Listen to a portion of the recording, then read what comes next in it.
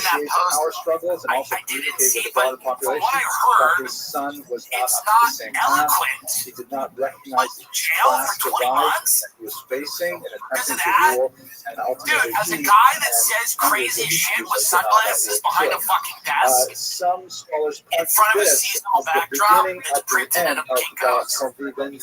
Do you think? Living together. I mean, this crosses my mind all the time. Christians that we can end up being a society like in this. such a tremendously That will beautiful put way. you in It will jail continue for another for 100 years or so. a We will social see media the post figure or of something Buddha, Levi, you and so on, say. who You're exemplify not this. even But in allowed many to ways, watch. 66 was There's things a in print you're not punctuation even allowed mark to that watch on. changed the They watershed will literally say of our the hate crimes period. laws So prevent with that, you I from want to watching remind this you video. that one Now, last some of the point, videos I and get then it if it's we'll like, go I into don't know, like, so the say last like a thing I want to do kebab shop owner is being just some burned alive or random something. thoughts. Not good. What is the Sephardi personality? Let's not do Now, that.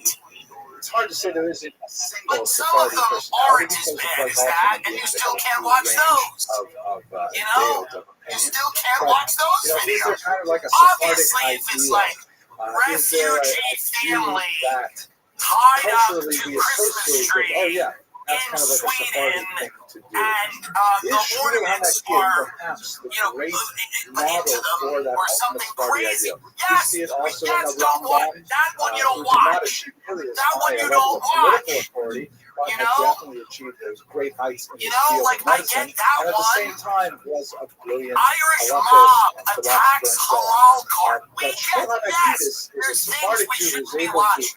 There's things that aren't good. the But then dominant there's a lot of culture stuff you just, you Arabic and gotta be English, and at the same time able to be watch highly it. You involved gotta and be deeply able committed to to Jewish values and understand Torah study. that you're an Is this adult and you should perhaps be able to, not because the Sephardic ideal to which 1,000 you've already years got the later cops in the many street of us are still that are, aspiring? I mean, they're not With that, I cops, want to they're remind you, military. They've next already week got we're the not National Guard on meeting. the street. I thank you very much They for your already have all attention. your I hope to see you information in in 2 DC. weeks when we return to talk about And now they ViralRabbi. just get to decide what is and isn't over the line. That should scare everybody. You're fucking nuts, Hello, dude. everyone. If this doesn't scare you, you're nuts. All of these things that Alex Jones, you know, and I've had Alex on, I like Alex, all these things that Alex Jones was like worried about when I listened to him in the late 90s, early 2000s are coming to fruition. And, you know, I don't know where he is on all of that stuff, but like, I know he's a big fan of Trump, but like, this is everything Alex Jones always talked about. Military in the street, the FEMA camp, the tech company that monitors everything, the surveillance. This is all of that. I mean, not to sound like a fucking nut. This is everything a crackhead. And I don't even mean a crackhead like crack, but a guy smoking weed in a room with a fucking black light and a fucking, insane clown posse tattoo on his arm. I'm thinking very specific guy I was friends with. But this is everything that guy would have talked about. He'd be like, bro, military in the street, jail, fucking thoughts, man. If you just think them, bro, you're gonna be in fucking jail. There's gonna be a fucking company that monitors everything you do. Like, this is literally the wet dream of every conspiracy theorist that has ever lived, and it's happening now. And the people you think would be upset about it are kind of cheerleading it. They think it's great. So isn't that fun? Isn't that a fun one? Hymns. Can't stop snoring or blanket stealing, but when it comes to performance, they've got you covered. Take control of ED with personalized treatments made with proven ingredients described by licensed providers. Through Hims, you can access personalized prescription treatment options for erectile dysfunction like heart medicine, sex RX, plus climate control like prescribed. Hims offers access to ED treatment options ranging from hard mints to trusted internet viewing generics. tonight It is costs 95% less than brand names. Sino-Judaic This isn't Friendship one Day. size. fix all that forgets you in the waiting room. Get your health and goals put first. China, like Chinese, If real medical providers making sure you get what you need in the results. Mr. Heinz Singer Get of simple Passaic, online New access to Jersey, personalized affordable who care says for it's an ED. ultimate Hair loss, dad weight joke. loss, His and more. Visit father, Dr. hims.com/gym. Carl Singer, often I mean, they got it all so here, here's how the joke goes. That's hims.com/gym for your free online. Visit There's this hims.com/gym company and that's looking actual for price a will new depend on office products manager, and and they're subscription advertising plan, feature they're having products, difficulty compounded getting drug someone to products, take which the job. FDA does not And so they're approve or waiting verify for for safety, someone to show up. effectiveness, or quality. Finally, Prescription required. there's a See website for the details, doorbell rings and they restrictions, open the door, and and important in walks safety a information. large boxer, A dog, Miami La large Quinta dog, Inn went and they look at the viral dog, after video and shows dog weird looks at them, virtual check-in and with they don't know remote what to say, so the reception. dog he lifts up his paw, I will say and he one puts thing his about hand the on the hotel desk, check-in and process they right look at now. the desk, and right there is the job It ad, is and they say to the the dog, least "Is it weird to pleasurable apply thing for a job?" that you The dog do barks once, as an adult and they don't know what to do, so outside they of say, the "Well, doctor's office. you know," A and hotel they start check-in talking to each for other, whatever what about reason equal opportunity, is so affirmative terrible. action? What do we do? A dog It applies to this is job. so So they fucking say to the long. dog, well, It takes a lot of this job time. has very high requirements. You have to have annoying. quite a bit of skills. For example, you have to know You're how to asked take to dictation. produce all kinds Because of on the things. You're movie, he asked pulls meaningless a pair of reading questions glasses and a back pen, and and he's got forth. his pad ready to go.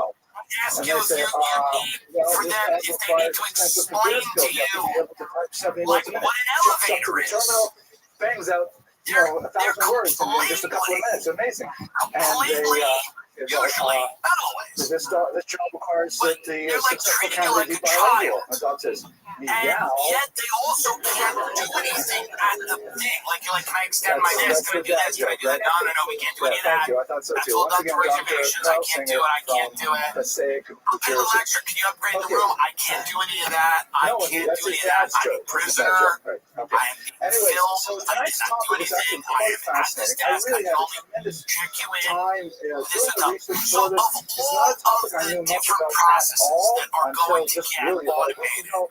And that one. it's a little bit And it's outside already my area happening. of I already know expertise. people that show up More at these about hotels and they have an app on literature the and phone and it poetry and opens so on. the door and But gets you just ready absolutely going in fascinating. that I hope that direction. you enjoy it as well. But let's So check out today we're going to this. talk, however, about a This is woman a who is virtual hotel hardly check-in, known which, by the even way, right among now I'm saying historians. I ready. just It's not that came bad. across her because I'm I've had much scrolling worse through in person. some Let's of take a look at this. the websites on the history of Jewish women, and there are all these undiscovered characters who really get very little treatment in the historical literature. Her name is Kasmuna, and we only have 2.5 poems attributed to her, about 10 lines worth of text attributed to her, and it really is tremendously revelatory about the nature of gender and religion, particularly in the medieval Iberian climate. So let's have a look at her life and try to understand what we can tease out of the tiny amounts of information we have about the nature of Jewish life in the Middle Ages, especially as it applies to women. So the main source of our information for this woman named Kasmuna, by the way, the name is rather interesting.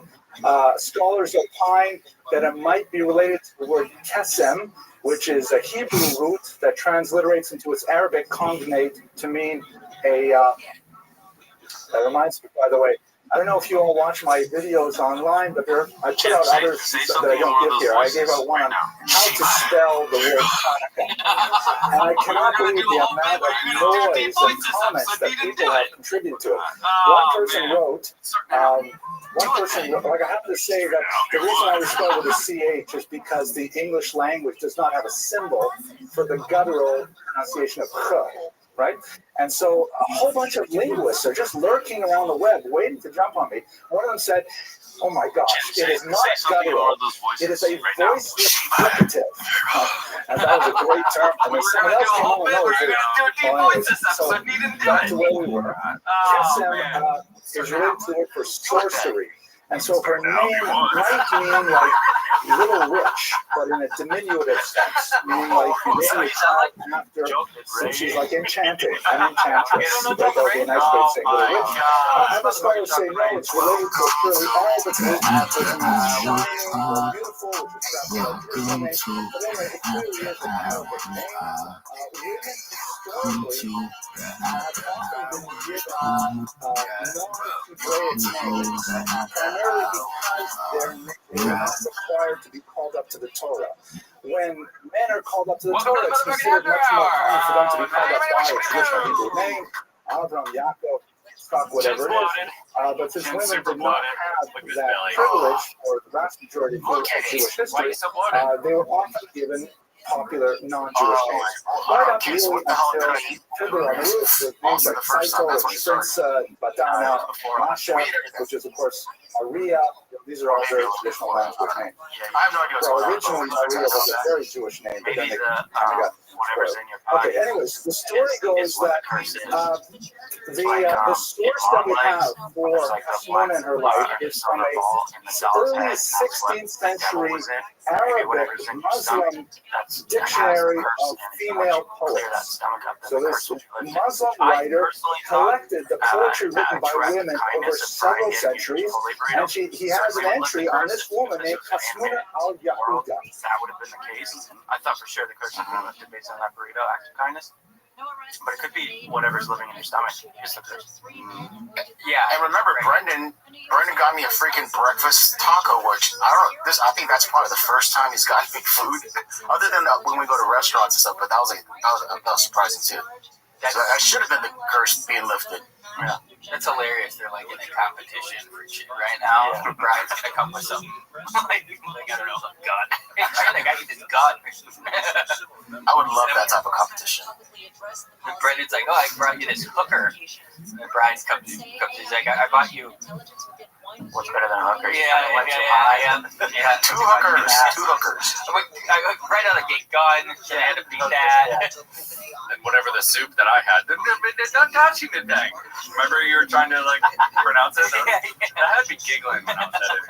You couldn't pronounce it. Yeah, it's about you saying it. I remember. Yeah. And I've got the pronunciation down now. At least you got it down. Yeah.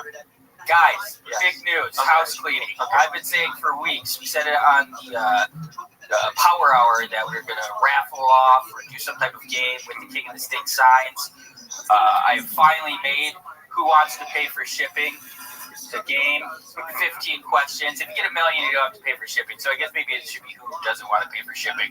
But if you get to like 1,000 and then 32,000, you just get the opportunity to pay for shipping for some of the signs. I just did fastest finger on the Patreon. There were like 5 people who commented that they wanted to play the game, and I just DM'd them all on Instagram, and I said fastest finger contest. First one to text me back gets to play. Danny C got back. So Danny C will be joining us for the Patreon, zooming in and asking him who wants to be a millionaire, ask questions to win the King of the State signs. Sick. I'm so excited. Congratulations, Dan. Coordinate all this stuff. I don't do anything until 5 minutes before the show, and then I'm frantic and I don't like what people talk. You've seen it? I have. But it all comes together. No, it does. I work under pressure. Yeah, it's Nick for 5 minutes going like this. Literally me like asking him a question and just not getting an answer. Yeah, no, he can't hear it. If his mouth is like this, and his ears You just start off. Yep. And it'll be like asking, like, oh, what can I do to help? And I'm like, Yeah, I'm pretty much. I'd love to like think I could be a director one day, but not with that. I almost feel like it's like a lever system. Like when the lips get pulled, there's like a wire that closes the ears. Yeah. Yeah. You brought up Evolution. the movie Long Legs. That reminded me. Have any of you guys seen Weapons? That movie Weapons? No, but I've been seeing everyone's like, it's the best movie. And the guy, the director, he was from The Whitest Kid You Know. Remember that comedy trio? Mm-hmm. Yeah, the guy who one of them died. Trevor. Yes. He died? Yeah. Oh, I forget Like a few years forgot that because I just saw a clip of him the other day. There were a lot of conspiracies about his death because he like spoke out against like I don't know, like big pharmacy and conspiracy shit and stuff. Trevor, Big Pharmacy. You said the full word. yeah. What the hell's wrong with you? I didn't want to get it confused with agriculture. What's oh god, Aggie? Big ag, big farm. Big pharmaceutical, large pharmaceuticals. There you go. Trevor, Warren, Wallace, Lawrence. Yeah, I'm gonna go ahead and Google that. God, I wanted to get it before, but derailed. Anyway, so yeah, that guy directed Weapons, not the dead guy. They yell out. That makes sense. Trevor Moore. R.I.P. Yeah. gone too soon. I've only seen stuff. I didn't really know about him at the time. Chris Laxamana, producer at Pro Show, was friends with him, but like I've seen like sketches of the shit after. I never watched Whitey's Kids. They were funny, man. Yeah. My favorite one was, it's probably one of the few things that I saw, but I did love their sketches, was the trailer. He like busts into a executive meeting room and he's like, pitches like a summer movie. He's like, this tsunami, Mel Gibson, so. Yeah, they also had a sketch where, you know how people go like, I need a break. Yeah. One guy would do that to completion. He would keep he's like in the office, in the kitchen in the office, and he's like, yeah, come on, you know. And then like starts keeps going and finishes. I don't know this. Yeah, I don't know this Whitest Kids. You know, I've never heard of this. Yeah, it's funny stuff. It's just like sketch comedy, like yeah, it's kind of like Please Don't Destroy on SNL. It's like a comedy group that does sketches. Got it. Could be us. Anyway, so are you gonna see Weapons? I don't know. I thought about it. I guess it already tripled its budget where's Toxie? in like 3 days. That's impressive. Oh, I know this movie now. Our buddy Connor O'Brien shot some Cam of up. this. Yeah, he was cam up and some stuff on his skates. Yeah, he was like in the convenience store or some shit like that. Yeah, he just posted some clip. Hold on. See if I can find it. You said on his skates? Yeah. Yeah, they got the basketball stuff or is that Different different brand? That's so funny. Bro, you guys are so Hollywood. I love it. I know. It's awesome. Wait, but that's a common thing in Hollywood is to be on your skates while you're. I wouldn't say it's common. I think it's a kind of a specialty skill. But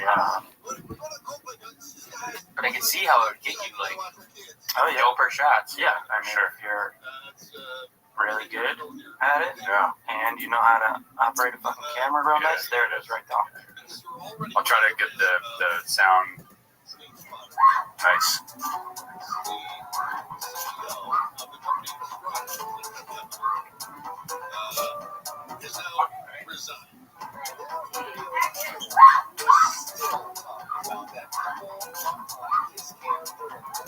Yeah, pretty sick. They got that crazy like easy rig and Moby and blades. Yeah. It's like wild. Do you want to share the screen with Jen? Yeah. Please. You might have to allow yourself in the other meeting to share. Here we go. I'm gonna do this, and you guys are gonna like it. You're gonna like the way you look. I guarantee it. I'm gonna love it. And then I want to see your face too, Mark. You always never show your face. Wow. The chin. You're just gonna have to deal with that. I don't know what camera's mine. That's fine. I'll just imagine. I don't want to live switch. I'll just use my imagination. Outing. What'd you guys do this weekend? I played golf Shocking. with Mark. Well, did you play well? I played really well. You told me. Let's hear about it. Did you fall off the wagon when you got home? So what I'm doing now, I'm kind of curating kind of new workflow. I did 2 weeks no booze, and then now I'm doing during the week no booze, and weekends I can play golf and drink. But I have a new thing. I eat breakfast before I play golf. Before I was still fasting, just because that's what I'm used to doing. And now I'm eating a big ass breakfast, so now I can have all the McUltras I want, and I'm not going to be hammered by the 18th hole. But yeah, I had a putt on the last hole to shoot even par. Wow. Yeah. And I 3-putted and bogeyed and shot 74. What's your reaction in that moment after the 3-putt? Are you like really pissed, or is it casual case? I'm pissed, but it's like, I'm pissed, but I'm also like, that's still one of my best rounds. I mean, my best round ever is 73. So 74, I'm never going to be mad at. You just gotta, I think I did let the nerves get to me. It was a nervy putt. Yeah, was it with you? It was downhill. And first of all, my 9-iron went 160, which is 20 yards further than it normally goes. And now I'm getting an echo. Hang on. You gotta leave the audio. I got it. And, yeah, he's got it. Yeah, he knows, Mark. Thumbs up, kid. So I think it was some adrenaline on that last approach shot. Went too far, and then I had a maybe 40-foot downhill putt, and I just didn't want to blow it past, but I left it like 10 feet short, and then I missed the 10-footer. Overcompensated. Yeah. But it was fun. It was fun. I'm playing Hidden Valley coming up this weekend. Where's that? Nice track. I don't know, Norco or something. Yeah, it's out there. Shout out Fluffy. Fluffy Hernandez just beat Roman Dolidze for his 8th straight win at 185 pounds. I've been saying he's going to be champ for like 5 years. I've been on money on him all the time. I love him. I want him to see from NorCal. Yeah. NorCal. Different. I just realized. Yeah, that's different. That's something different. Yeah. Whatever. Shout out Fluffy. Got that excited. And I, as I often do, I only ask you guys to what you did on the weekend, so I can say what I did on the weekend. I went to Jurassic Park to Hollywood Bowl. Oh wow. Big Jurassic Park week on Damn, girl. our network. Golden Hour, After Hour. Yeah. Jurassic Park for like 25 minutes, which I didn't expect. But it was fucking awesome. Has anybody been to a movie at the Hollywood Bowl? No. No, I went to a similar thing. I thought it was the same thing that you did because you saw Jurassic Park. I saw John Williams as like a compilation of the different movies he's done. Because we didn't see Jurassic Park. Also, I got a little bit screwed. He was a little bit sick that day, so it was like his people, but not him. So you watch little scenes of, and we got like Star Wars and everything but Jurassic Park, which kind of sucks. They didn't do any Jurassic Park? No, Yes. unfortunately, That it is was not. one of the best. Thank you, Mark, for fixing it. You're welcome. So you ate mushrooms too? Yeah, we ate a little mushroom. Well, when we went to that Belly Last festival, there was a stand that had, it's called Toasty Town. Shout out Toasty Town. They these little mushroom drinks. Oh right. And I had about 2/3 of it at the Belly Last, and that was great. So then How many like grams is that? I think it. I guess 2. I think it maybe like half 8, right around. Yeah, I think you're close. I think if you had a full one, that'd be a bit much to watch the movie and not like, I don't know, want to close your eyes or something. But I had the perfect amount. It was great. Dudamel, the composer. Gargamel? Dudamel. Oh. I've seen him too. Josh Yeah, Dudamel? it was his. He's a legendary composer, I guess. And it was his last show at the Hollywood Bowl, so that was cool. I saw him open up for Tony Bennett one time, 50 years to the day after Tony Bennett performed at the Hollywood Bowl for the first time. So those are my 2 times seeing Dudamel, and it was just really fun. It's cool going to a movie like that. Dudamel, where's my car? Nice. Dudamel's driving. What are we thinking of these?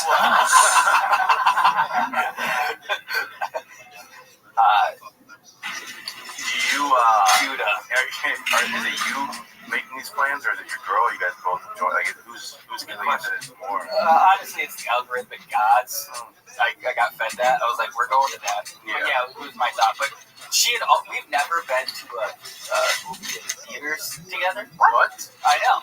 It just hasn't happened. We've talked about lots of times. I get that, because there's really not that many great movies to see nowadays. Like, There's been a he's number. not a Marvel guy, superhero type guy, and there's not that many great movies anymore. There's been a number of weekends where we're like, okay, this is the one, and then we look, and it's like nothing really appeals to me. I know there's a lot of movies that I haven't heard about that I could watch and I probably enjoy it, but that's not what I want to do at the movie theater. But I have seen her, or we have seen Jurassic Park at the Hollywood Bowl, or Lion King at the Hollywood Bowl. Which one looks like better? I want to ask you that. Lion King was probably a little cooler because they had like the costumes and stuff on stage and live performances. Like Jeremy Irons' Scar came out and sang from the movie, so that was really dope. But I think I don't know. I think that scene when they see the dinosaur in Jurassic Park is the best scene in like cinema It's history. the first time they see the dinosaur? Yeah, and then it raises and it drops and then welcome to Jurassic Park. Which is like, Yeah. There's a older couple in front of us and a gay couple, and one of the gay guys and the old lady, they were like talking to each other, and he was like touching her knee and stuff, so I thought they were together. And then right at Casuela that the scene, Jewess. like as We the don't have a record of her dinosaurs in Jewish sources whatsoever. We get her only through this leaves, and he goes to the Muslim bathroom. medium. And And I'm like, he says a very I really beautiful hope story at the very everything's okay, beginning. because That your friend just left during the best scene in Casuela's cinema father history, was and a they very both laughed. educated man And who then had I found some out opinions as to who he might have And then been. her husband And he would teach her this particular Arabic people poetic just don't know how to style pretend. of I know. rhyming, I not really had exactly to rhyming pee, couplets, and I but went pee he right would at the beginning start a of the poem movie from her, because and I then didn't she want would to have get to too finish hard. it. Anyway, I'm so a the big first advocate for quotation that we have, getting your her peas father out. said to Yeah, her, of course. You have to. You I don't have a leave friend during the whose movie. No, woman it's has not. repaid It's good not. You with get there, evil, you go pee. considering I lawful pee multiple that times which is before it forbidden starts. to This is a her. very, you have to pee during the It's movie. kind of complicated sentence. Sorry. He says to this young daughter, I have a friend If I whose really have woman to has go, I'm like, repaid I'm good not with evil, enjoying the done movie. something All I'm bad to thinking about her is peeing. husband, But like boyfriend, Jurassic Park whatever, was safe because they know the considering movie. I that knew I lawful was that which is Jurassic forbidden Park. to her. And she's That taking I wasn't advantage going of to that miss anything. relationship. It was going to get back to Kasmuna what I then really want to see. I replied, think it's different situations. just like the sun from which the moon derives its light, I wasn't gonna even always, yet take afterwards conversation somewhere else. eclipses I don't the like the body part of where the the guy sun. gets killed by that. Beautiful astronomical When he's in metaphor the toilet? fits with the Oh, first that one. I don't like idea that of the part. poem. Seinfeld. And Yeah, as the Arabic author of the I collection of did not poems like writes, that part. her father embraced her and said, my daughter, by the I've also Ten Commandments, very typical Jewish thing to say, you are a It took me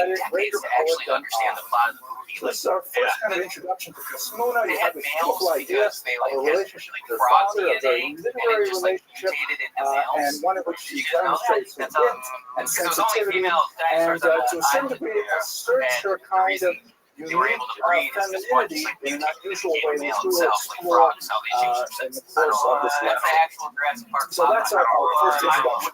It was, it's kind of bullshit. Their Any scientists, they questions should so have known far? that could have been a possibility. Yeah. Okay, so They could have since known we that are frog looking, DNA I had actually had a the different ability to talking mutate. dog joke to start, and Yeah, I would like to you know, tell the that specifics joke of because it was in my global brain design when I is started. So if you don't mind, Joseph, you're still awake, right? So I can tell you this joke. So the joke goes like this. This is a joke I was going to start with. I was It's gonna say I Era love of Yom an Kippur, engaged and the audience who go synagogue to is like a full movie of event like Jews, this. Everybody's like and they're wearing all shirts thinking and stuff, about and they're super excited, like atonement and the cheering year at to parts come, of the movie. and they're waiting and waiting They for cheered the when the main guy came on the screen, cancer the to main, show up. And he's not coming. And not finally, the someone whole burst in. the main Says, scientist. the Chazan, he took another job.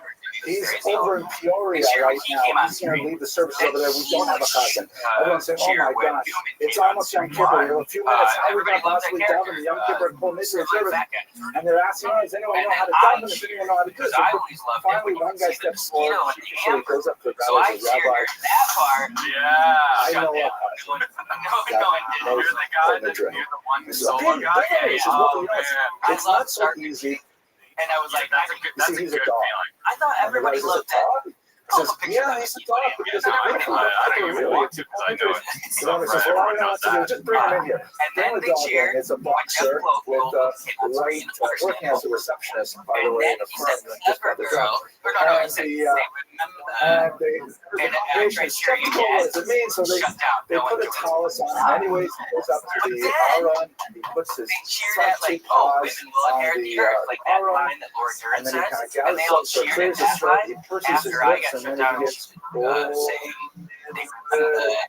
And this is when they cheered is after silent. Everyone was women will inherit the overwhelmed earth. I with just the yelled out, emotion they and the remember, sensitivity and I got and like the a technical smattering precision of with laugh. which he enunciates So all the you're prayers. And just people feeling by the the end of the service confidence to are just shout out whatever throughout this whole thing. Not even, it was tremendous very, commitment. They never heard such a thing. There were So the genuine rabbi parts says, where I was Shachas is sure making Shachas, noise and in we'll stop class, the whole thing. not everybody Goes through everything, goes through Those were the only ones I was not rooting. the congregation is transformed. They've all done tshuva. They're feel really like you're just tremendously good they Jews who are coming here. And they, like, the board members come up and they say to the owner of the dog, listen, we really love this service. And we'd like to offer your dog a full-time position as Chazan. Yeah. And then I got a hot dog. The guy says, I'm sorry, that's outside. not really Yeah, possible. Brother, they got a lot I of said, good well, vendors why there. not? He says, well, he really has his heart set on medical school. Those are my favorite. I love going to events in LA. At least So that that's was a more little treat at Jewish, the end of that's the night. like Dr. Sanders joke anyway. Okay, so back to Kasmona, here we go. Now, the style of her poetry is a very highly technical Arabic style called, I'll try this once, Muwashashama. My Arabic is terrible. It's just a little bit worse than my Oh, and then Urdu one other thought I and had. my Swahili. But this is considered, as I've read in the literature, to be an extremely complicated type of poetic style that cognoscenti really enjoy with detailed, rhyme and meter and stuff. And we can only assume that it is as tight as the poets and the scholars say. Now, the way that this poetess is described as I said, Kasmina the Jewess, and she is named as Ismail ibn Magdala, the daughter of Ismail of Baghdad. And one particular scholar named Bellamy argues that in fact, when you look more closely at the literary evidence, it's quite possible that Magdala was actually a misprint, and it was none other than Shmuel Hanafi, which is Samuel ibn Nagrela. An absolutely fascinating proposition, because Shmuel Hanafi, that's his true name as opposed to the Arabic, was one of the most famous Jews of the Spanish Golden Age. A tremendously towering figure of phenomenal importance. And if this was in fact his daughter, it opens up a whole new venue into what we know about the world of Iberian Jews and about Jewish women in the Spanish lands. As we shall see, there's a lot of controversy over that particular assertion. It's far from clear that this is in fact her father, but it certainly does place her life within a royal context, a non-rabbinic context, and a royal context. So before we go into, let's just talk a little bit about why we know so little about them. And then for a while, unfortunate reality is that women basically dropped off the radar screen for almost all of Jewish history. We have some exceptional women who stand out in the biblical period. Of course, the foremothers, women like Zipporah, Moses' wife, and so on, with very few exceptions, like let's say Gloria, with very few exceptions, they always tend to be living in the shadow of a male. Either their husbands, their fathers, sometimes their sons, but they rarely stand out on their own. And the historiography, the literature that we have, basically ignores women's history. And there are a lot of reasons for this. It's hard to believe that Jewish women were not so exceptional, since we know how exceptional they are even today. And I said that even when my wife left the room. She actually popped out of the room for a second. But the fact is, Jewish women are so phenomenally powerful in the structure of Jewish life, particularly traditionally observant Jewish life. It's hard to imagine that their influence and leadership was not felt more dramatically throughout the ages. Why do we have such a small record of their activity? Part of this is because of the tropism of historiography, meaning the way that historiography works. Most of Western Jewish historiography, which follows non-Jewish historiography, tends to focus on leaders who stand out in the public eye. Judaism as a culture has always emphasized this idea of all the glory of the princess is within. This concept called tzniut, or hiddenness, which is considered a very positive value in Judaism, but does not translate very well into Western non-Jewish culture. There is this idea that in Judaism, the more valuable a thing it is, the more it should be withheld, the more that it should be closed off, hidden, modest. Like the classic example, the rabbis often bring is the Torah scroll, which is not left out on display, open for everyone. It's closed up inside a mantle, behind a curtain, with a chain, inside a box, and it's only brought out at very special occasions of communal importance, which everyone has to show the correct level of deference to it.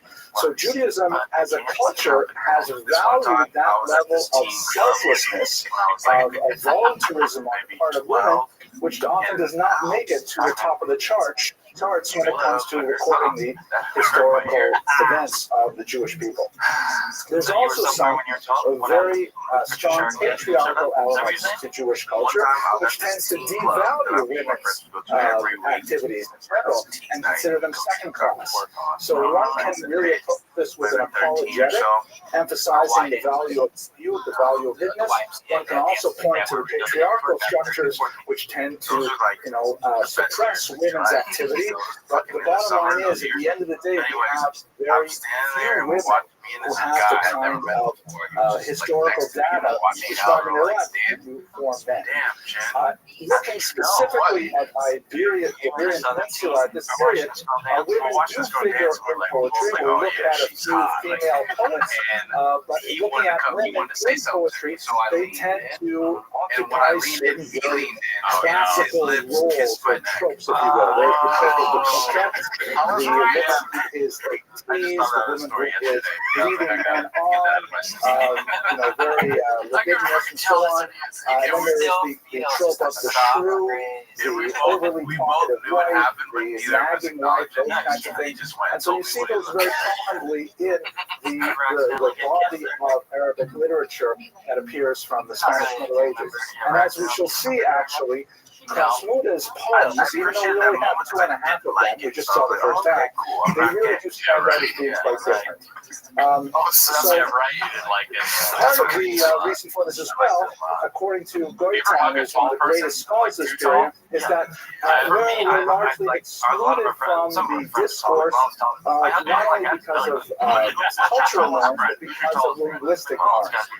Judaism as a culture basically values Hebrew. With very few exceptions, considering perhaps Maimonides writing in Judeo-Arabic, or Samson Raphael Hirsch writing in German in the 19th century, almost everything that's written in non-Jewish languages, non-Hebrew, tends to disappear. The Talmud may be another very big exception, but this written basically now there. But if you don't write in Hebrew, you're not writing in the lingua franca of the Jewish people. And you may find that you get a Persian or Yiddish or Ladino is really popular with a large population at a given point in time, but after a couple of hundred years, thinking about the long arc of Jewish history, it will disappear unless it gets into a Hebrew translation, which is exactly what happened with Maimonides. For example, nobody studies Maimonides in the original Judeo-Arabic nowadays. Only like really sophisticated scholars. Everyone else studies translations of Maimonides, because that's the language that we use forever.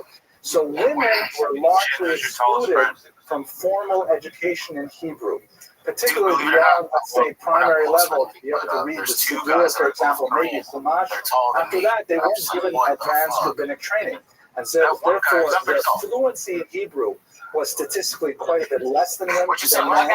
They didn't leave behind that kind of record, and they disappeared. And luckily, we have women like Carol Shapiro, who you may remember her from the lecture in the Bach. I was truly preparing for this lecture. I was kind of rushed. I was in New York a little while ago, and I saw Carol on the tour of the library, and I said, "Listen, I got to give a lecture next week. I know a little bit about this person, but I really don't know much." I just wrote down the word Kasmona on a piece of paper, a little slip of paper. I said, "Could you please get me some information?" And she sent me like 20 articles. Amazing. So we have women like Ms. Shapiro, who's really helping us out today. Okay. And what's so special about the Spanish Jews?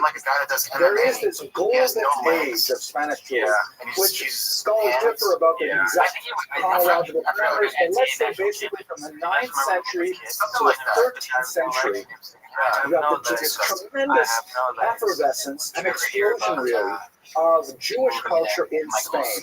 This is what creates Sepharad. This is what creates a cultural movement that persists 1,000 years later. There are people who call themselves Sephardic, even after they've been exiled for 500 years. It's primarily because of the activity that occurred in the Golden Age. It was the principal sociological reason for this tremendous explosion of Jewish activity, which is, by the way, kind of like the explosion of Jewish activity and creativity at the turn of the 20th century in Europe.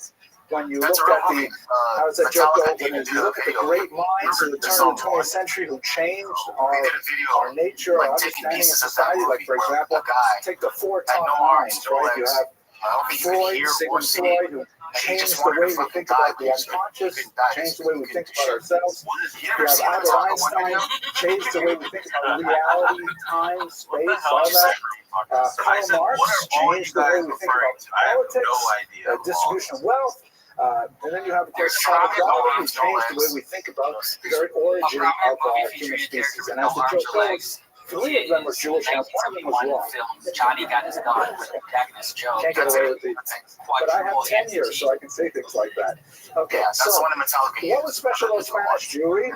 It was, A young first soldier and foremost, a triangular culture, which is something that Jews did not experience for the vast majority of their history. What do I mean by that? With the exception of the period when the Jews lived in their land, in the biblical period, Jews are always a minority in every other land. Yes. And they're almost always a minority in a binary relationship, meaning there is a massive population of, let's say, Christians, and then there's a Jewish minority. And there's a tiny little minority of, like, maybe non-sectarian Christian, things like that, but basically it's one big population and the Jews. Or in Muslim lands, one big population of Muslims and the Jews. The Jews constitute a single minority, and they don't have the plurality of the population to be able to assert themselves effectively in that environment. The Jews are always negotiating with a state power that's far larger than they are. And so Jewish culture, for most of these countries we're talking about, tended to develop in an insular fashion, inward looking, developing mystical thought, internal Jewish ideas, and so on. Spain, however, was quite different because Spain is a more or less three-way split of 3 distinct populations: the Muslims, the Christians, and the Jews. And of course, for much of the about 600 years of history, they were contesting with each other for control of the peninsula. And as a result, because the Jews were not the only minority, and they could play themselves culturally and politically and militarily against 2 other populations, they found they had a unique power base from which to express themselves in all these various endeavors of human activity. And this is why in Spain, for example, you have tremendous Jewish statesmen. You have Jews who are generals of armies, who have Jews, the observant Jews, who are nevertheless leading armies. That hardly happens anywhere. The only place where you see things like that is, let's say, in communist Russia, with Leon Trotsky, and he's not exactly an observant Jew. And so, here you have traditionalist Jews very much involved in the Jewish community, and also taking massive leadership positions in the country as a whole. You have Jews who are very, very comfortable in the outside culture and in deeper culture simultaneously. You might think perhaps in America, where there's something like that here, it's very different because we have, of course, democracy, which changes everything. But we also have this idea of, although this is largely a Christian country, we have very large minorities of non-Christians and of multiple types of Christians as well. So Jews have a unique amount of power in this country as well. But I'm going to go past that. You have the real Joseph model of leadership in Spain, just as we have in biblical Egypt, where the Jews can come in, and because of the conflict between Muslims and Christians, they can occupy a role that allows them to exercise leadership, typically in a viceroy fashion, that is unprecedented for most of Jewish history. So that's really when you have this flowering of Jewish culture. The most important of all of them is the man who is thought to possibly be Kasmuna's father. The famous Shmuel Hanagir, who lived from 993 to 1055. There's a lot of beautiful stories about his origins and his rise to power. Basically, that he was a small merchant, a spice merchant, who had tremendous literary prowess, and he was noticed by a serving girl for the king, and he was eventually promoted to become none other than the viceroy and leader of the armies of Granada. It's a really fascinating story. I gave a lecture on it a couple years ago. If you look it up on the web. But what's interesting about him, in our context, we know that he had 3 sons and an unnamed daughter. So it's not impossible that the daughter was Kasmuna. But he's also a tremendous poet, leaving behind nearly 2,000 poems to this day. So again, it reinforces the idea that he would have taught Kasmuna how to be a poetess. And he's also a rabbinic scholar, writing introduction to the Talmud that is still published in Talmudic tractates today, Did you want to show us this? Hamavo, the introduction, which is a masterful piece of research describing how the Talmud works as a document. If this is really Hasmona's father, then we understand so much more about where she could have gotten these unusual talents and what it meant about Jewish leadership in a literary political thing. Anyways, let's go to her poems themselves. Okay, there's only 3 of them, 2 and a half, so I should certainly read them to you. We know that she lived in Granada, either the 11th or the 12th century. That's again from this Arabic author who gives us this anthology. Her poems are written in Arabic. They're not written in Hebrew. And the centered around getting a horse. The story that you get a horse in the beginning. Descriptions in this Arabic anthology say that her poetry was so beautiful that it especially motivated her father to find a husband for her. That will actually be a fact of tremendous significance in trying to identify Hasmona, whether or not he succeeded or whether or not he even tried, as we shall see. It appears that she never married. She may have died young. Let's look at the poems down here to get a sense for yourself. So here is the little introduction by the Al-Suyuti, who is the anthologist, writes, she looked in the mirror one day, she looked in the mirror one day, seeing that she was beautiful and had reached the time of marriage, but that she was not getting married, she said, and here is her poem. I'll read it out loud. I can't believe you and Ash haven't been to the fucking movies, man. We've been twice. I told her I don't want to take her to a shitty AMC. I want a live orchestra. To extend a hand to you. Alas, youth that was my joke to her. and is wasted. But no. You want to make it Spanish? wasted. But I'll tell you what, the ones where you get food, While those one ones are nice, remains, I brother. will That's not how you lay up for it me. is The a eyes lot. are big. The food is hot. Now, Sit what's down troublesome and about suck this poem, my especially the butt. last part? I went to the TLC Chinese theater the other day. Someone else, right? What's going on? Who says I will not name him? So I found out in doing my research that apparently in Iberian Arabic poetry, it was very common for women to refer to themselves in the third person singular. I also went to the movies this weekend. So when you read it, with what this I was weird saying, it's a convention, you layup never is think because of unless you I read went this to a strange article. theater. I like to go to the theater where they have all the food and stuff. It's a theater in Glendale. It's called Look Cinemas. Here is alone. It's one of those nice So here she smaller is, she's theaters, but they describing have like herself reclining like, seats you and know, shit. a They have a little garden tray in with food on. flower, They have a ready little QR to code. They have waiters harvested, and ready everything. to like You get start a drinks. married You life, get booze. and yet no. You get popcorn. Where's the guy? Where's my Quesadillas, bashert? He's not here.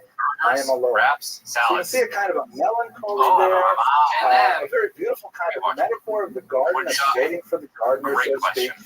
I went and and- saw Naked Gun. It's a very pretty poem. I'll show you another I translation. thought it was This is good. a translation by a scholar named I Nichols. thought it was actually. Here's a translation really by a good. woman named Gallego. Actually, I like this one I better. don't want to give away stuff. I see a garden with ripe fruit, yet the I really gardener, love the it old Naked seems, Guns will because they're not very like stretch slapsticky. out Like his Austin hands Powers to is one of it. my favorite movies How as a series. pitiful. Youth fleets because by and is Major lost, League is good, but and I just something love I the will comedy not name in Austin Powers remains lonely. and So like Leslie Gallego Nielsen stuff. managed to kind of Back when they were fudge playing the third person Naked Guns, they're masculine very part. like.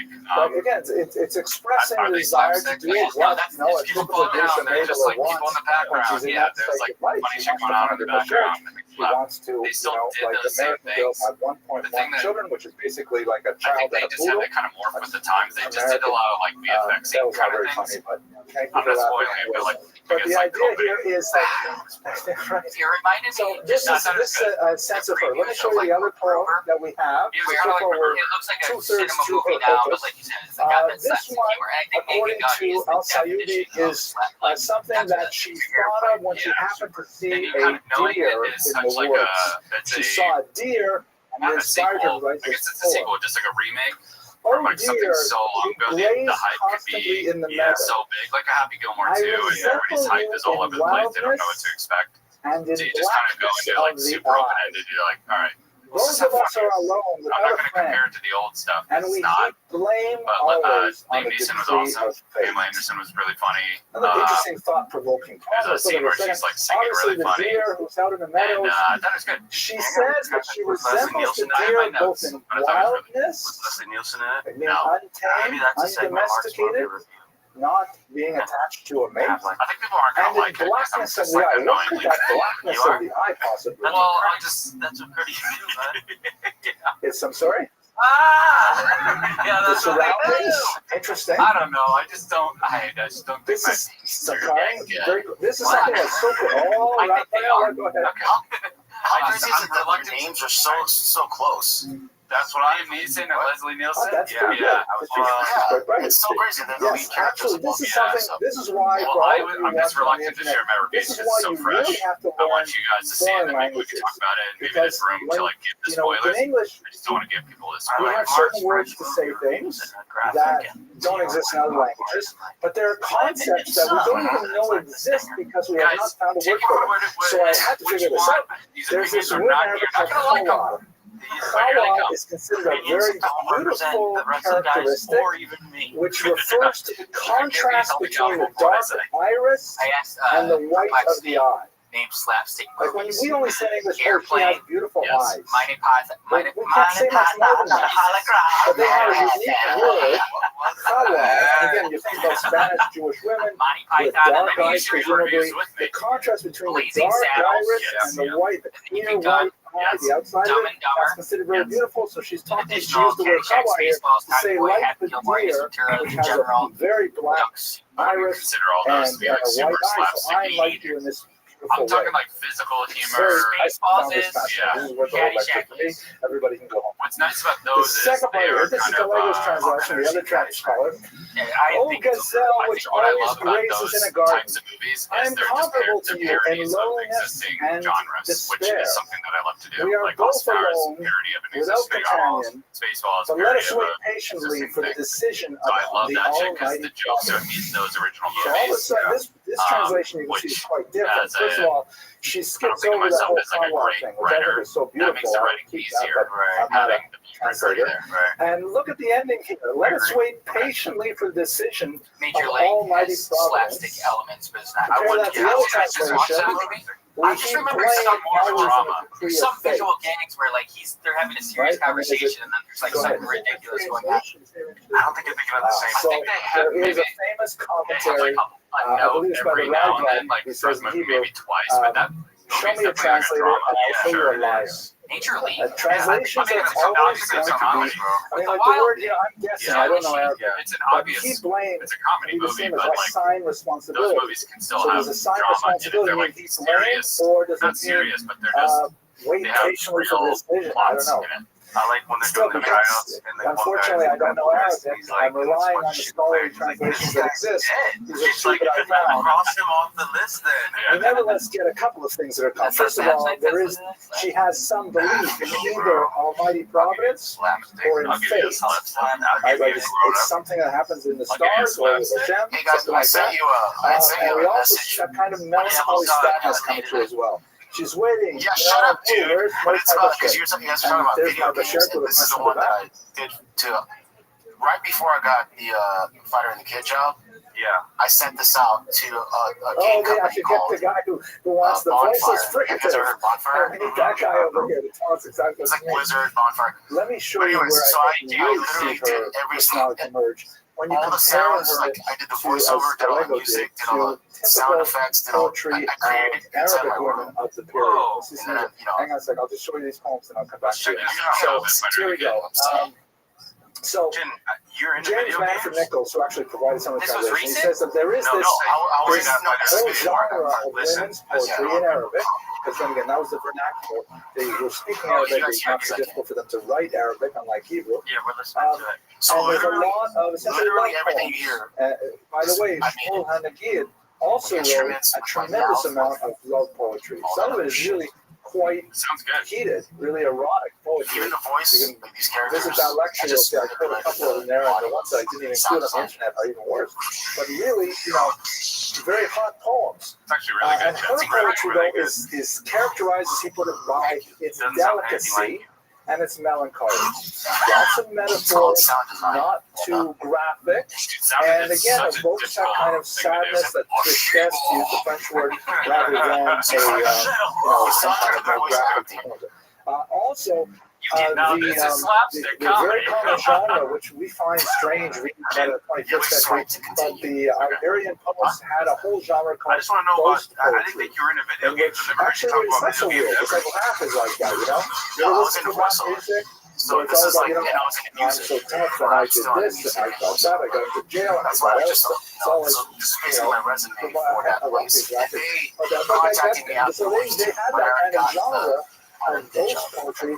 I beat that enemy of mine, he was so embarrassed and stuff like that. And Jews wrote that poetry too. Jews love that stuff.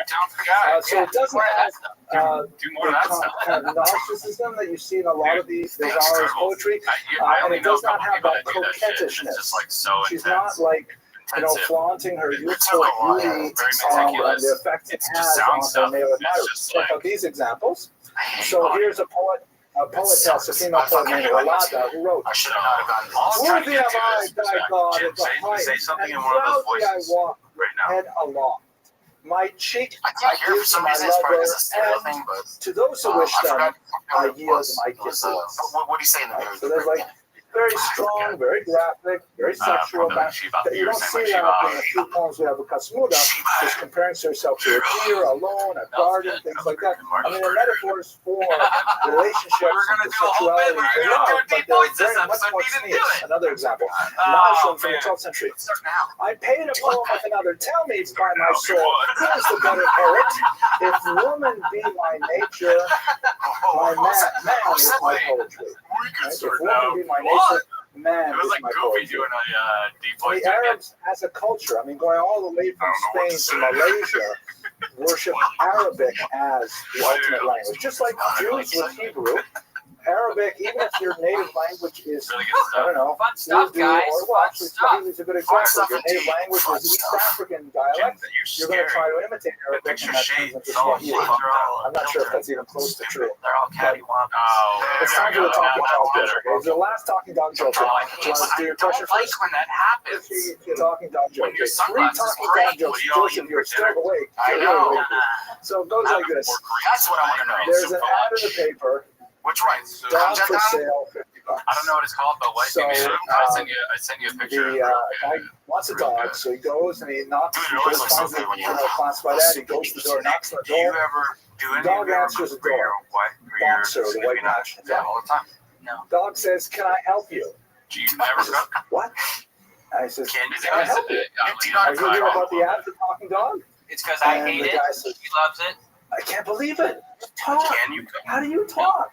He says, "Yeah, Well, no, that's what I was going to dive into. it's a long story, but Okay, well, basically, then it's kind of nice. you know, to before the fall of cook the for Soviet someone. Union, the CIA had a secret project where they When you have genetically I can't do it. modified I don't know how to do dogs it. and I gave know us special there training. are ingredients. And the plan was I don't to know what they are. How parachute to us arrange in them. behind That's the like Iron Curtain, the skill with Tim befriend Robinson high trying to Soviet drive. leaders, Oh yeah. He's and like, I don't then know how to once do we it. learned state I secrets, we don't would know. run away and get across the border undetected, explode to our handlers, and we'd be debriefed on everything. And what happened was, Reagan and Gorbachev and That's Glasnost not a and all poll. fell apart. And I was out of a job. All the ingredients. And the guy says, "That's amazing. Where's your master? I'll buy you." He says, "He's in the back room." So he goes to the back room and sees the master. It's really He staying says, in "I power. want to buy your dog." And the guy says, "Oh, right. Thank you." Okay, great. I have $50. He says, $50? No, just take it. You don't have to pay it. Don't have to pay it. What are you talking about? He's an amazing dog. Oh, yeah. Why do you want to get him? He says, "Well, for one thing, he's a tremendous Cooking liar." competition. Did he tell you that story about the CIA? Yeah, I'll dominate. We should do more fat. Okay, let's go. You guys track my Good question, I'm meatballs sorry. already, so come on, please give me. Oh, shit, yeah. I call these pizza eggs. It's got oregano, mozzarella cheese, and bruschetta. And when I'm cooking them, it smells like pizza. It doesn't really. It just looks. Are you kidding? It's a great combo. We only I would have never- 15 I minutes would never- left. I know would it's never an do that, but At first, I thought it was now that I see it, I'll dominate it. glorious. Item jumps ahead. Betty This guy's Friedan. I mean, they're very red, so yeah. Well, I've been around for about 50 years. Fucking idiot. Well, there are some very significant elements. Go back just to the headers of the lectures that I've given. Toast on the side. You know, you sound like There's a lot of early 20th century leaders. Get There's Oh women, my like God. the founders of Maybe I do Augusta. that. I just don't. It's one of the And first there's viral. What happened to that guy? There's the He did a web. Proteus who wrote the Colossus. Emma I've seen him. Goldman. I've seen his face. They're, I've never watched retired. There's, of course, the great Rosa Luxemburg, phenomenal socialist leader, very radical socialist leader. It's much easier to find people in the 19th century onward because of the impact of feminism. So if you take me back to the 17th century, then we have a hard time. Then we only take up maybe half a dozen before we really have a hard time. But 19th century, definitely tremendous amount of Jewish female leaders. I mean, it's clearly a pro. Oh no. Oh no. You still have nothing. Ever seen this? I've seen the guy. I've never watched this video though. Damn. Oh man. Yeah, Everybody thinks sucks. I do. I will recommend one book to you, and then Oh. I'll take us back because I'm worried my jokes took us too much time. There's a brilliant book out there called The Breath of Life, Feminism in the American Jewish Community by Sylvia Barrett Fishman. She's one of the greatest scholars of American feminism. And she has written really quite persuasively Oh fuck! I about got the a impact shit. of education on Jewish women in the last 100 years. Since, for example, Oh, Sarah is Schinner, this who gonna founded be the a- Beis Yaakov movement of School for Women. And she says that, most Jewish girls leaving at 12th grade Orthodox education, meaning they're 17, 18 years old, they have superior knowledge. Most rabbis 50 years ago. And that's just typical graduates. There are two of them in this room right now who have, skills in Hebrew translation, tremendous amount of textual knowledge, tremendous amount of contextual historical knowledge, ritual knowledge that's literary. They can write about it, they can speak about it, they can teach about it. So we're living in very revolutionary times in which we have fundamentally altered the tectonic plates upon which our society rests by giving women that level of education. And now we're really in trouble. Okay, let's go weiter. Okay, now, the connection to Shmuel ibn Nagrela is problematic. The last argument for it, besides that possible misspelling of the name, is that Shmuel Hanagid lost a daughter, and he composed a poem as a but it's somewhat problematic poem. According to what we know about his life, because he was, again, a very famous Jew of the period, his daughter died during a smallpox epidemic in 1044. And Shmuel Hanagid wrote a poem to his favorite son, Yehosef, to whom he dedicated, maybe 500 of his poems or 300 of his poems, consoling him, his eldest son, on the death of his younger sister. It was not actually a eulogy for the sister. It was a poem consoling his son at the loss of his sister. And that's a little weird.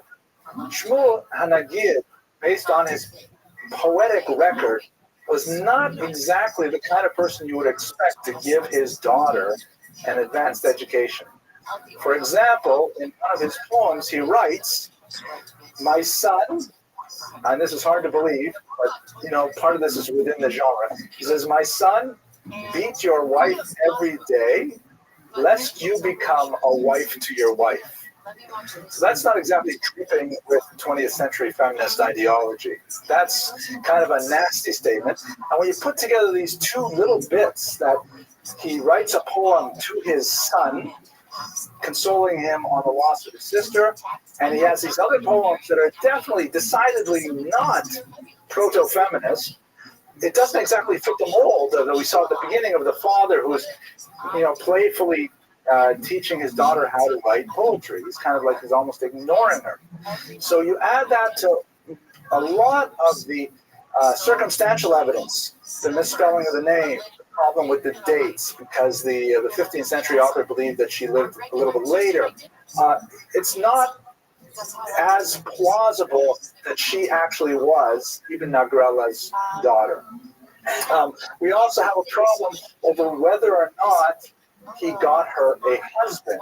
If you recall, that was, the primary concern of her poems, the daughter of Shmuel Hanagid died apparently too young to marry, whereas the Kasmuna described in the Arabic anthology got a husband because she was such a great poetess. So to try and connect these two together, say, oh, here's a moderately famous Jewish poet, and here's a famous Jewish political leader, must be related. It's a bit of a historical stretch, and although it's appealing, it may not be possible to make that. So when we look at the legacy of this woman, and again, we spent the last 50 minutes really talking about 12 lines of poetry. That's all we know about her, and kind of little tidbits that were written 500 years after she died may not at all be true. It's not possible to say without doubt that she was the daughter of Shmuel Hanagid. Bellamy wrote an article saying, yes, she was. Gallego, we've seen her translation, say absolutely no. Another scholar, Garula, says maybe a descendant, because perhaps, you know, the wealth and the power of that family might have carried on. But ultimately, we can abandon that whole discussion. My question is, does it really matter? Here we have a tremendous literary treasure, a moment of the expression of a Jewish woman during sometime in the 11th century. She tells us what's important to her. She shows us how her approach to life is distinctive from other Arabic poets, or women, I should say, Muslim women of the period. And all these things together just give us a tiny glimpse into the reality of life for women in the Iberian Peninsula in the Golden Age. So with that, I'm going to conclude. I want to thank you all for your endurance and your attention, and I look forward to seeing you next week when we talk about the Rashba. Now, thunderous applause, please, so that I don't have to add it to the track. Thank you very much. Okay.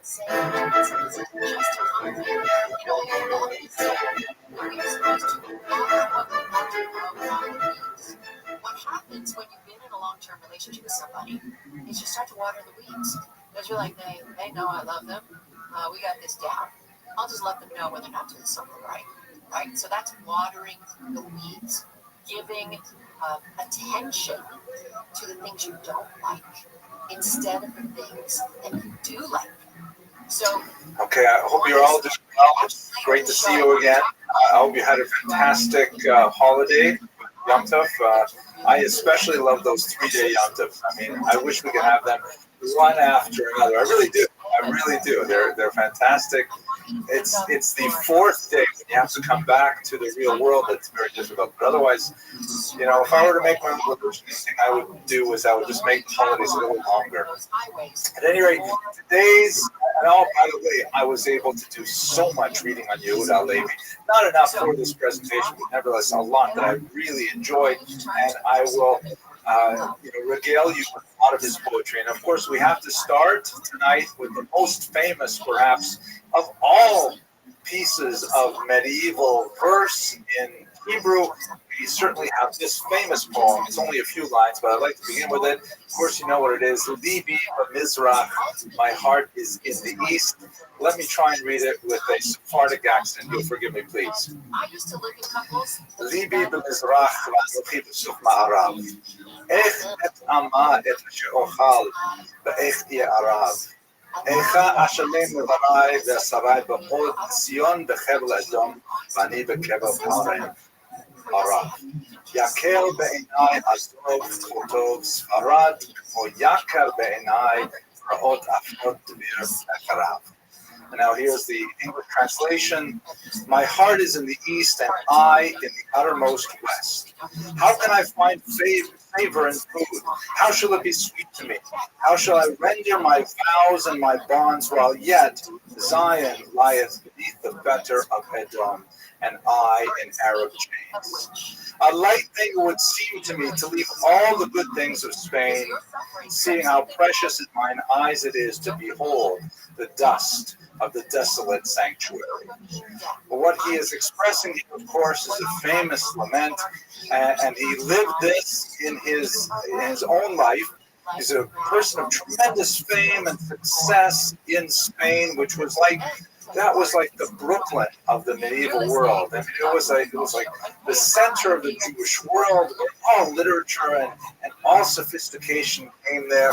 Baghdad was already a distant dream, and now Spain was, Cordoba and Granada were places of great culture, and yet he longed for the backward, desolate sanctuary, the desert areas, the arid spaces of Jerusalem. And of course, as an older individual, he gave it all up, and he made his way to Jerusalem, where, according to research that has come out of the Geniza Library, we know that he did actually make it to Eretz Israel, but he died within months of his arrival. Nevertheless, this famous lament, Libi Mizrach, Vani B'sof Maharai, my heart is in the east, meaning in Israel. I am way out here in the far west, is the refrain that has echoed through the last 800 years of all Jews who wish to make Aliyah, to live properly in the land of Israel. So we're going to see how this is expressed in the great Yehuda Halevi's life over the next hour or so, and I hope you'll find this fascinating as I did. Let's begin, though, with some of our standard good and welfare for tonight. First of all, thank you to our sponsors. Once again, we are fortunate to have the generous sponsorship of Vic and Kathy Preston, friends of mine, students of mine from Miami, who after Hurricane Irma had sponsored 2 lectures. I thank them very much. We also got, and I'm really excited, we filled up all of the sponsorships for the fall semester, which is really nice, and people are still giving money. That's really amazing. It just getting these anonymous donations coming in, and I have the screen here, but I took this yesterday, and I got a couple more today. So we are right now at $9,998 for the scholarship fund. So would someone please give $2 just so we can get one more? Okay, good, thank you. We got $2. I agree on $2.50. No, that's great. Here it comes. Professor Levine, thank you. We have now made $10,000 with this donation. That's great. Okay, thank you. I will deposit it in the scholarship account after we're done. So, and I'll send an email to Rabbi Crook right away, the executive vice president, that we made $10,000 right here now. But we can go further. Our goal is $100,000. At least a few weeks to make the other $90,000 up. Professor Levine, can I? Okay. So, anyways, that's really cool. Please do continue to give to our fund. Okay. Other really cool, good and welfare thing. I'm very pleased that after an inordinate amount of time doing research and writing, my new book has finally appeared. Thank you very much. This is an advanced copy. We're going to have a book launch right here in this room on the 30th. You're all invited, of course. We'll have a regular lecture beforehand, and we'll have some, food and drink and things like that as well to celebrate the appearance of this book, which I hope will be useful for the scholarly world. It's a study of the Holocaust writings of a Hasidic rabbi named Koronimus Kalma Shapiro, known as the Eish Kodesh, the Holy Fire, after the title of his work.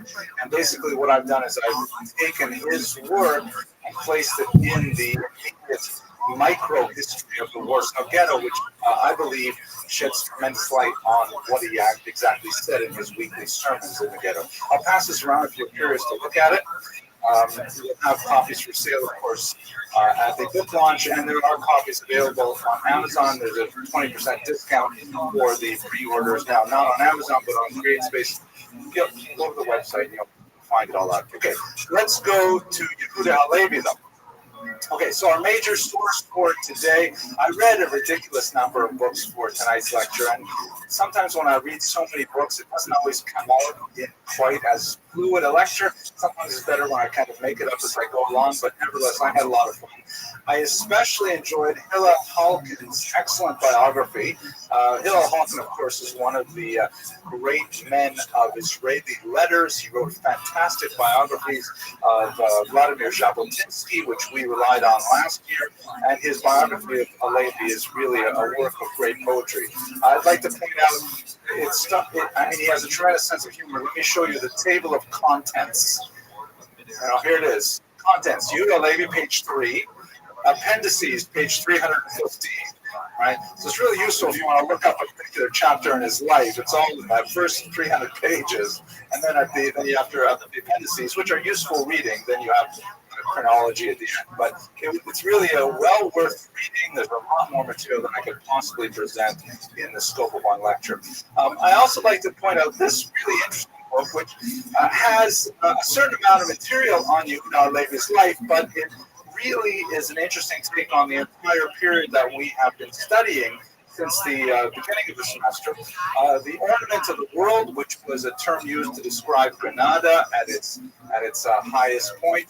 The subtitle is How Muslims, Jews, and Christians Created a Culture of Tolerance in Medieval Spain by Maria Rosa Moncal.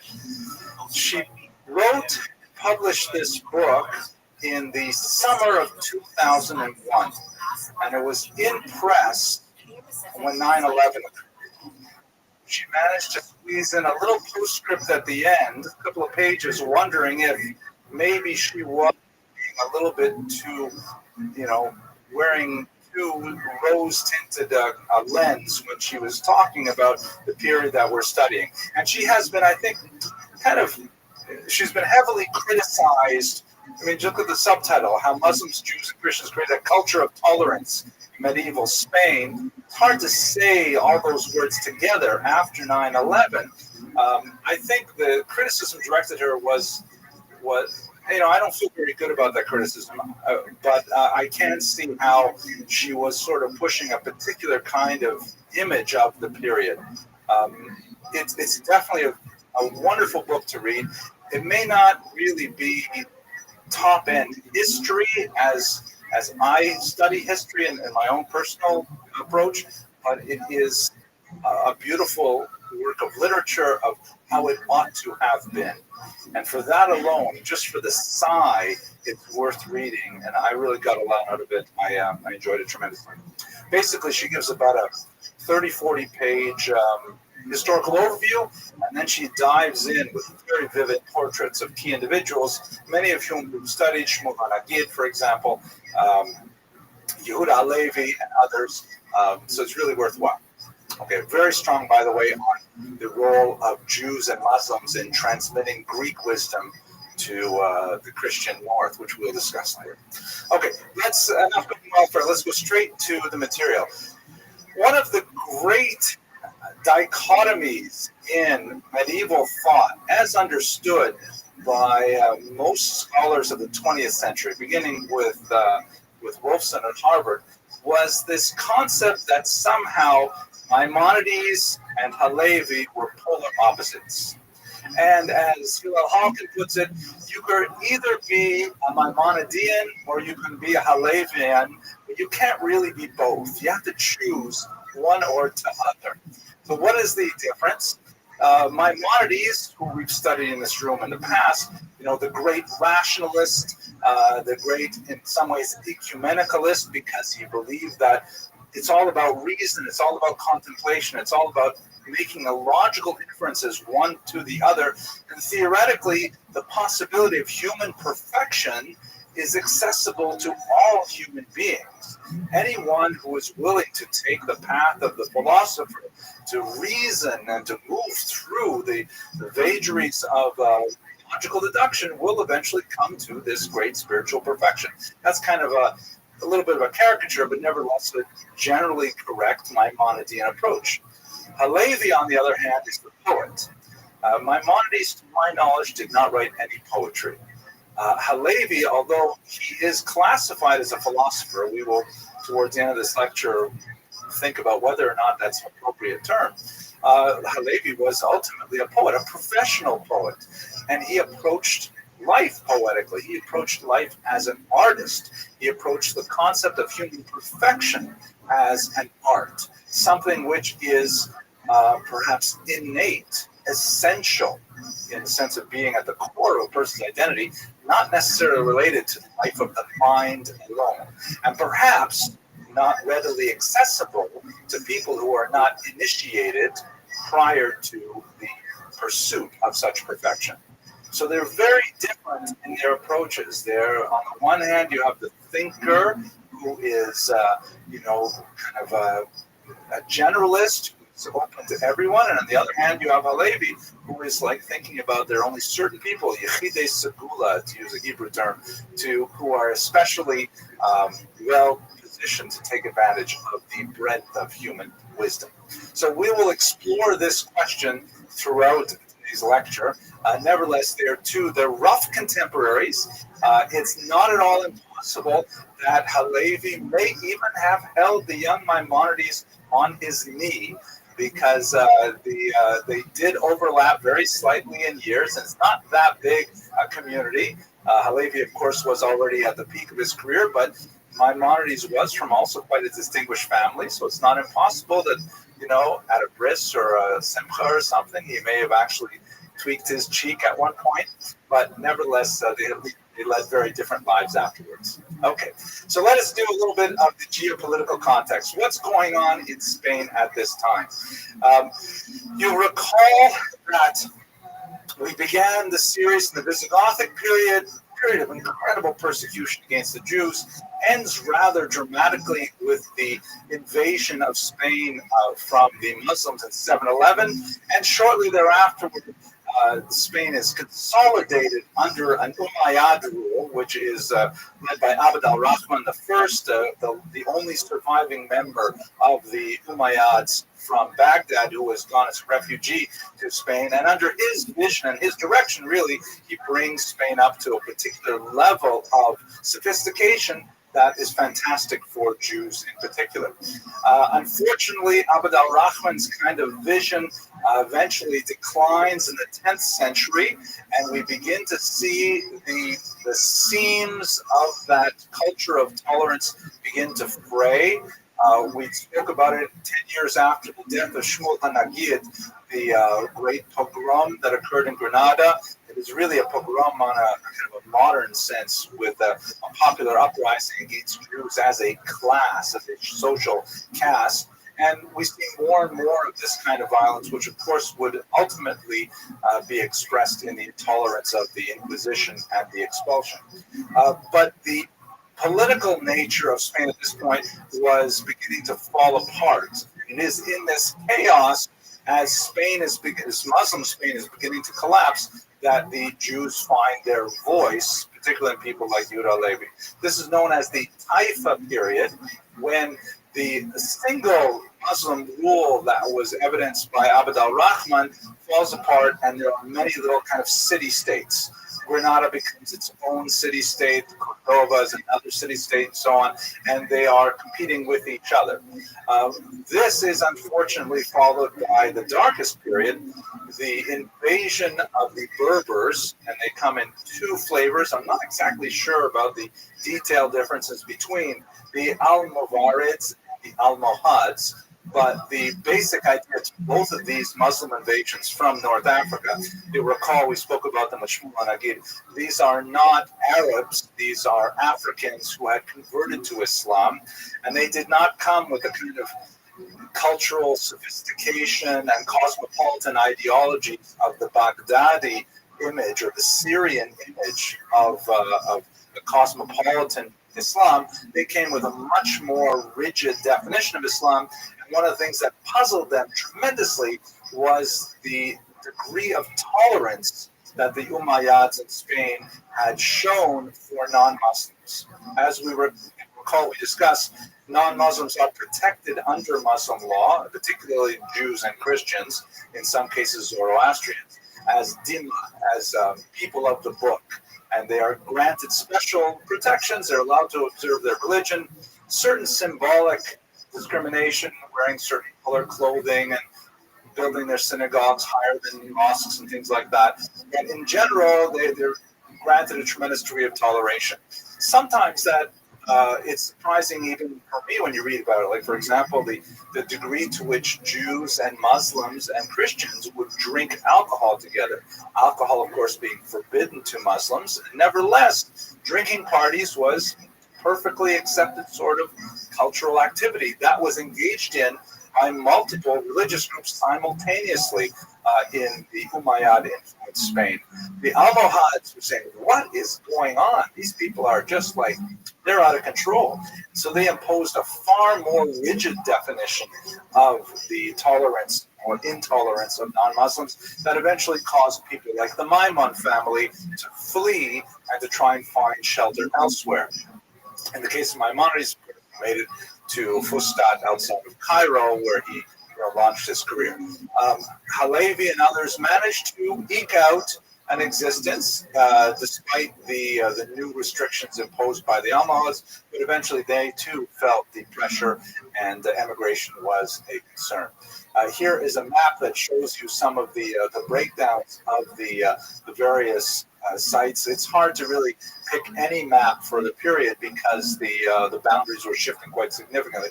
But in general, you have a Christian north and a Muslim south, and there's a lot of shifting boundaries in between. Over the period that we'll be studying, to the end of the semester, the Christians, of course, will push their way down, and eventually they will drive out the Muslims from the great citadel of Granada and the red fort known as the Alhambra, the foundations of which were laid by Shmuel Hanagid's son, Yosef. Now, let's just keep in mind how diverse Spain is at this point. We have several different groups. We have what I just made up this term, Old Muslims. These are the fans of the Umayyads. Remember, the Umayyads are like the Baghdadi Arab Muslims who think of Islam as this, cosmopolitan, tolerant kind of society and culture. You have the Berber Muslims. These are the Africans who are far less tolerant, coming up from the south. You have straightforward Christians and straightforward Jews. And then just to make it a little more complicated, you have the so-called Mozarabs.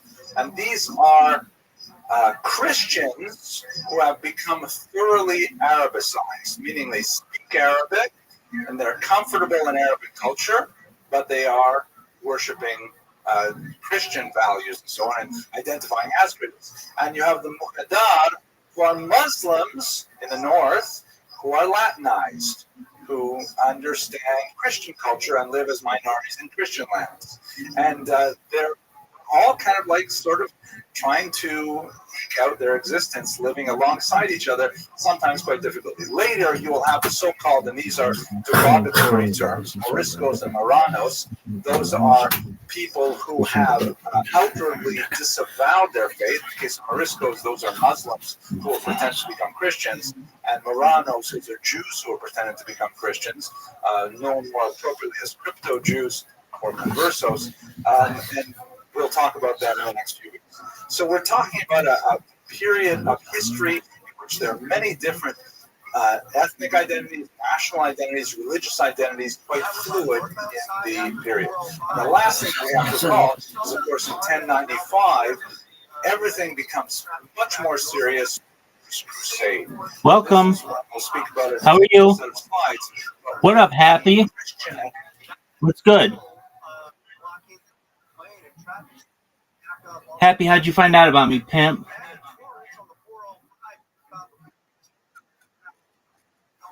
Come on, man. Who gave you the link?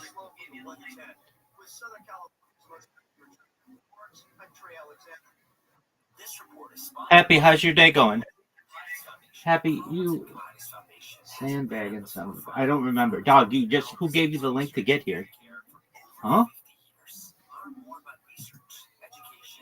Attack on Islamic Israel, meaning Israel at that time was under the Muslims, you have really a geopolitical conflict that shakes the entire Mediterranean basin, and everyone feels threatened by the new level of hostility. So it's a period of tremendous change in the 12th century that we're talking about right now. Okay. So taken all together, is it possible to think about the book that we mentioned earlier, the Ornament of the World, to speak of what's called la convivencia, the coexistence, a period of living together? Menachal was criticized for being a little bit too rosy about it. I think there's some value to that criticism, but perhaps it's overstated with the hindsight we have living in the current period we do. But we definitely have elements like, for example, here's the tomb of Ferdinand III, a Christian king who died in the 13th century, and his tomb is famously marked in 4 languages. In Latin, in Romance Castilian, in Arabic, and in Hebrew. And they're not simply transliterations of each other. They actually say different things. Like, for example, the Hebrew transcription actually uses the Hebrew names of the months, not the Christian names of the months, the Hebrew date, and so on, things like that. So it is, I think you still can make an argument for a period of tolerance among these cultures. The fact that the king himself would decorate his tomb with this multicultural statement is quite significant. Okay, enough background. Let us now look at Yehuda Halevi. So he came from the north, possibly Toledo, but more likely the Christian town known as Tudela, which is in the Pyrenees region. Tudela is perhaps most famous for another medieval individual named Binyamin, one of the great medieval travelers who made it all the way out to the what would be today Russia, and he wrote about it quite a bit. So we have the travels of Binyamin of Tudela, not too much far away from this period of time. And then, but he was a literate individual, well educated in Jewish subjects as well as secular subjects, and he made his way to the culture itself, to, as I mentioned earlier, the Brooklyn of the Iberian Peninsula, because that was where everything was happening. And smile about it again. And he hoped to attract the attention of some of the great poets living there. He succeeded. He especially made a splash on the Jewish scene when he engaged in a little bit of wordplay with the great poet Moses ibn Ezra. No relation to Abraham ibn Ezra that we'll speak about next week, but the senior poet of his era. And in a series of missives that were sent back and forth in between some of these drinking parties, Halevi, in public, on the spot, composed some extremely clever verse that would take too long to explain exactly why it's clever in this audience, but by making word plays and numerical plays on how young he was and how he was seeking to find the patronage and shelter of the great poet Moses ibn Ezra, he was eventually charmed the elder scholar and was invited to his home. And in fact, I just had so many poems to choose from, but I thought I was not going to read this one, and now I decided I really should because it was so much fun. Let's see if I can find it right now. Maybe I will not make it. I will just have to be better prepared for these lectures. Okay, here it is. Yes, there it is. Here's after this back and forth between Yehuda Halevi and the senior poet. Eventually, Moses ibn Ezra writes to him, and Hillel Halkin rhymes it for us. Have him make haste, meaning he writes back to Yehuda Halevi, who's in the drinking party. Have him make haste, no time to waste, to the grounds of my estate. There where flowers scent the bowers, he can rest and rusticate. Any good things, love's offerings, at no expense, till satiate, and live within my spacious inn, no matter who else shuts the gate. Beautiful. Yeah, Moses ibn Ezra was a very significant poet, and Hillel Halkin is a translator of some skill as well. So he ended up, making his way into the center of literary society in Spain, in Jewish Spain, and he became a poet for hire. He wrote all kinds of poems, particularly for money and also for the art of it. You see, he's written, for example, a significant amount of what are called tribute poems. Like, for example, here's an epitaph, or something that's written on a tombstone. Possibly didn't even know for whom it was written, but he was hired to write this. And this is a society that loves poetry, a society that values poetry, not like our society. This is where it's like, if you can imagine, calling up Brad Pitt and say, okay, I need something for the bar mitzvah. Could you please make a movie for me? We'll show it at the bar mitzvah. That would be the closest possible thing. Even that is crazy. Okay, here's the epitaph on a tombstone. Does the tear know whose cheek it runs down, or the heart by whom it is turned? It turns to its light, that is now in the ground, and the ground knows not who has returned. Returned is a grandee of our town, who feared God and was upright and learned. And of course, it rhymes beautifully in the Hebrew. Here's another one. This is a wedding poem, right? If someone's making a big chasana, call up the poet laureate of Spain. Come on by. Please recite a poem, and we'll give you who knows how many thousands of dollars. Leave what was, and this is at a wedding, okay? Leave what was and what will be. Stick to what you plainly see. Every lad must hunt his lion, and each lass should keep her eye on her young man. One look can bag him, and a single word may snag him. Yet when to a gem engaged is, God joins them in a rock of ages, whose bright rays light up the dark, and of this waste no kingdoms come. By two such souls we now stand blessed, as though by Levite and by priest. Oh, beautiful. I mean, if you're not in love at that point, it's all over now. I'm sorry? It's for a chasana, the actual wedding. You could say it at a fort too. It would cost a little less, I think. It would, but that's the idea.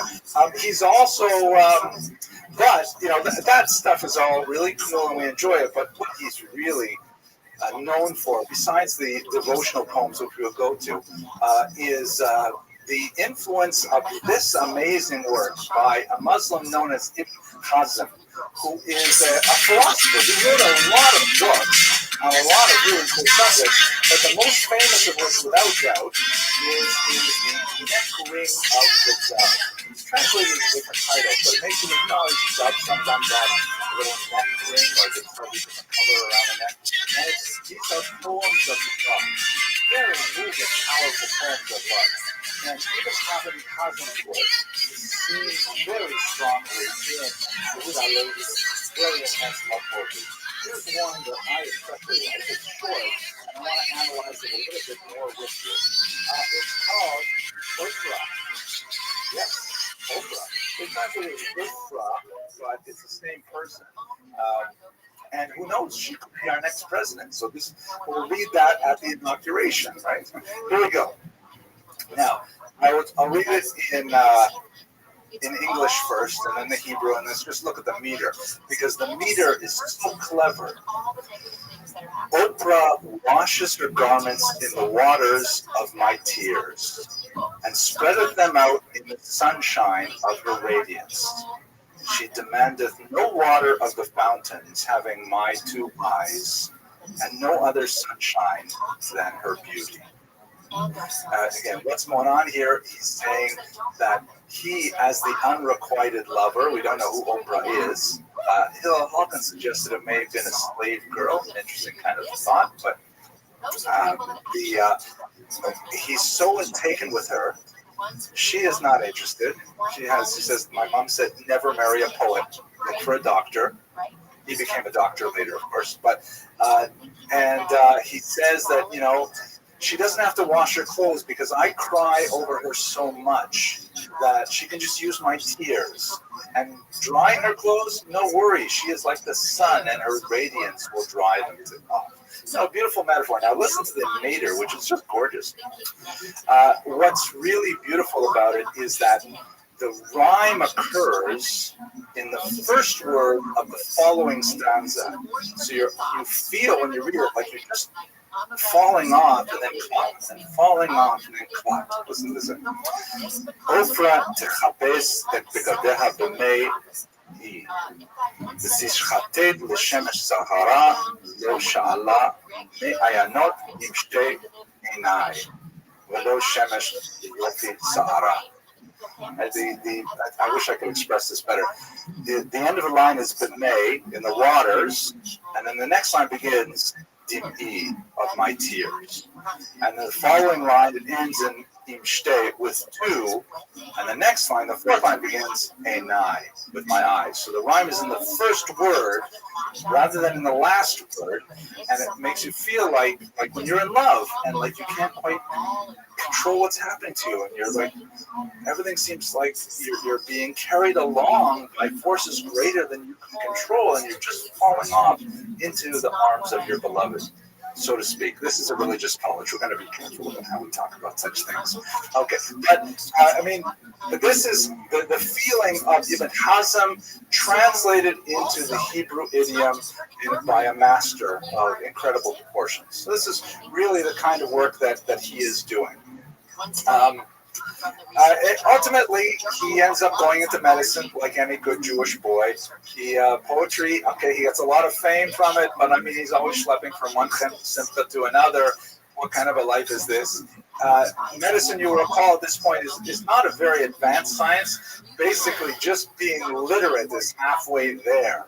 This is doctors are generally not performing surgeries. They're more being kind of like lifestyle coaches.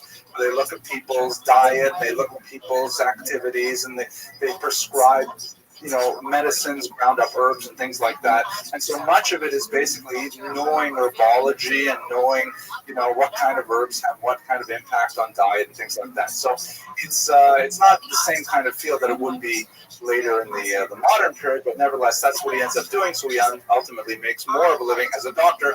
He is an uninspired doctor. He feels badly about being involved in the profession at all. He feels like he's just kind of slid into it because, what else is a literate kid supposed to do? But he's not inspired by it.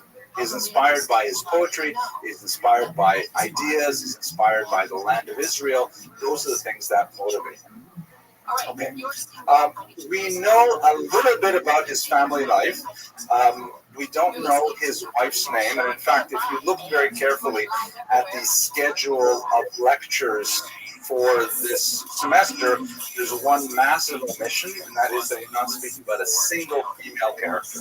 I searched in vain to find any woman of significant stature that we could speak about her for any amount of time. There is one woman that I spoke about in the past, a poet who is reputed to be the daughter of Shmuel Hanagid named Kasmuna. And I did not want to reprise that particular lecture because we only have about 8 lines of poetry that are attributed to her. So it's a really hard lecture to give. I'm proud of myself that I did give it. And I even got a Wikipedia article started on her that it should be in Wikipedia, right? I mean, come on. How many medieval female Jewish poets do you know in the Spanish period? But it's hard to find a lot about women in this period. Similarly, Yehuda HaLevi, we know he was married. It figured with some prominence in his later aliyah to Israel. We don't know his wife. We know almost nothing about her. We know that he had at least one daughter that survived to adulthood and was married. But we know about her primarily through his son-in-law. We know that he had a son-in-law who married his daughter, but we don't know very much about her at all. We also know that she was a mother. Again, we know about that because we know about her son, Yehuda, who was the grandson of Yehuda HaLevi. By the way, the Sephardic custom allows children to be named after living relatives. The Ashkenazic tradition does not. We know that adult daughter married someone named Yitzhak Ibn Ezra, who was a traveling companion, and most likely was the son of Abraham Ibn Ezra, who we'll speak about next week. There's some discussion about that in Earl Hawkins' book, Where Was Love. It is possible as well that he lost one daughter in infancy. We read a poem translated by Earl Hawkins on that. Actually, we read a different translation. I think it was Peter Cole's translation. We know because Yehuda Halevi wrote a funereal poem dedicated to a small female child, and it's written with such phenomenal pathos that it's hard to imagine it's not written about his own child. Let's just have a quick look at that poem again. I'm only going to read it in the in the English, I'm sorry. We did last time when we looked at this in the context of an earlier lecture, we looked at the meter. Let's just hear the words of Yehuda Halevi speaking about what appears to be his infant daughter who died at a young age. My child, had you forgotten the way to your own home, that your pallbearers strayed to the underworld's gloom, leaving me with, since you are not here to ask how you are, a grave's clods to kiss and your memory. Ah, death has come between you and me. O daughter torn from her mother's wombs, what life have I left when, shaped from my soul, she makes my tears flow like a spring from split stone? How can she be so changed, once white as the moon, and she now wears the earth as her bridal gown? It saw the sweets of her wedding feast. Bitter is my own misery, for death has come between you and me. Plucked like a flower before her time, she always will be before my eyes like a frontlet, and like filling. Were I to cry whole rivers for her, still she would lie, a fallen star, in a wormy pit, deep sepulchred, earth bonneted. My child, there is no clemency, for death has come between you and me. Languishing, her mother's voice bereft I hear. Ah, let her be, she too grieves bitterly. Death scaled her walls and pierced her side, drove her pride from its abode, and turned her joy into a dirge the day it ripped the vine she planted from her heart. What good, my child, does it cry to what good, my child, does it to cry your name? Your ears are deaf, and you are silenced utterly, for death has come between you and me. Alas, my child, you have laid me low. Oh, mother, oh, you should not have had me if you meant to spurn me. And when my turn came to death's minion to wed me, and with dirt to wreathe me and cruelly lead me under doom's canopy, yet truly you did it not willingly, for death has come between you and me. You notice there, he switches the voice from himself as the father to the mother, and then to the child, the dead child, saying, you led me to death as my bridal canopy. And then finally, as this is Yehuda Halevi, this is a great religious thinker, he adds, may he whose judgments none repeal unseal your bonds and heal your sleep with angel song, and be not wroth with his own flock, and stop the plague that he sent forth, and comfort every heart for what it lost. And may you wake on the last day to light like dew, and rise in the arms of his mercy, for death has come between you and me. It's a very powerful, emotive poem, and you can feel the depth of his own sadness, the loss of this child. Okay. So, we will return to his family life momentarily. But to look at his thought now, because we've got a sense of what he was like as a poet,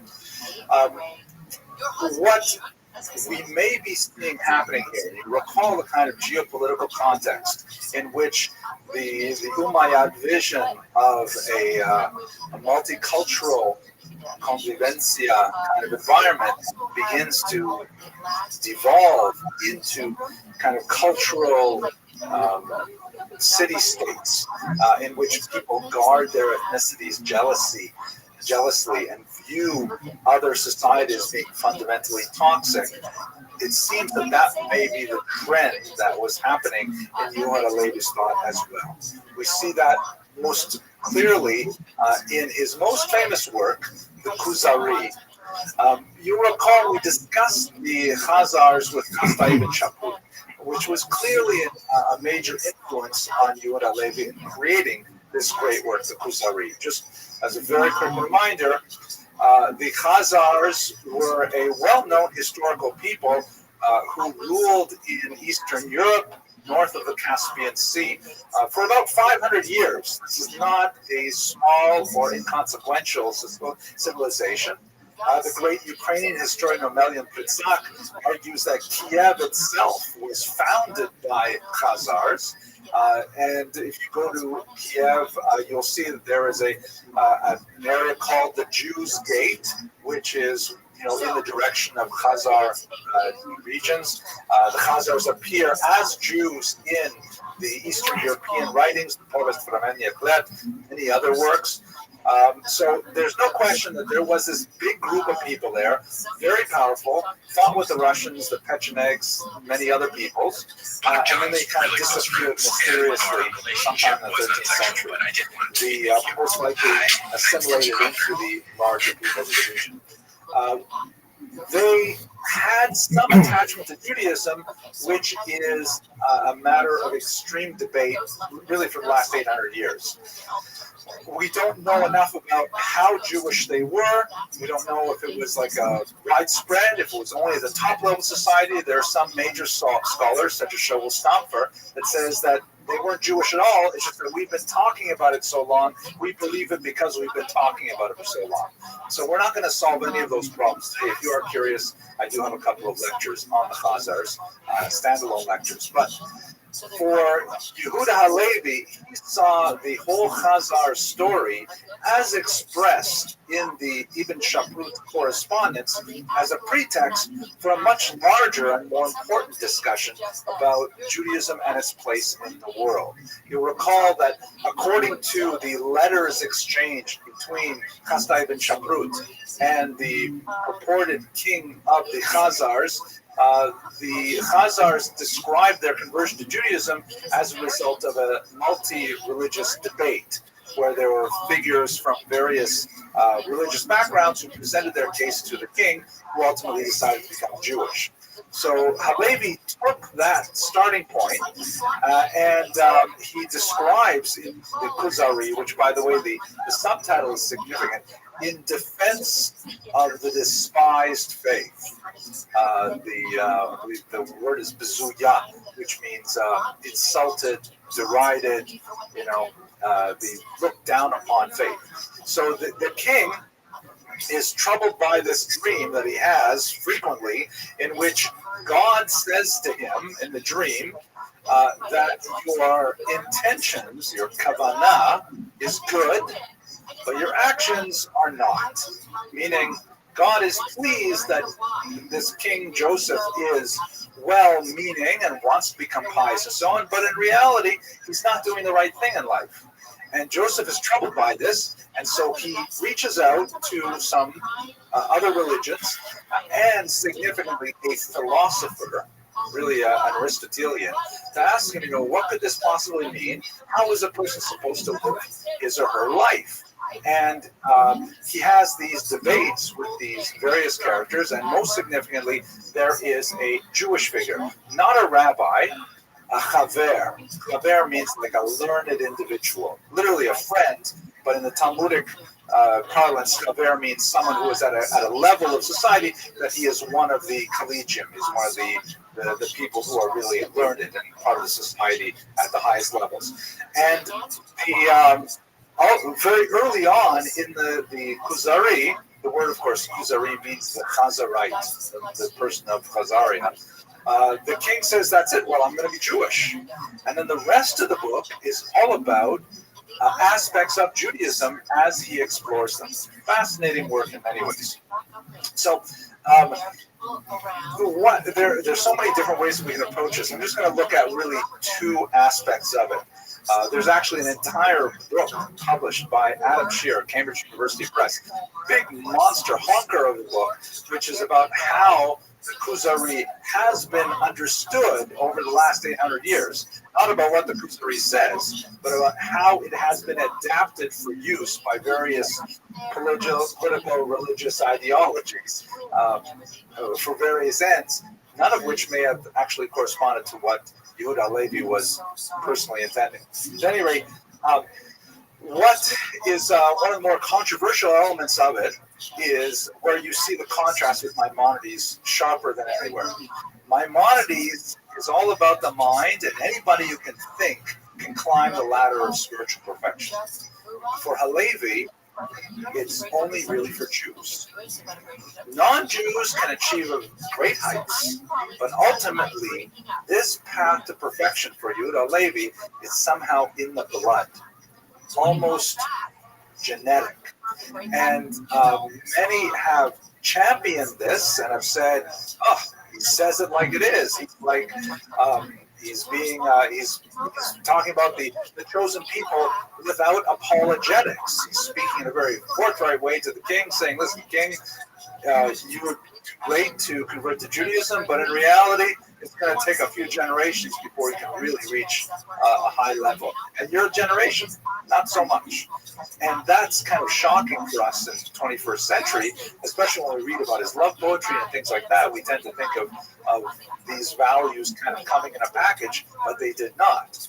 Halevi is much more of an essentialist, much more of a saying, this is like an artist. An artist cannot be trained. An artist has the vision and the inspiration within him or her, and then, the craft is what allows him or her to develop it. But it's not something you can be trained. Here, be inspired, be Picasso, be Michelangelo. It doesn't work like that. So this is a very sharp distinction between Maimonides and Halevi in particular. Secondly, very significantly, I mentioned that the hero protagonist is not a rabbi, but a chaver. So what exactly is the role of philosophy in Halevi's Kuzari? One of the most important figures early on in the book that is dealt with most significantly before he's finally pushed away is the Aristotelian. And that's really that the Aristotelian is Maimonides' hero. He is very much enamored of Aristotle's thought. He refers to him as ha-philosoph, the philosopher. And for Halevi, that's his primary interlocutor, whom he has to demonstrate as being out of touch. To give but one example, when the Chazar asks him, when the king asks the Chaver, who do you worship? The expectation is that he would say, I worship the Almighty God, creator of heaven and earth, which is a very Aristotelian kind of thing to say, because it refers to God as the prime mover, God as the first origin of all existence. But instead he says, no, I worship the God of Abraham, Isaac, and Jacob, who took the Jews out of Egypt. A God of history, a God is particularly associated with the Jews, a God who intervenes in mundane affairs, not an Aristotelian God who walks away from creation, but a God who gets his hands dirty, so to speak, with creation. Very different kind of image of God that comes across here. It's quite likely that he originally wrote this book first as a polemic against the Karaites. We know from some of the Geniza correspondence that he had an earlier version that was circulating that he was faintly embarrassed about. But then in its maturity, some 10 years later, it's a much more well-developed work in which the other elements, a much broader approach is taken by the work as a whole. So we get a sense of, what exactly is the Kuzari? Is it a philosophical work? Is it a poetic cri de coeur? What kind of book is this? As I mentioned earlier, Adam Shear has written an entire book on how the Kuzari has been received. Very significant work. Naturally, just off the top of our heads and looking at the time, you can see how it would very much be appreciated by Zionists, not only because of his own life example in making Aliyah, but also because of the sort of integral vision, in the sense of integral nationalist vision of the Jews as having a unique destiny. Not one which is kind of like connected with the liberal values of tolerance and the expansion of a human civilization, but rather the unique destiny of the Jewish people as a body politic. So there's quite a bit to say about specifically how the Kuzari has been approached by scholars over the generations. Let's go to the final chapter of his life. We mentioned earlier that the Crusades fundamentally altered the medieval world, and one may say, in fact, with a high degree of confidence that we're still living in a post-crusade era, that the hostility between Muslims and Christians, writ large, the Muslim civilization and Christian civilization, of which here in Brooklyn we are a part, we still feel that the Welcome. How are you? Can you hear me? Yo, Jossel. How are you? Jossel. Can you hear me? How was your day? What are your favorite things in the world? Do you like the Supremes? Yeah, well, fuck you. And the Supremes say fuck you too. 11th century. Basically, what was happening is that the Christianity is divided. But look at this athleticism. The Roman Catholics over here in this kind of yellow color, the Orthodox, sometimes called Greek Orthodox, which are in this sort of like peachy color, and then of course Islam, Muslims, which are all across the southern part of the Mediterranean basin.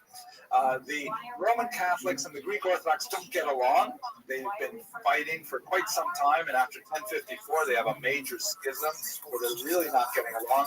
But at the end of the century, the Patriarch in Constantinople, which is the leader essentially of the Greek Orthodox Church, reaches out to Pope Urban II in Europe, the Roman Catholic leader, and says, we need some help because we are not getting free access for Orthodox Christians to visit the holy sites in Jerusalem under Islam. This was the unique ecumenical. How are you? Where these two warring Christian factions. Kicking ass, taking names. Hey, but you brought some people in recently. How you living, pimp?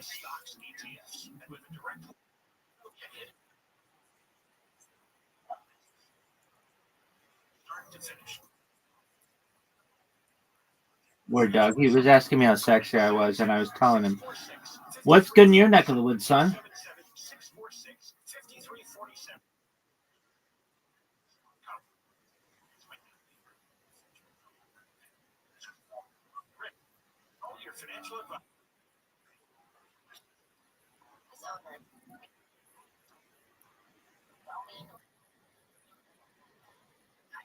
Is your one shop. They would have existed from podcast to social. Could even use my voice.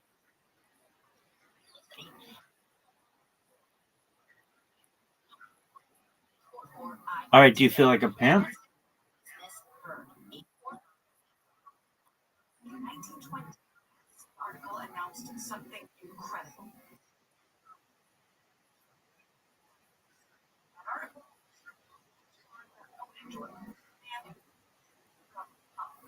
How did he fall for them? Dana Schwartz, the host of Noble Blood, and me, Liz. Every episode will explore one of the most ambitious and ambitious streets in history. Open your free iHeartRadio app, search hoax, and listen now. AFI, AM 640.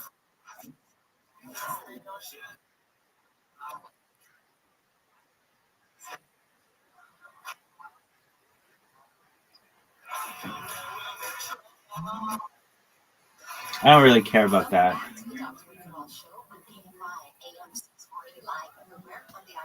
I would rather just have the data remembered, like the time capsule of what I'm creating. I'm pretty sure I'll be remembered, but that's a great question. I don't necessarily do things to be remembered because it's up to the people who watch it whether they actually will remember me. I do it for my future family. I want them to remember me. But or at least, how would I even put it? It's like before I even meet them, it's like a gift to them. So it's like more for people of the future who I've never met. Does that make sense?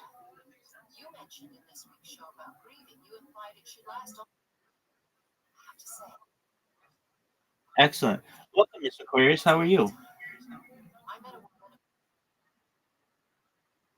Kicking ass, taking names. How was your day? And it was amazing. Are you ready for me? All right.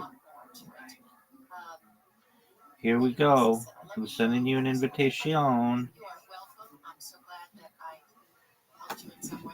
And you reminded me to clarify. I know I'm lost.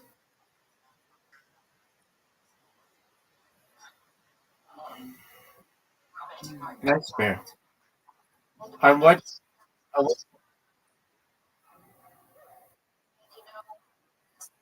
on what platforms do you stream? All the time.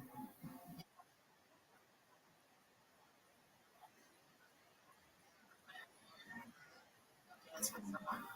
And then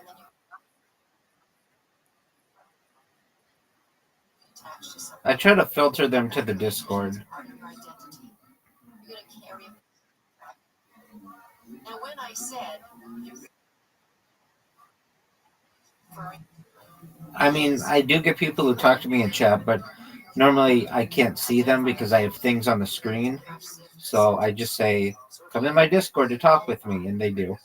If they really want to talk to me, they figure it out. It says it in the title of the stream. Contact me, so the symptoms are clinical. I think that should be clear.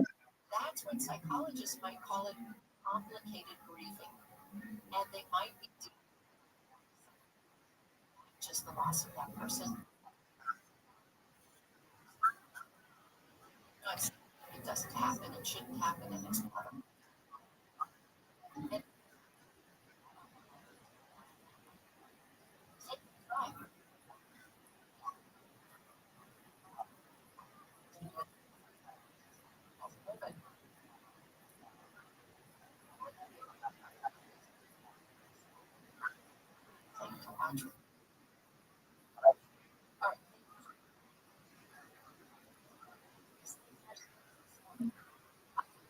Okay, where do you do that? I've never been married.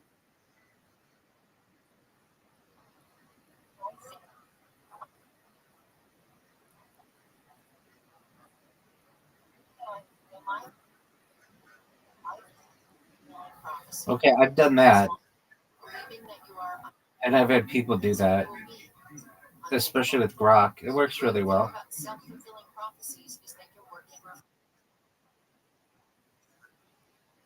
self. Never been married, you haven't been dating 30 years, you're me, unless one. It's okay. That's what I'm talking about, Miss Aquarius. But if you want That's what I'm talking about, Miss Aquarius. never to advice.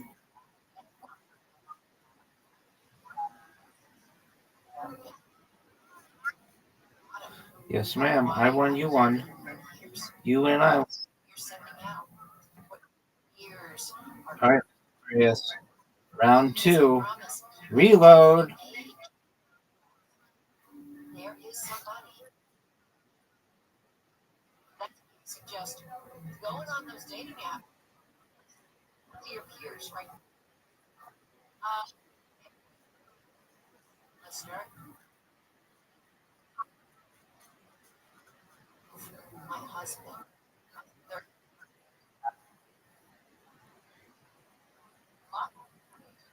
What your definition of loving is. Do you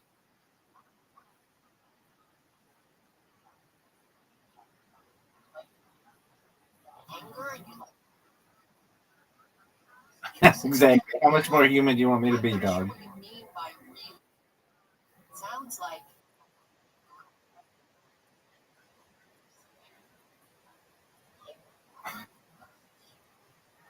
I'm 100% human, dog. and I would say it's I it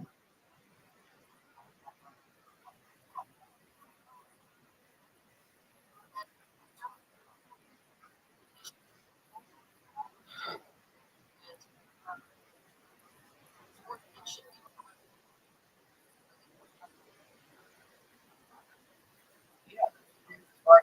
Santa Barbara, as far south as San Diego, as far west as the Pacific Ocean, as far east as the desert and mountains. I've streamed in Beverly Hills, Los Angeles, and Disneyland. So she doesn't know what she's talking about.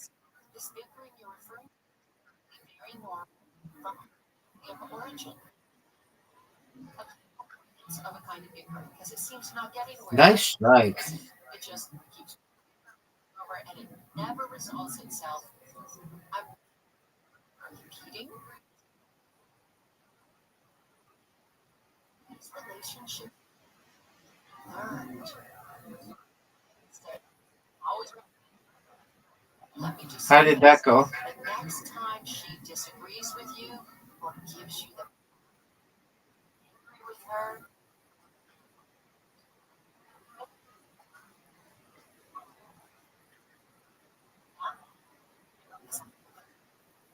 Flip.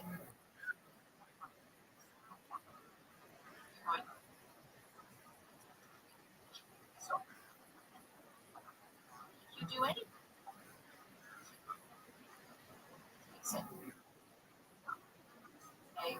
I don't want to get into a big rig match about this. There's Aquarius. She had a huge score. What happens if you do that? That'd be cool. That's right. I don't have time for one more. We'll do more when we come back. If you'd like to send me a relationship question, send it to me. There we go. You're listening. Nice job, Miss O'Connor. You might not win. All right. Sweet dreams. Best wishes with physical therapy tomorrow.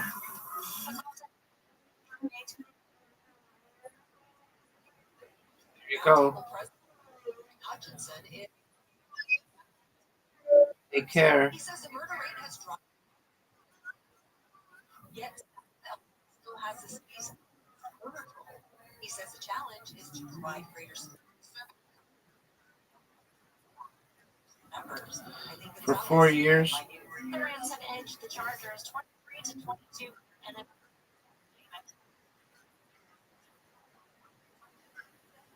Perhaps someday.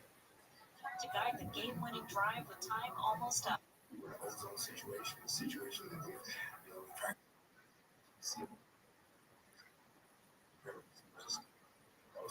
The Rams are now 2-0 in the preseason, while the no arrests have been made.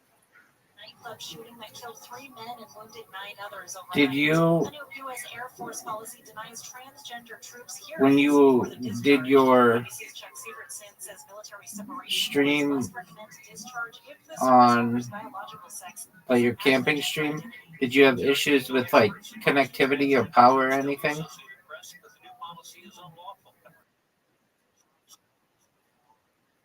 Force hasn't gone legal. Here to the end of man.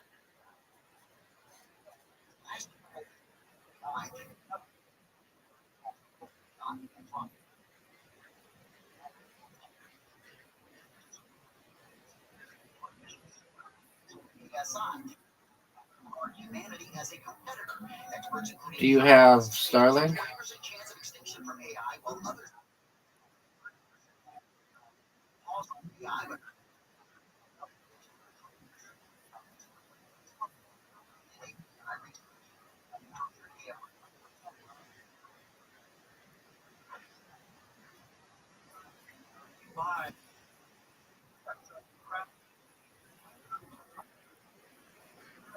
Does it work inside? Does it work inside?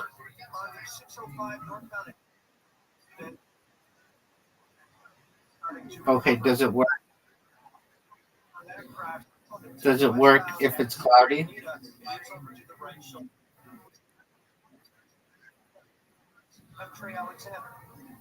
1920,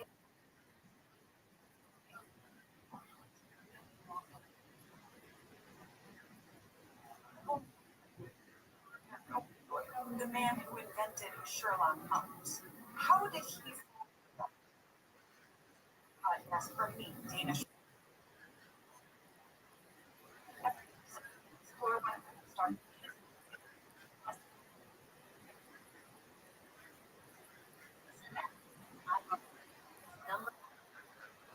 Sure. They want to know my recommendations for rabbinical scholars are? Okay, that's a great question. I would say,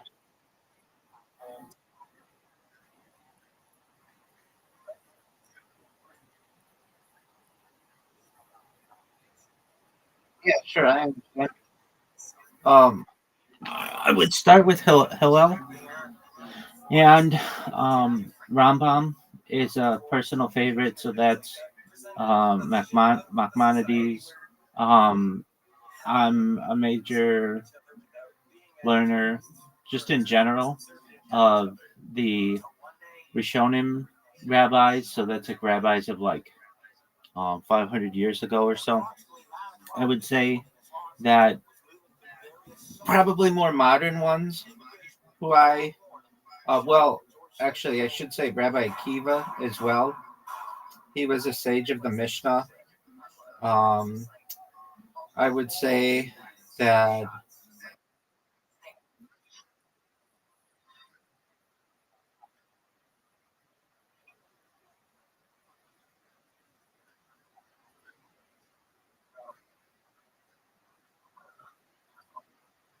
yeah, so like Rambam, he, in addition to being a rabbi, was a philosopher, a legal codifier. So he wrote something called Mishnah to Torah, which basically wanted to give people an easier way to understand the laws that are encoded in Torah. He was also a physician, and so from a history perspective, I find him to be fascinating. He was born in Cordoba, Spain, and his mother died during his childbirth, died in childbirth. His father was a leading rabbi. The Muslims invaded Spain and basically kicked out all the Jews, so they moved to Morocco. Then he moved to Egypt and was a physician there for like the caliphate, like basically the not just Jewish people, uh, but Muslim people as well. And I just find him to be fascinating because, in addition to having all of those different hats that he wore, he really gave us the 13 principles of faith, just like what it is to be a Jew. Everything from believing that God is one, or just really encoding that, to believing in the revivification of the dead, believing in messianic figure. These are all things that I just think that he was. It was important of him to do in order to make things more uh, codified and simpler for your average Jew. Moving into the modern period, Rabbi Samson Raphael Hirsch, he was a leader of modern Orthodoxy, integrating Torah with modern life. So basically, like Torah was like an ancient set of teachings, but around the Enlightenment, what we call in Judaism, the halakha, we had the um, issue that arose where, welcome, we needed basically a modernization of it. And so he helped to do that and helped to create modern orthodoxy. Um, I would say that some of the other more modern rabbis who I respect, Rabbi Abraham Isaac Cook, he was the first rabbi of essentially Judea, um, uh, Samaria, and a philosopher of religious Zionism. Rabbi Joseph Soloveitchik, who's a key leader in modern Orthodoxy. And then moving into the modern age, there's Rabbi Menachem Mendel Schneerson, who's the Lubavitcher Rebbe, who died in 1994. So it's much more modern.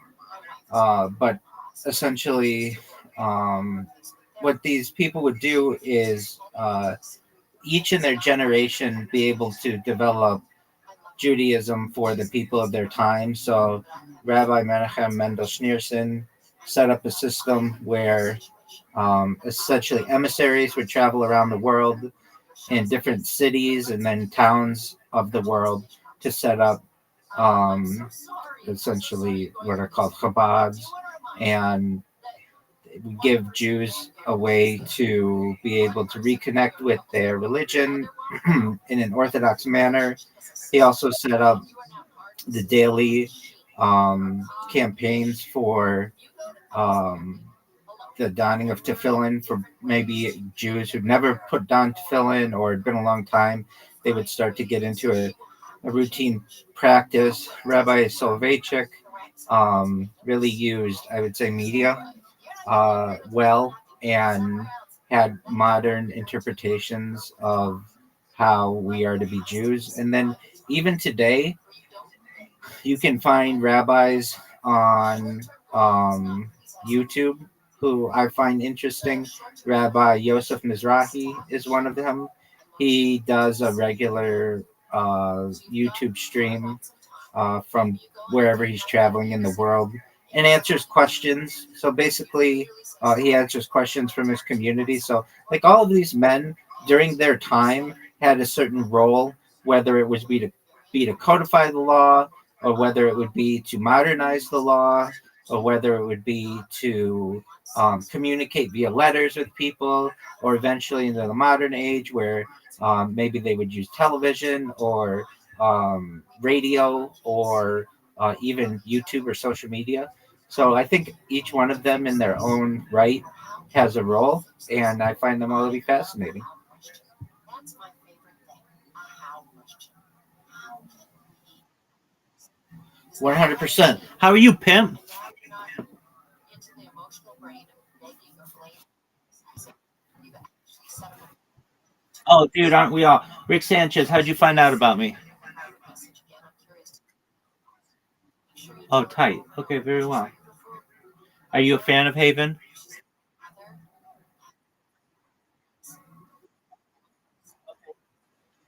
All right, very well. I don't memorize everybody who's in here. I now kind of remember that. Okay, very well. How long have you been watching Haven, Rick Sanchez?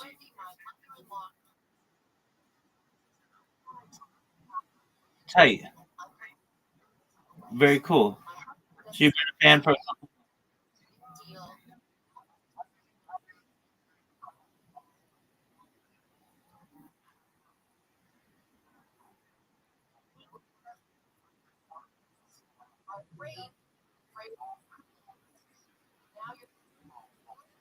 Causing in McDonald's. In McDonald's. If hey, if you want to believe that, if yeah, in McDonald's specifically, if you want to believe that, look up his teachings. There's like a debate, a famous debate. I'm not very familiar with Rabbi Finkelstein. I've heard this debate. It's with some pastor. So I'll leave that up to other people's interpretation. That's not mainstream Jewish teaching.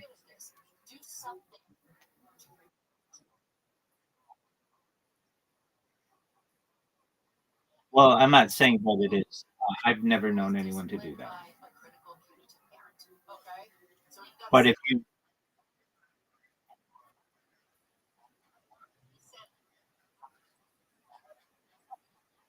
actually, that's incorrect. I've known some Jews to own fast food franchises, but um, there are some questions that arise when this happens. We're not supposed to make money off of things that are violations of Jewish law. So, like I knew a Jew who wasn't Orthodox who owned a um, franchise of McDonald's in like Long Beach, but he wasn't Orthodox. So if you're living in an Orthodox life, you would not do that because they're the mixing of milk and meat, and that's a prohibition within Jewish law. zoom out and just say 11.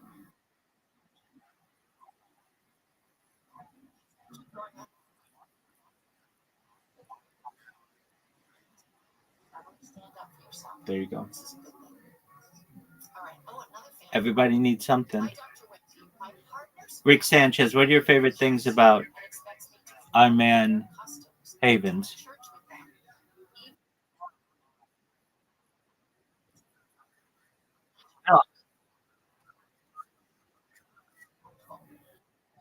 Very well. Hey, Vince, did you find out about me from Twitch?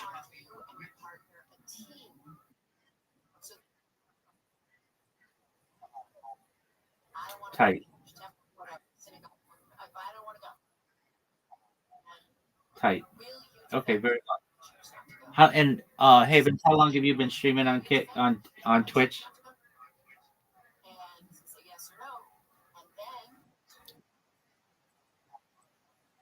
No.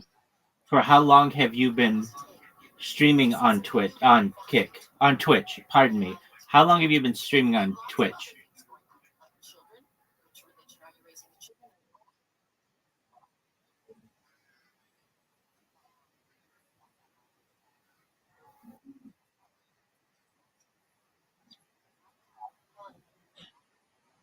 Okay. And how frequently do you do it?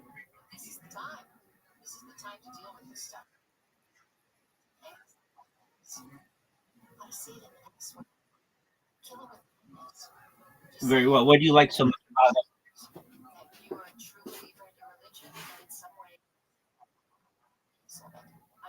it? Okay, but what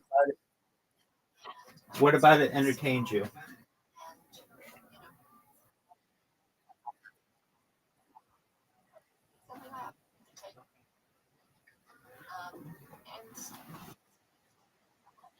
Are you interested in streaming on Kick more often?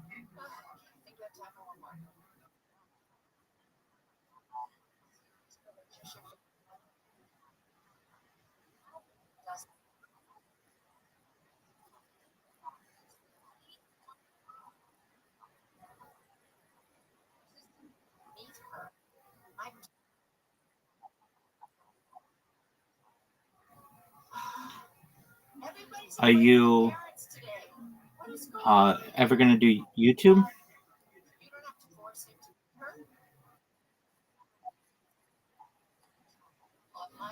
Why is that?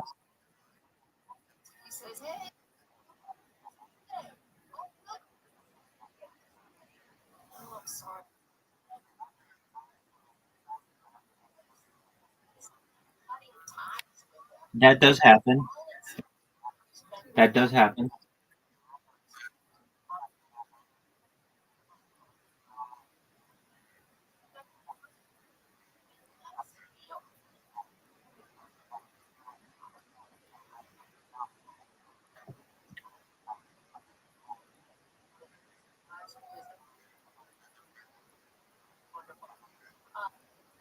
Yeah, so yeah, no, that's common. So that's really around Pesach.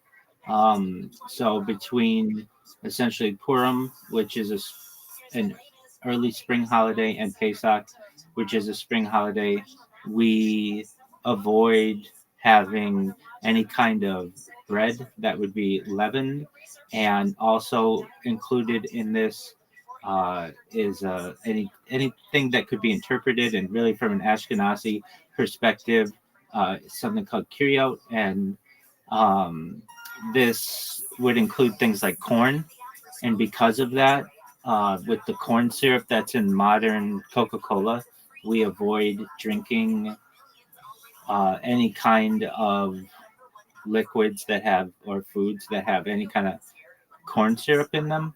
So around um, the spring, basically usually from like March to April, the Coca-Cola company produces a type of Coca-Cola that is made with sugarcane, and you can find this. It has a yellow top, and so that's the kind of Coca-Cola that we'll have at Passover, Pesach. But for the remainder of the year, uh,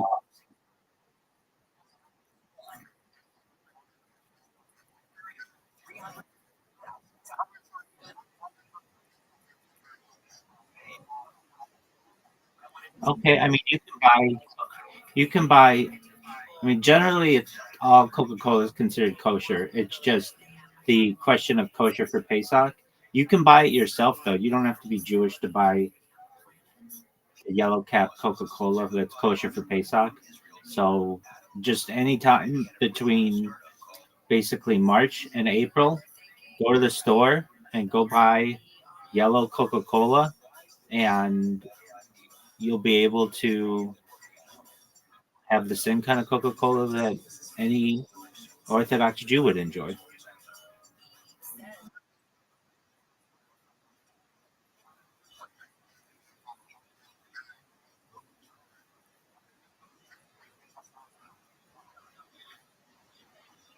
Well, it's something that's done. It's essentially pretty focused on Israel. Um, we have issues with many of the things that Christians have done to us. There's blood libels, and there's the Inquisition, where Christians forced Jews to convert to Christianity, and essentially we haven't gotten over that. And so um, we've been blamed a lot for things, including poisoning of wells and during the Black Plague, and sacrificing of children. And so we treat people, many times Christians, sometimes Muslims, um, we get back at them because of that.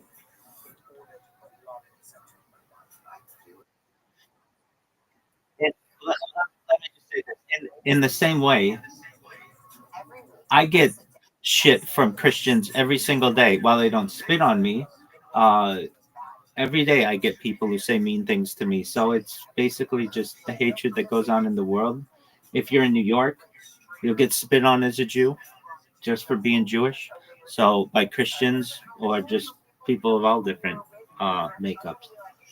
What's your next question?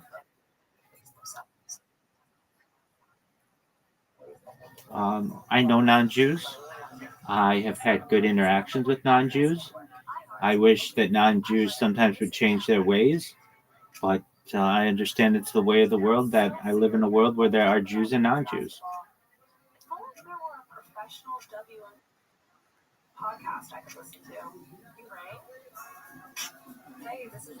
I feel that they should change their ways.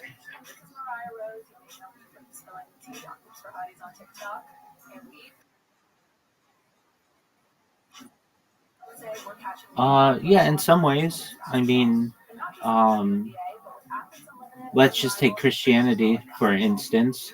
Like, in my opinion, it doesn't make sense that they. It depends on your sect of Christianity, but they believe God died for 3 days. In my view, God doesn't die.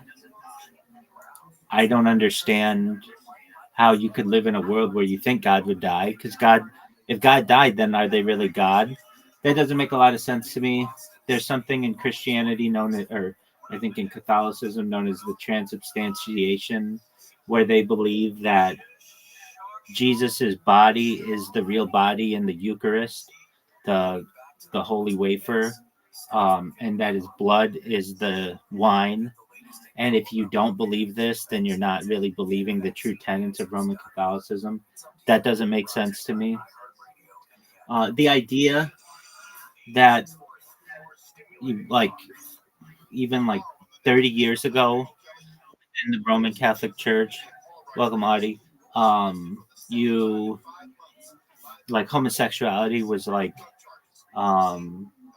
wrong, and now like they've changed their opinions and that they've embraced it. They're just like, it's like not the same religion. It just keeps changing. And one of the things that I like about most aspects of Judaism is we do our best to maintain traditions and stay consistent. And what else don't I like about it? Um, I mean, I really just wish that they would recognize, like many people in Christianity who recognize the Trinity, would recognize that there's an aspect, maybe not exactly this, but it's close to polytheism, and I don't like that aspect of about it. I believe in one God.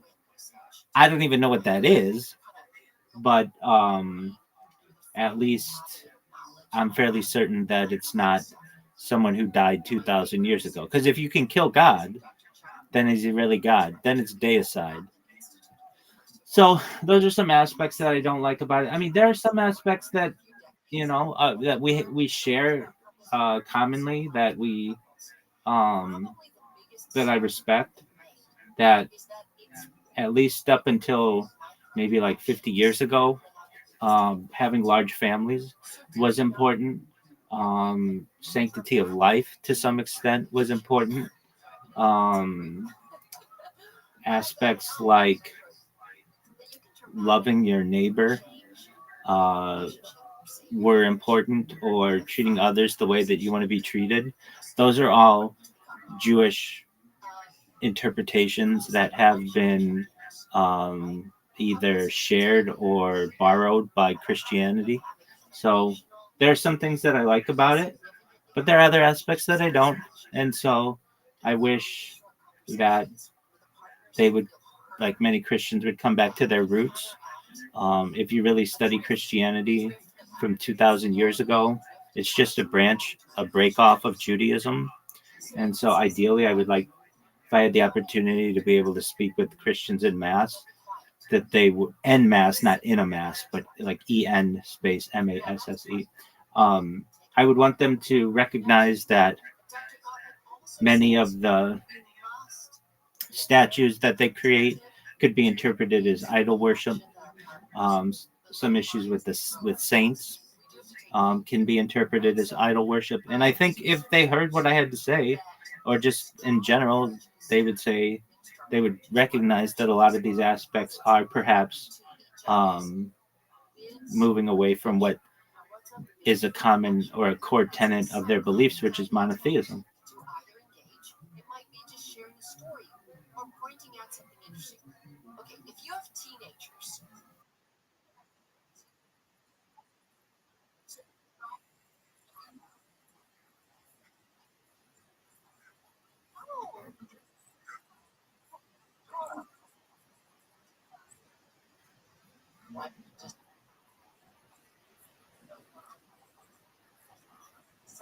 Okay, I mean, cool story, bro. I mean, we all have our different interpretations, and that's neat. I just don't think God could die. If God dies, then they're not God.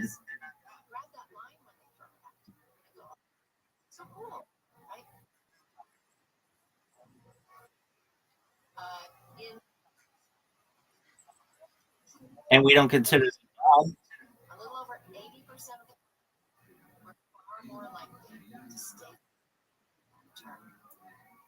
There's also research to say that these short conversations.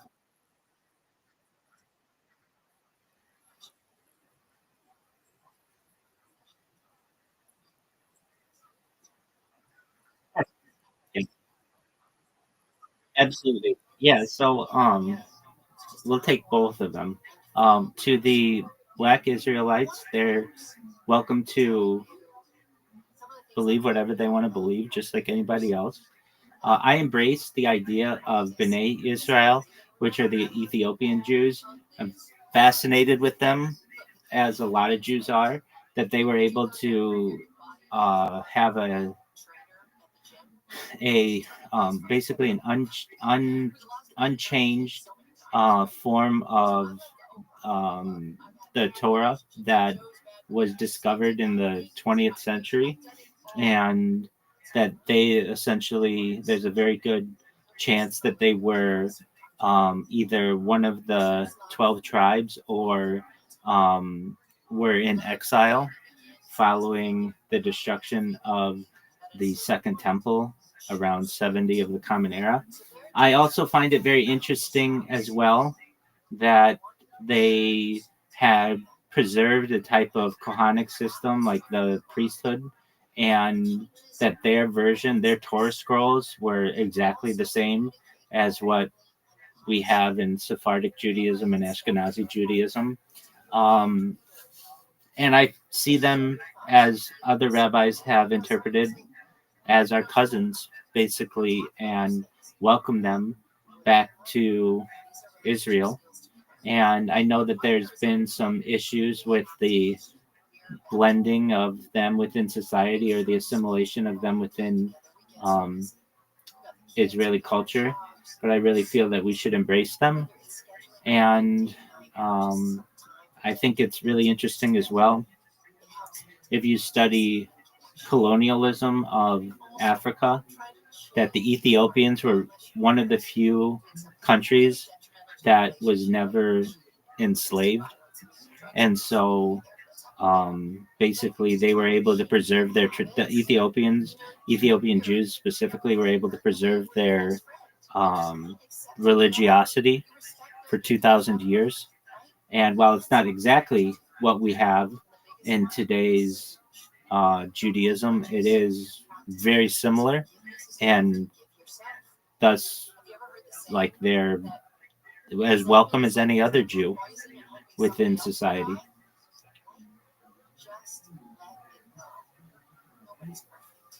Everybody makes mistakes. If you learn to forgive each other without holding on to that resentment, you will go a long way.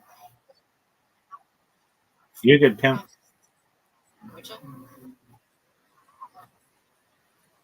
Absolutely.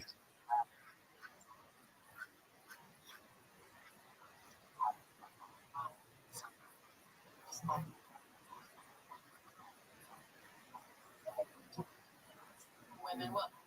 Any single woman you can read it are women 25 to 40 who are single and want to have. While he's coming up with those, to anybody watching this, either on my stream or in Haven's stream, if you are interested in learning more about Judaism, I highly recommend. I mentioned him previously. Hey, Winter, how you living, pimp? What's going on, son? Oh, dog, you love it. You fucking love it. You're my biggest fucking fan, aren't you, dog?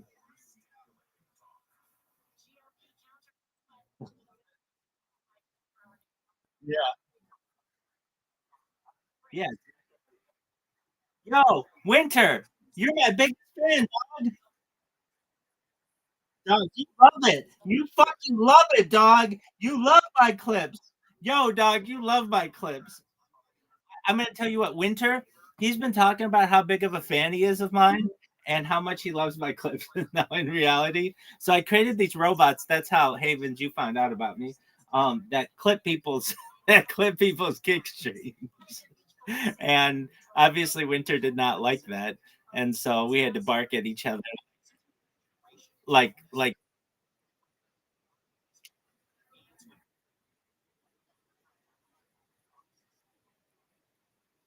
100%.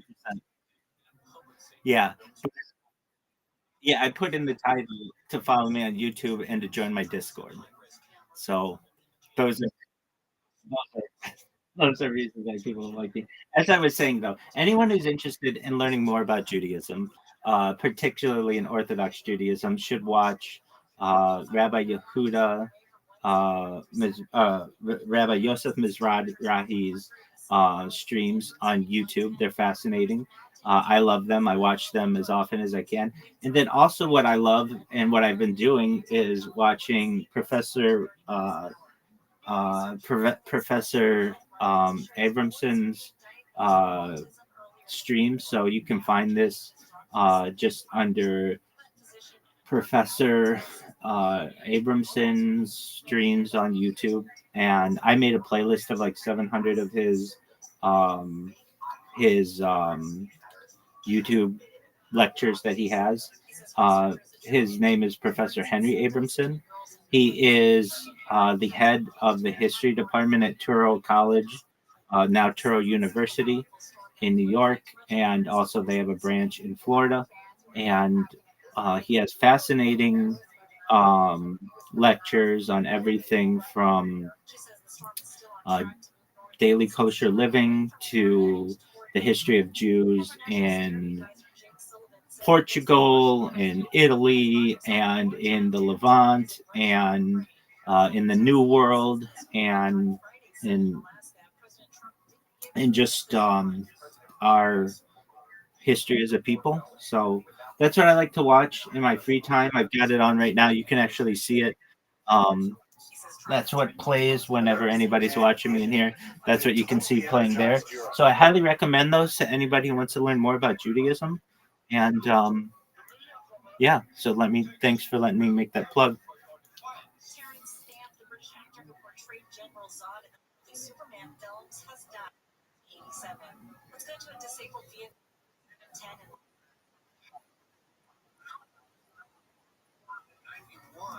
Well, this is a good question. So it wouldn't just be rabbis; it should be all Jews. So we have a law that essentially we don't charge interest to other Jews. However, Christians have the same law that you don't charge interest to other Christians. So these are common within uh, the religious bodies that they encapsulate. So how do we get around that? We have things like the Free Loan Society, which allows you to get a loan from an organization without interest. Um, it's interest-free loan society. Um, the reason why One of the reasons why we've been kicked out of so many countries is because we as Jews were able to make loans when Christians could not. And so we would charge certain tax rates or certain interest rates, I should say. And then eventually the leaders of the country would not like that we were essentially creating debt, and they would kick us out of the country. So that would essentially eviscerate or eliminate all of the interest that was owed. That's one of the reasons why Jews have been hated so much for thousands of years. And I can tell you that uh, I know many Jews who do pay interest to bodies that are not Jewish owned. But if it is Jewish owned, then there's the argument to be made that we do not charge interest to another Jew, just as Christians are not supposed to charge interest to other Christians. The reason why Jews became money lenders in medieval society was because Christians could not loan it interest. So they had to find somebody else outside of their religion who could charge interest. But this is not just something for rabbis. This is for all Jews.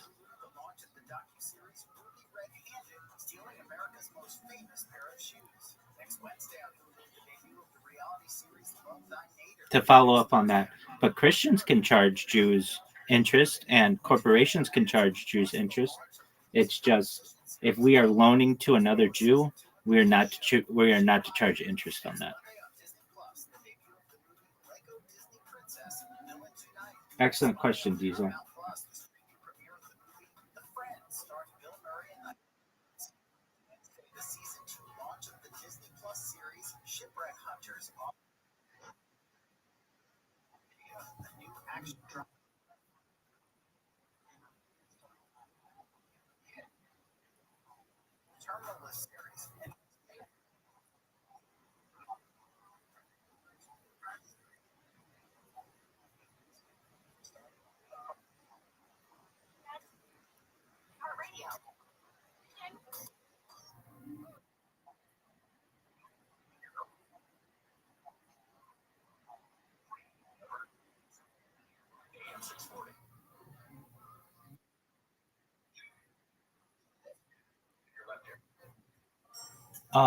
So yeah, there certainly is.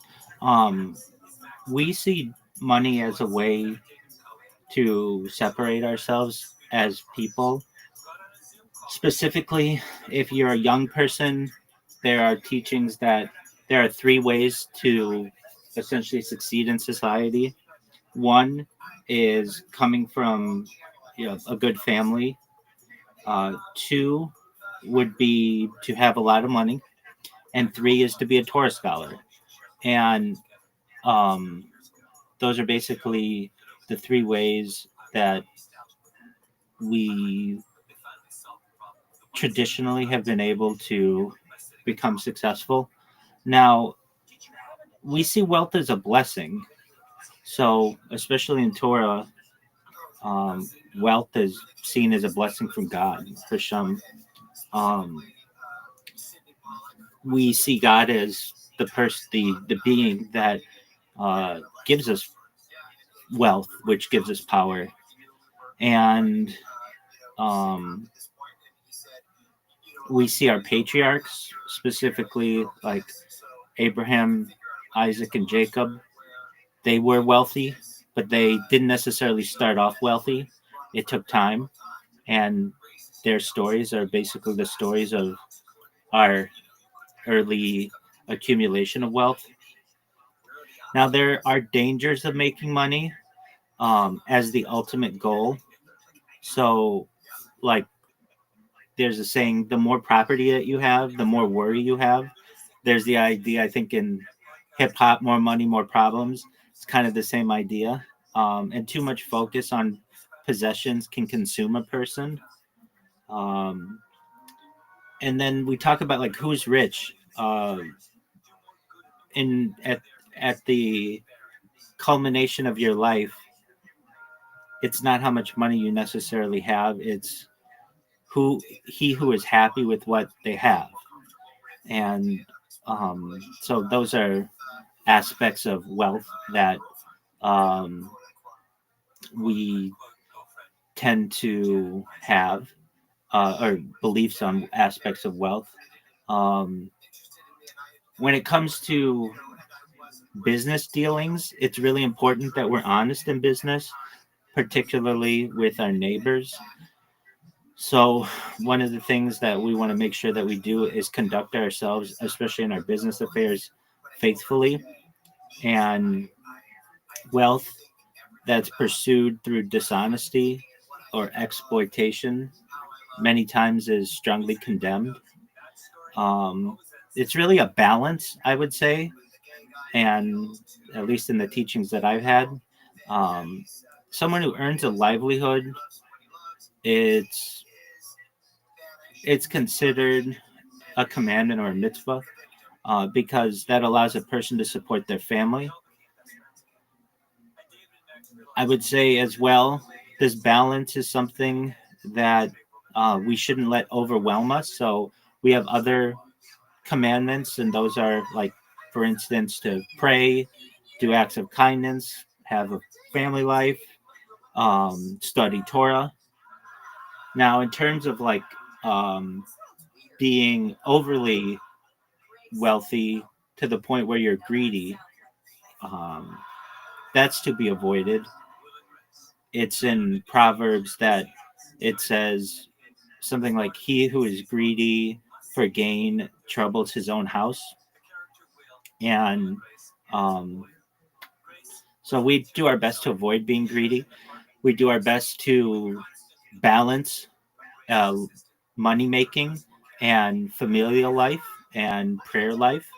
Uh, and but we don't have a saying like they have in Christianity that it's something like this. And I'm not Christian, so I don't know the exact phrasing, but it's something like there's a better chance of a camel making it through the eye of a needle than a rich man to get into heaven. We don't have those same types of thinking. We just believe that if you are going to making money is important, but you should do so in a honest and moral way.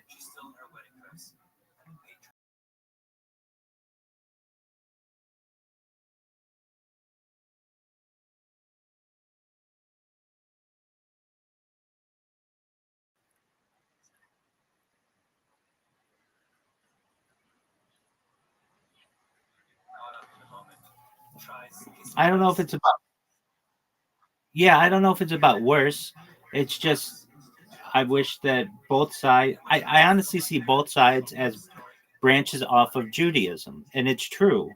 So Mehdi, who's Muslim, knows the importance um, of Ishmael within um, within Muslim teachings. So we as Jews take our ancestry through Abraham, Isaac, and Jacob, and Muslims take theirs through a descendant of Abraham, Ishmael.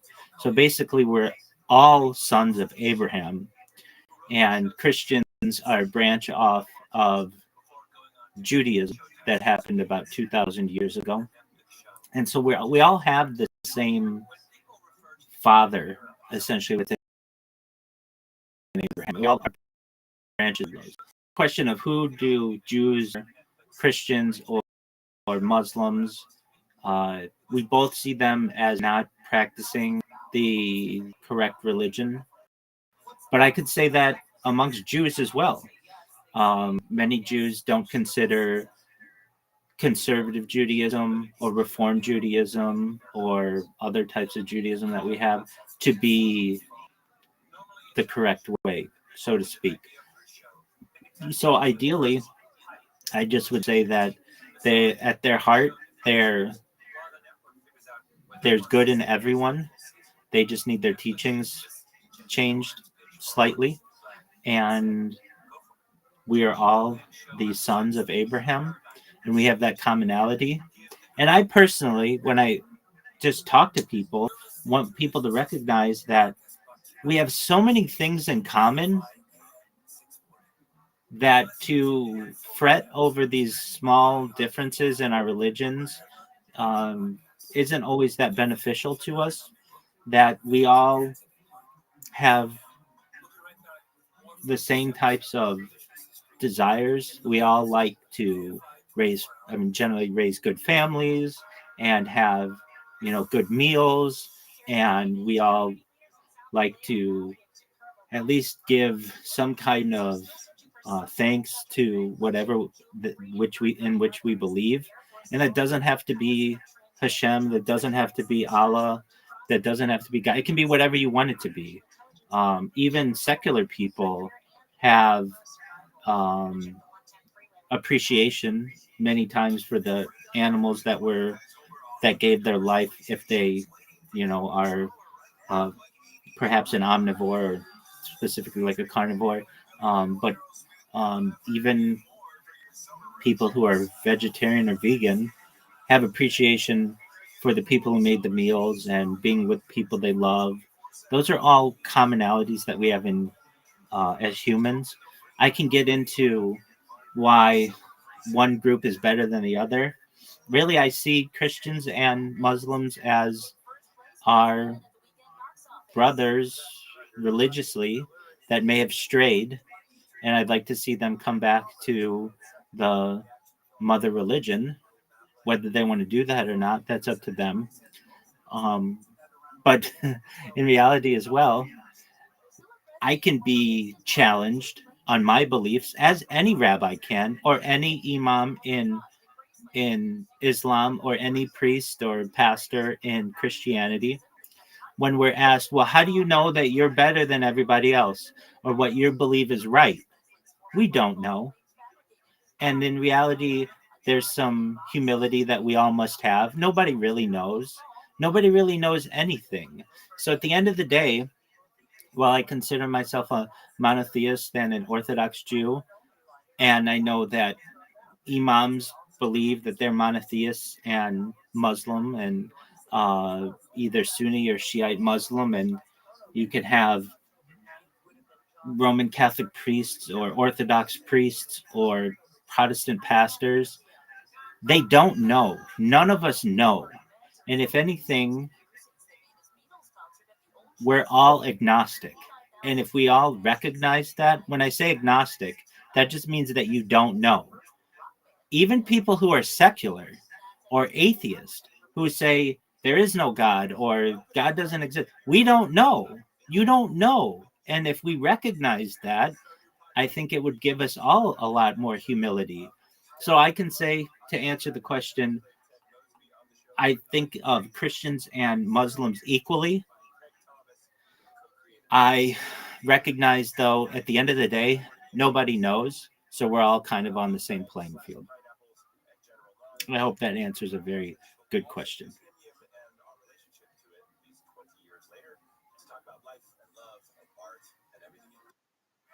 Absolutely, my friend.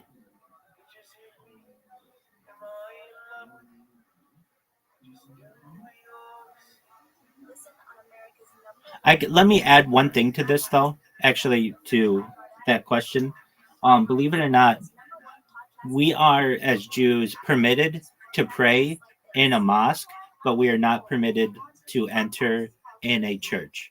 So, if anything, I would say probably the scale slides in favor of Islam slightly, uh, at least in terms of where we can pray. And the reason behind that is uh, generally Muslims don't have images of God. They don't have images, certainly of Muhammad. They don't have statues and types of arguably idols like you'll find in a Christian house of worship. So traditionally, as Jews, if we were, let's say, in a foreign land and we needed somewhere to pray, we're permitted to pray within a mosque while we are not permitted to pray within a church or even enter a church. So, if anything, I think the um, the majority of Orthodox Jews would probably say, at least from a praying standpoint, we would side more with Islam than we would Christianity.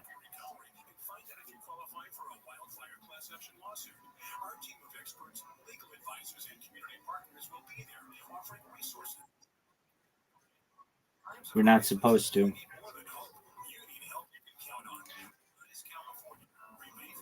Oh, dude, it's Winter again. I bet they're here to tell me how much they like the clips I made of them. What up, Winter? How you living, pimp?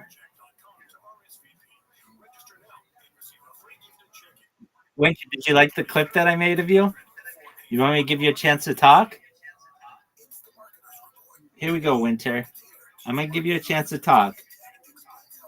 I want you to charge up. Give me everything you got. Call me anything you want, big dog. But before I do so, I'm going to just read what your profile says. It says, now me gain up all those glory. The world is mine, the world it me taking slowly. Happy days me call it now, me bun sad story. Anyway, me the inna the world, me dogs them round me. Here we go, pimp. Everybody, it's the one, the only Winter. What's going on, pimp?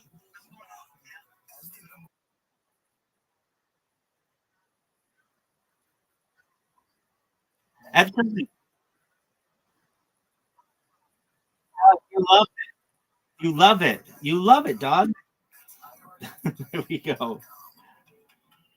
Excellent, excellent person there. I hope he has a very successful stream, becomes one of the biggest streamers of all time.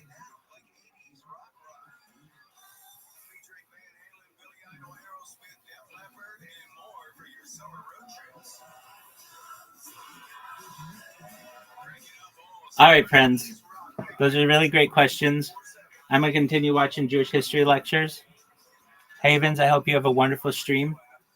And if you guys have any other questions, what up, pimp?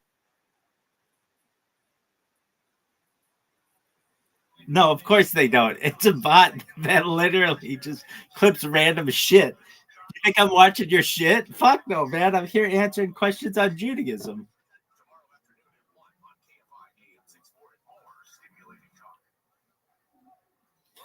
If anybody ever has any questions and I'm not here, I'm not able to take them, I do have a section of my Discord that says Ask Rabbi Anything. Feel free to ask me whatever you want. I will answer your question in a timely fashion, usually within 24 to 48 hours or so. And I appreciate the opportunity to be able to speak with the audience of Havens and Rick Sanchez. Shout out to Rick Sanchez for being a pimp, being here earlier. And hope everybody's just having a really good night. Hope you guys all have a really great week ahead. And thank you for the opportunity.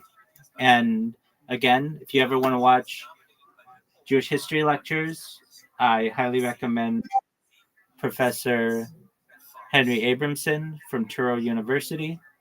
All you have to do is just look up he's henryabramson.com, but also just you can YouTube him, Henry Abramson, and you can find all of his content. It's fascinating.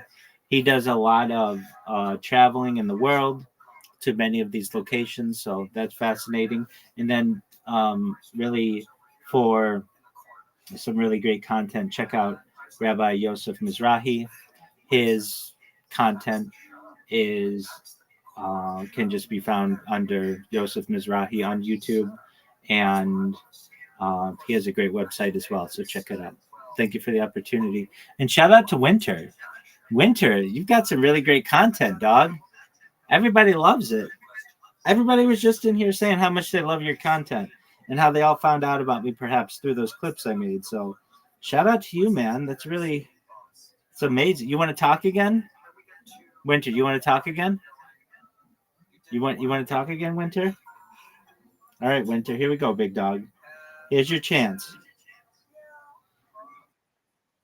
Yo, Pimp, what up, Pimp? What's going on? Oh, I didn't know that. All right. In due time, son. In due time. Winter. If I could, I would. But it literally doesn't discriminate. It sends it to everybody. So there's nothing I can really do about that. But I hope you have a really wonderful day. I hope you enjoyed the clips that I made. And I just want you to know you're going to be famous someday. So just enjoy. All right, friends, here we go. Because all of a sudden people could unite under a single banner, follow the cross to Jerusalem, and rescue Jerusalem from the infidel. It was it had a tremendously sticky message, to use the kind of metaphor that marketers use. It just made sense. It was we use the word crusade today to refer to great epic causes, mission. Comes from the word cross in French.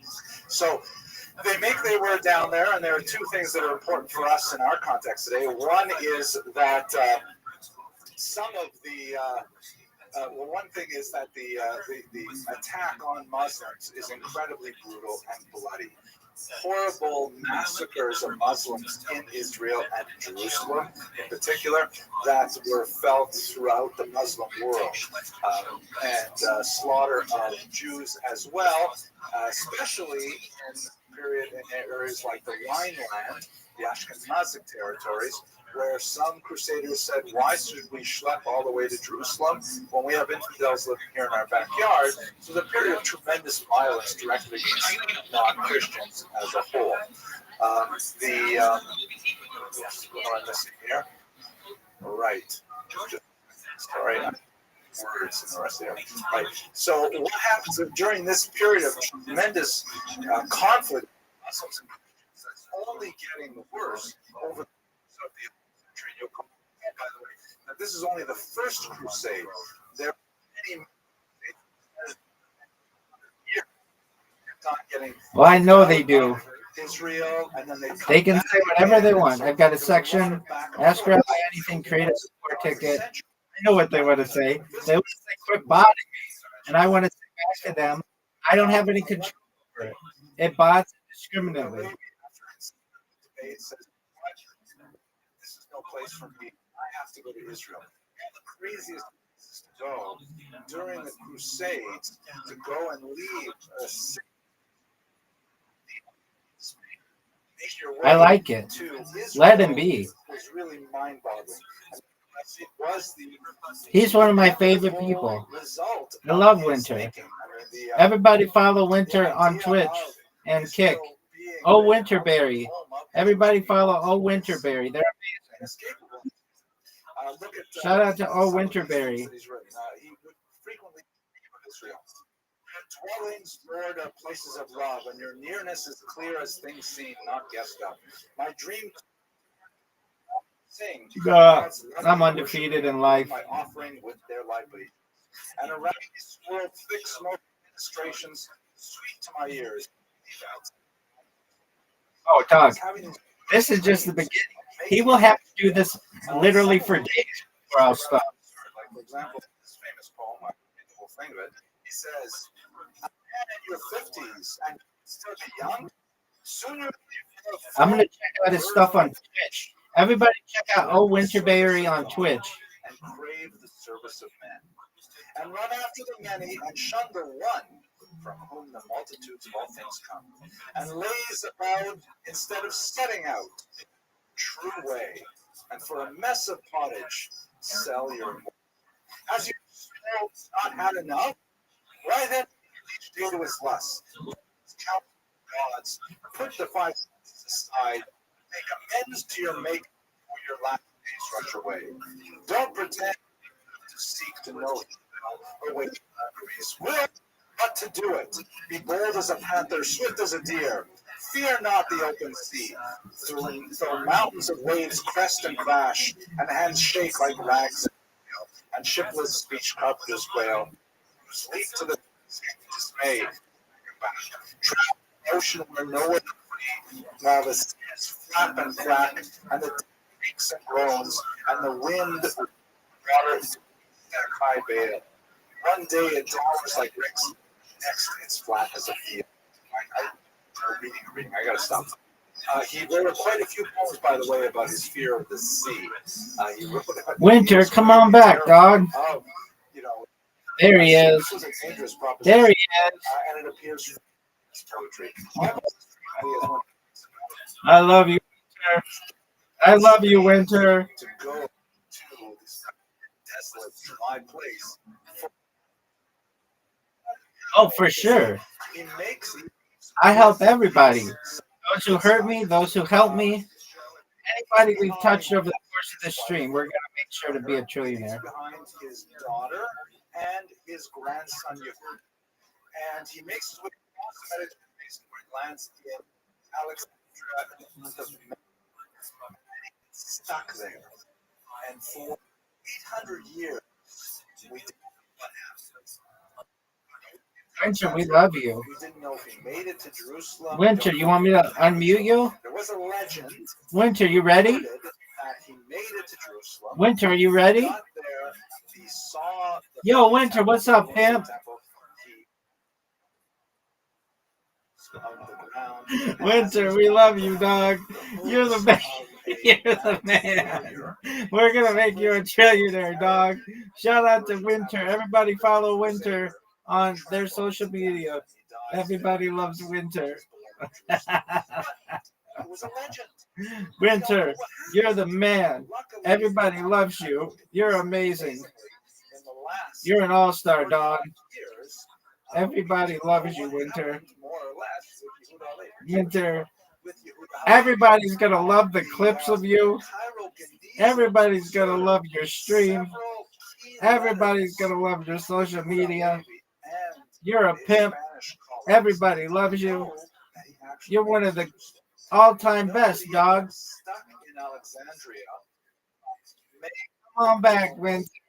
Winter, play this game for days. After about a week, I could do this all fucking day. No, dog.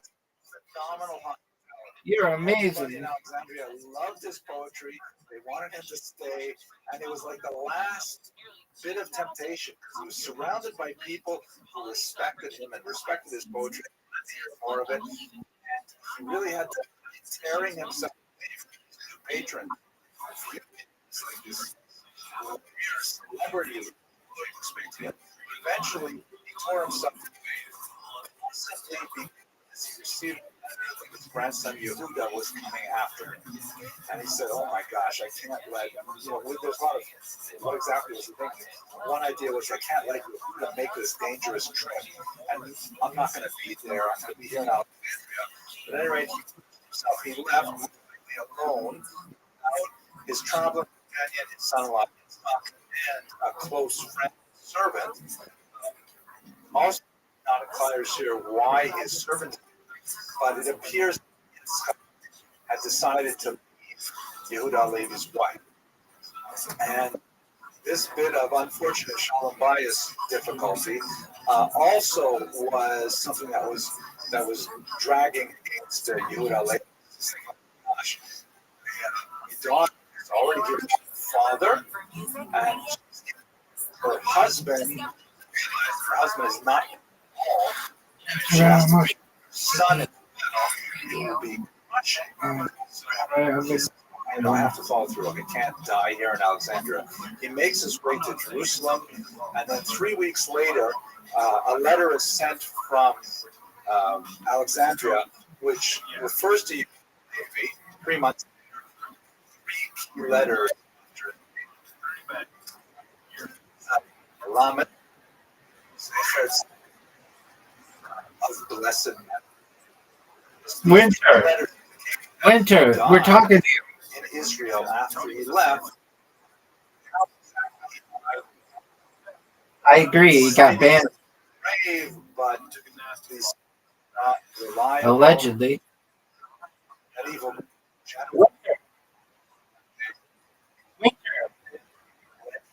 being trampled.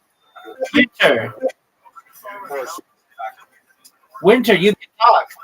Winter, you can talk. very great. Winter. Thank you as always, and I'll see you next week.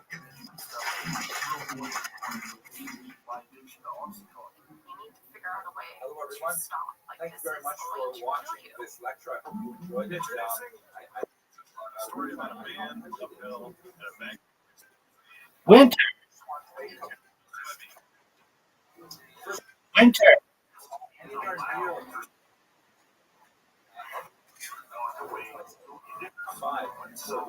Listen and follow this podcast for free on the iHeartRadio. Winter, you want to talk? Winter, go ahead. Winter, your Twitch channel.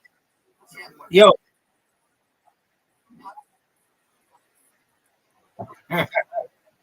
Winter, your Twitch channel isn't linked. What's your Twitch channel? What's your shout out to O Snow Bros. O Snow Bros.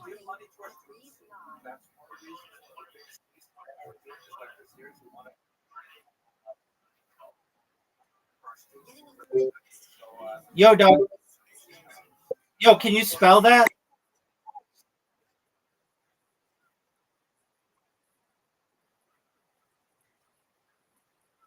Spell it.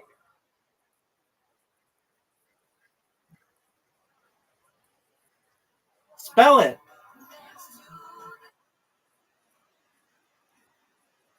Is it Snow Bros?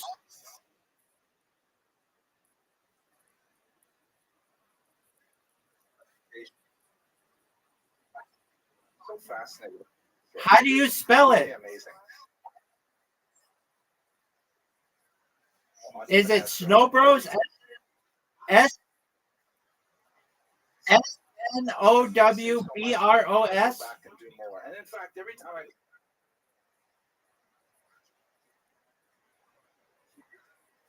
element of history of the Jewish, and that Did you find it?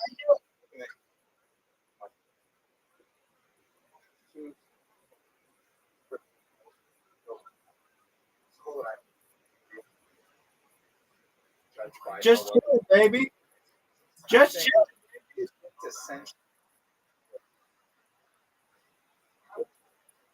I'm just.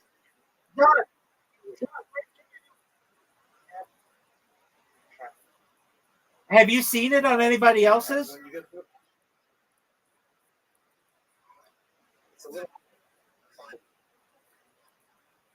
I'm trying.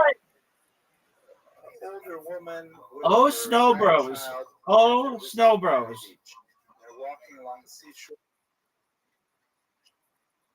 The waves are rolling in, and then there's somehow a Yo, could you find it? Birds. Havens, did you find it?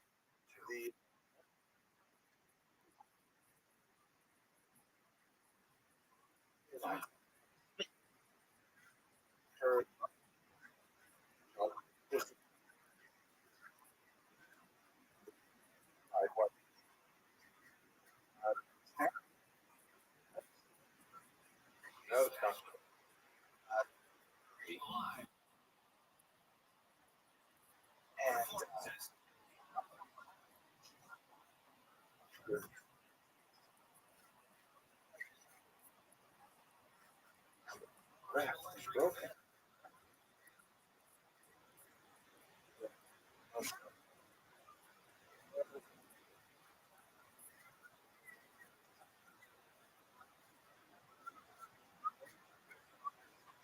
Way of like, sweep my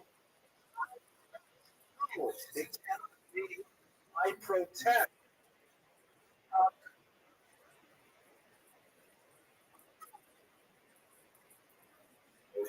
And there's like, So it's oh snow bro.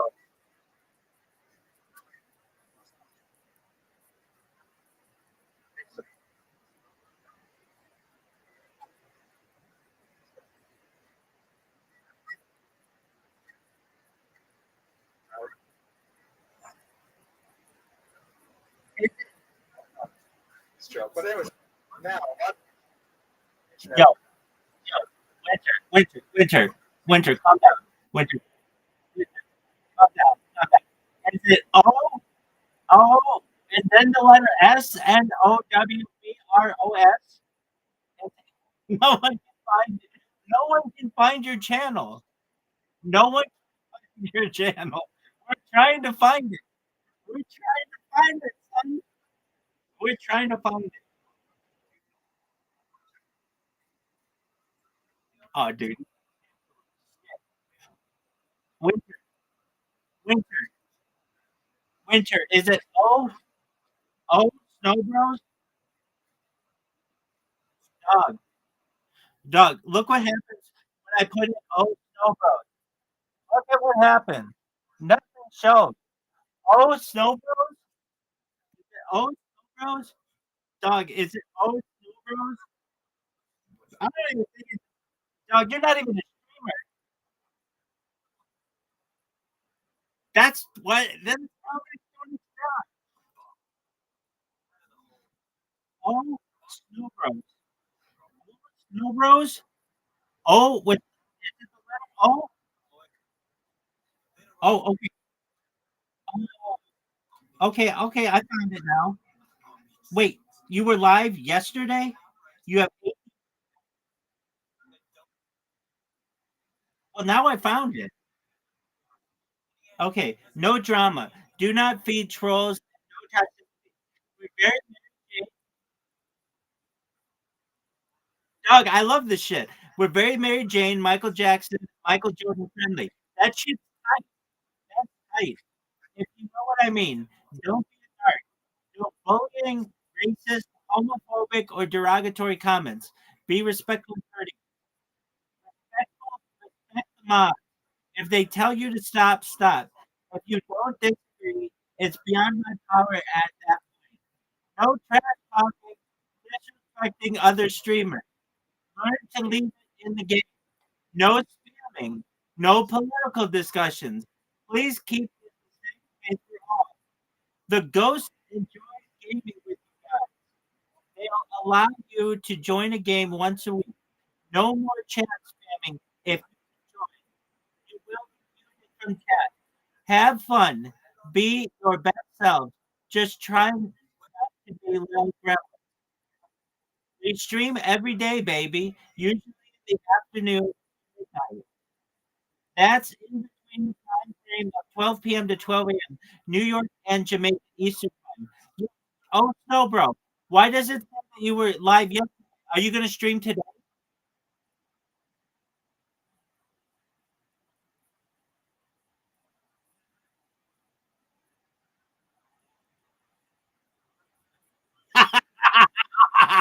Dude, stream again and I'll clip your shit.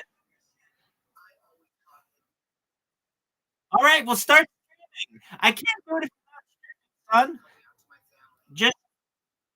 Just stream. Just stream. Good. Good. That's what I want, dog. This is content, baby. This is gold. Winter, we love you, dog. Winter, you want to be friends? Let's be Winter. Let's I love all the shit that you love. I love Michael Jackson. I love Michael Jordan. What number did Michael Jordan wear? He wore 4 numbers, dog. He wore 4 numbers. What were the 4 numbers Michael Jordan wore? Dude, it's some Michael Jordan trivia. No, Michael Jordan wore the number 23, wore the number 45. People don't know this. I like Michael Jordan, and I'm teaching you something about your. Hey, I'm teaching you about Michael Jordan. Okay, he wore. It, no, it's in your profile. Oh, Snow Bro, are you Oh Snow Bro? Hold on, hold on. Are you Oh Snow Bro? Is this you? Oh Snow Bro? Oh yeah, so that is you. So it says we're very Mary Jane, Michael Jackson, and Michael Jordan. What are you talking about? You don't like Michael Jordan? It says in your profile, we're very Mary Jane, Michael Jackson, Michael Jordan friendly. What am I missing? It says Michael Jordan friendly.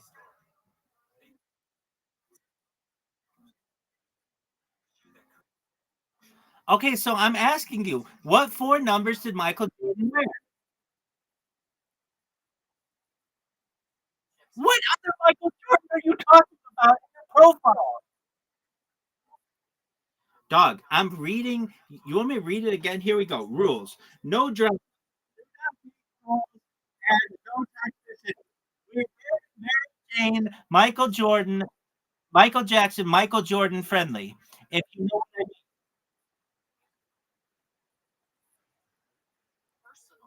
That you like Michael Jordan in the 1990s Bull?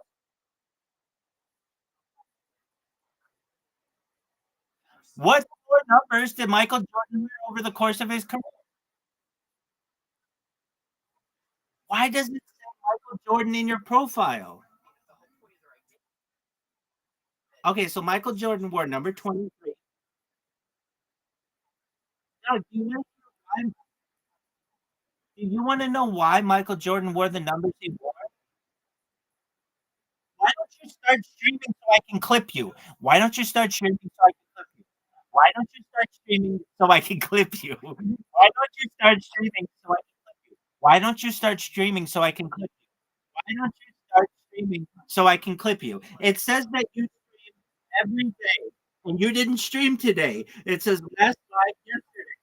You have 18 followers. I'm gonna up that, baby. I'll get you 36 followers today, son. Just start streaming. All you need to do is start streaming, baby.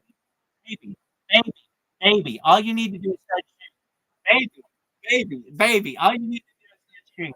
Dude, Winter, are we best friends? Are we best friends? Dog, I love Mary Jane, Michael Jackson, Michael Jordan. I love Michael Jordan, dog.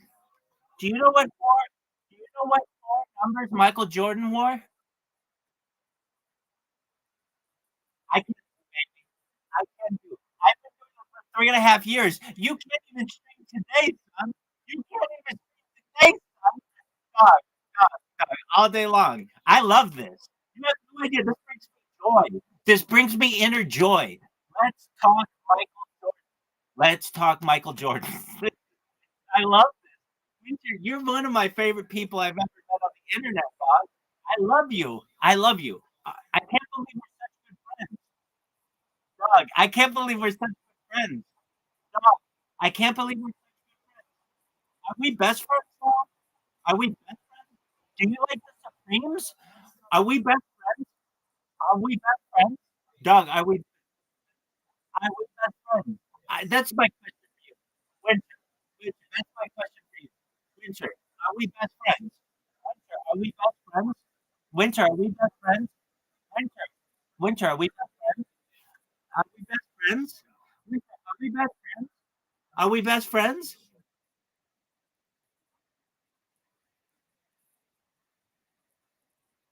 Okay, that's absolutely true. We're best friends. We're best friends. Winter, are we best? Are we best friends?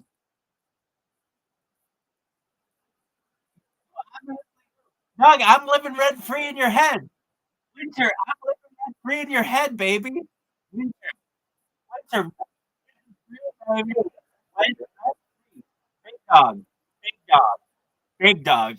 Rent free, baby. Rent free, rent free. Winter, winter, are we best friends? Winter, are we best friends? Winter, are we best friends?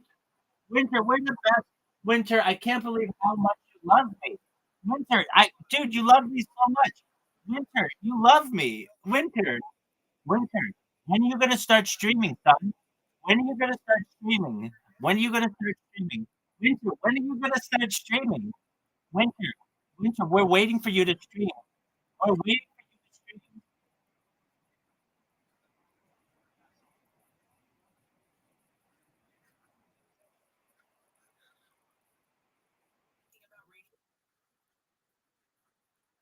Winter.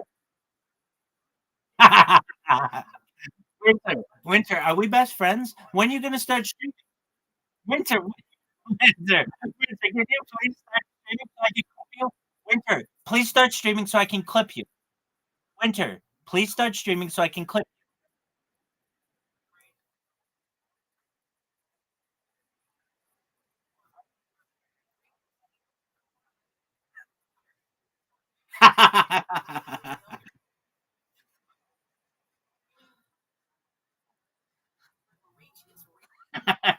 That's so funny.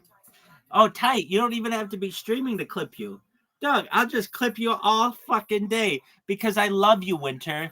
Everybody loves you. Winter, you're the man. Winter, I can't believe we're such good friends.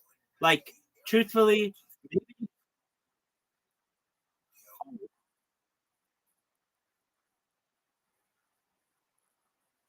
we're just trying to get we're just trying to get you some influence, dog.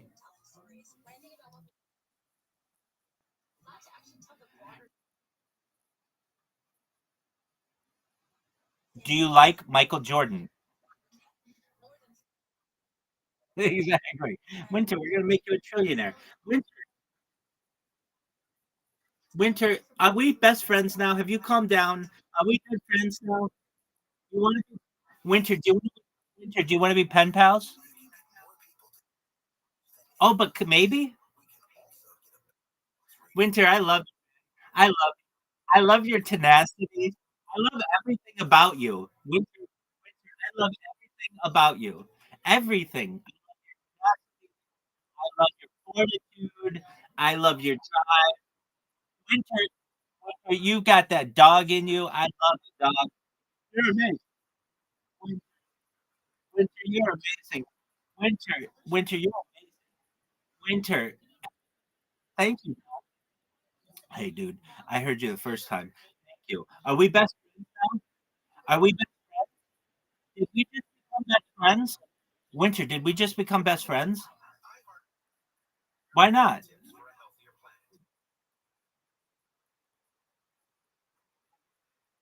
Do you want to know what four numbers Michael Jordan wore during his career? Why do you say you like Michael Jordan and you're about? That's tight. Okay. It's in your profile.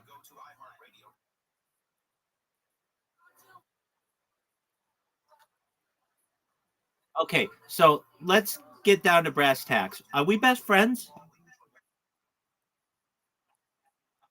Okay, no, I didn't say friend. I said best friend. Why not? Why aren't we,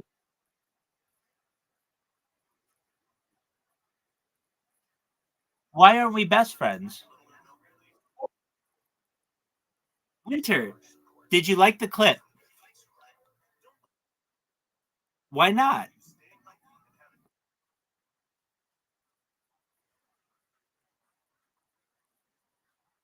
Winter. Okay, do it. You don't think I dozens of accounts banned a day? Winter, thank you so much for being such good friend. Thank you so much for being such a good friend. Winter, thank you so much for being such a good friend. You're one. You right. We're best friends. We're we're the bestest of friends, dog. It's like I'm Michael Jackson and you are like Michael. We are just fucking dominating tonight.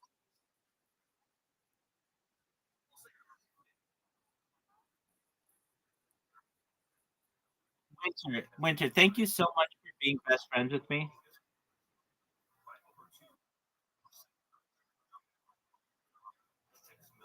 Yeah, this is actually teach you, they teach you the first day of joining the time. They teach you all these comebacks.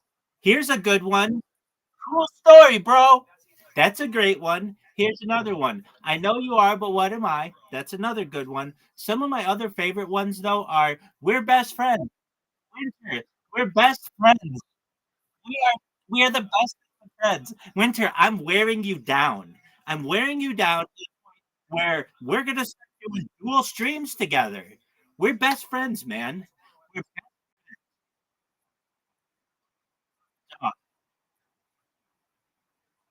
dogs. Winter, winter next stream. Winter next stream. You're not, I've been doing this for 3.5 years, dog. I'll do it for another 3.5 years and have one more viewer than I had previously. Winter, winter, are we best friends? Winter, winter, are we best friends? Winter, when did we become best friends? Like, at what moment did you know we were best friends? I'll wait. No, Doc, we're best friends. We're not just friends, we're best friends. What do you like about Michael Jackson? What do you like about Michael Jackson? Why not?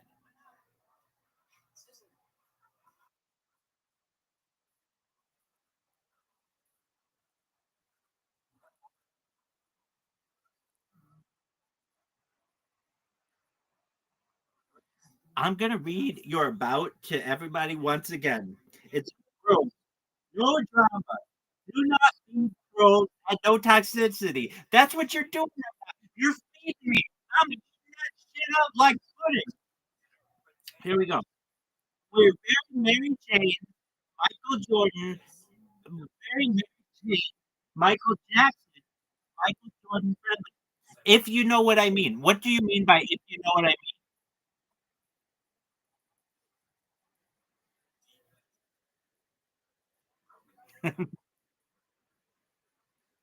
100%. That's a no. You're 100% right. 1,000% right. Dog. But we just became best friends. And I want to know at what point during our conversation did you think that we became best friends? Because I'll tell you, when we were talking about Michael Jordan, and I was like, Dog, do you know the four numbers? Dog, dog, do you know the four numbers that Michael Jordan wore over the course of his dog? Dog. Are we best friends? Are we best friends? Are we best friends? Are we best friends? Are we best friends? Yes or no? Are we best friends? Yes or no? Are we best friends? Are we best friends? Are we best friends? Are we best friends? Are we best friends? Black girls didn't make up clapping. Clapping's been around forever. Are we best friends? Are we best friends? Are we best friends? I love you too, dog. I love you. I love you, Winter. Winter. Winter. I can't wait till you stream. Can you mod me? Can you mod me? Winter, can you mod me? Winter, can you mod me?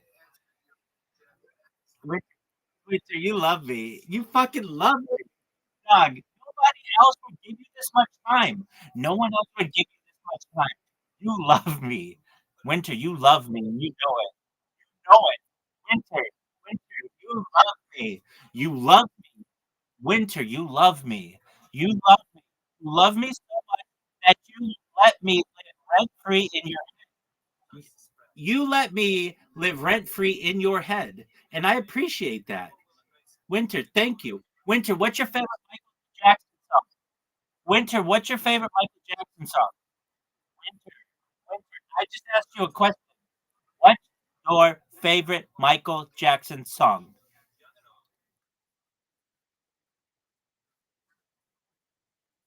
That's cool, dog. I want everybody out there to know that I'm amazing. You can follow me on YouTube and on Discord and everywhere else. Dog. And also, Winter and I are best friends. I want everybody to know that Winter and I are best friends. Winter. Winter, at what point will you at least send me the Winter, will you at least send me the video that you're gonna post? Because I'm a pimp with a big dick? Winter, at what point did you decide that we were best friends? I'll wait.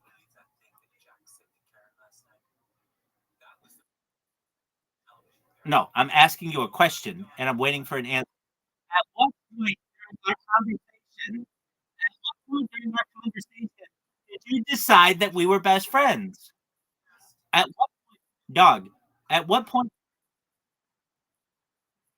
I can hear you loudly and clearly, baby. At what point during our conversation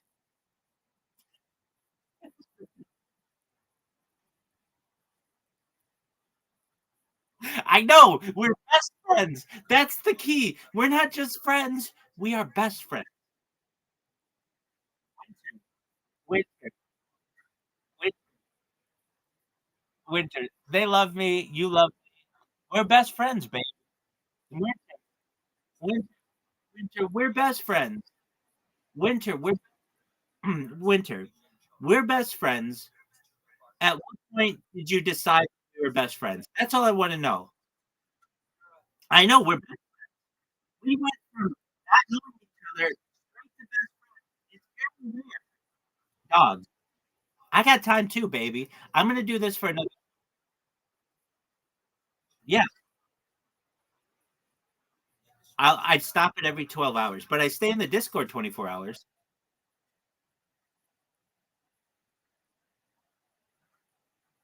Oh, that's what we want, man. More people, more the merrier. Especially if they're my best win winter. You do all this because somebody clipped your stream? You wild, son.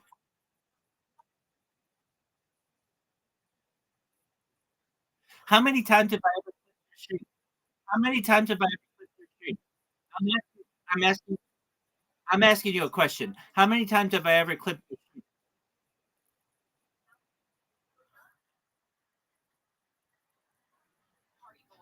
Are we best friends? I think we are. Now, at what point during our conversation did we become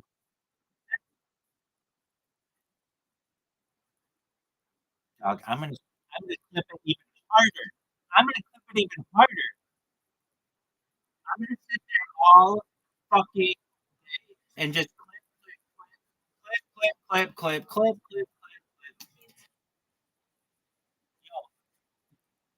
Dog, do you like Michael Jackson? Do you like Michael Do you like Michael Jackson?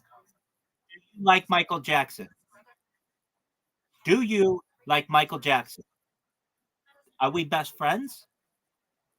Do you like Michael Jackson? Do you like Michael Jackson? Do you like Michael Jackson? Do you like Michael Jackson? Do you like Michael Jackson? Dog, do you like Michael? Because let me just put it to you this way: you're Michael Jackson, and I'm Bubbles, the chimpanzee. Do you know who Bubbles the chimpanzee is? Do you know who Bubbles the chimpanzee is? Do you know who Bubbles the chimpanzee is? Do you know Bubbles? Do you know who Bubbles the chimpanzee is? Do you know who Bubbles the chimpanzee is? Do you know who Bubbles the chimpanzee is? Do you know who Bubbles the chimpanzee is? Do you know who Bubbles the chimpanzee is? You're Michael Jackson. I'm Bubbles the chimpanzee, and this is the top. And you bought me an extra seat. This is wonderful. Winter, I love you. I love you. I love your tenacity. Look, you're amazing. You're amazing. Everybody loves you. Winter, everybody loves you. You love me. You just said I love you. These words just came out. I love you. Just said I love you. I just heard 3 words come out of your mouth. I love you. I love you. Dog, this is the best content I've ever had. This is fire content, dog. Winter, Winter, do you know what 4 numbers Michael Jordan wore over the course of his career? Dog, do you know what number Michael Jordan wore over the course of his career? Dog, do you know what number Michael Jordan wore over the course of his career? This is fire content, dog. I've never had better content. This is the best, dog. This is the best. This is the best. I've never had better content. This is the best content. This is the best content. This is the best content. This is the best content. We're best friends. Winter Rabbi. We are best fucking friends, dog. Best friends. Best friends. Dog. We're best friends. We're best friends. Best friends. Not just friends. Best friends. We are best friends. Dog. We are best friends. We are best friends. We are best friends. Do you love me? Do you love me? Do you love me? Richard, do you love me? Do you love me? Richard, this is the best. I've never had a better time with anyone in my entire life. This is the best. This is the best. I love this. This is the best, most fire content anyone's ever had in the history of humankind. This is wonderful. I love it. You love it.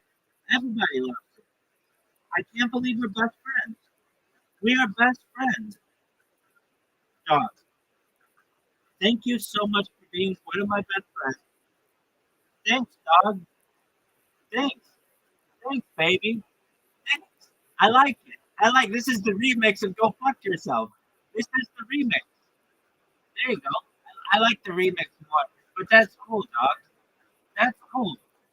So are we best friends now? Winter. Winter, are we best friends? Winter. Are we best friends? And if so, during what aspect of our discussion did you have the realization that we were best friends? Dog, are we best friends? Are we best friends? Did you have to clear yourself because you had cum in it? Hey, dog, did you have to clear your throat because you had cum in it? Dog, are we best friends? Are we best friends, dog? Dog, here's my question. Here's my question. Are we best friends now? Winter, you love me. Winter, do you know what the mere exposure effect is? You're showing it right now, dog. I'm living rent free in your fucking head. Winter, mere exposure effect. Mere exposure effect. Mere exposure effect. Mere exposure effect. Best friend. Best friend. Best friend. Best friend. Best friend. Best friend. Winter and Rabbi are best friends. Winter and Rabbi are best friends. Winter and Rabbi are best friends. Winter and Rabbi are best friends. Winter and Rabbi are best friends. Yo, what up, man?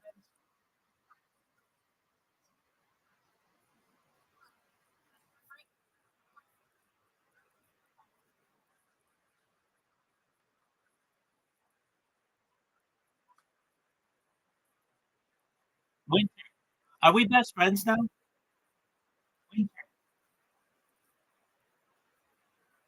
Every day I want you in here. Winter, I never want you to leave.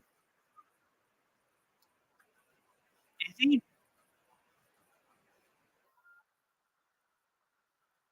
Winter, do you love me?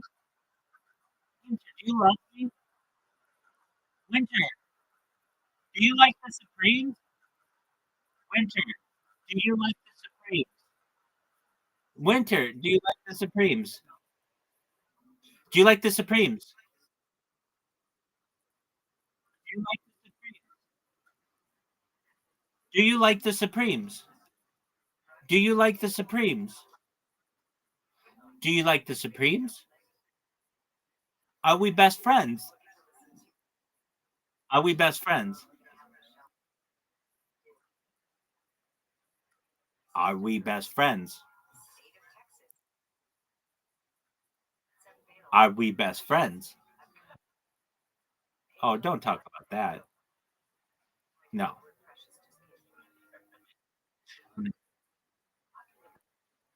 Are we best friends? Are we best friends? No. Are we best friends?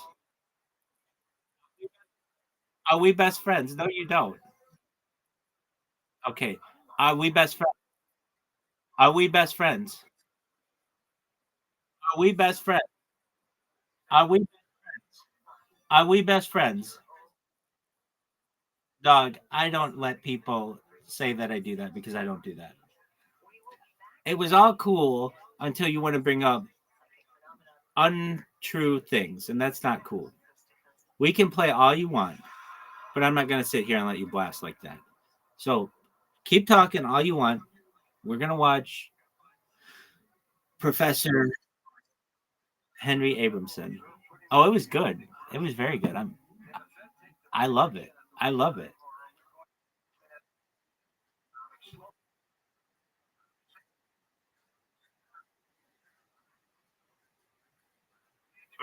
Exactly. All right. So we're going to let him do that until he wears himself out. To get to the material. So the material about Ezra, one of the famous evolution and a great commentary on the Bible, and also a phenomenal scientist that we shall see tonight. The new stuff that I haven't done in previous classes is going to be primarily on his astronomy. That's more of the Alfred. Can't stop. Our sponsor. This is Arkansas. He's actually major in the to remain. Look, we just tried to bring him more influence, and he should be thanking us. Nobody clip his streak. Soldier in Israel.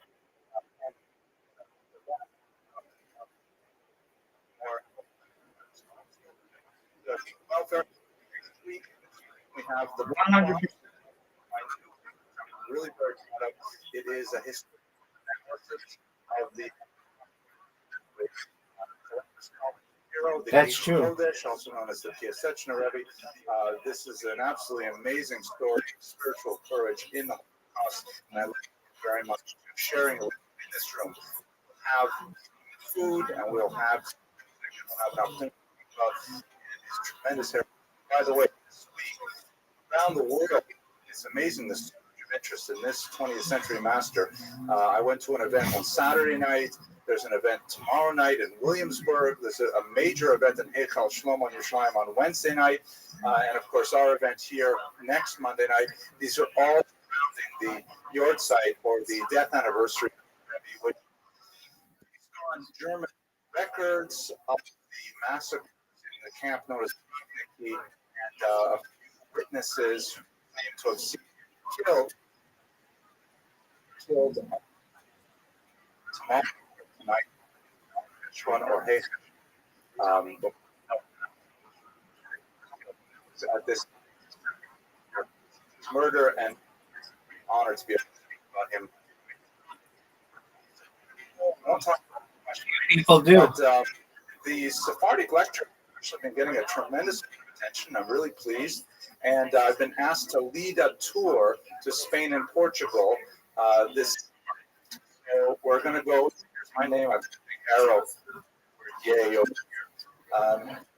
It's a Douro River with sail from Lisbon into mainland Spain, and it's a lot of stops along the way. And it's going to be a really fantastic deluxe trip. I'll send you more information what it is, but I think it'll be a really amazing opportunity to learn about this history too, as opposed to here in the city of Brooklyn. Okay. And let's go. Oh, one more detail about tonight. Dr. Stella, source for today. News source. He and I are best friends. And I don't care what anybody. We're best friends. We are best friends. My head, even though it's like 800 years Everybody follow. Everybody. Oh, Snow Bro on. Great. 100%.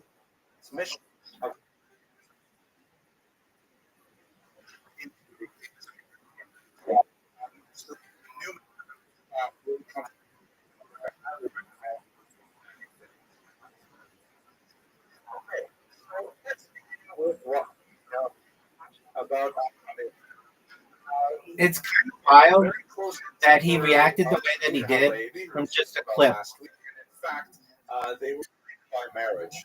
I'm sure most of you are familiar with this term. Tan.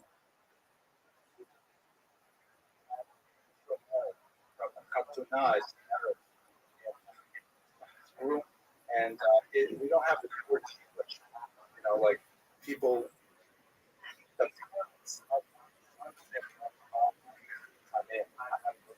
With them.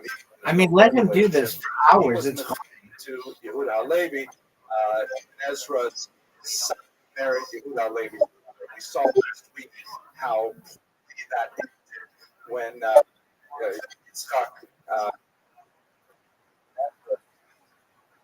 stayed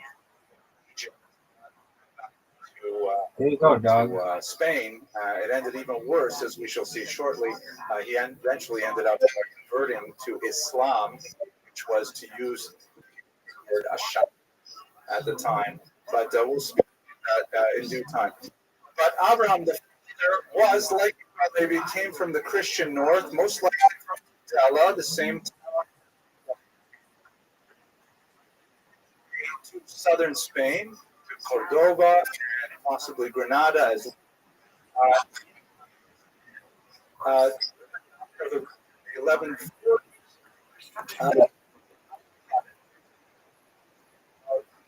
Two groups who come up from the south, opposing more orthodox interpretation Satan, of Islam, but that's basically not necessarily seen as evil. It's just like a orthodox in this sense, I mean, it's like a prosecutor in Brooklyn is of course synonymous with in a court. So like if God were the judge, Satan would be like the prosecutor. One way, my way or the highway. So they're very, very strict. They did not agree with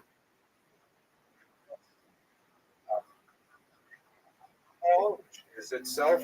It literally Satan means adversary or accuser. With the tolerance of Jews in high position of authority, like we looked at Shmuel Hanagid and other figures. They're starting to break down. Until this point, until the 1140s.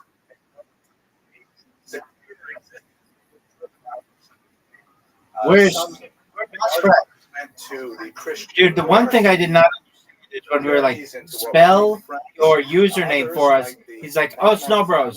We're like, okay. And then it turned out to be, oh, Snow Bros. Thank you.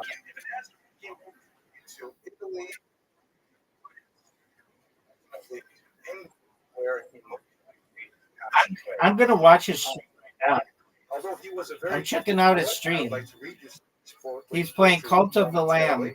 Welcome to Breaking Lamb, Cult of the Lamb. These Andalusian Jews made their fame.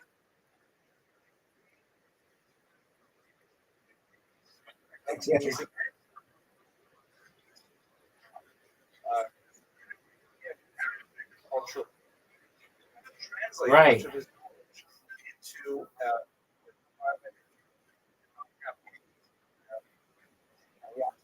begin to express himself much more extensively in Hebrew, which turned out to be, ironically, the very linguistic fact. So let's poetic sense, poetic sensibility, because that's where he started from intellect. And you'll quite observe it. Dog, I love it though. That joke about My man, going at it.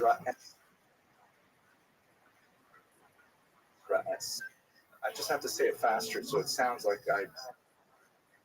Ibn Ezra's. All right, here we go. Here's a poem, accessory of his exile. Oh, he's live. Oh, wait. No. Is he live? Lament for Andalusia. Is he live? No, he's not live.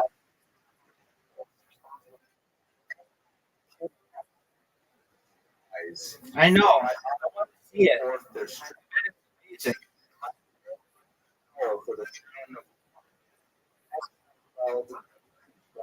For 1,070 years unchanged, because the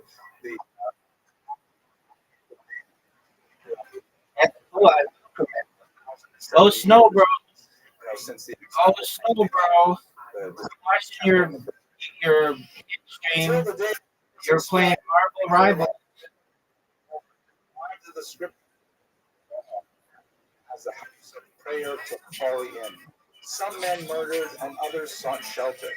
For this I weep and mourning wail. If only my head were a fountain of water.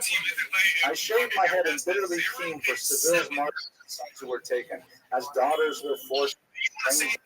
It was ruined like the desolate. Its nobles and I'm watching a stream from yesterday. He had 15 views.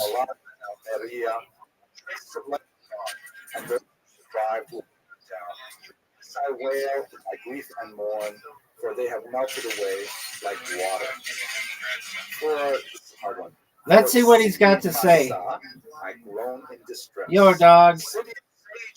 I'm going to let him talk again. As long as he doesn't make false accusations, then I'll let him say whatever he wants. If he makes false accusations, especially against children, which I do my best to protect.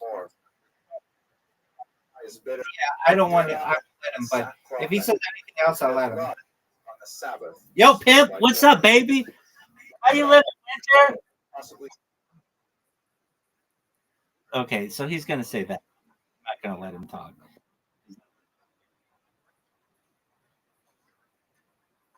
Poor dog. Debate me. Don't make false accusations. 100%.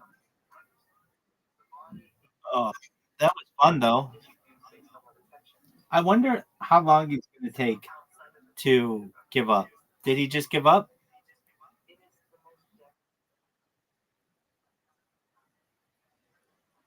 Oh, there he is. There he is. What up, man? All this because I clipped his stream. This is a little extra. I didn't even do it, dog. It was a bot. It was a bot.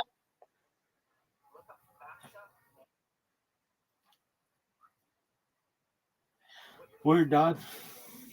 I like that he's, knew that I clipped his stream, though. It shows that my clip bot works. Yo, dog, what up? Free publicity. I like it. I like it. Winter, I like it. I like it. Winter, I like it. Winter, do you want to talk? I might have to let him talk. Winter, you want to talk, big dog? Just don't say mean things, and I'll let you talk. What up, pimp? You can talk, dog.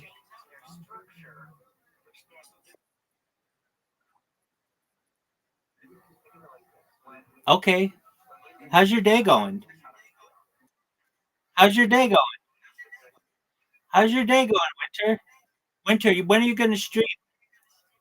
When are you going to stream? Okay, well, when are you going to stream? Okay, there's no there's no bot on you, Doug. There's no bot on you.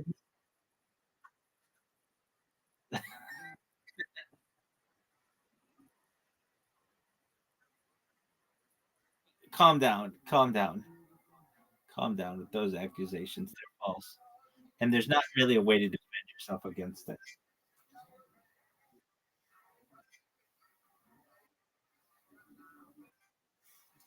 Fine. My own hand. From God, this calamity. And now, hearts of Yeah, if you knew anything, I like milfs. long for lands. Silently grieves in her. I like milfs, dog. That's my jam. Rock strength for refuge beneath his shadow. Whenever she thinks of his name, she revives. My man is off the chain. This motherfucker is off the chain. 2 chains. Referring to the concept in Jewish theology of Mipnei Chata'enu, because of our many sins, this has happened to us for these things. So that's poetry. Often a bit of shorter poems, sense of worldview. Now, let us recall, by the way, I should tell you that when he was Oh, we're strong, baby. because We're gonna walk through the desert for 40 years if we have to. Yo, Winter, how you? Winter, Winter. Yo, Winter, you want to speak? I'll let you speak. Winter, Winter, Winter, you can talk, baby. Winter, you can talk. You can talk. When are you gonna stream, Winter? Winter, when are you gonna stream? When are you gonna stream?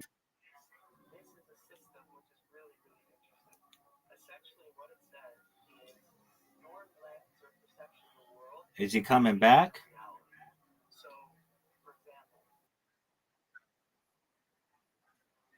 Winter, come on, baby.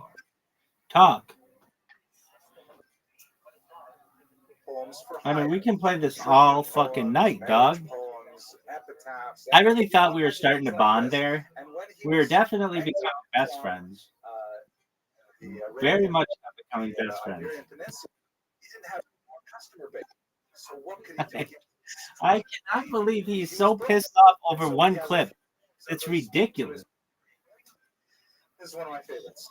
The heavenly spheres and fortune stars veered off course the day I was born. If I were a seller of candles, the sun would never go down. Winter, I love you. I love your tenacity. I love everything about you. Winter, I love everything about you. Winter, Winter, I love everything about you. I think you're a wonderful person. I think you're kind. I think you're generous. I think you're an absolute sweetheart. Thank you so much, Winter, for everything that you do. Thank you for being so kind. And thank you for being such a nice person. Do you want to talk, Winter? Winter, do you want to talk? Don't make false accusations. I'll let you talk. What up, pimp? How you living? Winter, how you living? Are we best friends?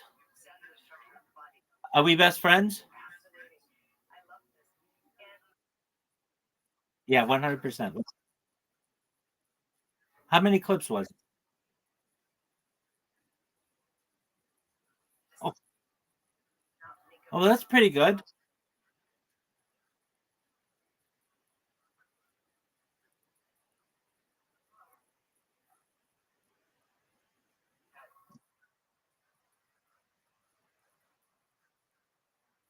Okay. Do you want to see my Do you want to see my bot? I know, but let me show it to you. Just one moment, Pam. I'll show you. All right, so I've got. Let me flip it. 5 of them here. 1, 2, 4, and then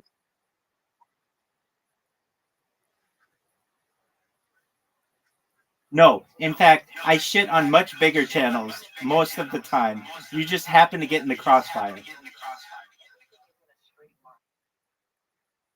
Yeah, it's free promotion.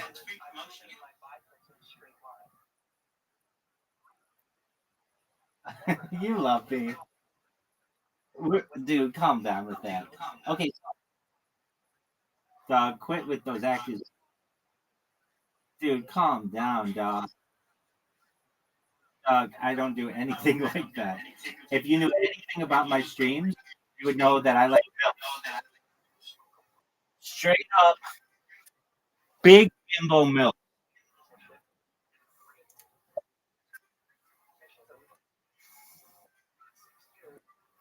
Well, I liked how we were almost friends there for a second. That was really sweet.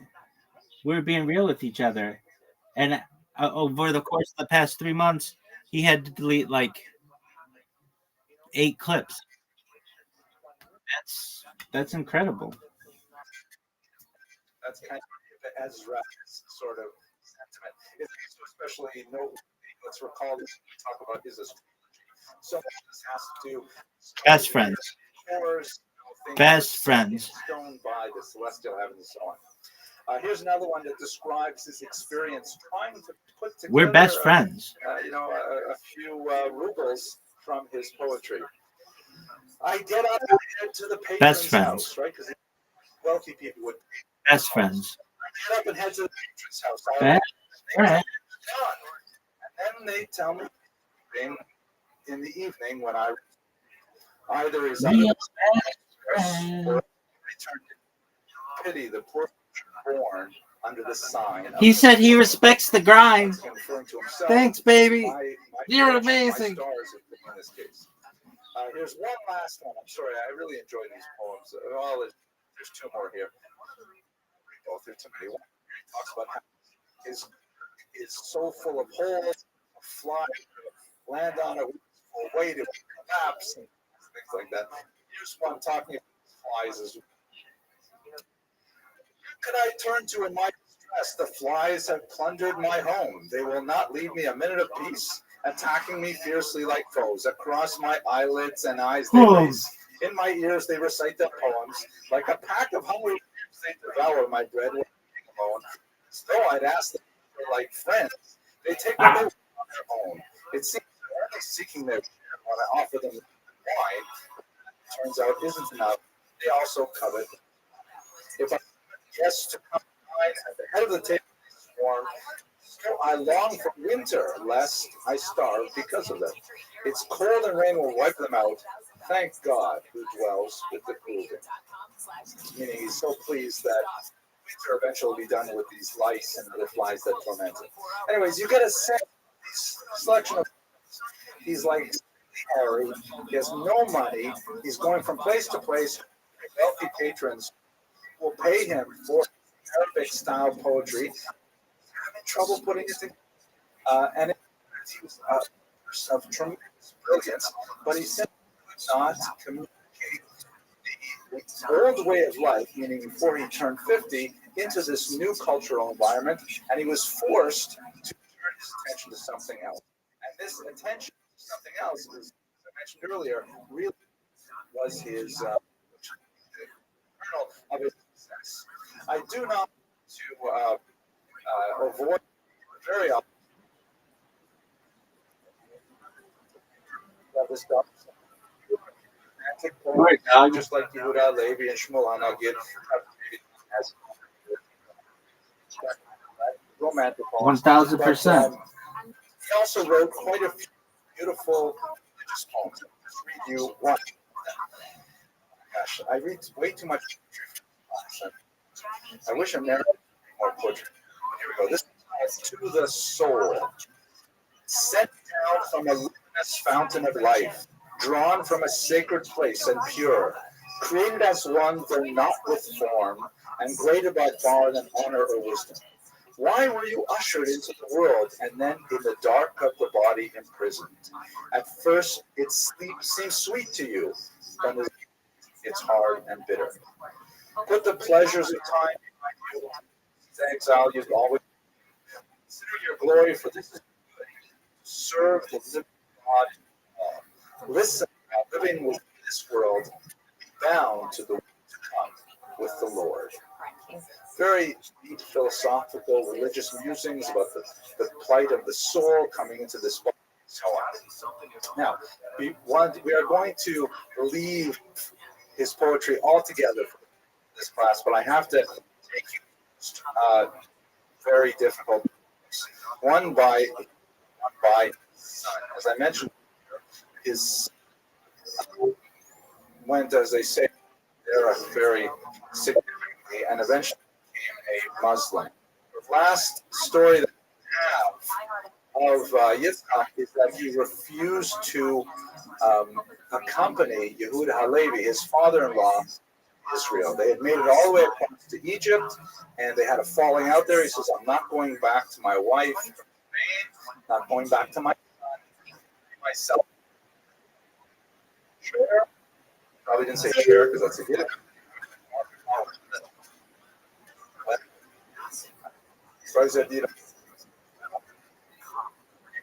Sounds like share. Megro, I'm going to make it here big time. Yeah, Alexander. Arabic poetry. It turned out he didn't do so well. He had to wander as well. He was in Baghdad for a while, Syria. It's about exactly what happened. And that happened. These specialists to Ibn Ezra about We've been through it. It's just he's got to tell me at what point he knew we were best friends. Say no, he's not writing about it in this. Writing exactly.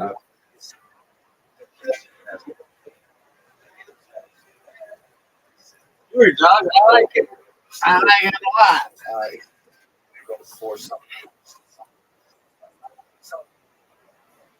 I like it. Same, immediacy. He's got that dog in him, though. I mean, it's been like an hour, and he's still going at it.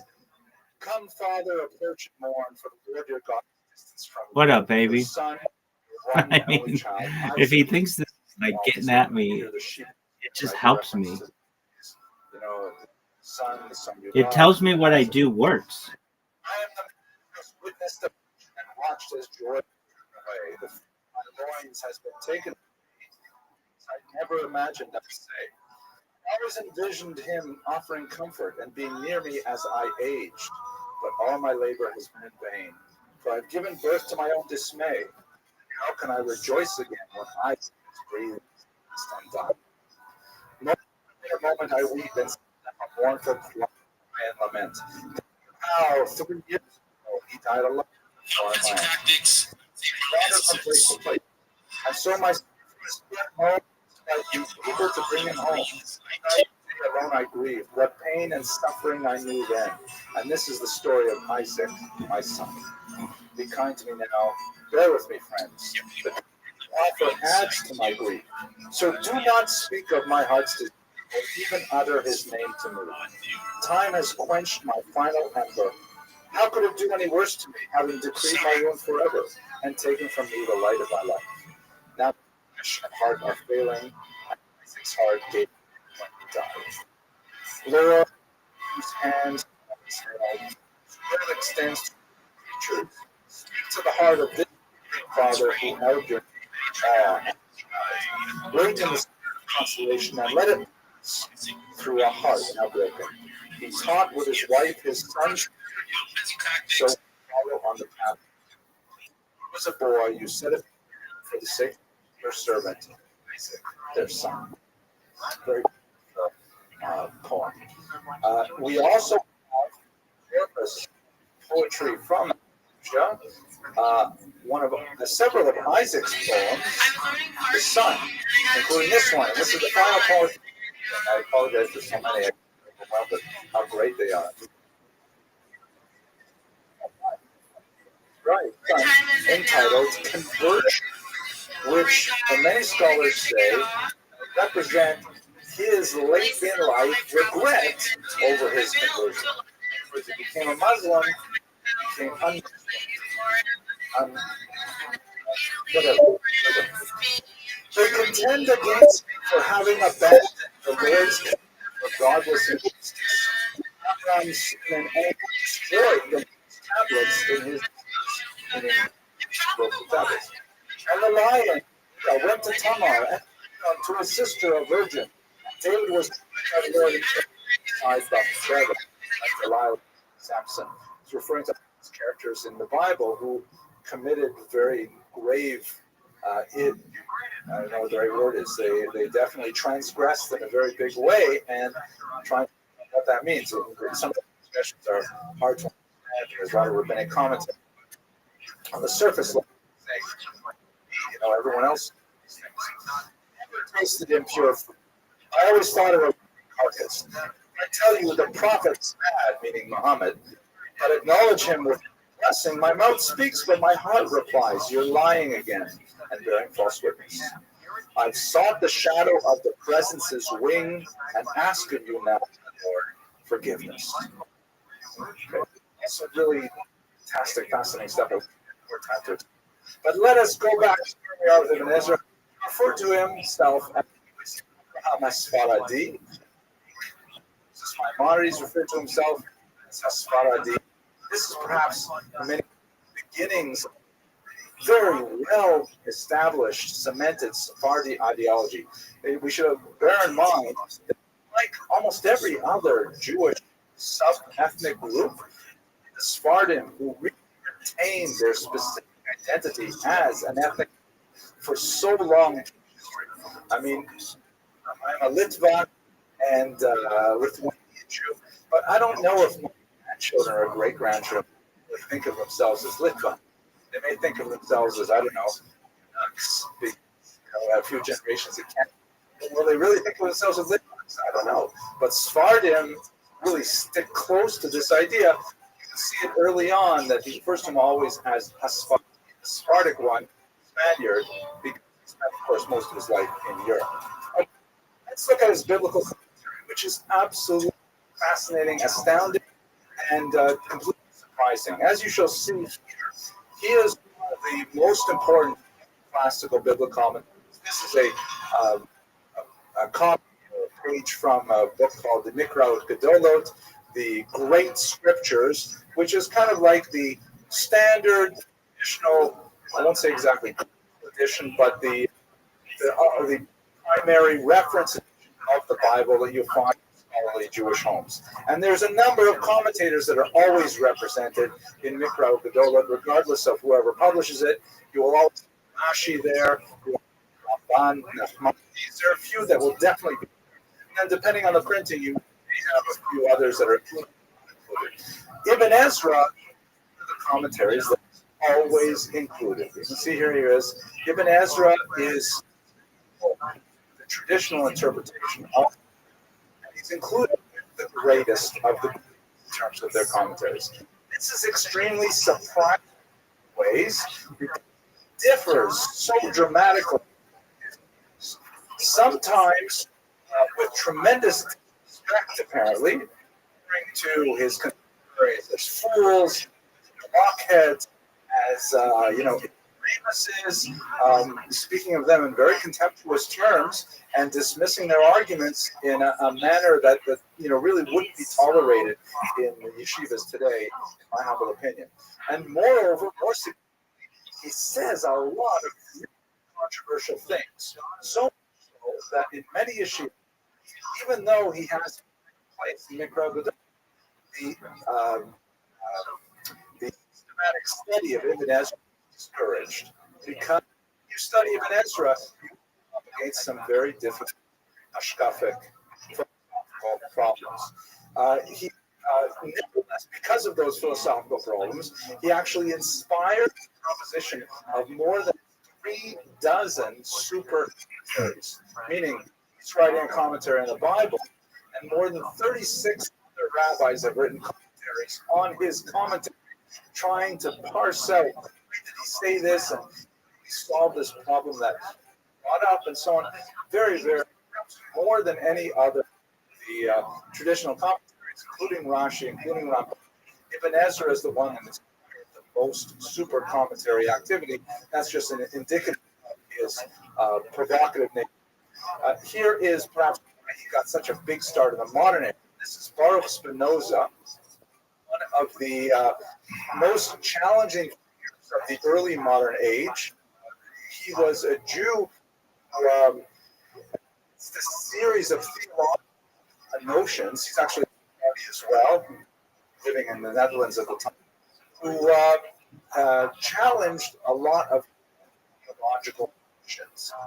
In his theological political tractatus, he praised Ezra instead of Ibn Ezra, enlightened intelligence and no small thing, was the first, so far as I know, to treat of this opinion. Now, what is this opinion that Spinoza is talking about and attributing it to Ezra? It's essentially the idea that there was human involvement in the composition of the Torah, that the Torah was influenced by historical figures, people other than wrote the Torah. This is like an earth-shattering idea that eventually matured to the Wellhausian school of biblical criticism and so on.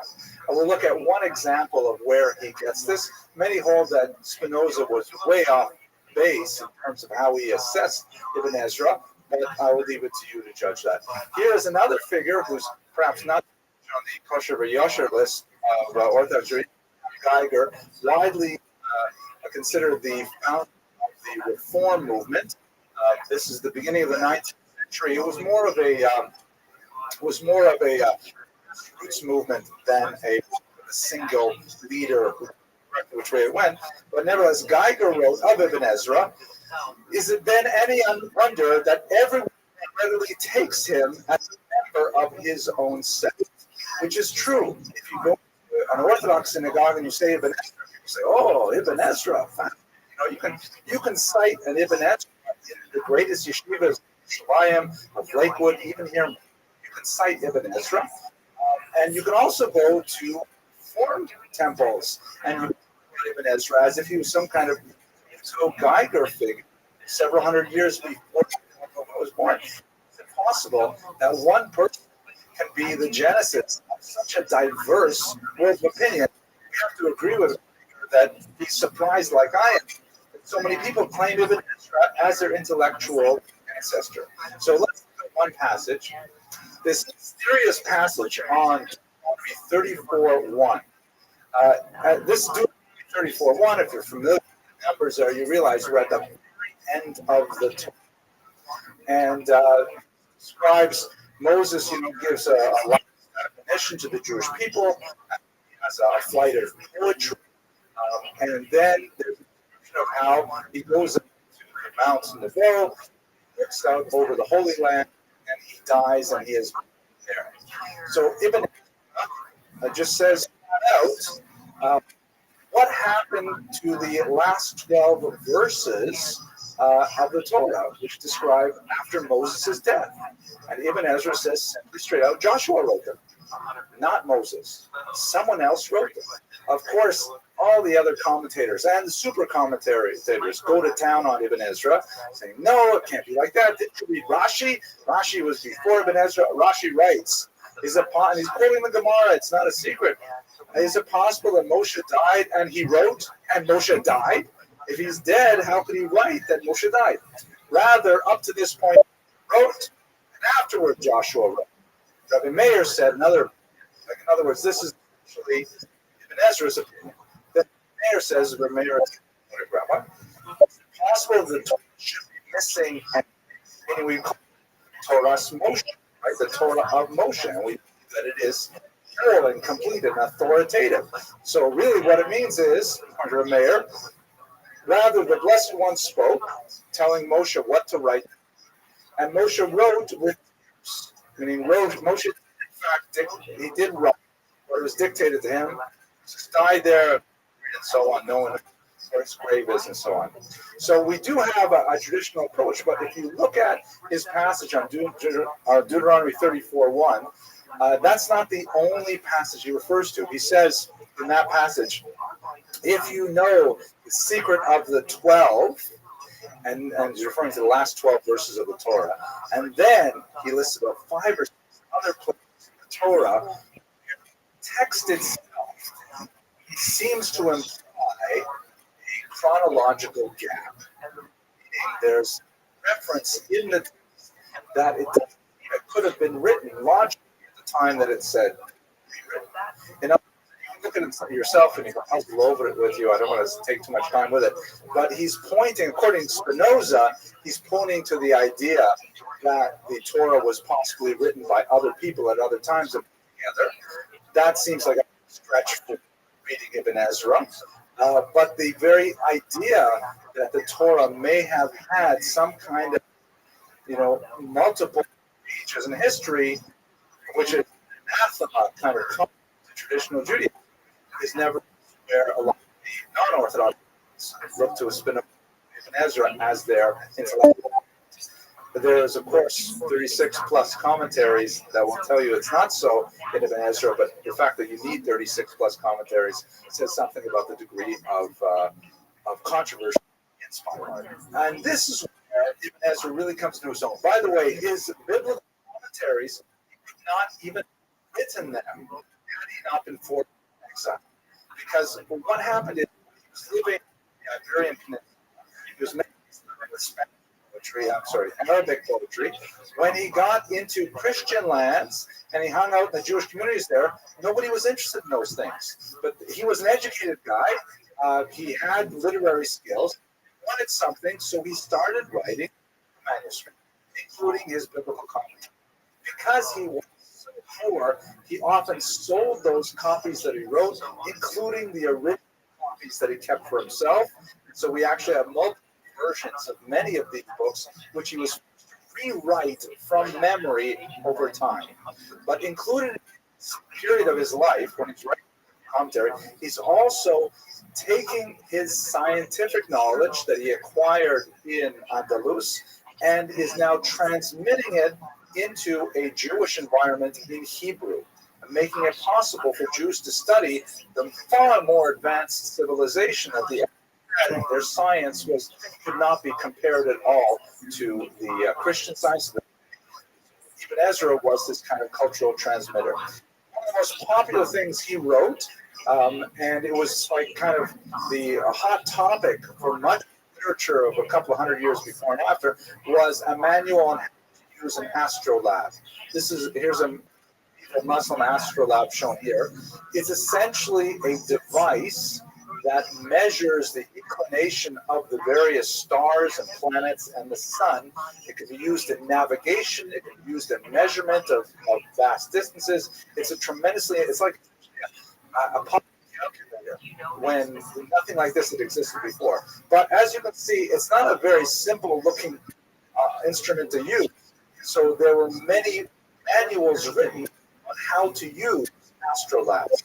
Also, they had to be, because they deal with constellations, they had to be personalized for particular areas. If you had an astrolabe that was made for Baghdad, it would not be very useful in London because all the various celestial positions changed when you moved that far west or east in latitude.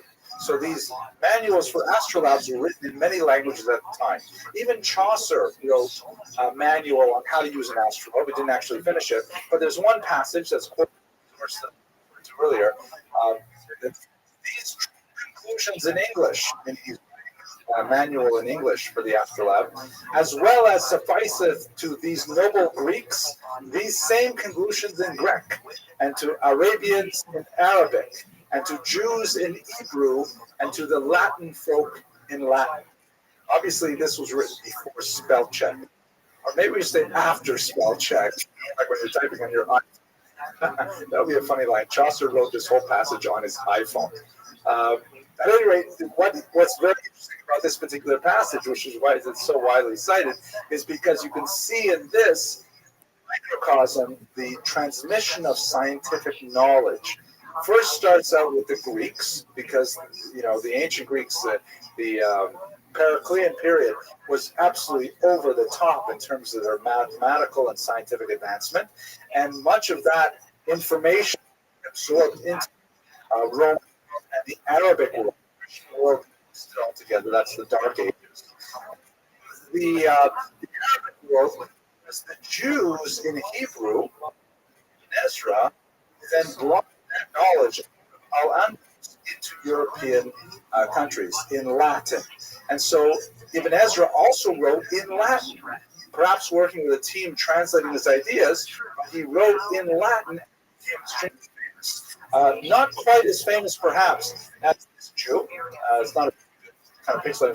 Petrus Alphonsus, who was also a Jew from Spanish immigration, who went to France and converted to Christianity and essentially sold his knowledge. He was a great Jewish scholar who was letting the Christians know what kind of scientific advances they had in Arabic culture. By comparison to Ibn Ezra, however, Petrus Alphonsus, also known as Petrus Judaeus, was a complete ignoramus. And he had basically a high school education, whereas Ibn Ezra was a tenured professor. And so Petrus Alphonsus was kind of making things up as he went along. Lots of errors, very superficial and so on. But because the Arabic science was so advanced, he was the principal conduit for many to the beginning of Arabic wisdom. But Ibn Ezra's was more sophisticated, far more, and so his scholarship prevailed over Petrus Alphonsus. It's interesting, however, that the Jew who abandons Judaism in order to, become an agent of cultural change, cultural transmission, a foreign culture that goes way back to the ancient, even to the day. If you go to bookstores, by the way, for those of you born after 19, a bookstore is kind of like a store where you can actually walk in and buy books. And you can find lots of these popular books about Orthodox Jews who leave the fold and then explain Orthodoxy to the secular world, usually with a kind of a negative bent associated with it.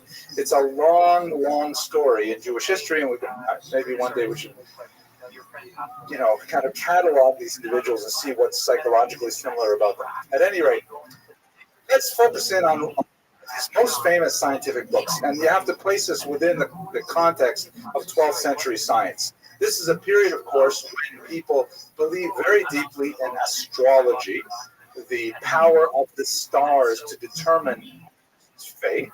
And we saw his period that he was born, about how the stars determined his fate, that he should, and so on. He wrote many books, actually most in the space of one extremely productive year. He wrote many books on astronomy and astrology, one after another, and a huge amount of money with them. He actually several times over, principally in France. Then one of those books we look at right now, because it's most fascinating, is Sefer HaMakom, which is the things that will be or activities.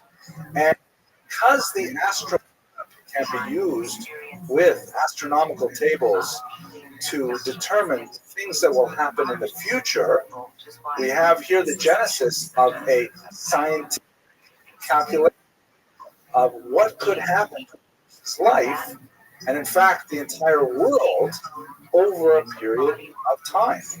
Because you can figure out, well, Venus will be in this place, and the moon will be over here, and there's an eclipse and all kinds of things. So he wrote on how to figure out what is going to happen in the future astronomically, and then what that means astrologically.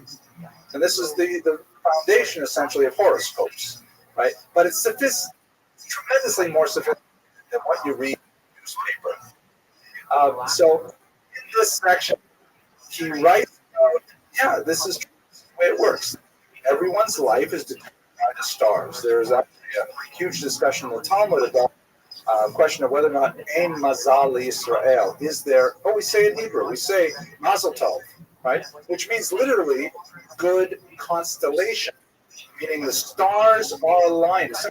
You say Mazel Tov, meaning may this be an auspicious moment constellation for your marriage. Mazel Tov doesn't mean congratulations.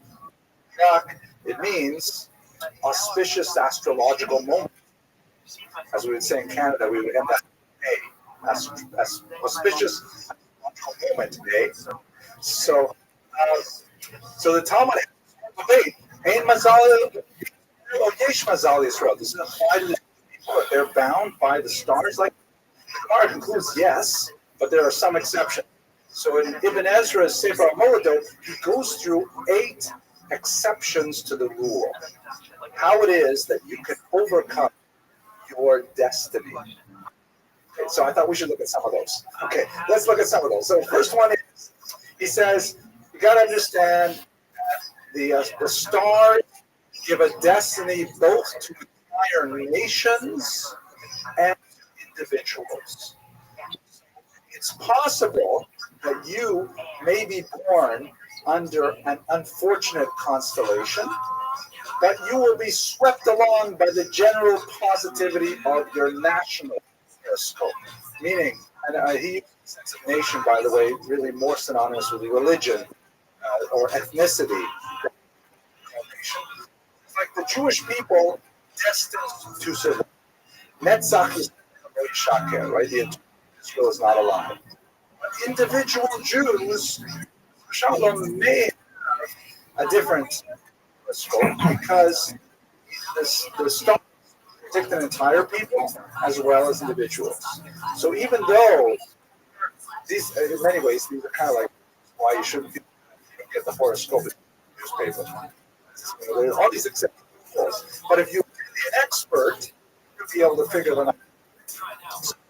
Astronomy, astrology refers to entire peoples, individuals, and sometimes they come into conflict, and which one is going to win. Borders and climates. This is another aspect which I didn't want to take too much time on, but he was also very, very particular about vocabulary, and he was unusual that he refused Arabic words to express key philosophical concepts, which made him sometimes very difficult to understand. People like Petrus would just borrow terms from Arabic and then would use them in Latin, and then people would say, okay, that's the word for it. Like the word for one of the most important Arabic mathematicians is al, and so that becomes just sort of transfer. Another one is the Arabic word klim, which refers to kind of like region or zone, which becomes aklim in Hebrew. Sorry, in I think klim was Hindus. It becomes aklim in Arabic, and then it becomes climate in English. But he used that term. He used the term boundary in Hebrew, and so he really quite what's the word for it? Not centric stickler, but I'm say something like this. Like he was like quiet about it. Hebrew language says everything. We don't need to borrow nothing from nobody. We take only Hebrew words. Like the famous word in Hebrew, you know what they call the rear axle of a in Hebrew? It's a axle, right? You know how you say the front axle? Rear axle Katroni, right? The rear axle that's in front. Right? So, yeah, that French are like that. They have an academy where very particularly they don't accept French. They try not to borrow words from other languages, and they invent their own that are French origin. and he, especially in the 1950s, had an institute that tried to procure, instead of using like economy, they use the word Allah, which is totally different word. Anyways, off track. Climates, how it's affected. As I mentioned, the astrolabe like specifically associated with particular areas. So if you're living in one area and the stars are aligned for your horoscope in that particular area, what happens if you move to a new place? Well, the stars are aligned differently for you over there. And in fact, anyone get reference to this week's parsha? I think you did. Mishana Mako, Mishana Mazal. You literally change your place, change your mazal. And in this week's parsha, Avram is from a different land. Torah says, hey, you live right now, you'll never go to Eretz Yisrael. Because over there, a different mazal, a different constellation that will apply to you. Really cool stuff. Another change the world. There's a whole cycle, years. It's not 64 to 5 days. There's a whole cycle of years where the general position of the Earth with regards to other planets can change, like a 500 horizon change. And so even if you may have positive horoscopes individually, nationally, in terms of climates, it could be that the entire globe is in that particular period of world year that could change everything. And you're so economic saying stuff. You may have a masal that says you're going to be king, that you're going to be melech, that you have all of the qualities of a king. But let's say you're born into a slave house. Well, you become a big business instead. You end up owning your own company. I'm just thinking of things I shouldn't say because it's going to offend politically. But you'll end up, it's true, like if you're a slave and the mazal to be a king, it's too far a leap. But you could go from a slave to being a huge business owner. It's the general trajectory of your mazal in a certain direction. The realities of where socioeconomically will be the starting point change. Also, forces of nature that, you may have the mazal, a person may have a mazal to live a long and healthy life. But if you decide that you want to be a skydiver and you want to, try hang gliding and all the sports, and you want to challenge the law of gravity, all bets are off. He refused to want to go out to sea. You may have this great mazal, but if you put yourself into a position of nature, it could be that forces of nature have stronger mazal than you do. So they can't be over. Don't push your life, right? Exactly, which is a translation of "Ein mashkichin al hanisim," right? We don't wait for miracles, which is a beautiful thing. In New York, I lived there many years, and they have street lights, a lot of streets. It's a good thing there. They dress in very vibrant colors, so it can be very dangerous, right? Because people driving and the Hasidim are all in black, right? The local Judaica store, he's still there, I think. Tuvia's. He sold these fluorescent bands that had, it said on the Imash, we do not rely on miracles. Right? It's a very beautiful thing. So the forces of nature could overwhelm a person's soul as well. Here's the last one. This is the most important one for us. The wise soul. Because he says, you do have this concept. What up, you little bitch? There is no sign for the Jewish people. Mazalot, the stars do not have power over the Jewish people. It says when a Jew is occupied with or mitzvot, with chesed, with kindness, they remove themselves from the gravitational of the star. When they're engaged in the study of Torah, that's possible to remove altogether from their gravitational pull.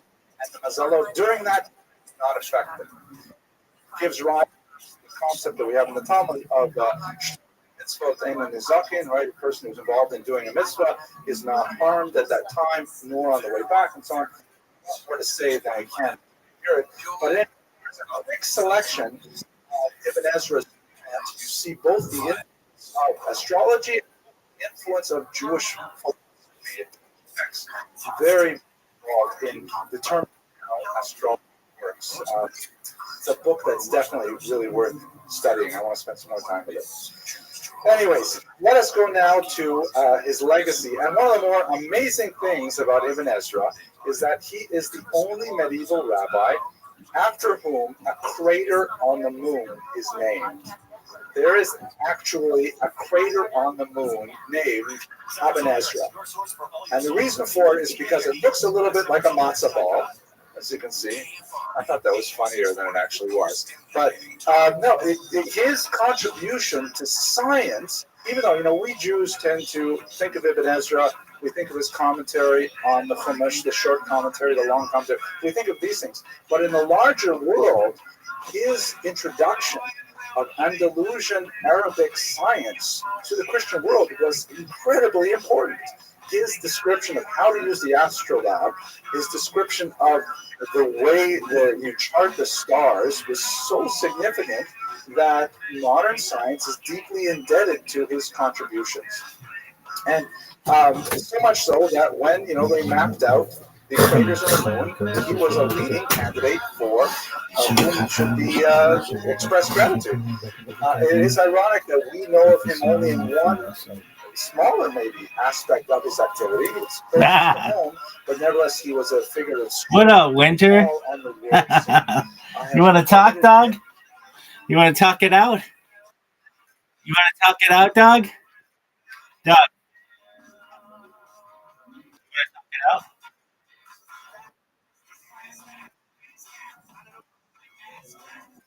Out.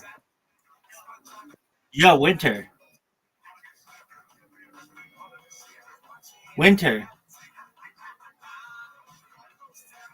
This motherfucker. Hilarious. Winter, you want to talk? Winter, you want to talk? Winter, do you want to talk? Winter, do you want to talk? Winter, do you want to talk? Winter. Here, I'll let you talk. It's been a while. I wonder how you're doing. All right, here we go, my friend. I'm going to let you talk, son. Don't mess it up. Wow, your camera's on. You look beautiful. How you living, pimp? Winter. You can talk, dog. You look beautiful. Hi. How are you? Are we best friends again? All right, well, you can continue listening to Jewish history lectures with me if you'd like. Are we friends again? Dog, I watched some of your stream. It was pretty good. You like playing Marvel Rivals? Good for you, man. We're going to be friends. Just you watch. Dog, I haven't clipped you in at least 4 days.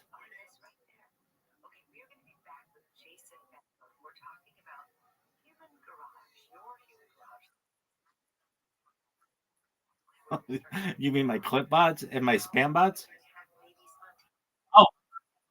Oh, for sure. Definitely. Okay, fun. Are we best friends though?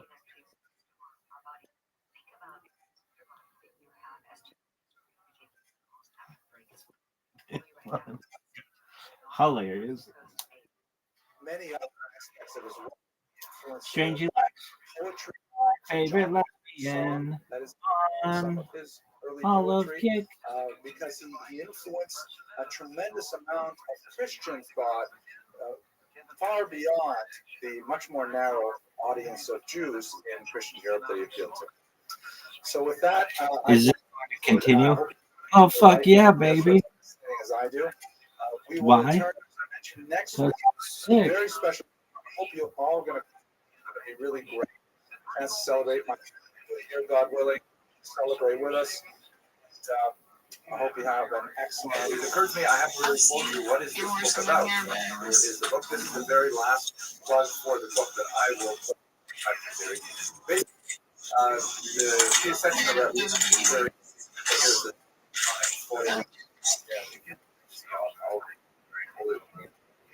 was a 20th century. He published an important book called Chovas Talmidim, The Obligation of Students, that was extremely popular in the 1930s. And he had this grand plan for reinvigorating world Jewish enthusiasm for their Jewish background. Why? It was interrupted by the Holocaust, and he found himself in a ghetto. Winter, winter, you are so sexy. Psych, bitch, you ugly as fuck. And the underground resistance, he was often many times to be taken out of the ghetto. He insisted on remaining with Team his Liquid. route, administering pastoral sense to all the world. Luckily for our purposes, he is uniquely and the ghetto was destroyed and secret opponent of the Hamas Society, which was documenting the Jewish life in the ghetto, and they were buried in this tin milk container that I put on the cover of the book. They were 50 by a Polish construction.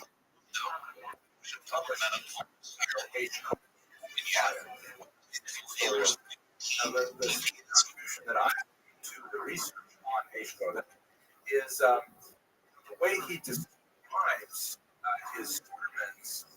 There's no reference whatsoever to Nazis or Germans. I mean, there's a lot of discussion of death and destruction and persecution and suffering. But if you didn't know the specific context, you might think this is just a really depressing 19th century Hasidic. It's only the context that we know he's talking about the Holocaust.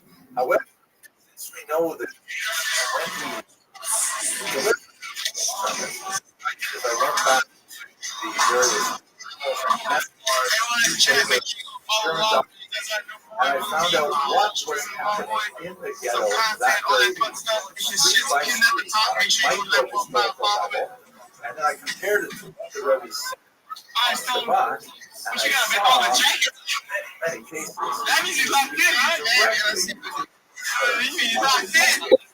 other words, a way to offer inspiration and guidance, theological specifically with the processing of the horrible events of the Nazi. And it's absolutely fascinating. It's a sustained work of scripture. And I believe that his Rashot, within the context of setting, is really the best to appreciate his words.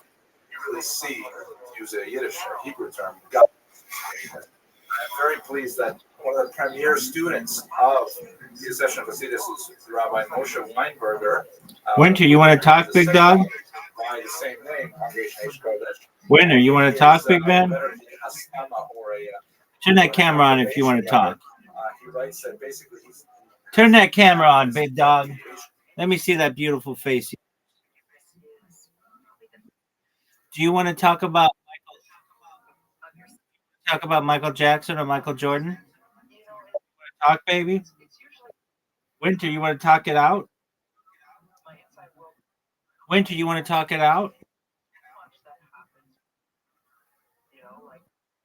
Winter, you want to talk it out? Winter, you want to talk it out? Winter, you want to talk it out? Winter, you want to talk it out?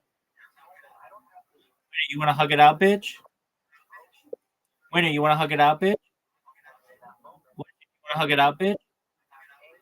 Winter, you want to hug it out, bitch? You want to hug it out, bitch? Winter, you want to hug it out, bitch? And so I wanted to really touch on that sometimes, trauma is perceived as something Winter, are you in love with me? I love me some winter.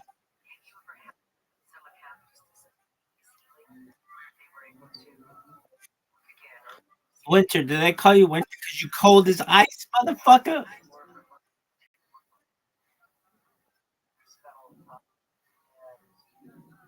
Winter, you want to talk? Winter, do you want to talk? Winter, do you want to talk? Winter, you want to talk, son? Winter's he's hilarious. Just a nice person. On his desk for 4 days.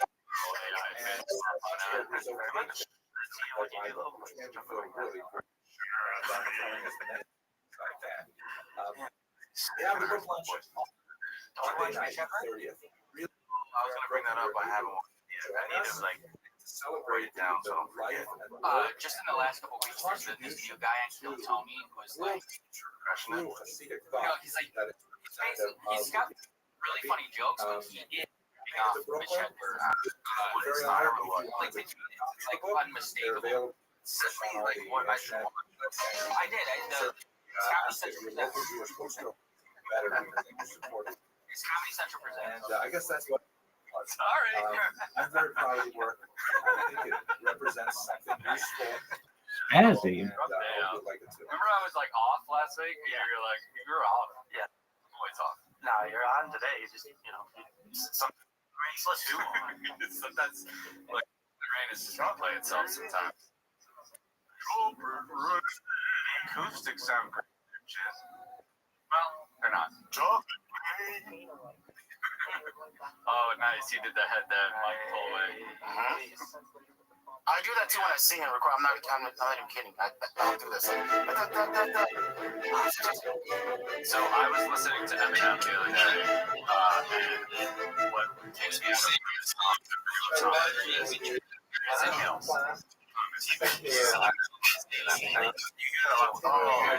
Yeah, and I'm like, just go ahead about it. It's a lot of it.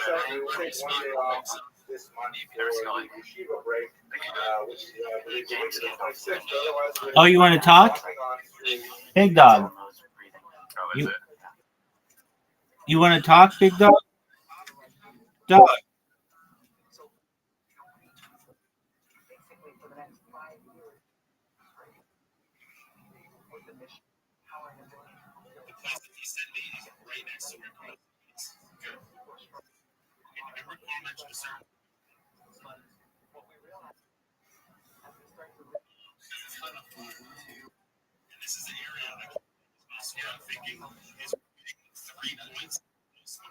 Yo, pimp, if you want to talk, we can.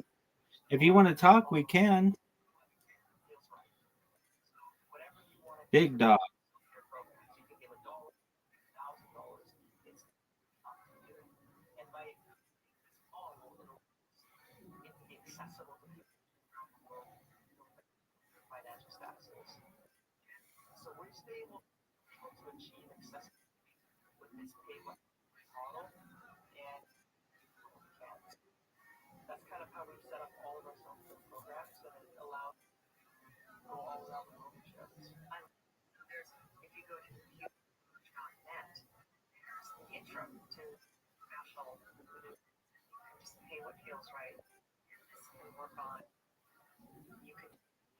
Exercise in 3 days.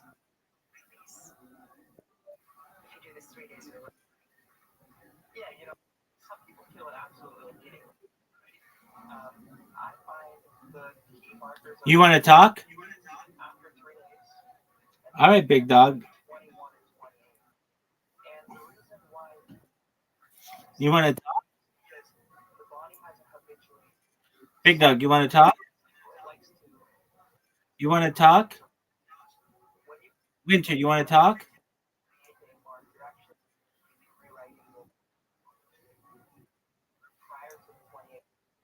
Now, making up all those clothes. The world is mine, the whole IT me. Taking slow, happy days be now me born story. Anyway, me the Emma in the world, me the around me.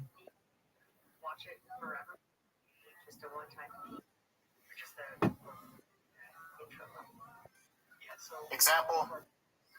Exhibit. You know the Do it. Sopranos.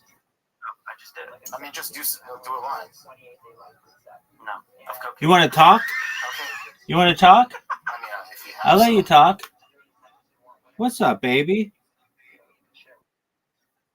You want to talk? Big dog, you want to talk?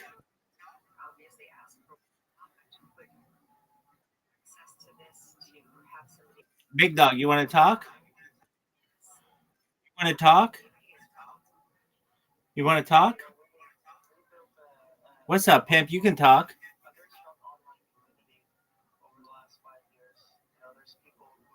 You got that dog in you, son. I love it. Yo, dog, you want to talk?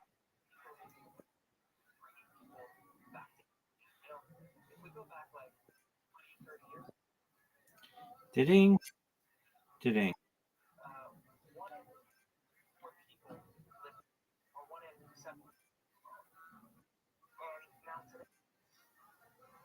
He's got that dog in him. The secular new year. I hope you enjoy the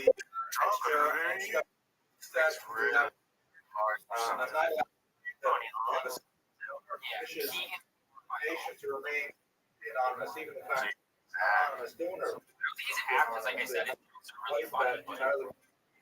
I just don't. Obviously, it's inspired. Yes, but he's also said his inspiration was like Dimitri Martin, which is similar to those like very clever jokes, but he's doing it. You'll hear it. He's like responding. Life is my father. Play something. You want to play something right now? That was nice. Wish each other Let's unlock. otherwise. They always tell me alcohol will never fix anything. Now, why did you carry beer in your toolbox? So I'd like to know. You noticed. What always tell me You can go to any other. will never fix anything. You'll forgive me. Now, why did you carry The joke around That's 100%. Yeah. device that Like I said, the joke's his own, but how do you, like, he's got to do it in his own voice. I don't know. But no, dude, it's like That's too much. talking about it. Even the mannerisms. No, it's like a wire And like I said, phenomenon, things like that. It's fine to be influenced by someone, but don't be the exact same person. it's funny because on his wall, This has tremendous ability for the Sabbath. Has anybody ever said your music is sounds like anybody else? that one, he's No, This has because tremendous Sabbath because the Sabbath one more rules. down. He said, Otherwise, I said Mitch Hedberg was he said if I Kurt Cobain.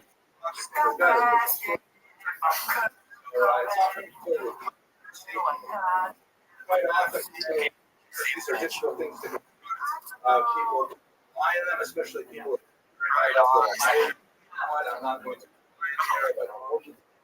Also, a lot of controversy because quite often when you build a road, that makes it more attractive to Orthodox Jews.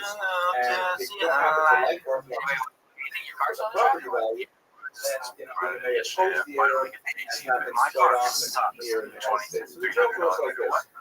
There's two traversers, they're sitting in yeshiva learning, and learning studying the Talmud about The one day, phone thing I already Reuben told you, says to the his thing friend pops Shimon, out. Shimon, What are you gonna do? I have to confess something. Car wash. You know, we've been learning together for many years. We've grown so much in our conversation.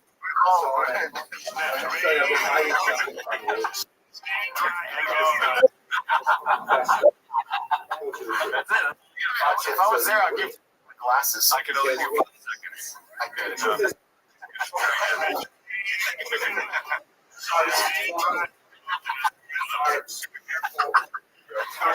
Sitting here learning Talmud Aramaic is great. Yeah, my car's like $300 for a freaking. I know. Yeah, but yeah. Like that. Do you know what that?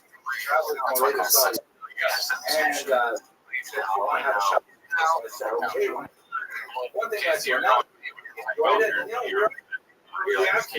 battery's dead. I'm just gonna get rid of the whole vehicle. Yeah. and how about Jewish? $1. Well, that's that. You live a completely Jewish lifestyle. Well, actually, the truth is, I violate the Sabbath every week. Oh, the battery inside. My bad. But I It depends violate on the the Sabbath maker. every week. Some of them are annoying. You have to fucking bring it into the place. You know what? I'll never find out because that's not something that I will ever. Mine keep up. So he says, And I have to come up outside when my alarm goes off. I care. And how do you stop it? At the ignition? Yeah. Jump out of the radio. It looks like a My car. I don't like how you can't fucking Let's go. For the jokes, but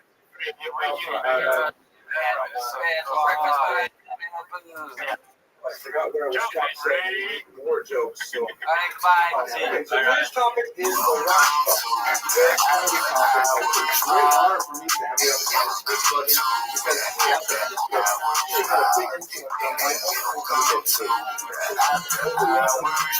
Important figure in the issue. And then not a my daughter, who's now doing the film, Mr. Rodriguez, has gone on to take graduate courses on Wednesday night. So say something in one of those voices right now. Okay, your extensive education. Have you ever heard of the Rush? We were gonna do a whole bit where you're gonna do deep voices episode. We didn't do it. The Rush film? Oh man. So my daughter's not going to be exceptionally well educated. But I think outside of the show, it turns out we never hear the Rush stuff because he's so which is not necessarily wrong. You don't know chocolate rain? Oh my god. Nothing like chocolate rain.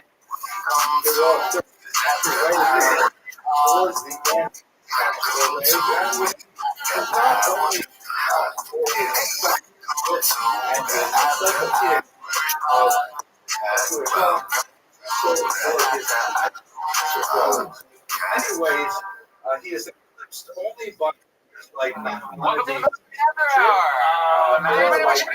who come from the same era. If this time in the late 12th century, we were Joshua as one shining star.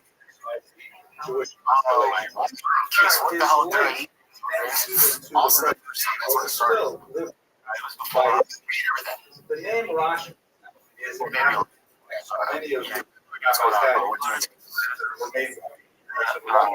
Rabbi Shlomo and Abraham Nazareth. Sometimes vowelized Aderet.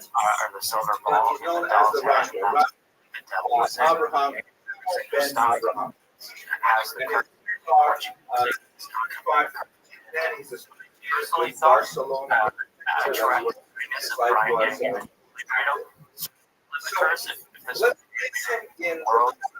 let's place him in generation known as But it could be whatever's living in your according stomach. to Jewish yeah, I remember philosophy of time, Brendan got me a freaking there are breakfast sort of taco, large which I don't know. I think that's one of the first times generations got that me we food. group together. Other than that, when we go to restaurants and stuff, but that was like Theological reason. I should have been the curse to be lifted. That's hilarious. Right? The closer to revelation Sinai, greater the level of It's like, oh, I brought you this. openness to I bought you. not necessarily intelligence, not necessarily Right on a deep gun. come later as you have the ability to The soup access that I had. information. Good thing. But the idea they were on a higher plane. I had me giggling about that. Pronounce it. Yeah. Outlined in here. But period. Guys, how sweet. I've been saying for weeks A little bit of a misleading power hour because that we're we're here pull off with game, taking right. science. So I finally made Who Wants to Pay for major Shipping generation the game after the 15 minutes. If you get $1 million, you don't have to pay for shipping. So I guess maybe doesn't want to pay for shipping. But if you get to like 10 and 32, just get the opportunity to pay for shipping for some of the sizes. I just did fastest finger on the Patreon. There were like 5 people who commented that they wanted to play the game, and I just DM'd them all on Instagram. And I said fastest finger contest. First one who texts me back gets to play. Danny C got back. So Danny C will be joining us for the Patreon, zooming in and asking him who wants to be a millionaire. Ask with commentary on. Congratulations. You also have the. I don't do anything until 5 minutes before the show, and then I'm frantic and I don't know what's going on. Have you seen it? But it all comes together. I worked under pressure. All set out For 5 minutes already. with chapters and sections and subsections. Literally, we like asked him a question and just started getting it. Yeah, no, he can't hear it. If it's like this, You just turned it off. Yep. and it'll be like, We also have the six. oh, what can I do to help? And I'm like, Those who count. Yeah, I'm pretty much. I'd love to like think I could be a director with that, but not with that. I almost feel like it's like a lever system. Like when the lips get pulled, there's like a wire that closes the ears. So by the time you get to Rabbi said, well, No, I didn't see. Everyone's like, The director from the Whitest Kitchen comedy. But yeah, that guy wanted to try to like analyze. yes, died? yeah. Oh, I forget. I just saw a clip of him the other day. There were a lot of theories about his death. These are the Like kinds spoke of out things that are shown in big the pharmacy. very heavily. And the rush by Trevor, Pharmacy, you said the most full significant word. Yeah. area of the area of the story. I did This is get actually confused with as a agriculture. writer of responsa. What's The wrong? term What's responsa, and it is the of responsa, big which is the pharmaceutical? same word in English, response, answer. Trevor, So like this. Wallace, And by the way, Lawrence, this is the way for centuries, people would have a question and the observer he would ask his wife what to do, and tell him he and so therefore he was the first rabbi. I've always I didn't really know about it at the time. There's like The Jew has a problem. He goes to a rabbi to about this situation. Business My favorite one was, well, and he probably says I one owe of the him few money. things that I I saw, tell him but I I don't did have love money. your What do I sketches do? was the The rabbi trailer. tries He to busts answer into the a best of his knowledge, executive but meeting room. He's like, if it's it's just like a beyond summer movie. He's like, no answer, go higher rabbi. they also And have this is all about not by I would do that. Completion. who's like well-learned rabbi. He's like in And the that office. rabbi may transfer to another rabbi. Until you have someone who's known Keep going. as the gadol hador. I don't know this Once whitest. again, it's not it's kind of like email Please Don't Destroy on SNL. It's like a comedy group that does sketches. consensus where Could be. enough people Anyway, agree so that, yeah, this person represents the I don't know. I thought about it. I guess in our generation. And It's budget typically he in like 3 days. That's impressive. Oh, the I know rush, this and movie now. by the My way, buddy because Connor we're talking O'Brien. about Jews, it's rare in any generation that you will have an absolute person. There'll always be several at the very at the same. We did have a generation like that. The basketball stuff or different friends? That's you guys are so Hollywood. I love that. That's awesome. Wait, that's a common thing in Hollywood. Is to But that's very rare. I wouldn't say it's common. I think it's a specialty It skill. was the case in the era of the Rush Club. He was But I can see how it would gadol make hador. Oh, yeah, Him would address yeah, all sure. of these very vexing and difficult questions, And and you know how to operate a fucking camera on that? responses There it is, right? all around the Mediterranean I'll try to basin, get in the particular in sound. Spain and also in Provençal and various parts of Central Europe. And communities would cherish these letters from the Yashba, and they would become copied over again into their records, be circulated and so on. Later on, I mean, it took years they were pretty sick. eventually published. We got that crazy Over Easy Rig and Moby and Blades. letters, responses Do you want to share the screen with me? Yeah. Please. I haven't allowed yourself in the meeting to share. Sort of like a Dear Abby. You're gonna like the way you look. Dear I Abby. guarantee it. It's kind of like Dear Abby, except for Jewish. And then I want to see your face too, Mark. You always never show your face. And Wow. by the way, You're just gonna have to deal with that. I don't know what literature is camera's still fine. being created today. Really quite fascinating. That's fine. I'll just imagine. Which are usually initiated I'll by just use an imagination. technological innovations or social innovations. What'd you guys do this weekend? What is a microwave? Is a microwave an oven? In Shocking, which case you have to treat it with all the laws that Did you pertain play well? to an oven. So if you Did put meat in it, Totally. and then you want to cook Let's hear it up about in it. it, you have to touch Did you fall off the wagon when you got it in home? the microwave. What I'm doing The way now, I so uh, butter in there. 2 weeks. That was the right way. Plate metal buckled on the inside. But I didn't think I'd eat breakfast So let's go before on. I played golf. Before I was His still background fasting. came from a very well I got breakfast and coaches. We spoke about them a couple of weeks ago on the restaurant of Lincoln.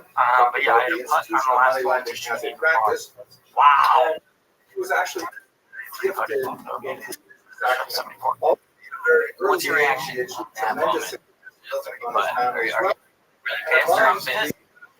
I'm pissed.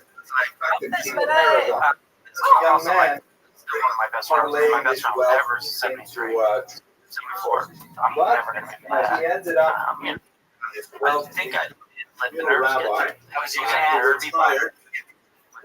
it was downhill. First of all, my 9-iron went 160, which is 20 yards further. Now I'm getting an echo.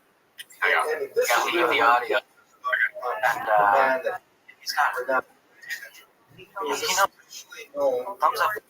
impeccable his absolute Someone's trying to unwavering dedication. I had a Law as I just didn't want to blow. I feel like 10. I missed the 10 early foot. on in his, and he was especially But impervious. it's fun. It's fun to play Penn Valley coming up There's this weekend. nothing that can I shake got a nice him track. I don't from know, Norco or his something. position. Yeah, it's out there. Regardless Shout out of the forces Fluffy. arrayed against him. I'll give you just a Love couple of your name. It's examples. just be rolling delete save for his In one 8 straight case, win at early 185 on in pounds. his It's career, going he to was be champ for called like to 5 years. I've been adjudicate a playing case him for all the time. I love him. him. You know why I'm Who just had a substantial estate was workout. disputing I just realized that's wealthy different. Jewish aristocrats and their Whatever. Shout out wealthy Fluffy. Christian nobles who were And supporting Jewish aristocrats, as I often do, arguing I only that ask they questions were what you did on the unfairly weekend so I can say what I did on the weekend. And I here's went to a young Jurassic Park. child without parents, Oh, wow. and the Rosh law Big Jurassic Park actually defended early on his career this young child. Which I didn't expect. It was fucking awesome. Has anybody been to a movie about Activity. I went to a thing. I thought it was if you saw Jurassic Park, I saw John Williams as like As a a Rosh did not compilation of want the to different hear the case. movies he's done. We didn't see Jurassic Park. Aragon Also, I got a little bit said, screwed. He wasn't that day, so it was like his people, but not him. So you've seen something. We got like Star Wars and everything, but Jurassic Park kind of sucks. they didn't? After exhaustive review of the Fortunately, evidence, it's he ruled that one of the best. was a stock and trader and deserved death. This is a very, very grave So you did you eat particular mushrooms Jewish too? law. Oh, yeah, we ate a little bit. Well, when we went to that Belly Laugh Festival, there was a stand that had, it was called Toasty Town. Shout out Toasty Town. These little mushroom drinks, and two-thirds of it after the Belly Laugh, that was great. So then I'm getting like grams. I think it, I think maybe like half 8, right around. I think you're close. I think if you had a full one, family you get a bit much and not like close your eyes. But I Tudabel, Gargamel, I've seen him too. Josh Hancock was his. He's like a legendary composer, I guess. And it was his last show at the Hollywood Bowl. So that was cool. I saw him the day after Tony Bennett for the Hollywood Bowl first time. So this was and it's just really fun. We like, where's my car? Nice. so well regarded that King Pedro III actually called upon him quite often to adjudicate between Jewish communities. But the state regarded him as kind of like Lord Sachs. I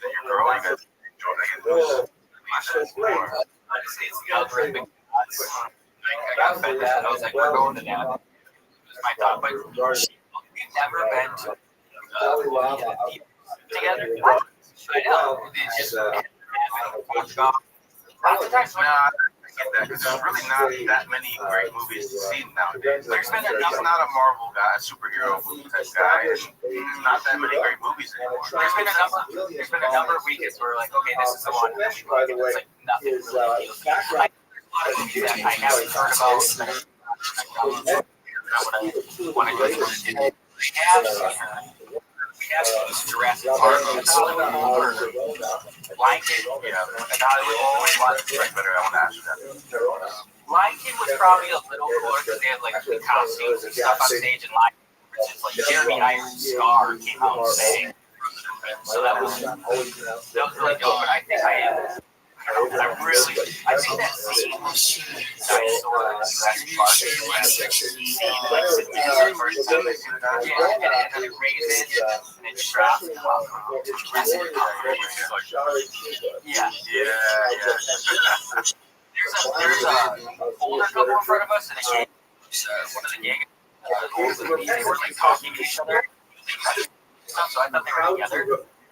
Right at that scene.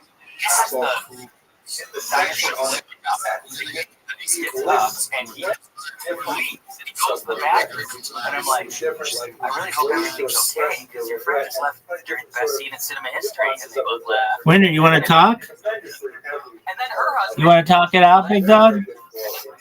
Big Dog. Big Dog, you want to talk it out?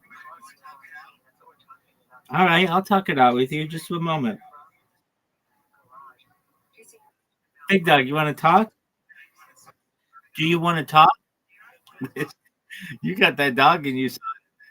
I love it. You got that dog in you, son. This is great. He's also educated by not who was the older scholar, the last Gadol Hador before the Rashba, who was extremely involved in all aspects of study, including the Talmud and including the Kabbalah, because one of the acts most famously associated with the Rashba.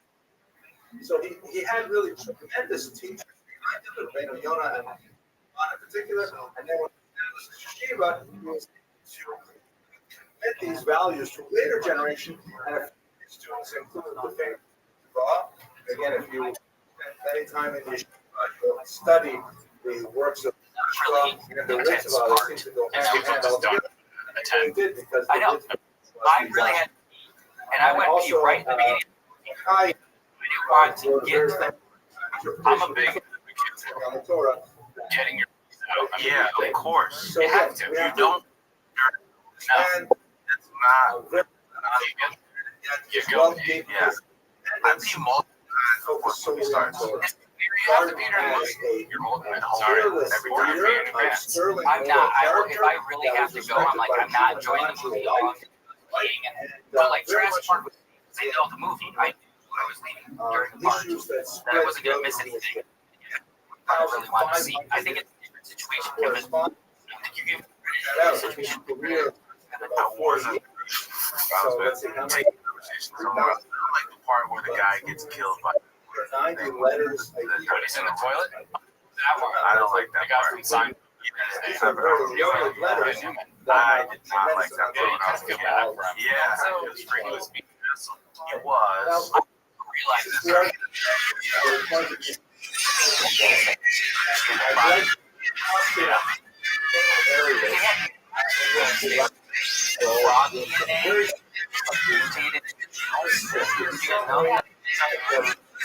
Female that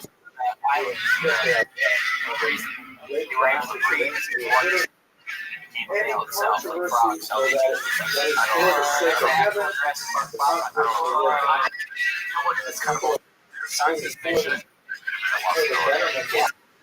could have done that frog I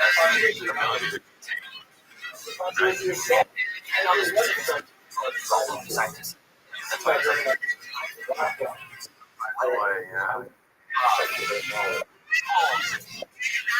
was gonna say bodies like this, everybody's like wearing sharing stuff and they're excited like cheering and like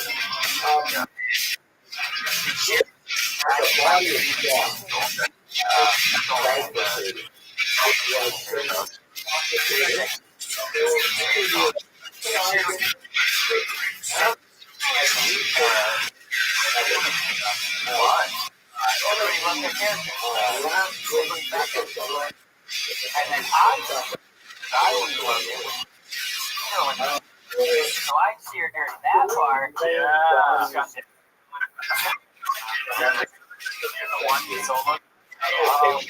I love Star Wars. And I was like, I thought from that time.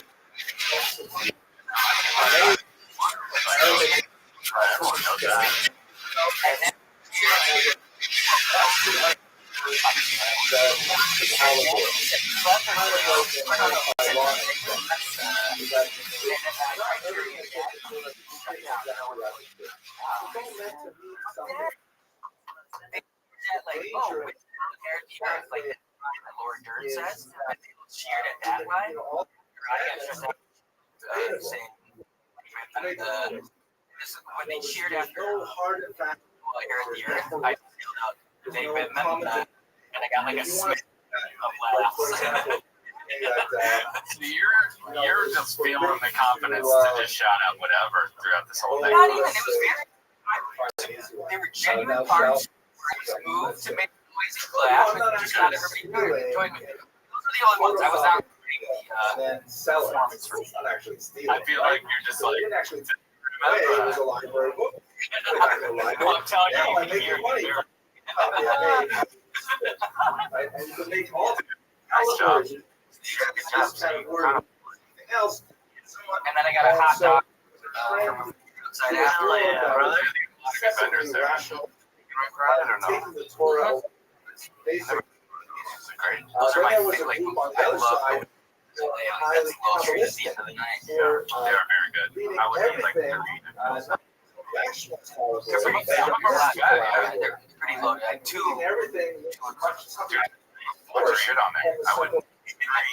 That's fine. one other Distance themselves from both extremes. so like Found himself Jeff Goldblum is like in real life he's a ladies man, and in the movie he's like the ladies man. He's like flirty. In real life Jeff Goldblum is gay. No, because he's a ladies man. It's just so smooth. Mathematics, physics, chemistry, No, he's astronomy, the opposite. I all know of that. this. It's just He moved to New York when he was 17. So some interview with him. He was like 17. Like, he didn't have a job and he would just You might assume find the older rational women is get meals.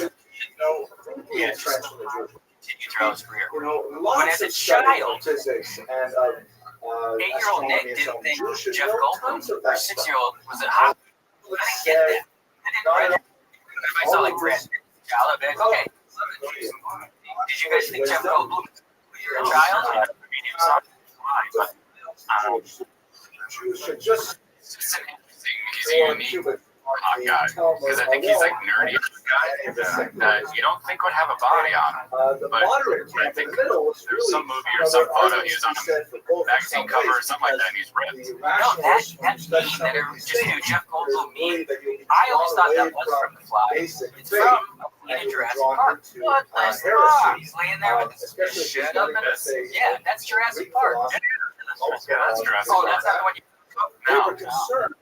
How are they going to shape I mind it. That's kind of fun though, but that's kind of like jump fun. ahead to the first century, the debate He's all- rages he like lives, I think, around. He used to work people. He would go to 42 Yeah, I used to have like. on Torah, Temple. for example, Yeah. kids are And then for a while, in that her way profile, I they had get to the best compare energy Jeff to Goldblum pictures because like every day has a picture. It's a very Alright, two Right, he does look a little bit gay here. Right, he looks like he lives in like Palm Springs. He's like an older guy. But he's like one of those fashionable guys in Hollywood. Right. He's fine. He could be. I'm a chrome hearts ring. For an older man with a chrome hearts ring. These commercials, I don't know if you've seen them. I think they were like for Phillips or something like that. Sorry, Eric Warehouse.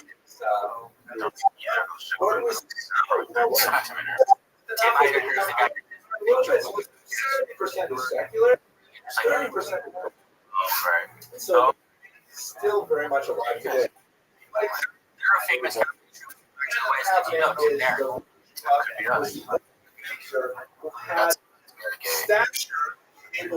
Miss Aquarius. Hi. What up?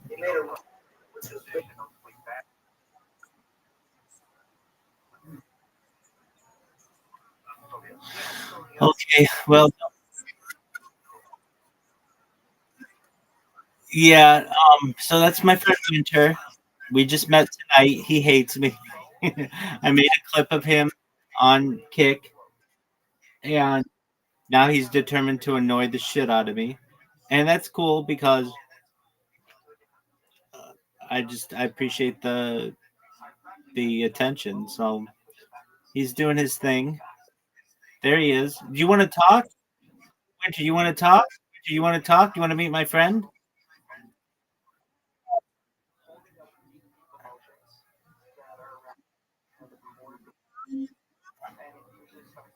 We'll let him talk. We'll let him talk. So long as he's respectful. If he gets disrespectful, then he's gonna be muted again. What up, Winter? How you living, pimp? He's got that dog in him, Miss Aquarius. He loves to. He loves to. He's been doing this for like 2 or 3 hours. What up, Winter? How you living, pimp?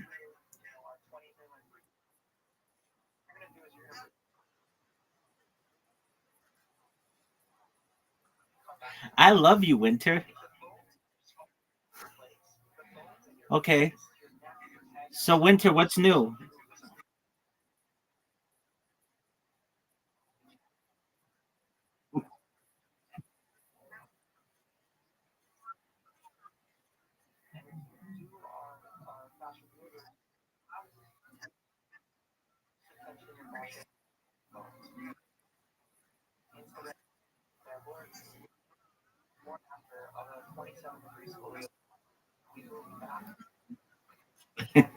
Miss Aquarius, I made a clip of him five.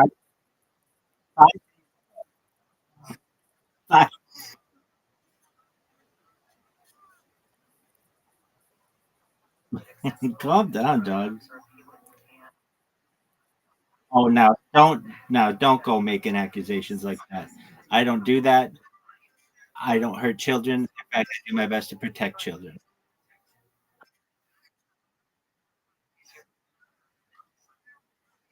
Exactly. Well, I enjoy his efforts. I want to see for how long he goes. How much energy does he have? He's really fine. I mean, he and I go back and forth and whatever. But when he starts making accusations like that are completely incorrect, then if anything, I want sure. Uh, well, he's gonna keep doing it. I can keep him.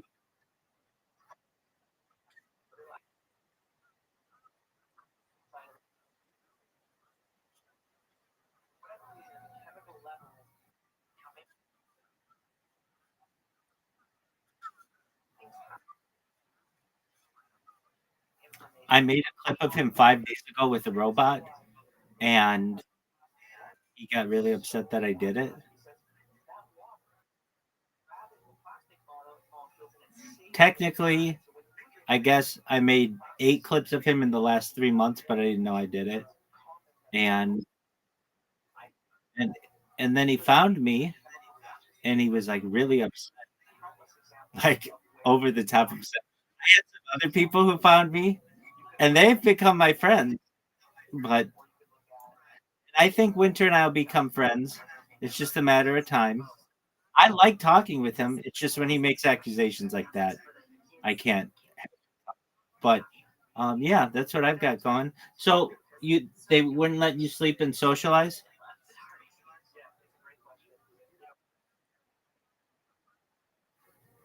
You want to play a game?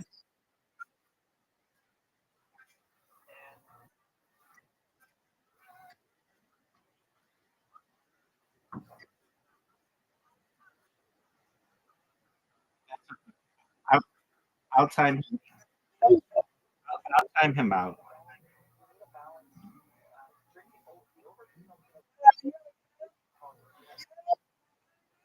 I, it's a, it's it's okay. I timed him out.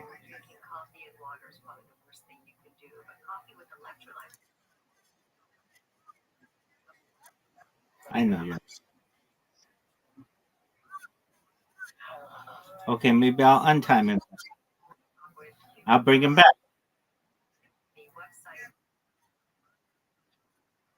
There he is. There he is. I brought him back. Okay. Well, just turn the sound down and you get your sleep.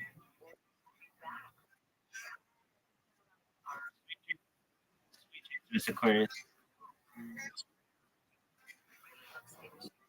Basically, in the present day, in many communities, basically he said Winter, I love you. nobody is allowed to Thank study you for being my friend. philosophy until they're 25 years old. You want to study philosophy? There's crazy You. ideas. You want Nars right in there. You too. You're my friend. Presumably, by the time you're 5, you'll be married, kids, had Chinese food, many you're very secure and stable, and then you can handle the questions of philosophy. But before that, definitely not. This would later feed into a ban on the study up until you're 40 years old. However, exempted non-Jewish sciences from mathematics, okay from the very beginning. Physics, okay from the very beginning. So certain hard sciences, as we would say, that actually logical components were permitted from the youngest age. But any kind of sciences, and again, at that time, the distinctions between philosophy and mathematics were not that clear. He was saying that anything that has a logical tension, it's all right, but only when you're younger, you're not allowed to study them. That compromise basically affected Jewish education for the last 800 years. Questions are I don't know. Astronomy is fascinating. It involves a lot of the hard sciences of mathematics and things like that, but it also slides over into astrology, zodiac, and all kinds of things like that. Astronomy was one of those sciences that until 25. You have to be 25 to get to that. But a very important statement, and it essentially suppressed of the dispute because it was a that was clear to follow, too strict, and people. There's also an interesting sort of dimension to this as well. At this time, France in particular was beginning to centralize its, and one of the issues that was of concern to the French community, kind of rounding out France, that is it possible that we have Jews living who are by our hated Spanish rivals? Here's a Jew in Barcelona who's telling the French Jews what to do. It's not okay. So, the Rashba was living in a time where these kinds of political disputes spilled over into religion. That the Rashba's ruling was an illustration of the proverb,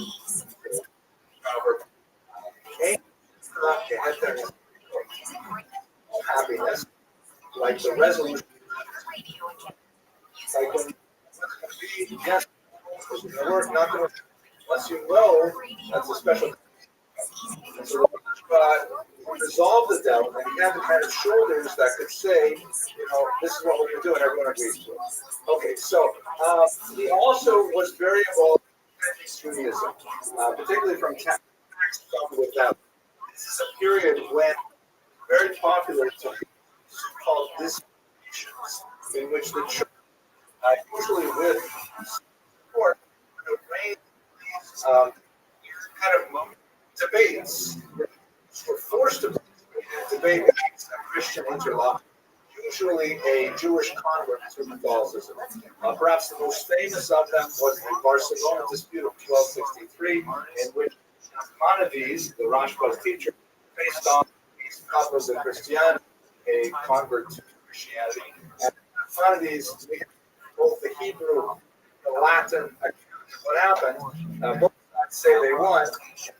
Know that the court ruled for all the Christians ruled in favor of debate.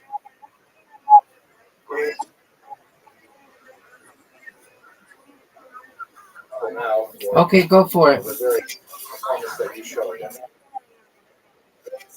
Go for it.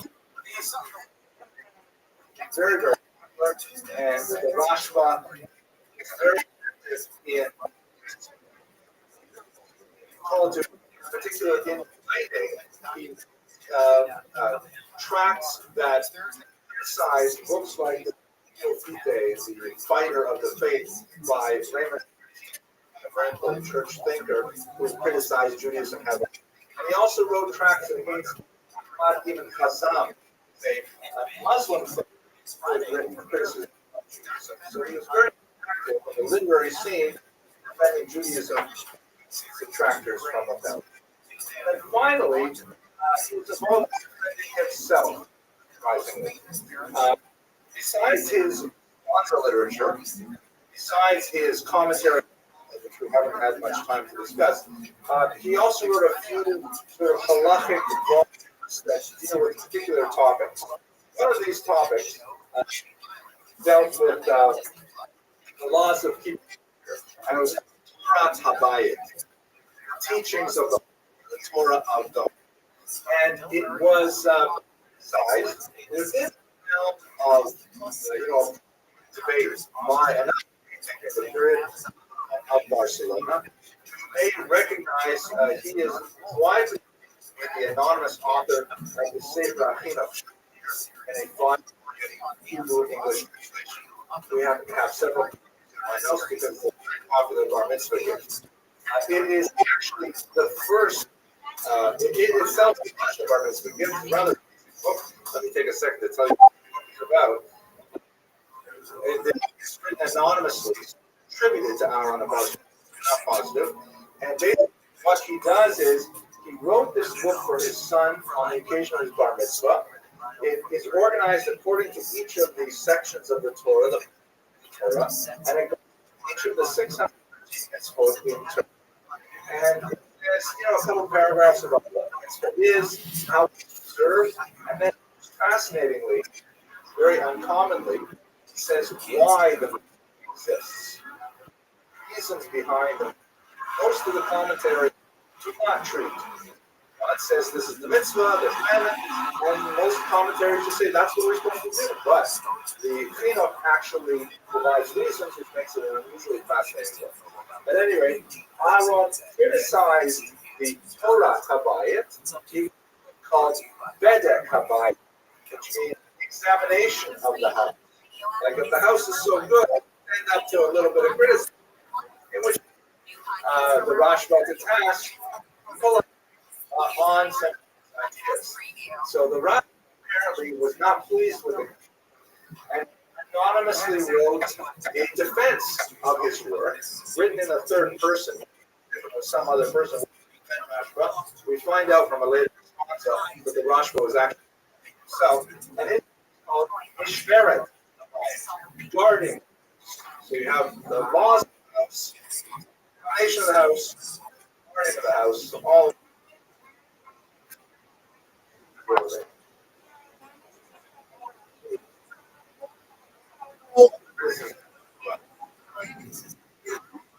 His works as a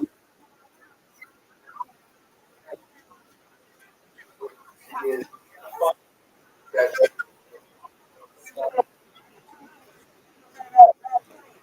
respond to Rashba was a communal figure of tremendous. He was a student leader and found Talmudic very, very active, protecting the Jews all around, both intellectually and in many ways on a leadership level. And perhaps the most interesting contribution to Jewish thought is Compromise of 1305, which laid out the boundaries for the acceptable incorporation of non-Jewish into Jewish education. Thank you very much for your attention and your endurance, as always.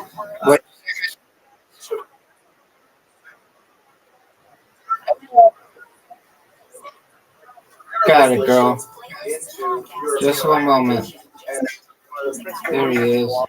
Just one moment. I gotta get. Thank you for your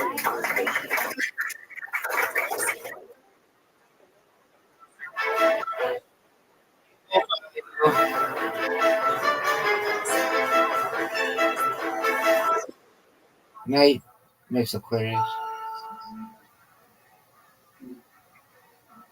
KFI AM 640, more stimulating talk.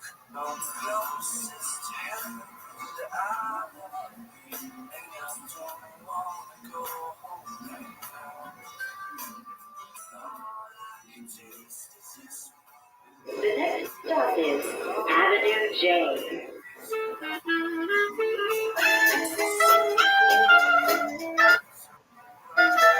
Tonight we're going to speak about Uriel da Costa, also known as Uriel Acosta.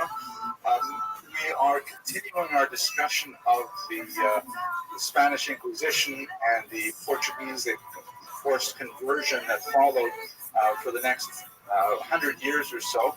And Acosta is one of those extremely tragic and moving figures in Jewish history. The story is a sad one. You will not leave here tonight feeling great about someone who heroically, stood up against tremendous persecution. We're going to speak tonight about someone who, if anything, succumbed to persecution, albeit under incredibly difficult and unimaginable pressures.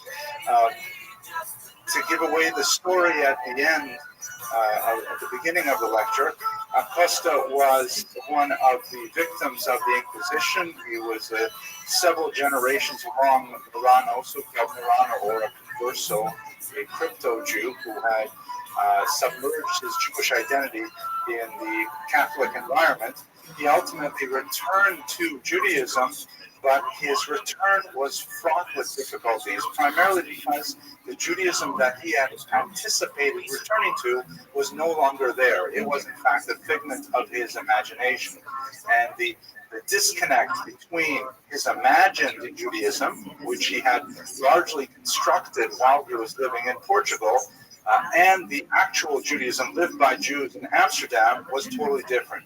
He was unable to find a place for himself and his Jewish identity, and ultimately he ended his life after composing a very brief autobiographical statement that will be our discussion tonight. So he is a tragic figure of Marrano identity. Yeah, do whatever you need to do. Perils of living in that kind of humble opinion. Perhaps the reason why I'm so fascinated with the story of Uriel da Costa is because in many ways it reflects the phenomenon, the so-called Yeah, that'll help. So,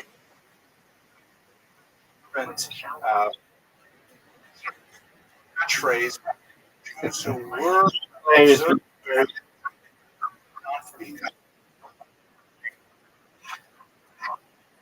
they refer to OTD phenomenon as people who are choser l'she'ela, just like choser l'tshuva, those who return in repentance. They look at the repentance. I did. Literally answer. They return to the answer. There are those who return to the question, those who go back to the ambiguity of rooted existence. And this is exactly what happens to Acosta, because he is so desperate in a religious, social, cultural milieu, and he is unable to do so. Now, the story that we're going to talk about also involves issues of most likely mental illness. From internal literary evidence from his own writings, we can see that he had significant conflict with his family that was completely unrelated to his religious persuasions and religious yearnings. But nevertheless, just reading it at face value, we see that, as he would say later in his memoirs, he has suffered much as a result of religion. Religion was something that he was at the same time obsessed with and persecuted by simultaneously. It's also illustrative of phenomena that would occupy Jewish identity for the next 400 years, phenomena that we are still very much dealing with. That is the transition to modernity. I'll speak about this in greater detail in a few slides, but basically one of the things that happens between the 16th and the 18th century into the 19th century is the coercive control of central rabbinic authorities wanes. It erodes under the political and social pressures that are associated with greater democratization of society, scientific discoveries, and a general skepticism toward religion in general. The society that we were all born in the 20th century was radically different than the society that Jews would have been born in the 15th century, primarily because the rabbis simply do not exert the same control. They don't have the same coercive powers. That has a positive and a negative aspect. The positive aspect, we might like to think, is that, after all, Jews have the sort of American voluntarism and freedom, and they can choose whatever they want to do. They can express themselves however they want. At the same time, this plethora of choice lends to a dissipation of the power of gravity of the Jewish center. And the Jews, of course, are assimilating at alarming rates as a direct result of the greater freedom that modernity has afforded. We begin to see the roots of this really emerging as a result of the Spanish Inquisition. It will become full-flowered in the French Revolution, and that, of course, is things that we'll discuss in February, March, February. Okay, one last. So anyway, the parallel of Acosta's life are very much present in today's society. A lot of the artwork that I'll show you here is ironically emerging from Eastern Europe for reasons that I think will become clear. The whole idea of the submerged identity that Acosta himself maintained under an oppressive, even totalitarian regime, very much like that, what he lived in Portugal, and then with the new freedoms of the collapse of communism, all of a sudden his ability to assert himself, as it were, as an Orthodox Jew, and finding out that Orthodox Jews are not all that cracked up to be, is quite difficult. The parallels are here. The last thing I want to say here is there is this concept in halakha, Jewish law, of the tinok shemishto, the captured child.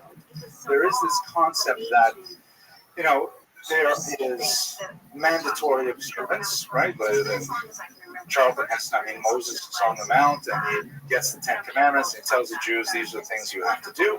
And if you are not compliant, then, of course, you are a heretic. You are outside of the pale, or off the derech, off the path, so to speak.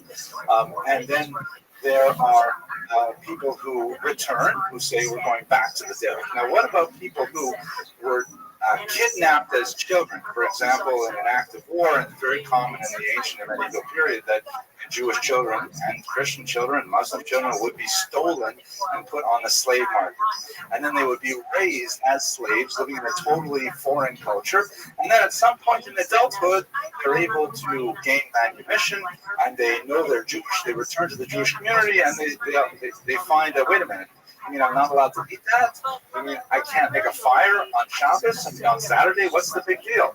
So according to Jewish law, these so-called kidnapped children, even though they may return to Judaism as adults, and even though they're perfectly intellectually capable of understanding all the ramifications of traditional Jewish law, they are held non-culpable for their actions. They are considered, beyond the pale of culpability of being blamed, primarily because they did not receive the tradition while they were children. It's not just a mushrash. It's not rooted in their personality because they did not receive it as children. The great Israeli scholar, the Chazon Ish, once ruled that all of American Jewry, regardless of their parentage, are in the category of tinokos shenishbu, kidnapped children, which is an amazing statement, which says that our entire culture is one of Marano nature. We'll have to explore what that means. Let's talk about, first of all, his family background, the basic biographical data. He was born in 1583 in a small town in Portugal to a new Christian family. For those of you who were not here last week, I spoke a little bit more about the Spanish Inquisition. You'll recall that particularly in Portugal in 1497, when there was this massive coerced conversion of all Portuguese Jews to Catholicism. Only a tiny number of them actually fled Portugal. The others were tortured into submission and forced to become Catholics.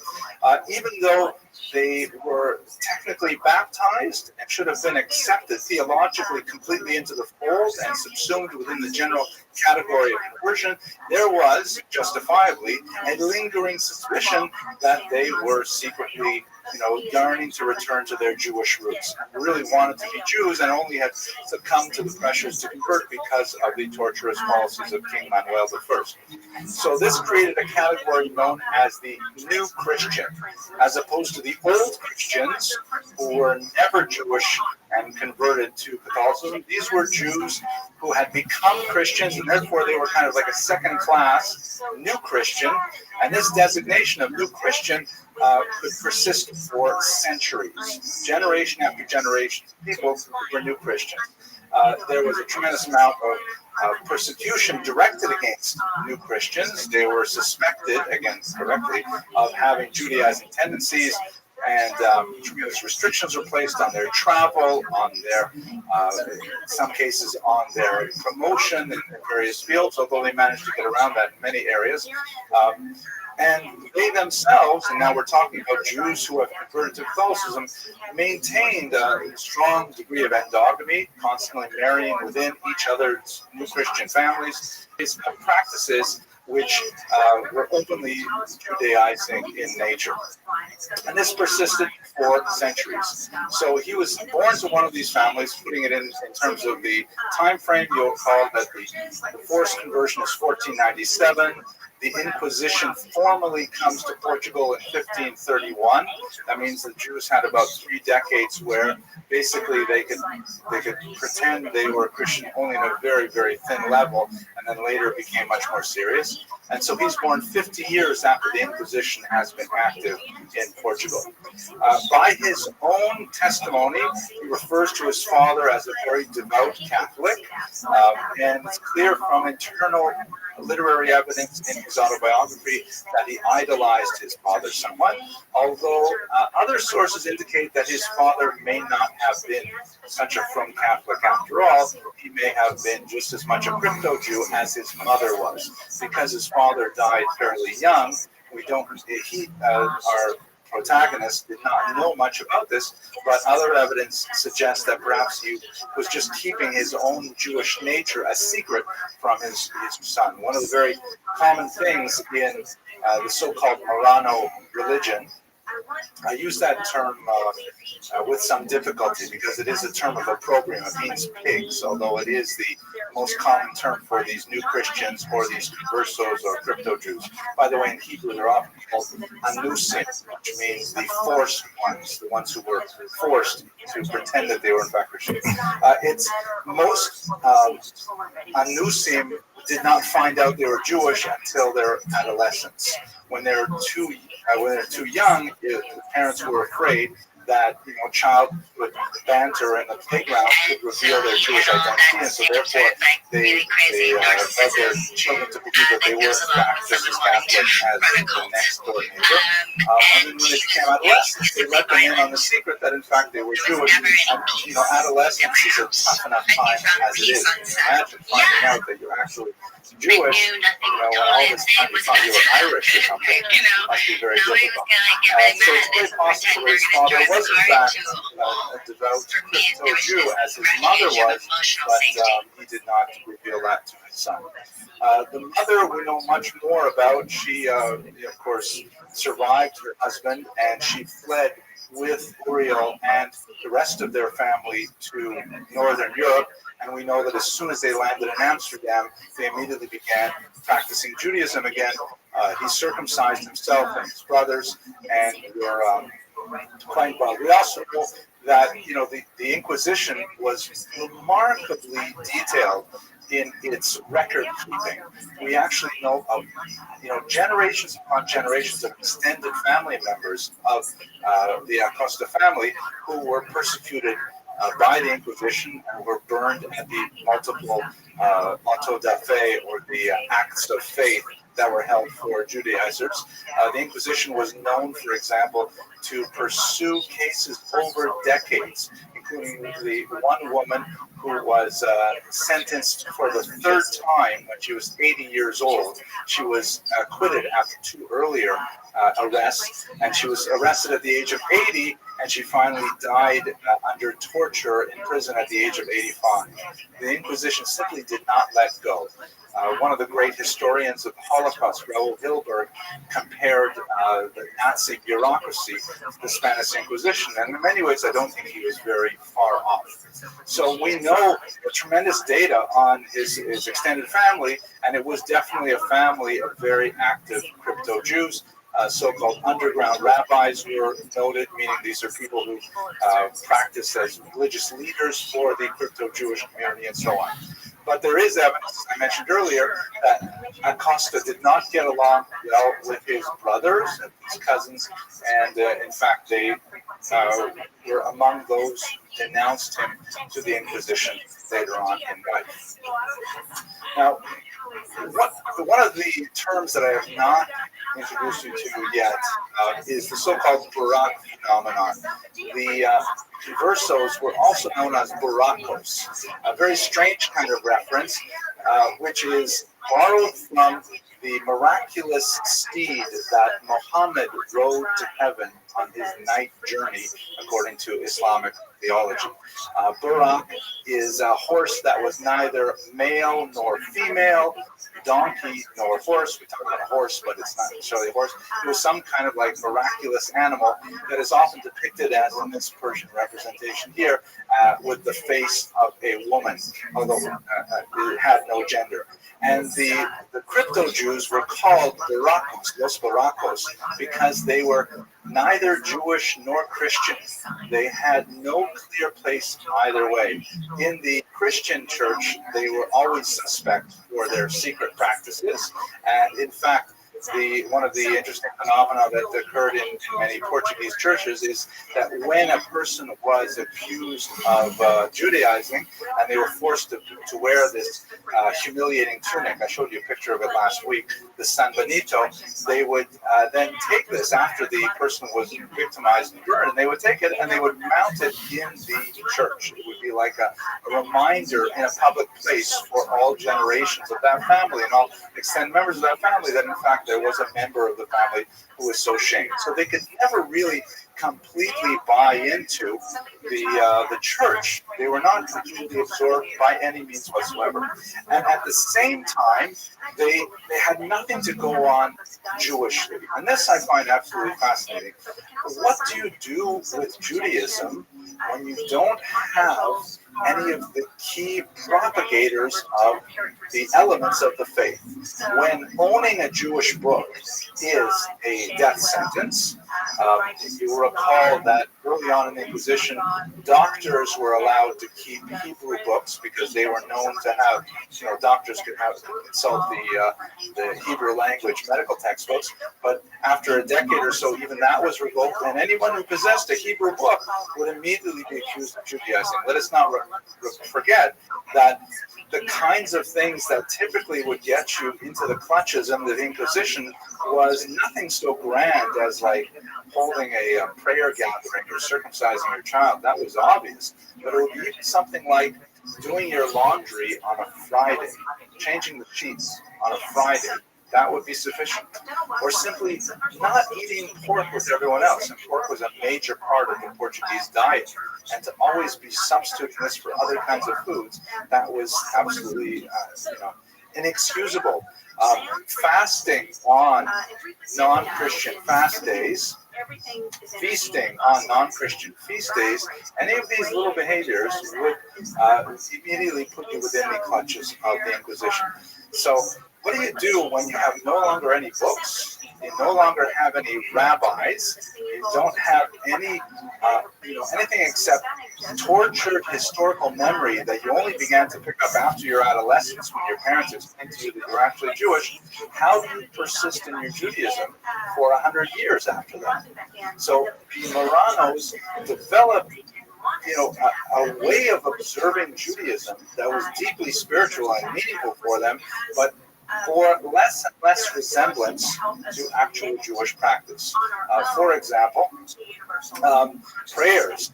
The main text of prayers that they had accessible to them was the Book of Psalms, because that's part of the Bible. It's hard to make that forbidden, right? So they would literally memorize the entire Book of Psalms, and most of their prayer gatherings would consist of reciting psalms, because they knew that was authentically Jewish. On the other hand, many other things would slip in, like, for example, praying on their knees. Kneeling is completely forbidden to Jews, and except under very rare circumstances and very rare days, like prostrating on the Rosh Hashanah and Yom Kippur and so on. But otherwise, completely forbidden. And they would have picked it up from Catholic practice, and that was considered perfectly appropriate. It reminds me, if I can tell you a short, funny story, this is such a depressing topic, so I'll tell you a very short, funny story. When I got my PhD at the University of Toronto, it's a very old-fashioned school based on the Oxford model, and we have this huge da-da-dum, as my grandmother would say,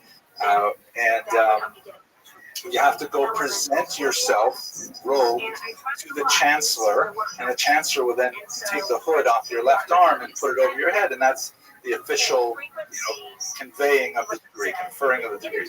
So when they stood us up in the rehearsal, they showed how I'm supposed to walk up to the chancellor, seated on a big throne-like thing, and I had to kneel before the chancellor, and I'd say, wait a second, I can't do that. I'm not allowed to kneel. He says, oh yeah, I forgot. We get guys like you every year. Don't worry about it. All you have to do is don't climb up all the steps, because the chancellor was quite high up on the steps. So just climb up a few steps, you'll automatically be lower, and they'll do it. So they call me my name up, I walk up there, I stand a little lower, I have my hood, and the chancellor takes the hood, puts it over my head, and she says to me, Mazel Tov.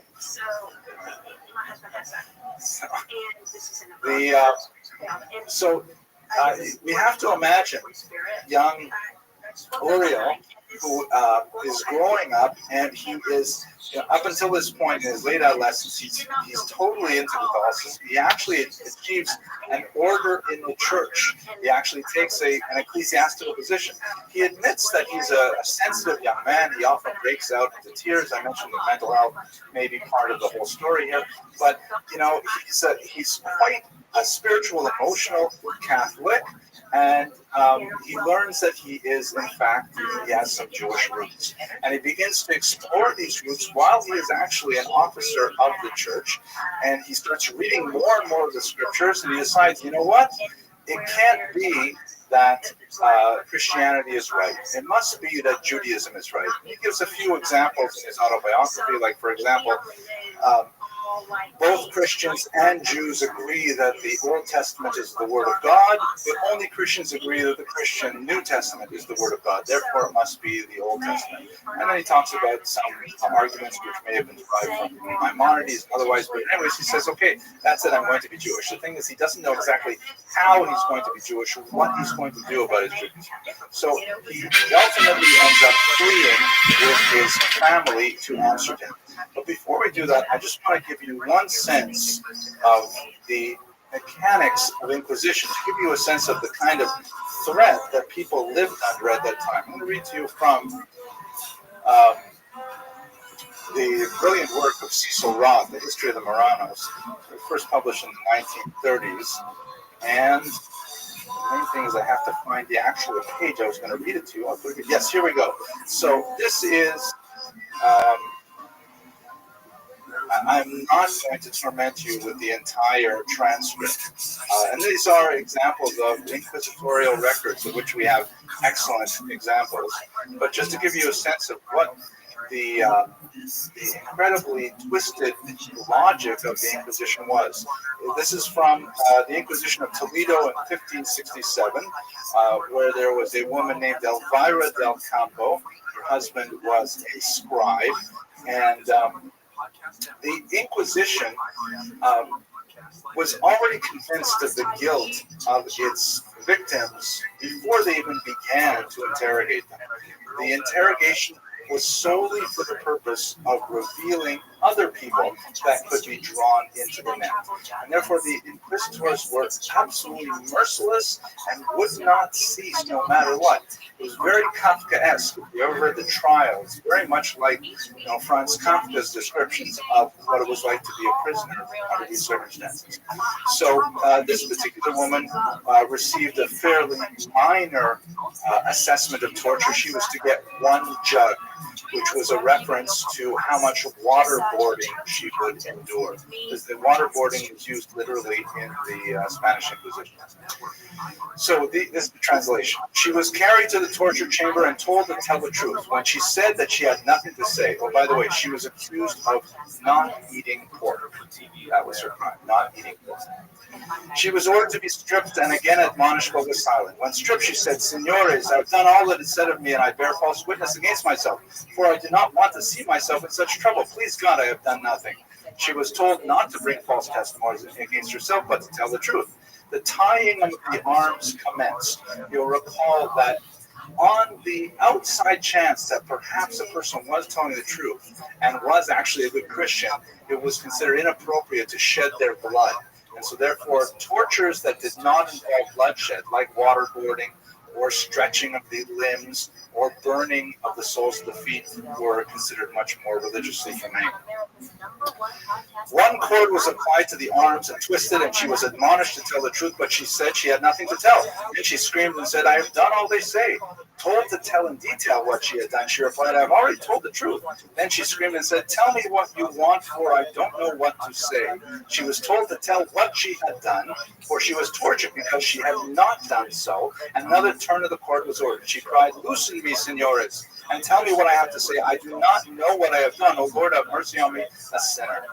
Another turn was given. She said, loosen me a little that I may remember what I have to tell. I don't know what I have done. I did not eat pork, for it made me sick. I have done everything. Loosen me and I will tell the truth. Another turn of the cord was ordered, and when she said, loosen me and I will tell the truth, I don't know what I have to tell. Loosen me for the sake of God. Tell me what I have to say. I did it. They heard me, Senor. Loosen me and I will tell it. She was told to tell it and said, I don't know what I have to tell. Senor, I did it. I have nothing to tell. Hold my arms. Release me and I will tell it. She was asked to tell what she did and said, I don't know. I did not eat because I did not wish to. She was asked why she did not wish to and replied, loosen me. Take me from here and I will tell it when I am taken away. I say that I did not eat it. She was told to speak and said, I did not eat it. I don't know why. Another turn was ordered. She said, Senor, I did not eat it because I did not wish to. Release me and I will tell it. She was told to tell what she had done contrary to our holy Catholic faith. She said, take me from here and tell me what I have to say. They heard me, on my arms, which repeated many times and went on. I don't remember. Tell me what I have to say. Oh, wretched me, I will tell all that is wanted, Signore. They are breaking my arms, loosen me. I did everything that was said of me. This goes on for 3 more pages of simply not knowing whether she should make something up, tell something, not tell something, and just searching desperately for the right answers. What exactly do they want from her to release her? Ultimately, she would betray several dozen other people that she could think of, and they would be brought into this net. The Inquisition would look for any tiny little aspect of what they might have done, and the process would continue. Absolutely torturous, and something that is unprecedented on human scale. Okay, so they get to Amsterdam, and they're so happy to finally be in a free state where Jews are allowed to exist the way Jews are allowed to observe their faith openly. As I mentioned, circumcises himself and his entire family, his brothers and his mother, all convert to Judaism, and they're living there without too much difficulty. They later move on to Hamburg, Germany, which also has a very significant family or population of Portuguese Jews. By the way, Portuguese Jews for most of the 17th and 18th century is sort of shorthand for these refugees from the Inquisition who make their way through Europe. And there he begins to get into trouble because he begins to say, wait a second, why are you rabbis doing these things? I never heard of any of these things. In all of my detailed study of scripture, I have never seen, for example, the way you observe the Sabbath. And in fact, if you look in the Bible, you will see nothing of the extensive preparations and observance of the Sabbath that is common to Orthodox Jews.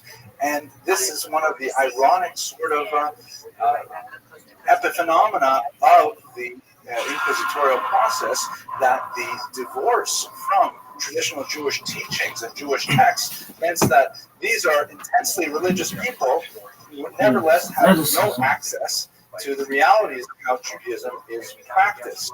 And the disconnect is something that Costa simply could not leave alone. I just have to find one more document. It's hard to do this with one hand. Here we go. This is the document I'm looking for here. And so he was censured. He began to write a little bit. He was a highly intelligent individual. He began to write and publish a little bit, and he got himself into some trouble. The leadership of Hamburg placed him under his first excommunication. He would ultimately be excommunicated 3 times in his lifetime. And this is the first and mildest of them. Now, let me take a moment just to discuss what exactly is excommunication in Judaism. The term itself is actually Catholic. We borrow it from the Catholic faith. Hebrew actually has a fairly rich vocabulary for various types of excommunications. The most common one is known as cherem. You also have Shamta, Arur, and a few others that are referenced in Talmudic literature. But it's basically a form of social ostracism that is typically imposed on someone who refuses to submit to the decree of the court. It's kind of like contempt of court, I think, in modern legal terms. It is still very much practiced today, typically in cases not at all dispute and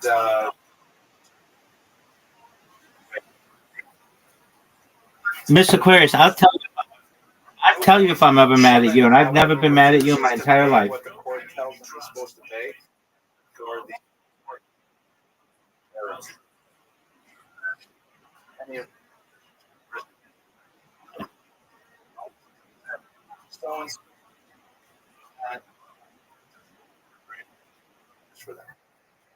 Let us I know. understand this I just like the context now attention. on the kind of punishments they can. No, I banned him.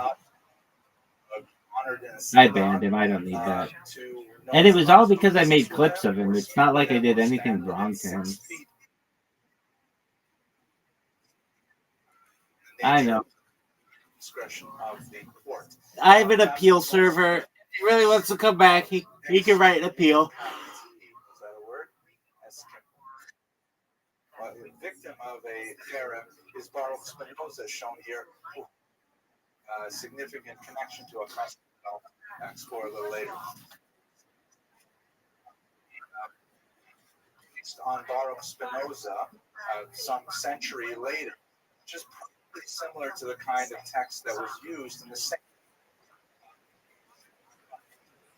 Let's I know. let me read this paragraph to you, and you'll get a sense of what this. Words of the Don't you worry. Mahamad, referring to the village elders here, the town elders, having long opinions and acts of Baruch de Espinoza, have endeavored by various means and promises to turn him from his evil ways, but having failed to make him mend his wicked ways, and on the contrary, daily receiving more and more serious information about the abominable heresies which he practiced and taught, and about his monstrous deeds, and having for this numerous trustworthy witnesses who have deposed and borne witnesses to this effect in the presence of the said Espinoza, they became convinced of the truth of the matter, and after all of this has been investigated in the presence of the honorable Chachamim, the sages, they have decided with their consent that the said Espinoza should be excommunicated and expelled from the people of Israel. By the decree of the angels and by the command of the holy men, we excommunicate, expel, curse, and damn Baruch de Espinoza with the consent of God, blessed be he, and with the consent of all the holy congregation in front of these holy scrolls with the 613 precepts which are written therein, with the excommunication with which Joshua banned Jericho, with the curse with which Elisha cursed the boys, and with all the curses that are written in the book of the law. Cursed be he by day, and cursed be he by night. Cursed be he when he lies down, and cursed be he when he rises up. Cursed be he when he goes out, and cursed be he when he comes in.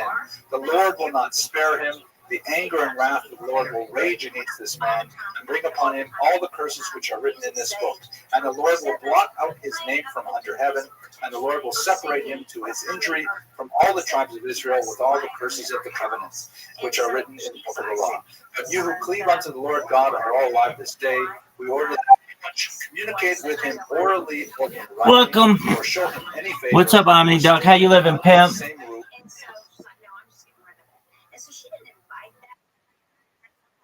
What's good, dog?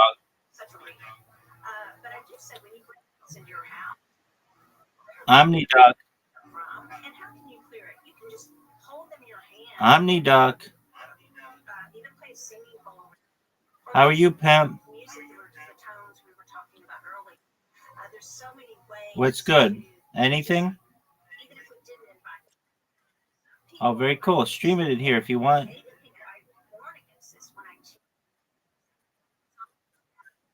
Okay.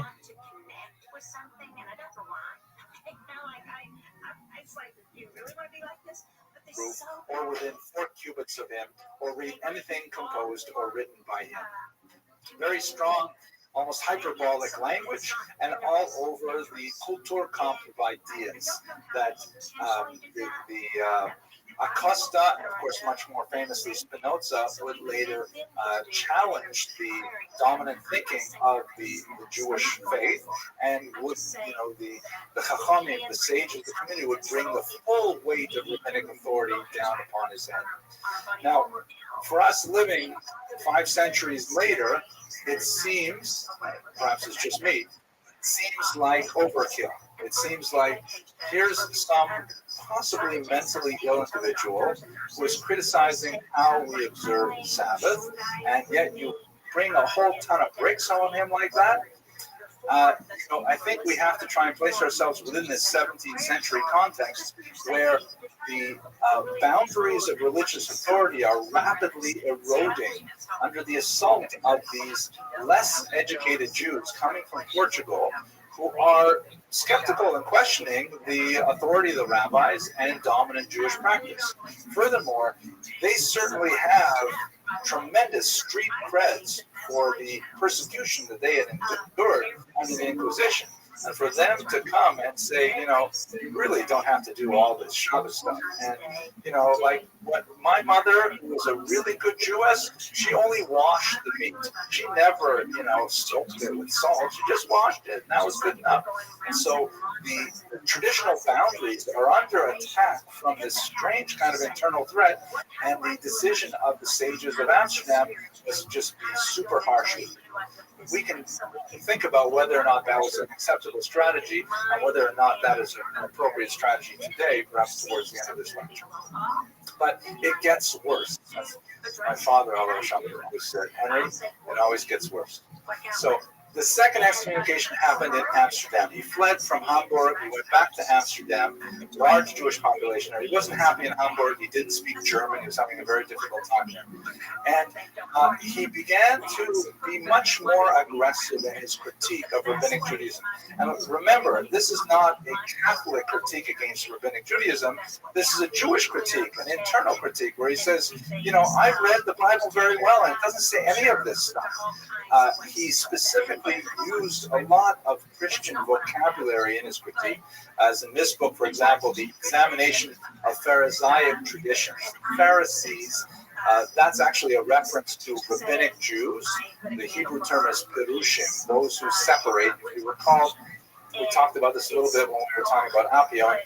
These are the progenitors of the rabbinic tradition, but in the Christian tradition, they are, the word Pharisee is essentially identical with hypocrite. So to use Pharisee in a literary context for anyone who's familiar with Christian thought, that's considered an insulting term. And so he's saying the rabbis are just like the Pharisees. He says this openly in his autobiography. They're full of lies, just like their ancestors were, very stubborn and stiff-necked. And he's saying that they're just making things up that aren't in the Bible. Some scholars of Acosta will find that perhaps he was heavily influenced by Karaism, which is a movement that began in the 9th century that argued that the only authentically divine portion of rabbinic literature is, in fact, the Torah, and everything else is all completely fabricated. It's very hard to draw a straight line from Karaism to Acosta, in my humble opinion. He published this book. The rabbis knew that it was coming out, and they actually anticipated it. Before it even hit the press, it's not even much of a book, it's really a pamphlet. They published a counter pamphlet that accused him of all kinds of nasty things. The book, as soon as it appeared, was burned by the rabbis, and he was excommunicated a second time, and he fled to Utrecht. He originally wrote in Latin. Portuguese was his mother tongue, but he wrote quite excellently, actually, in Latin. Yes. I don't think there's a Karaite community in Utrecht or Amsterdam at this time. And also, he thinks he is a regular Jew. He thinks he's like mainstream. It happens that these crazy rabbis are off the derech. So the Karaites, I mean, I've read just about everything. He never even refers to Karaites. I don't think he's even aware of their existence. You would have more Karaite communities toward in the east, but not in Western Europe. Okay, so he flees to Utrecht, and he lives there for several years. Then his mother passes away.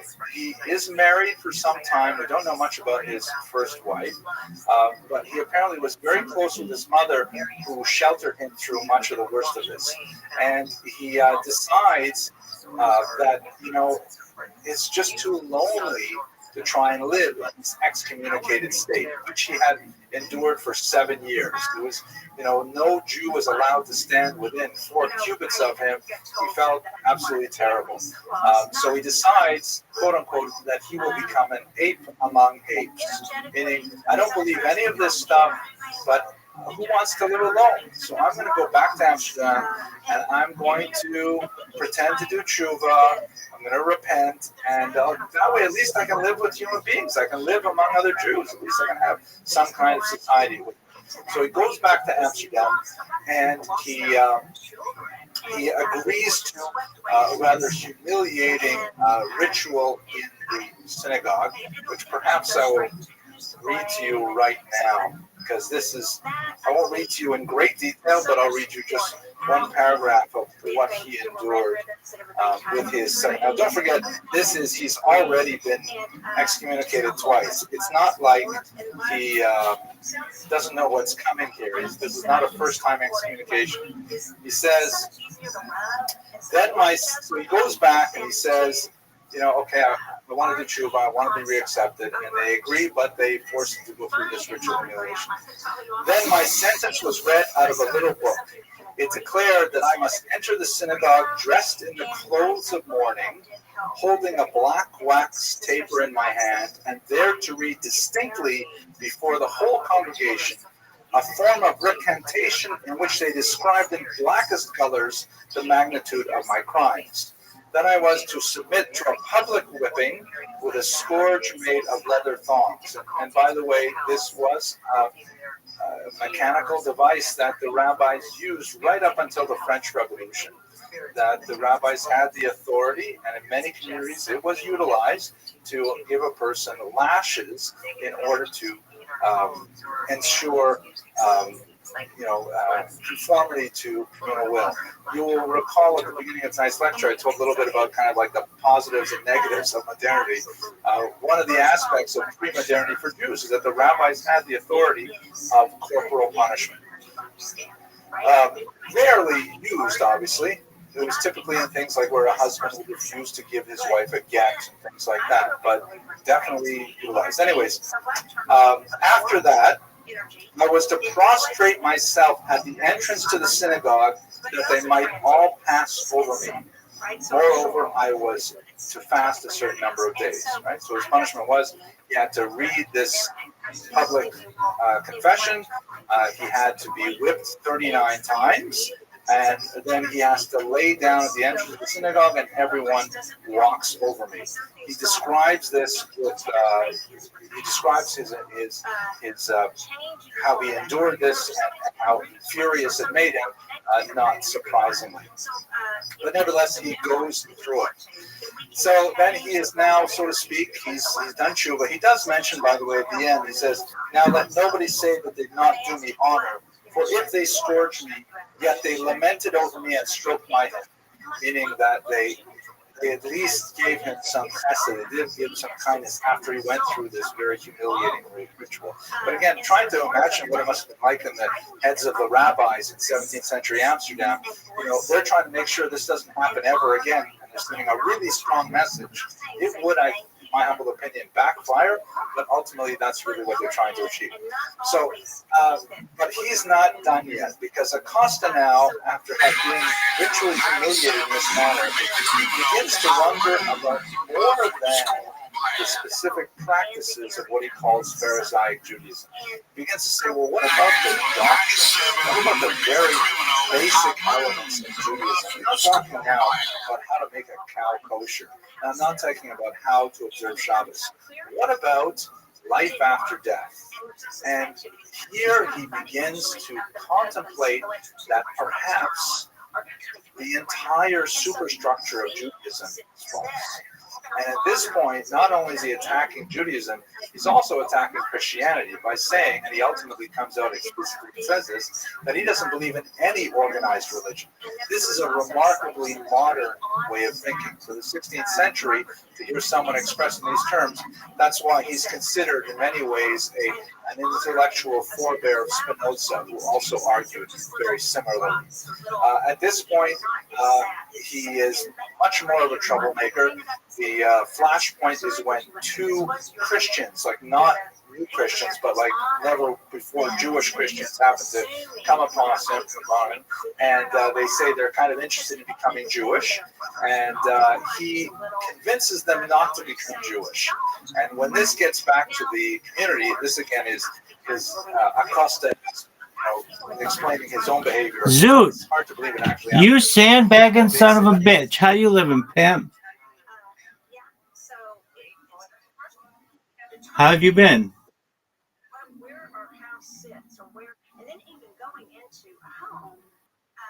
All right. Are you ready to lose? Everything?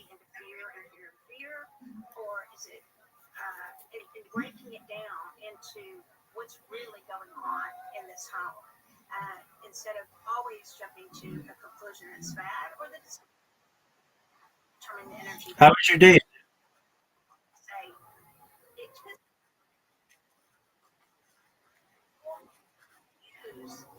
Well, it's the truth. One of my really good friends, she's a medicine. Did you know that you have education? And so we always run things by her. We don't want to appropriate anything.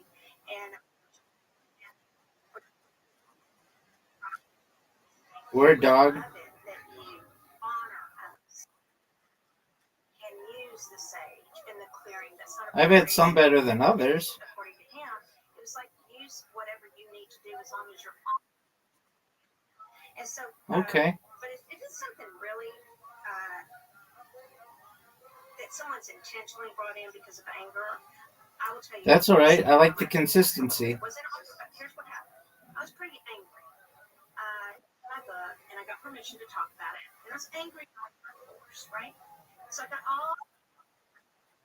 And I was outside today. Candles and putting herbs in them, very irresponsible. And my mentor. I got groceries. For candles for a year.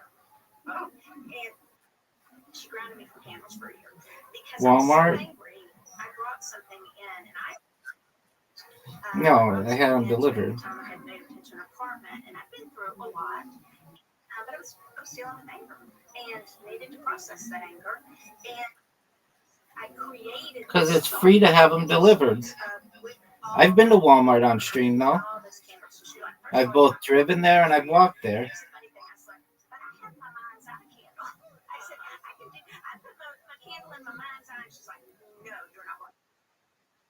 Sure. Just watching our energy, and again, okay. What's love to one person and right to one person, we've seen this in our country. We may not all agree with this is high vibe or this is low vibe, but knowing where we're at in our energy, and then using tools if we need to. Sage, black sage is known as mugwort. It's quite potent. And actually think about churches, how they use the incense. For blessings and for clearings. And it's not new. And having, like I spoke about it, you were in Spain, first of all, those churches are just beautiful. They are so beautiful, yes. They are so gorgeous. But they have those protectors. And in different countries, when I was in the Czech Republic, I don't know what they were. I can't remember. Like the gargoyles on them. They were gargoyles, but they looked a little different. And they were to ward away evil. Right. There's different things. Yeah.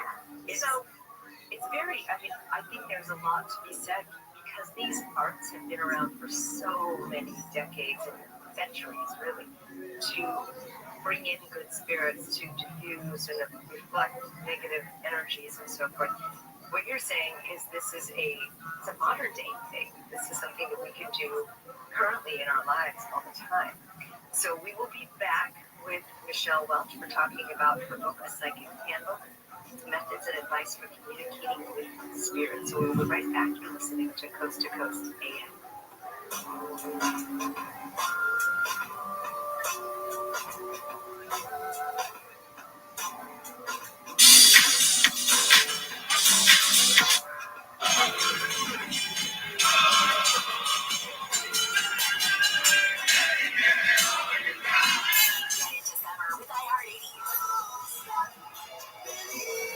Rewind to a decade in music that defined a generation. From Madonna to Michael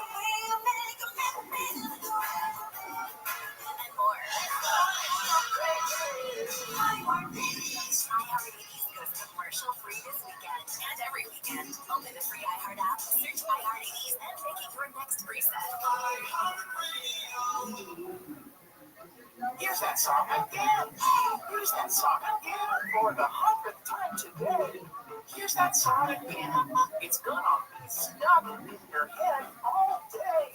Here's that song again. It will make you cray, cray. You love your kids enough to watch that TV show a bajillion times. Love them enough to make sure they're in the right car seat for their age and size. Show them you love them. Keep them safe. Visit nhtsa.gov/the-right-seat. Brought to you by the National Highway Traffic Safety Administration and the Ad Council. The free iHeartRadio app is #1 for music, radio, and podcasts, all in one. Discover a new podcast from our library of over 350,000 titles. Here's an iHeartRadio podcast preview. In 1995, a college student disappeared on a trip across the USA. I reported him missing right away, but he wasn't taken. So his mother started investigating. I got the case file.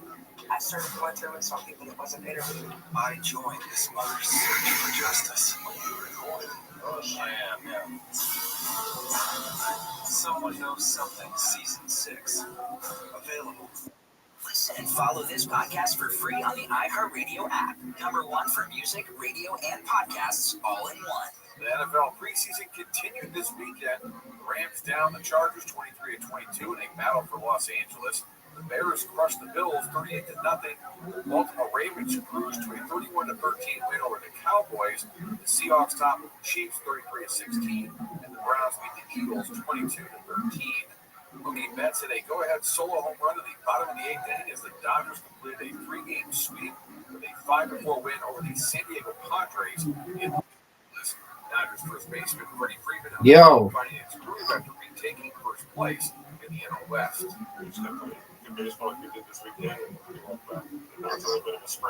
What up, pimp? Can you hear me? Are you ready to lose? Best record in baseball at 78-40. That's sports. Colin McIntyre. There's a sickness in this town. Must excite it. Are you gonna go? What up, pimp?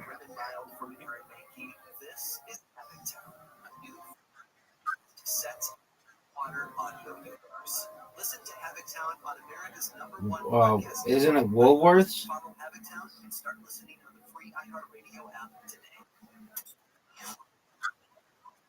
Right. Don't you have Woolworths?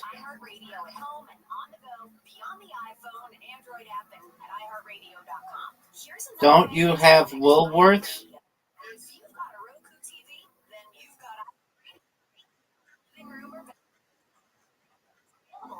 I know, but don't you have Woolworths though?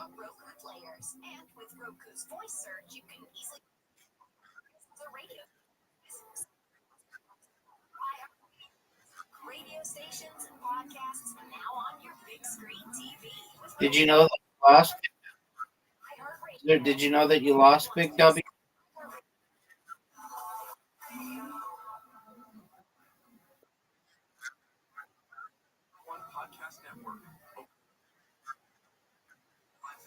We all love a good jailbreak. The elaborate schemes, the close calls, the moment when it all goes wrong. Oh my God, the twists and turns. No. God, we live to tell the tale. I'm Arturo Castro, and I've been lucky enough to. I think they stopped. And now I'm starting a podcast because honestly, guys, this is crowded enough. Yeah, they stopped like 10 years ago selling guns, period.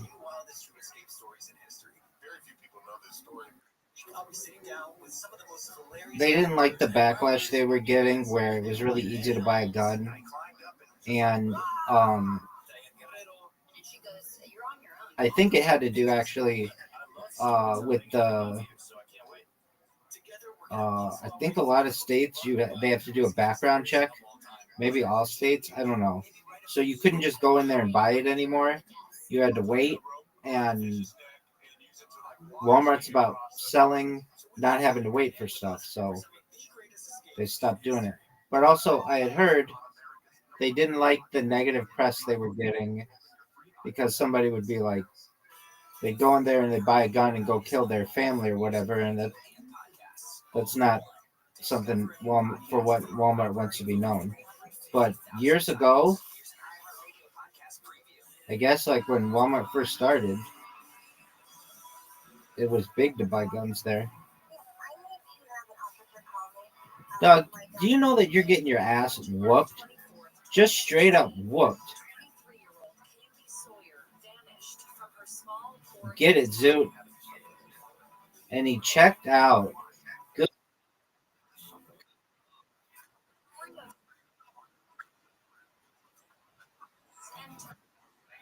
Okay.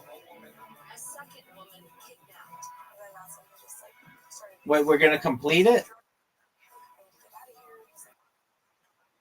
Are we going to do a new one? Are you not going to be a little bitch and leave?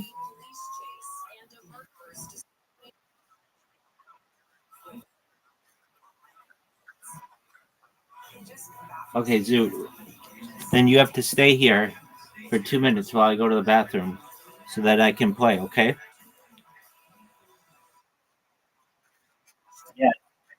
Yeah, it is, baby. That's what I'm talking about, dude.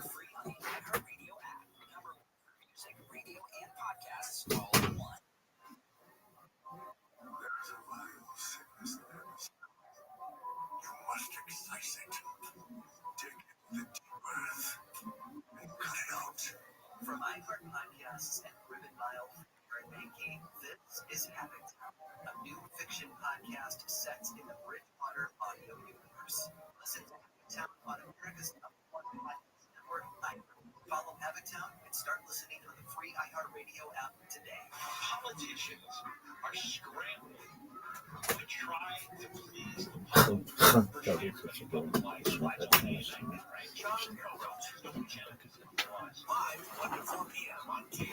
All right, big dog. Let's do it.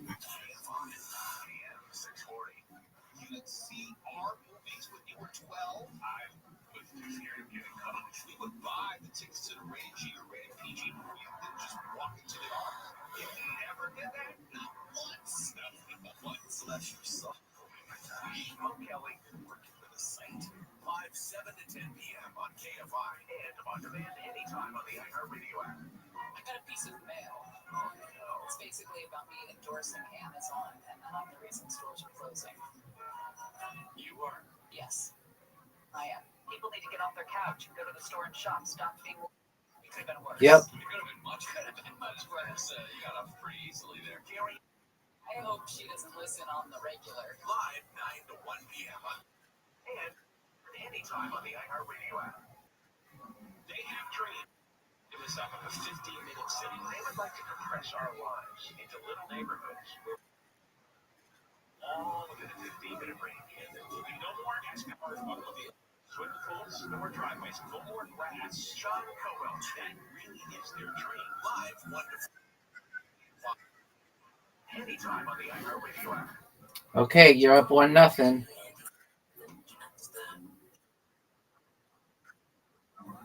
You know I suck at it. Oh, yes, I am. This is my worst game.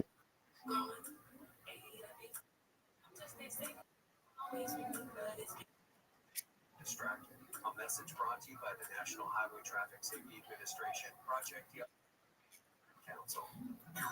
Do you know what? Do you know what pocket pool is? It's a euphemism for masturbating.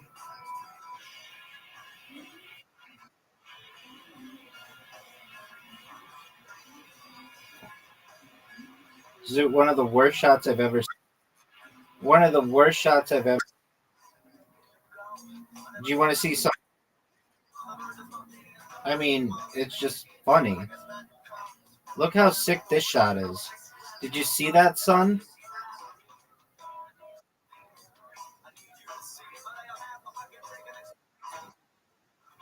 Word.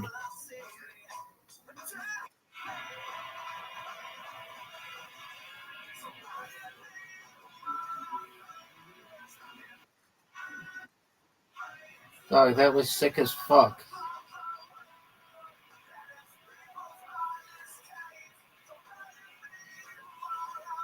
What a shot! That was the best shot I've ever had in this game. Did you see that?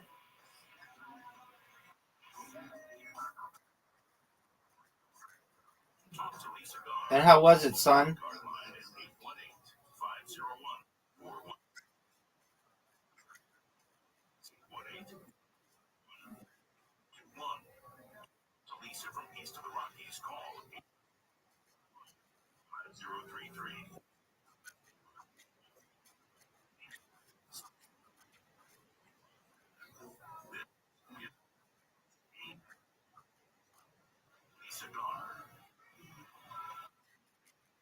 Does everybody speak English?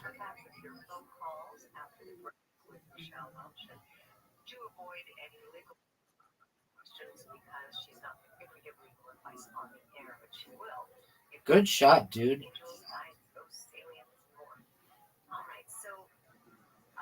That was a great shot.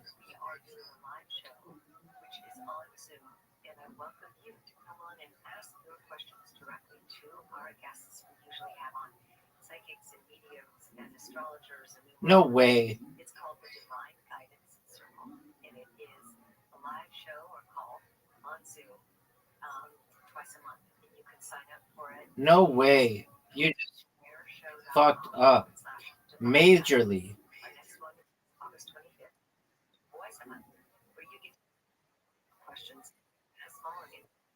So I'd love you to come. Who the fuck's David?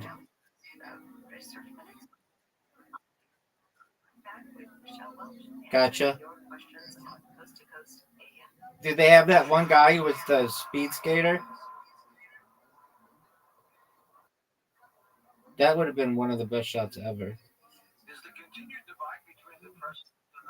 Okay. I hope you win this game. So go ahead and do it. I want to be down 0-2. Dude, Zoot, you missed the UFC. Because I like comebacks. Zoot, you missed the UFC.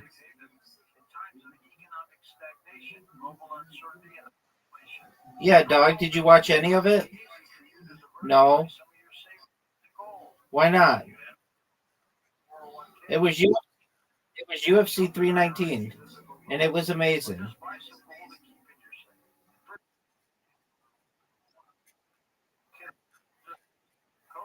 Like next month, September.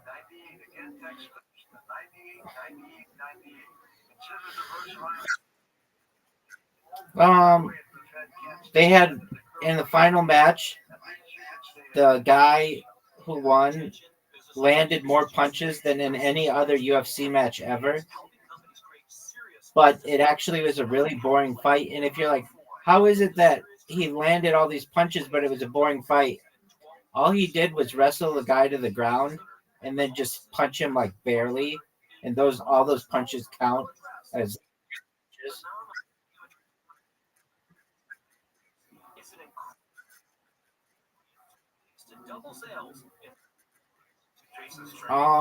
Like two guys who hadn't lost, or hadn't lost in a long time. Dude, you are playing so unbelievably well. Hit this shot, Zoot. Win it. If you make this shot, you win. Dude, Zoot, you just spanked me. I love it. That's what I'm talking about. I want to see the best.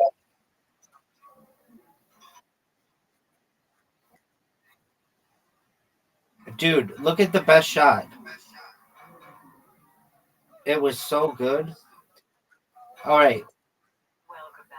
Why did you leave?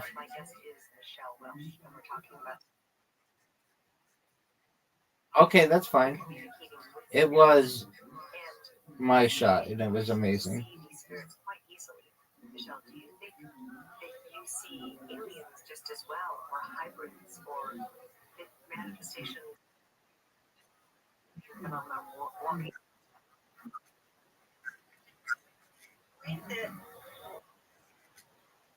Shift. Now, other people may have seen. You never know, son.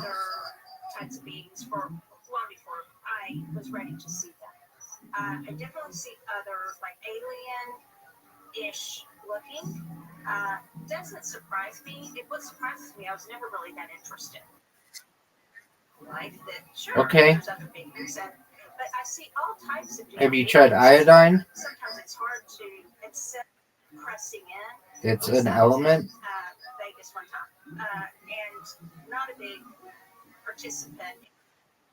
Increases intelligence. And Roger wanted to go eat somewhere, and I was just how I just felt energy just pressing. I think it has. So just whether it be alien.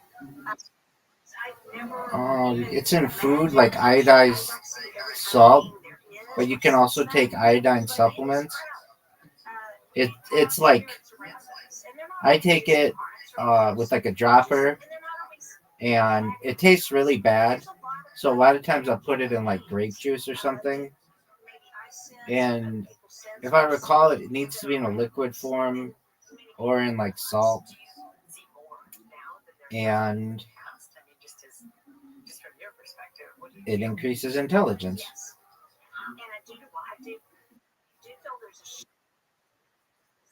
I believe so. different types of beings, as opposed to just this looks like a maybe.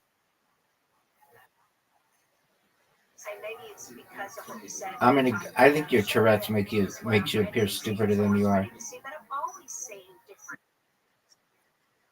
To be a shift for me and many people. I will say a couple of my friends that I know really do see the same, that I can call and go, have you felt a shift? And one of particular. Do you have that thing on your arm? She's like, and it was during the pandemic, and she was like, yes, I have. Okay, we'll go get it. But a lot of people, have experienced alien phenomenon, right? And maybe that's just new. Yeah, you told a group of people that you didn't know until you were 15 years old that you were circumcised because you'd never seen a man's penis.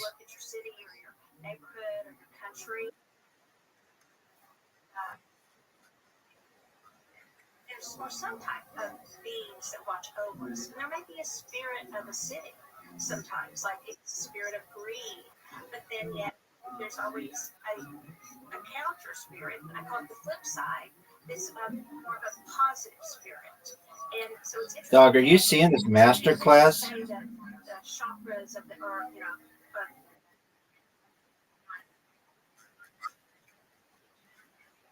beings on the side of one of my Okay.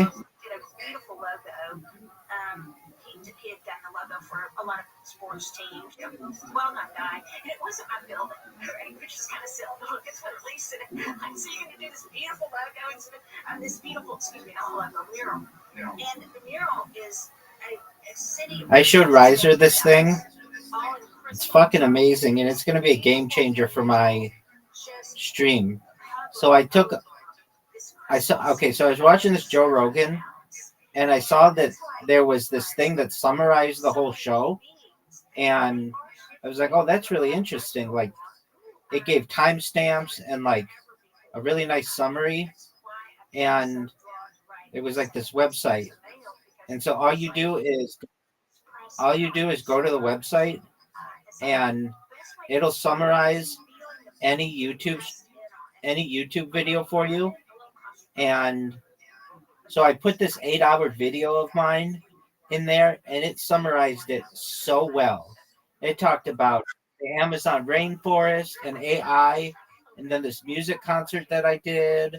It was like, and it was super accurate. And every single song that I sang, it had it in there, like a playlist.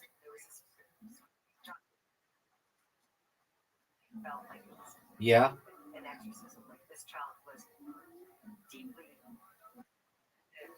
Because it was up against the wall and it's got a bunch of your balls in the way, and I just helped you. Dude, if you win this game, you will be up 0-3. 3-0. Are you gonna go though? Oh, what a beautiful shot.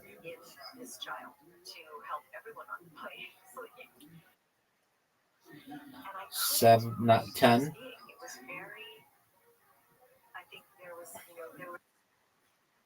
Are you ready for this, Zoot? And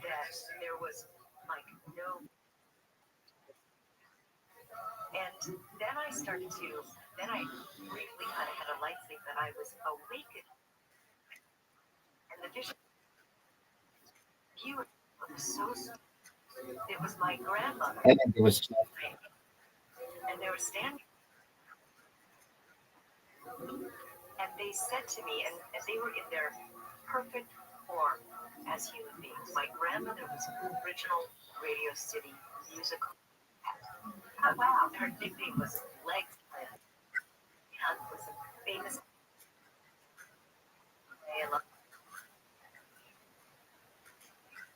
Perfect form. She was in the height of her career. In their height height of their body and their form when they were in stream with me, and they said to me, "We are here for you." I agree. So great. And I woke up, it was deep, like it was a twilight sleep, but it was such a permeable memory. Not the fact that Zoot, slap yourself. my aunt Zoot, slap yourself. passed MS with absolutely no use of her body. Her cancer, and they Don't do that. You run out of hair. Just flick your hand. and they were in their perfect, beautiful form. And so, and then they said, "Here," and it was in this interesting communication in this like 12-hour flight. And I absolutely loved it. Do you feel that that was like a visit? Now that was dumb. Was it because I had tried to communicate with this other being thing in this child that it vacated? Or could you tell me what you Zoot, feel about that? you just made a noise. Flick yourself. I did. First of all, it is beautiful, and it seems like the time that they come and they came through for you. But is it a visitation? I give instructions on ways to know. Are you having a visitation versus a vision? And one of those is how do you remember? Are you proud of that shot? And you seem to remember a lot of the details, right? Exactly what they, and to me that's a visitation. So, and I go through that. Spiritual Bell has like groups of 11, and so one of the and ways to tell which it is. The point probably is that Flick yourself, Zoot. for you, and they were sending out love, like Oh. lack of a better phrase. Okay, To that entire, let's see. I wonder if the whole plane shifted. Did the child calm down or not? Because it feels like that's what they were communicating to you. But it's also, I feel, whatever was going on with that child, you were needing some protection around you too, because you had tried to get in touch with what was going on with the child to say, calm down. And how do you feel about that? Your aunt and your mother come through. Interesting. That was really Yes. yeah, there's some connection there, but it was afterwards Really? back into that visitation. It really felt like a visitation, and yes, and I just feel, and it's been a tough year, changing a little bit now. That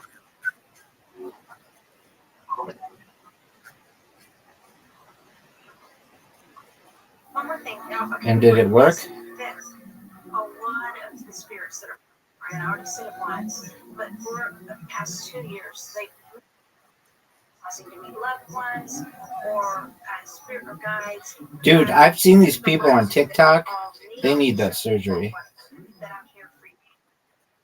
To know that we are working on our behalf in a different frequency, so to speak, our loved ones, and for us to know that. So I believe. right. So it was a Okay. beautiful moment. Well, yeah. Let's go to our callers. We've got first time. Oh, baby. Calling in from Are you ready for this move, Zoot? Welcome to the show, Patricia. Thanks for calling in. This girl on TikTok, she like can't even talk without saying the F word. Tell me, do you have a question? No, she says like the N word. She says all kinds of bad words. No.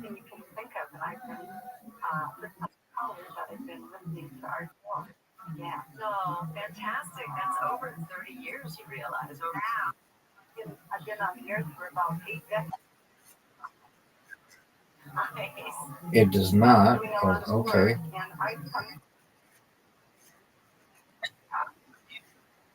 Yeah, people will still fuck you up. And I'm on my own, and most of my individual friends and everything have lost their memory or the cancer or everything else. They're not here for me. And my family. Zoot, if you beat me here, oh no, I won the last game. So it's 1-2. You could beat me here though.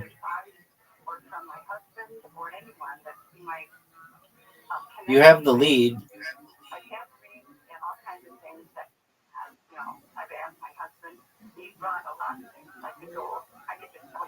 And you've evolved.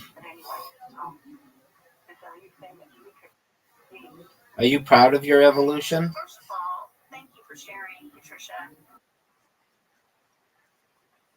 Many of us, and not everyone, speaks up. This is a great forum and alone in that, right? I do. You think that was a good move? Some messages, but I do too.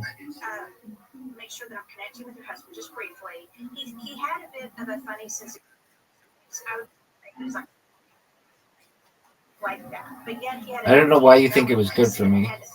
So he's around you a lot, and where I do around you most is there's an area between. Oh baby. Your kitchen and like a pass through into the. But that's good for you. Area. I don't know what you would call that, but whatever that pass through is, whether it's a hall or just stepping that.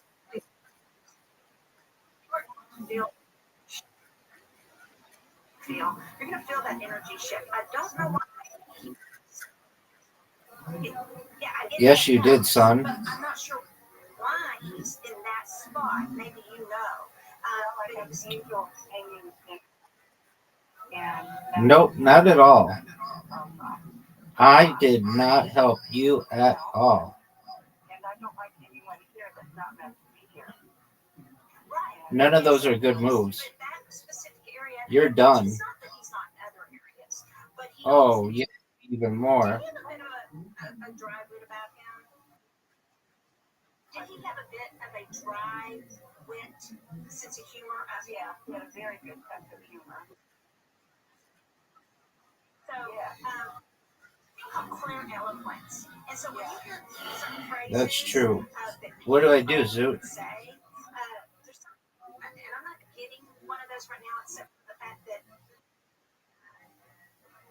he had that funny, dry humor that not everybody would get, but he did know how to lift everyone out. And that area is the process. I think so. That you have there. You're up, pimp. Dude, Zoot, my bots created a clip of a guy earlier today. Or actually like 5 days ago. But he came into my Discord today and was just yelling and yelling and yelling. For 3 hours he was in here and just kept leaving and coming back, leaving and coming back. And I was fine with it, but eventually it was annoying people. So I banned him, but he was so pissed off. By far the most pissed off person I've ever had in here. Ever. Like, he was so pissed off. It was unbelievable.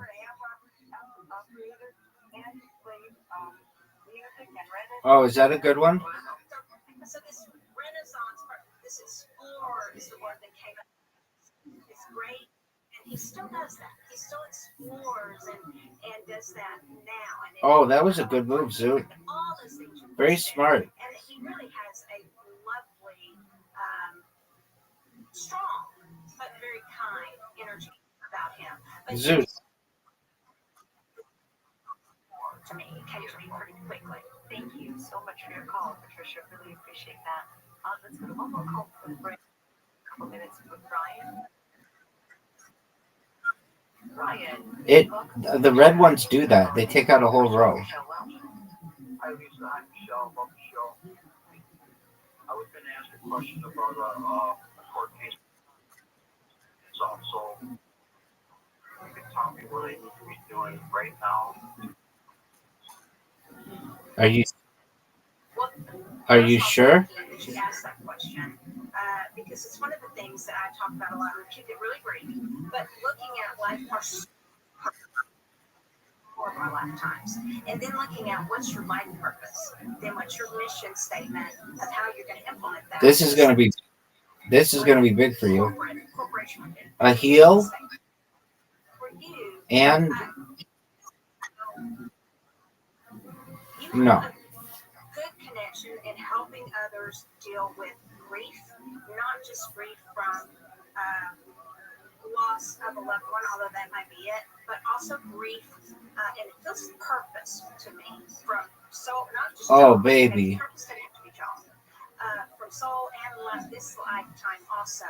If somebody who goes through grief, What do I do? loss of a job or whatever it is, I go and like you've gone this. through some things that have prepared you to be really adept at handling others deal with grief. That a lot of people What's going to happen? Does that resonate with you?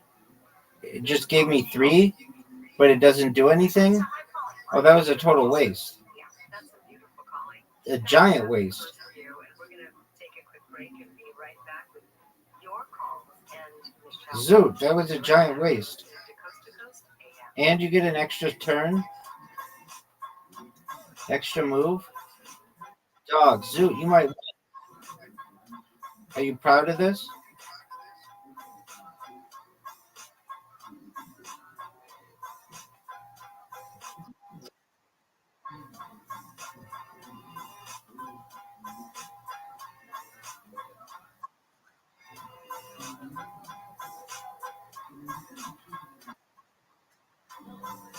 Because I'm sick. Yo, pimp.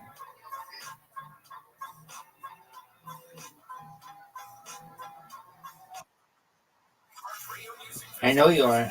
I'm excited for you. Are you going to record it? No, you just record it. You don't have to live stream it. Just record it.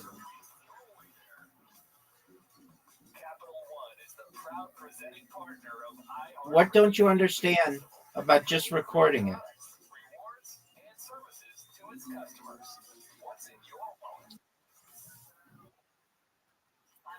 Yeah, you did. You fucked up majorly. Oh, but you got it. No, you didn't at all. That was baller. How'd you like this move, though? You're up, Zoot. Are you going to go? Zoot, are you going to record your stand-up?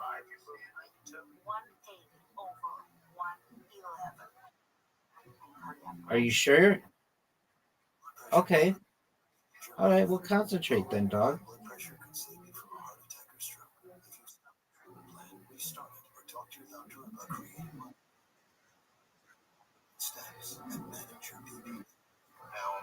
Trying to get better, stronger than ever. Brought to you by the American Heart Association of Medical. Are you sure that was the best move? Because then I'm allowed to make this move, and then I can do this move.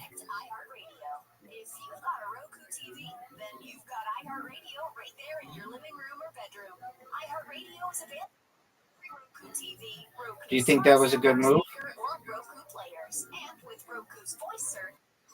Oh, that was really good. That was really. Now on your big screen TV with Roku. Free now. Radio. Anywhere you want to listen, iHeartRadio is there.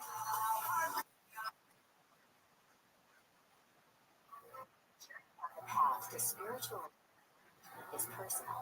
And as you'll hear Eat berries. podcast, it can also be deadly. You're up, Zoot. Caroline Slaughter on the podcast as she uncovers the disappearances and deaths that have befallen Whoa, 4 in a row. That was baller, Zoot. This is a Venus flytrap for your vulnerability. Listen to Stray, iHeartRadio app, or wherever you get podcasts.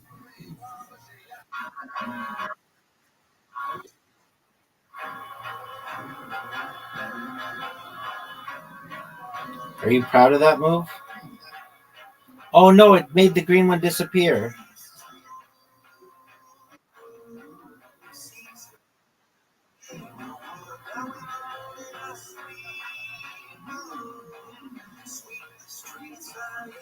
Zoo, you're basically on the.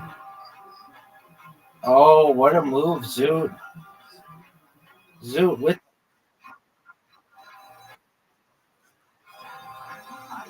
No, I can't. No, I can't. I don't. I haven't evolved.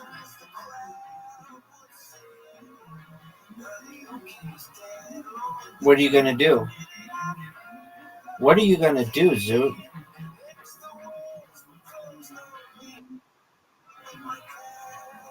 Look at this move, Zoo.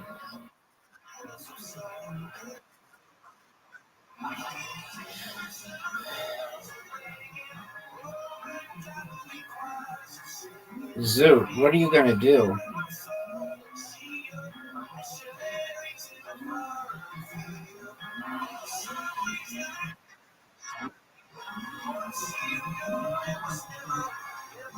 Are you proud of that move, Zoo?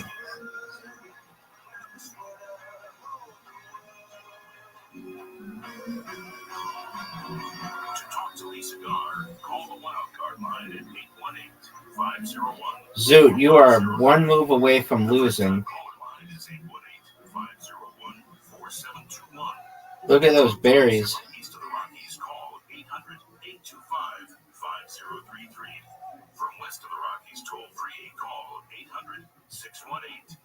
Look at this move, Zoot.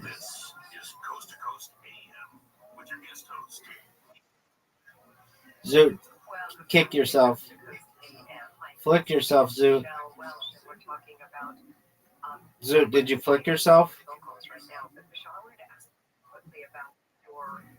Bookstores, metaphysical stores in Dallas. Whereabouts in Dallas? So in the mid part of Dallas, we've culled it down to one store, just because of a lot of reasons. One being we're in the Bible Belt, and we got one of the stores they didn't want us doing readings anymore. And I just wasn't going to find it. It was very interesting, so we'll talk about it sometime. But we called it back down to one. And oh no. And all these tools Zoot. we're talking about, we have them all. Zoot, what are you going to do, son? We have different events and readers, and it's a great store. It's been a really good experience. A lot more on. What are you going to do? Zoot, what are you going to do, son? Yeah, and you also have a podcast, right? My Soul Tokyo, is that right? So it's so what we had, and it's on a bit of a hiatus. We've had some, Lisa, you'll have to come on. We've had some really good guests. We took a break from it. Check it out, like Matthew McConaughey was on, a lot of different quantum physicists, people, and a lot of people from the metamagical, but yet not necessarily in like people have written or showing how you can use your. You don't have to be too in the You're done. profession. You're done, son. It's over for you. 2-2. 2-2, son.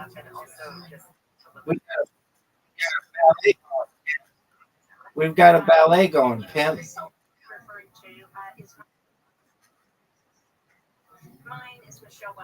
Are you sure? It was amazing. You killed yourself with the first shot. Okay, we're going back out to our phones. Doug from West Hawaii. No. Are you gonna? Are you gonna choose a guy, or are you just gonna keep jerking yourself off raw? Did you know we're playing Neo City, pimp? Dog. Did you know we're playing Neo City?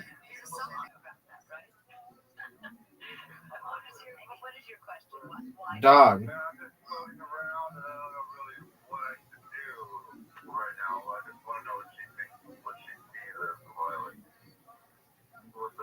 Oh. What happened? It's Doug, right? So right away I got that good fortune. might want to look in your chart just really briefly or have someone take a peek. We are in right now where Jupiter and Venus are primarily like the 11th and 12th, but that's where they come together. Like you put your arm up into the sky and put your pinky finger out. Jupiter and Venus are about to touch each other.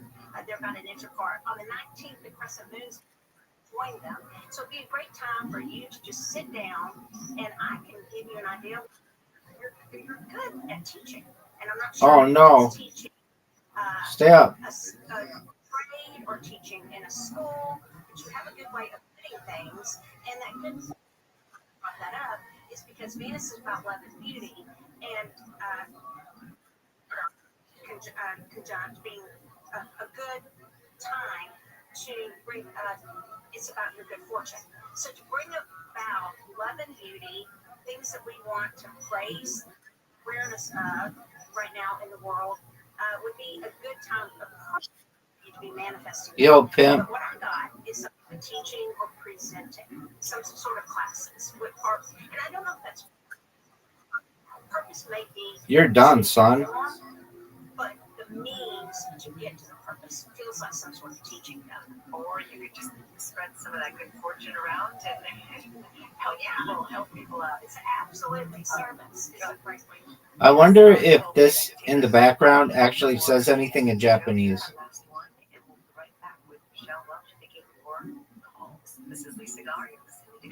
Oh, what a great shot. Zoot, are you going to beat me?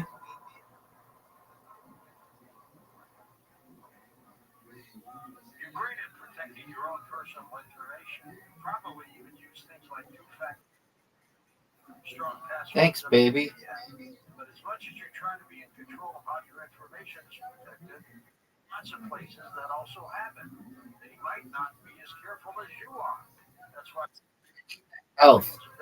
Let me at that health. If your identity is stolen, a LifeLock US-based restoration specialist will help solve identity theft issues on your behalf, guaranteeing your money back. Plus, all LifeLock plans are backed by the $1 billion. Oh, you got the health? LifeLock will reimburse you up to if you lose money due to identity theft. You might not be able to control how others handle your Yes, you did. but you can help protect it with LifeLock. 2 to 3. Are you proud of that? Yeah, but you know you know that this is my game, and I'm better than everybody we've ever played. You know I'm better than everybody we've ever played at this game.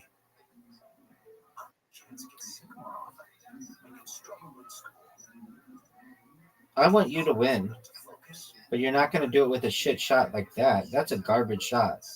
Garbage shot, Zoot.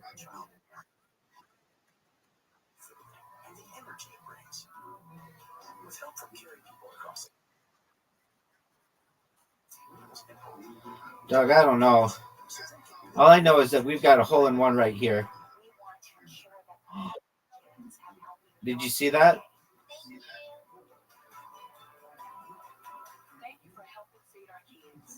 Zoot, you're done.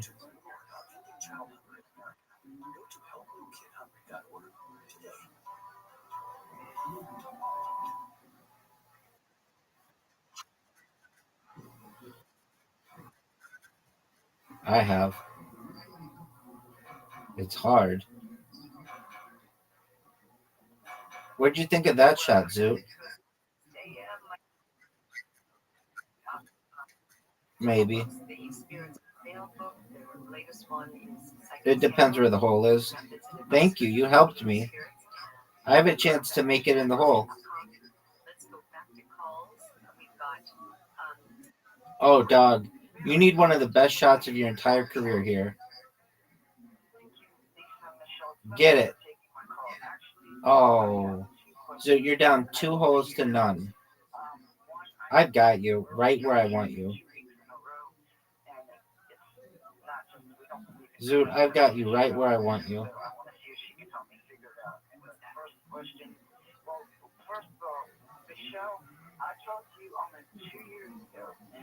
What are you going to do, Zoot? I don't know if you remember or not. I called in and I was asking you about And you remember that? That was a while ago. Michelle? It's been a while. My memory's not that great. Yeah. But Well, you said something to me at the very end, and I didn't have time. Zoot, what are you gonna do? You didn't have Are you proud of this shot? You said that. Are you proud of this shot? And I don't know whether it was forward or backwards, but you told me that line that whatever breaks me is gonna make me. I can't remember which way you said it. whatever doesn't break me makes you stronger. Maybe that. Whatever breaks me is gonna make me, or I can't remember where she. It sounded like she. What was the point of it, though? What was the question? Because I ended up breaking my leg really bad, like almost 5 months ago. I'm still recovering from it. Did you pick up on something like that? Thank you, baby. I appreciate it. That's really sweet of you. But, okay, well, we'll go to the next question then. Yeah. Okay. Zoot, make it. Yeah, Michelle, now. Make it. Dog. That was amazing. Yes. But not on this hole. I haven't lost on this hole to you or anybody in like 100 straight games. All of us get mad once in a while. You know that, everybody, all of us get mad. And I was getting really mad because, I can't have to lock myself up inside, you know. I just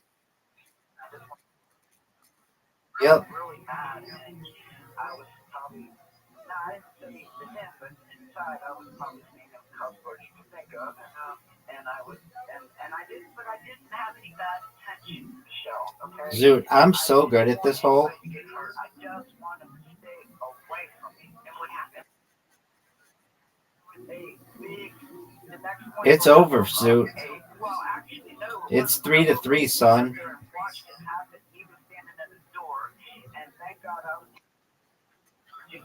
I think so.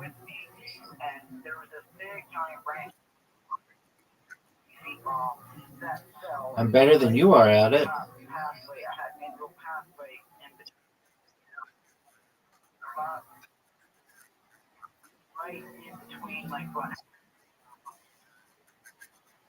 That's a pretty joke allowed to really, kill somebody, or it would have did some real damage if it hit the camper.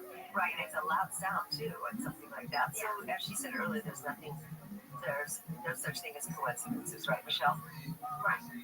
So that branch falling, when we have strong energy and we focus all of our energy roots in a certain area, focus, strong intention. Then if you Look how good a shot this is. and there's focus, strong intention, things can happen. We can create platforms. I 100% believe you that you were not trying to send anger, but we can get angry sometimes. A couple of things. Look how good a shot this is. Look at this shot, Zoot. I just made it look like a professional. You're done. It's 3-3, son.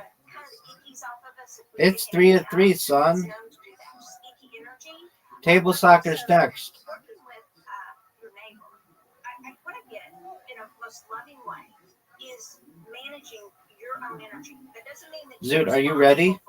Everything, but you're responsible for you and that reaction to it. So I love that you're responding in love.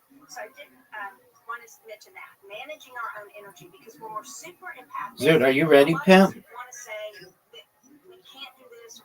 That we're told Do you know what the dragon attack is? we can step into changing the form of energy, and so that branch falling was representing a need for divide and a need for space and a need for you to have better boundaries. I'm going to try to score right here. Say, my friend, that you let people run all over you.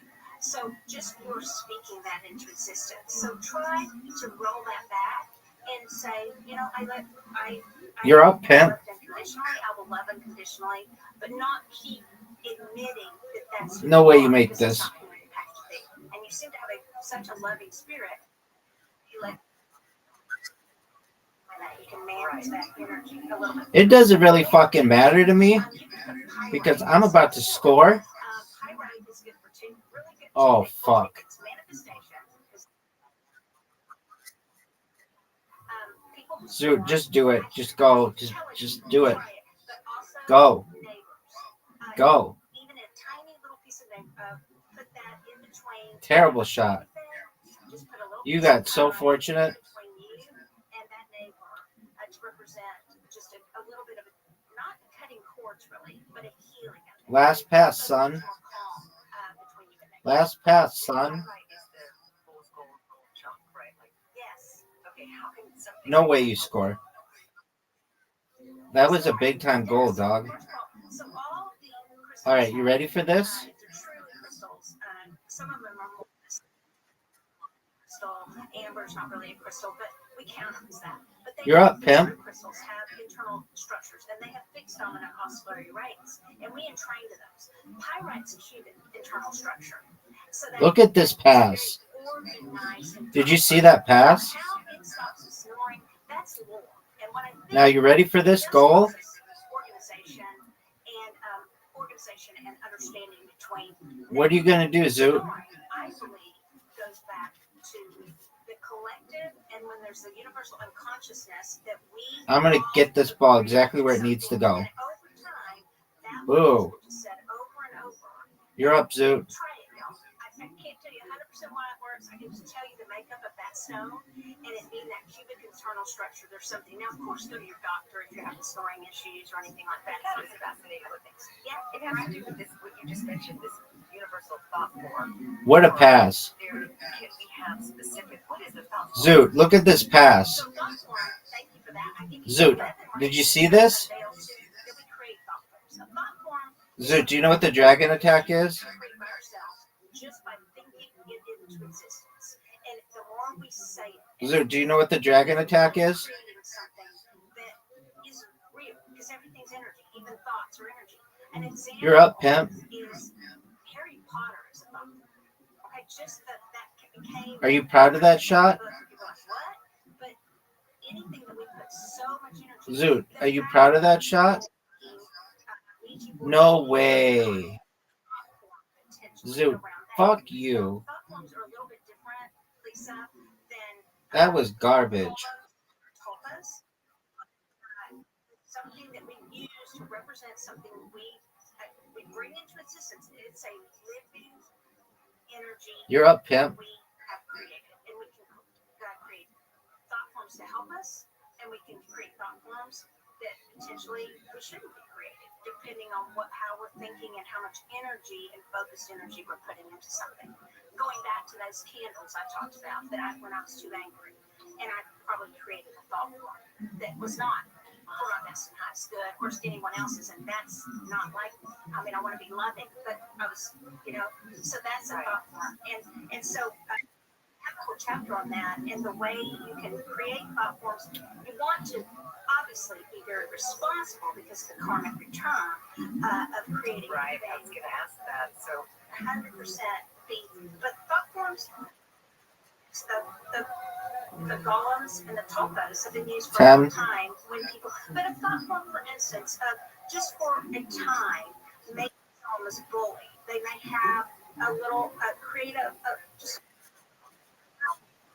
Dude, it was a very high IQ move. Now go. I'm going to show you why it was a high IQ move. Right here. Also, you could call on Archangel Raphael, who is great for handling bullies and helping with the underdogs. But creating this thought form, you want to be careful. But I do, you can create them for good. And when they serve their purpose, they go away. But if we do believe that we create our reality, which I do, then we need to Zoot, that sucked. I mean, especially when we like, oh, you're great at manifesting. I believe we all manifest. It's just what do we manifest? with our thought forms, that makes sense. Yes. Yeah. Do you believe What do you mean? our I'm good, baby. using what you're talking about? Zoot, watch this pass. Bring into existence? Zoot, are you ready for this? Do you know what the dragon attack is? Do you know what the dragon attack is, son? That's why I like this much. I think we're so in alignment with the things that we. I would not. Yeah, Interfere with someone else, but yes. So that was dog shit. I've never seen a worse shot. What you want it to look like. A lot of focused energy in it, but you can also use again That's another. That's a bad shot. Really bad. Off. Awful. Can you make it from there? Oh. Zoot, you ready for this? Zoot, are you ready for this move? Look at this pass.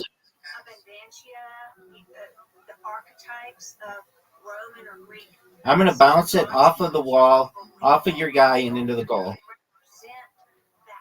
Almost. But I've got a huge advantage on you. Maybe one of the greatest advantages in the history of humankind. Oh, Zoot. Oh, Zoot. Are you sure you wanted to do that, son? Look at the scoreboard, Zoot. Look at the scoreboard. Do you want to take a picture of it? And I want to cherish someone else, as opposed to this is what they need to look like to bring. And then I always no way you hit this. In case my ego self's getting in the way of what my Zoot, look at this move. Did you see this pass? Zoot, are you ready for this goal?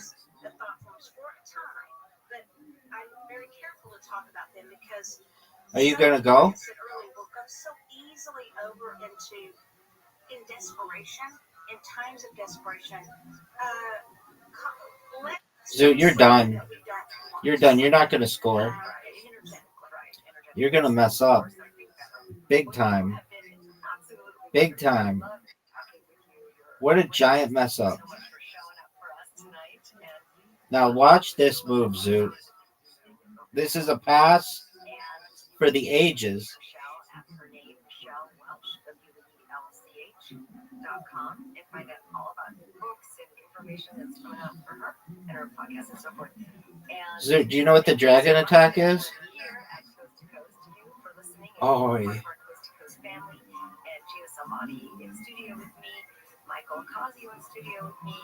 Oh, Zoot. Zoot, do you know what the dragon attack is? Zoot, do you know what the dragon attack is? Zoot. Zoot. Zoot, do you know what the dragon attack is? Okay. Because you just got it. Look at the score.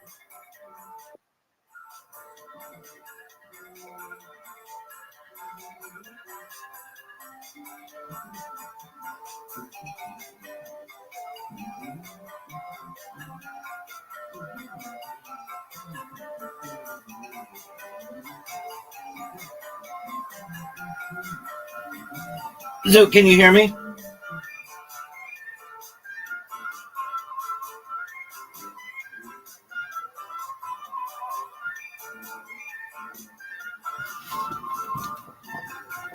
Zoot.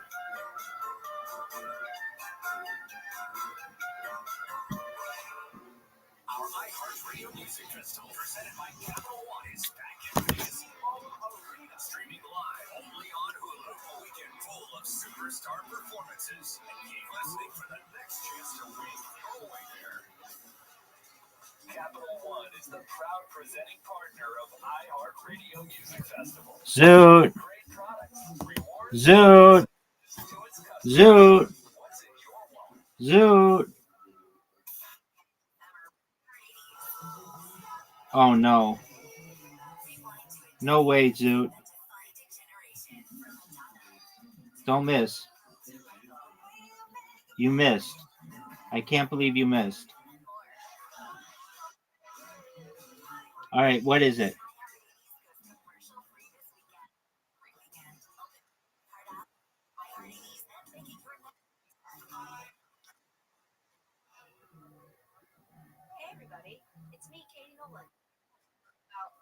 Who's winning?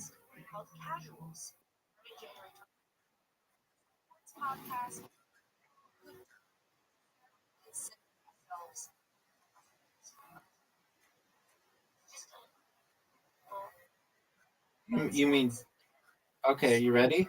I mean, we might scream, but it would be about something very silly and not. Every. We're just not gonna take it seriously. I'm going to make it 4-4. You've never beaten me in bounce. Tuesdays and Thursdays, No, you haven't. Because listen, it's unclickable. It's not like I get a notification. Okay, maybe when we first started. If you click it now, you'll never miss an episode. And that's ideal because it's going to be good. Thanks, dog. Do you see I have the lead?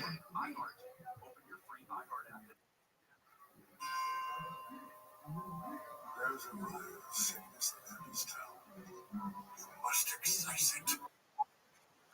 Deeper. Dog, what do you want me to do about it? Podcasts and women mild from Aaron Mankey. This is Hamilton, a new fiction podcast.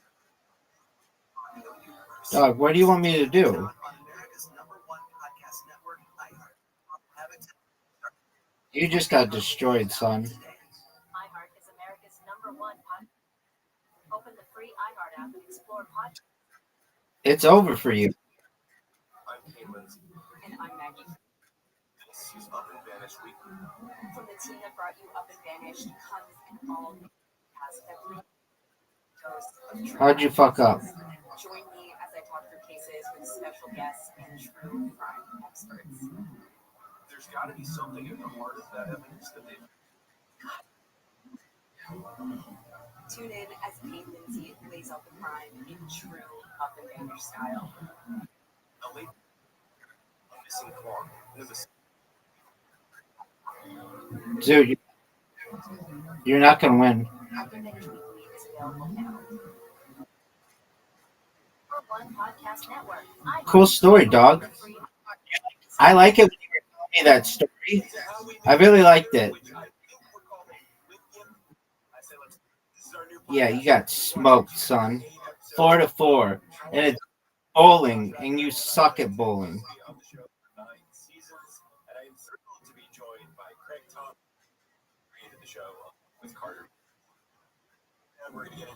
You go first, son.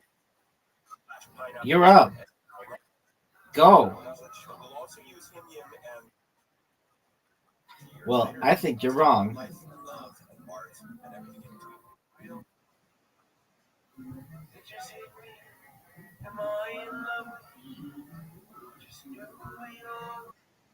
Listen on America's #1 podcast. The free iHeart app and listen now. You know I'm going to get this, son. You know I'm a pimp. I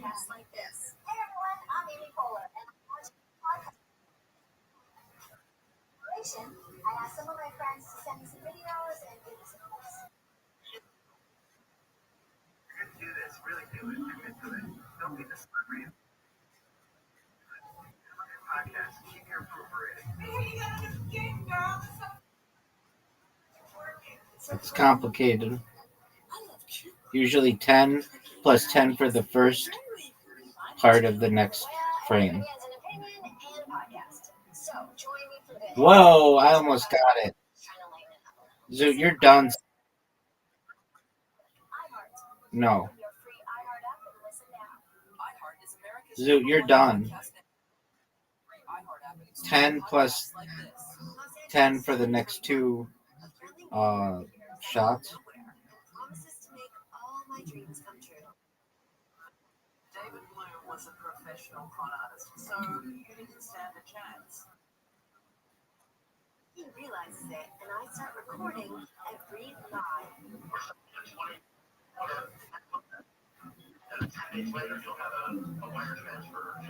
Getting a con artist to pay for their crimes is amazing. But I'm stuck Yes, sir. until I bring this con man to justice. You need this.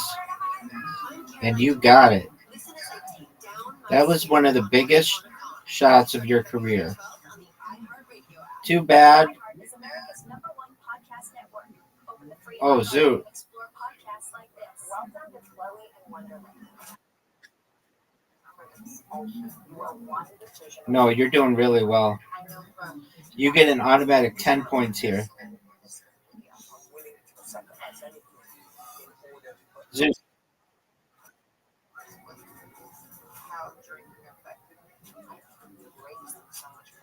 Zoot, you could win.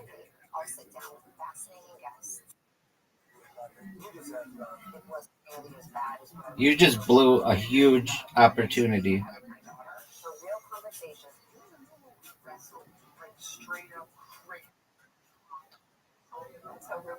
Not necessarily.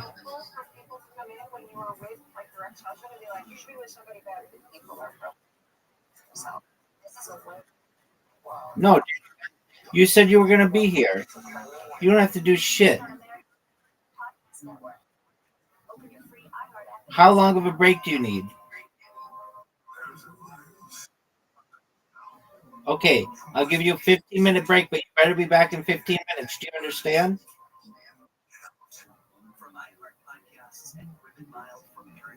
Zoot. Zoot. Zoot. Zoot, do you hear me? Zoot.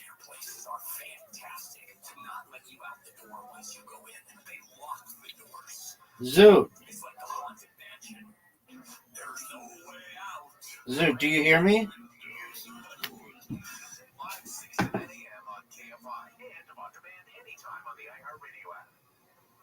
When you're high, you feel different. Pretty obvious, right? You think different, talk different, but if you feel different, you drive different. So if you're high, just don't drive. Brought to you by NHTSA and the Ad Council. I've heard everything you tell yourself every time you feel different. And I want you to know, taking care of your mind is taking care of everyone you love. Love your mind. Find mental health resources at loveyourmindtoday.org. Brought to you by the Huntsman Mental Health Institute and the Ad Council. I think calling people morons, idiots, cretins, imbeciles works far better in convincing them that they're wrong and I'm right. It'll handle, which is why the show does so well. Live 6 to 9 a.m. on KFI and on demand anytime on the iHeartRadio app. Yes, I understand that if you increase the cost of labor, that cost has to be offset somewhere. Kelly, but no, I don't think it should always fall on the shoulders of customers. Live 7 to 10 p.m. on KFI and on demand anytime on the iHeartRadio app. Try to call the cancellation department. You're in that doom loop. Are you sure you want to leave? Why do you want to leave? What are we going to keep you? It'll handle. My family was just hacked to death, and we don't need a phone anymore. Live 6 to 9 a.m. on KFI and on demand anytime on the iHeartRadio app. It is just hard to believe how absurd it is. At that, social worker. There's a crazy guy frothing at the mouth. He's holding a knife. He's about to plunge it into my neck. Hey, can I get a social worker? John Cobell. Is there an ambassador available? Live 1 to 4 p.m. on KFI and on demand anytime on the iHeartRadio app. During the break, you have to tell me the difference between placentia, and placenta. It'll handle. Live 6 to 9 a.m. on KFI and on demand anytime on the iHeartRadio app. KFI, AM 640, more stimulating talk.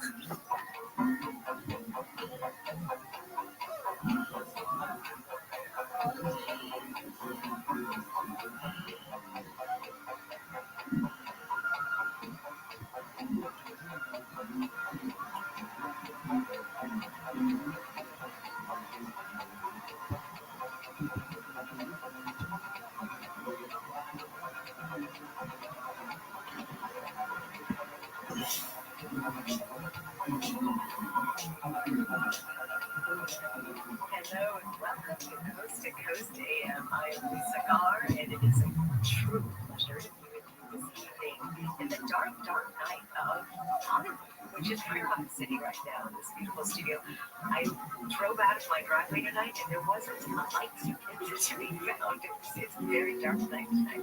So in the night, we will get to listen to fascinating conversations. Later on, we're going to have Michelle Welch on, who is actually licensed attorney in the state of Texas. But her new book is called Spirits Unveiled, a fresh perspective on angels, guides, and ghosts. I have no idea where the word precious just came from. And my first guest, we are talking about fascia. If anybody knows what that is, raise your hand. Fascia is this beautiful layer right beneath the surface of the skin that holds all of the memory of your life. Just gender. Encoded in your body. Just have superior DNA, obviously. It's not that hard. Oh my god. Victorian or postage shit. I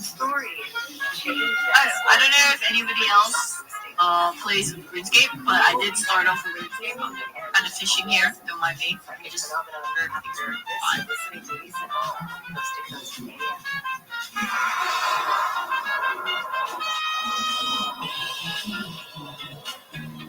Okay, back to fishing.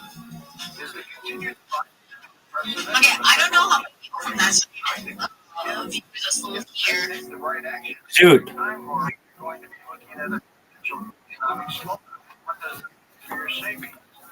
You need 10 more minutes? Are you ready to lose?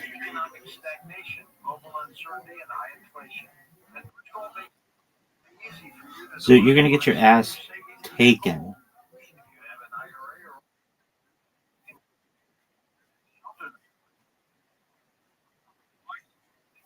Because you have a lot of apps open.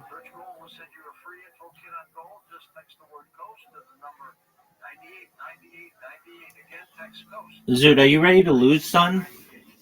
I don't really give a flying fuck about your battery so long as it continues to work. All I care about, which I care, is that you accept the invitation that I just sent you. Have you accepted it, or are you just going to jerk yourself off raw?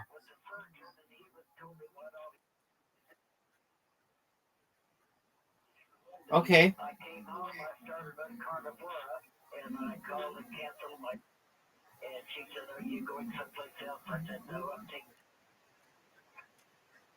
And my problem with my skin went away. I have bruising that's all over my arms, 3 weeks after I was on the carnivore, I noticed, I'm looking at my arms, and I said, gee, I don't have any bruises on my arms, and I'm always full of bruises. I can't put my finger on it, but I know something's happening. I have to tell you, that has to be a carnivore. Call 866-836-8735. That's 866-836-8735. Or visit carnivore.com. That's CARNIVORE.com. Use coupon code George to get 15% off your order.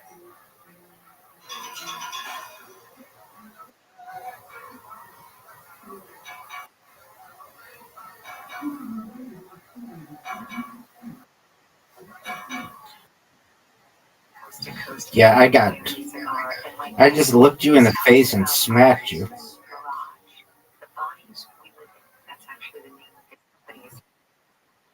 It's over for you, son. Created this to really help people unlock our body's natural ability to heal. I know I'm gonna win. Fascinating topic. Everything that we have in our bodies, and also the story of how we got there. Welcome, Lisa. Thanks for joining me. Hello. Hi. Thank you so much for having me. Absolutely. Calling you from. Right now I'm in. I know it's late in the night, but it's beautiful. Is it dark out there? It's whatevs. People like that show. Probably not. The paper, the new Office.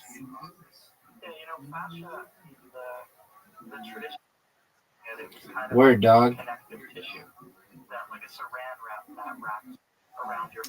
The first 4 episodes drop, I think, next month. It's on Peacock, and it's called The Paper. It's about a paper, and the guy Oscar's going to be on it, the accountant.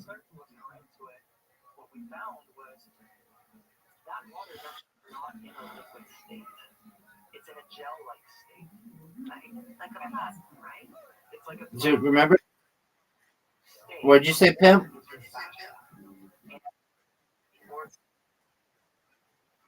Okay, well, remember that time I sent you an invitation and everybody was waiting on you to accept it? Do you remember that time?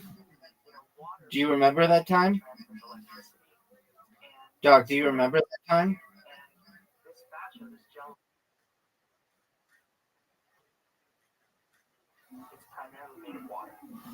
That's true. Welcome. How you living, pimp? It's actually this intelligent organ that's constantly changing Hello. based on your emotions, based How on are you?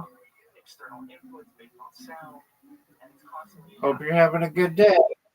So it contains cellular memory then, doesn't it? It keeps a score. There. You pull it down. long-term and long-term memory.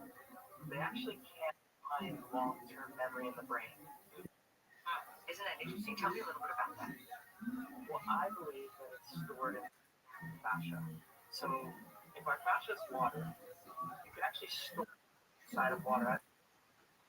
Okay, that's great, man. Yeah, exactly. I'm here to help people, baby. Yes, exactly. So what they're doing is they're putting water next to like a coin or to a picture. Hank, And what? they take that water, they freeze it under a microscope. Pink. And when they do that, they see that the water actually that was on the coin or whatever it's next to. And so Dude, you just fucked me. storing memory. 70% water. You just did, dude. I believe the fascia is holding a long-term memory. Because anything that you goes to my side. The effect of thoughts you active with thoughts, energy. Of course, if you think about it, if you heat up water, it changes the molecular structure. Okay, well now you do. Why would the same thing? So our body is, as you're equating fascia with plasma, the same thing. That's how you put this all together. But let's go. I don't know. She was 10, wasn't she? What is your story? Where did you so fast body this body? Why do you want her to be 100? Because growing up, You found her 100? I was a group and that's what I ended up getting injured, and through my injury. Wow, you propelled her all the way up to 4? Are you a member of her OnlyFans? Medicine, and I was doing that for about 7 years. At the same time, I was a personal trainer, I was a stretch therapist, I was mentored with a chiropractor, I was literally trying everything that I possibly could to learn about the body. And what I found was whatever I was doing would take, somebody really Why? tension or pain in their body. And that feel right to me. I didn't feel like I was addressing the whole body. I felt like there was a missing piece. And it really started to make me think there's something more than what I can. There's something more that I just don't understand about doing. All right, Zoot. That's really where You're up 1. Hold on. 2-1, 2-2, 3-2 your lead, 3-3, 4-3, 4-5, 6-4, 7-4. Zoot, it's 7-4.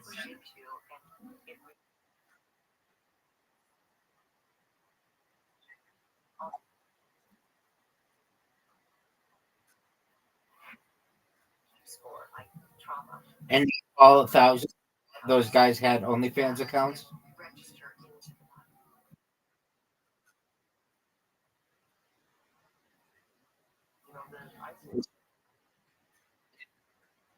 Is she permanently banned?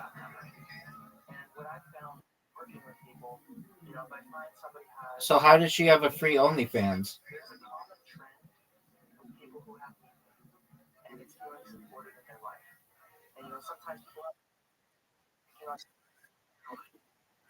Oh, so she's totally done? Goes really, really deep into this, but essentially different parts of the body have a tendency to hold certain emotions and certain characteristics. The things that we do in our life. So each part of the body is responsible for something.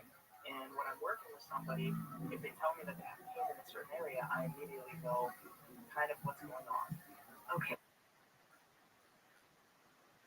lower back pain. What is that equated? Are you proud of her? So you can kind of decode what's going on in your body based on what's going on in your emotions, right? Yes, exactly. And like if we look at it, so the right side of the body is the masculine side, which is more Are you proud of her? physical.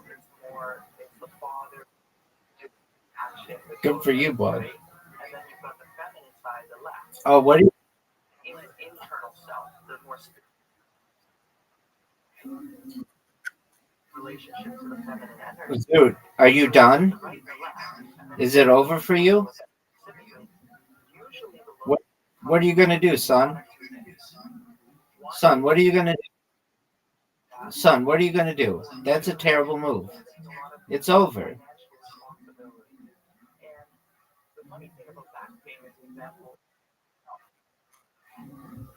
It's over.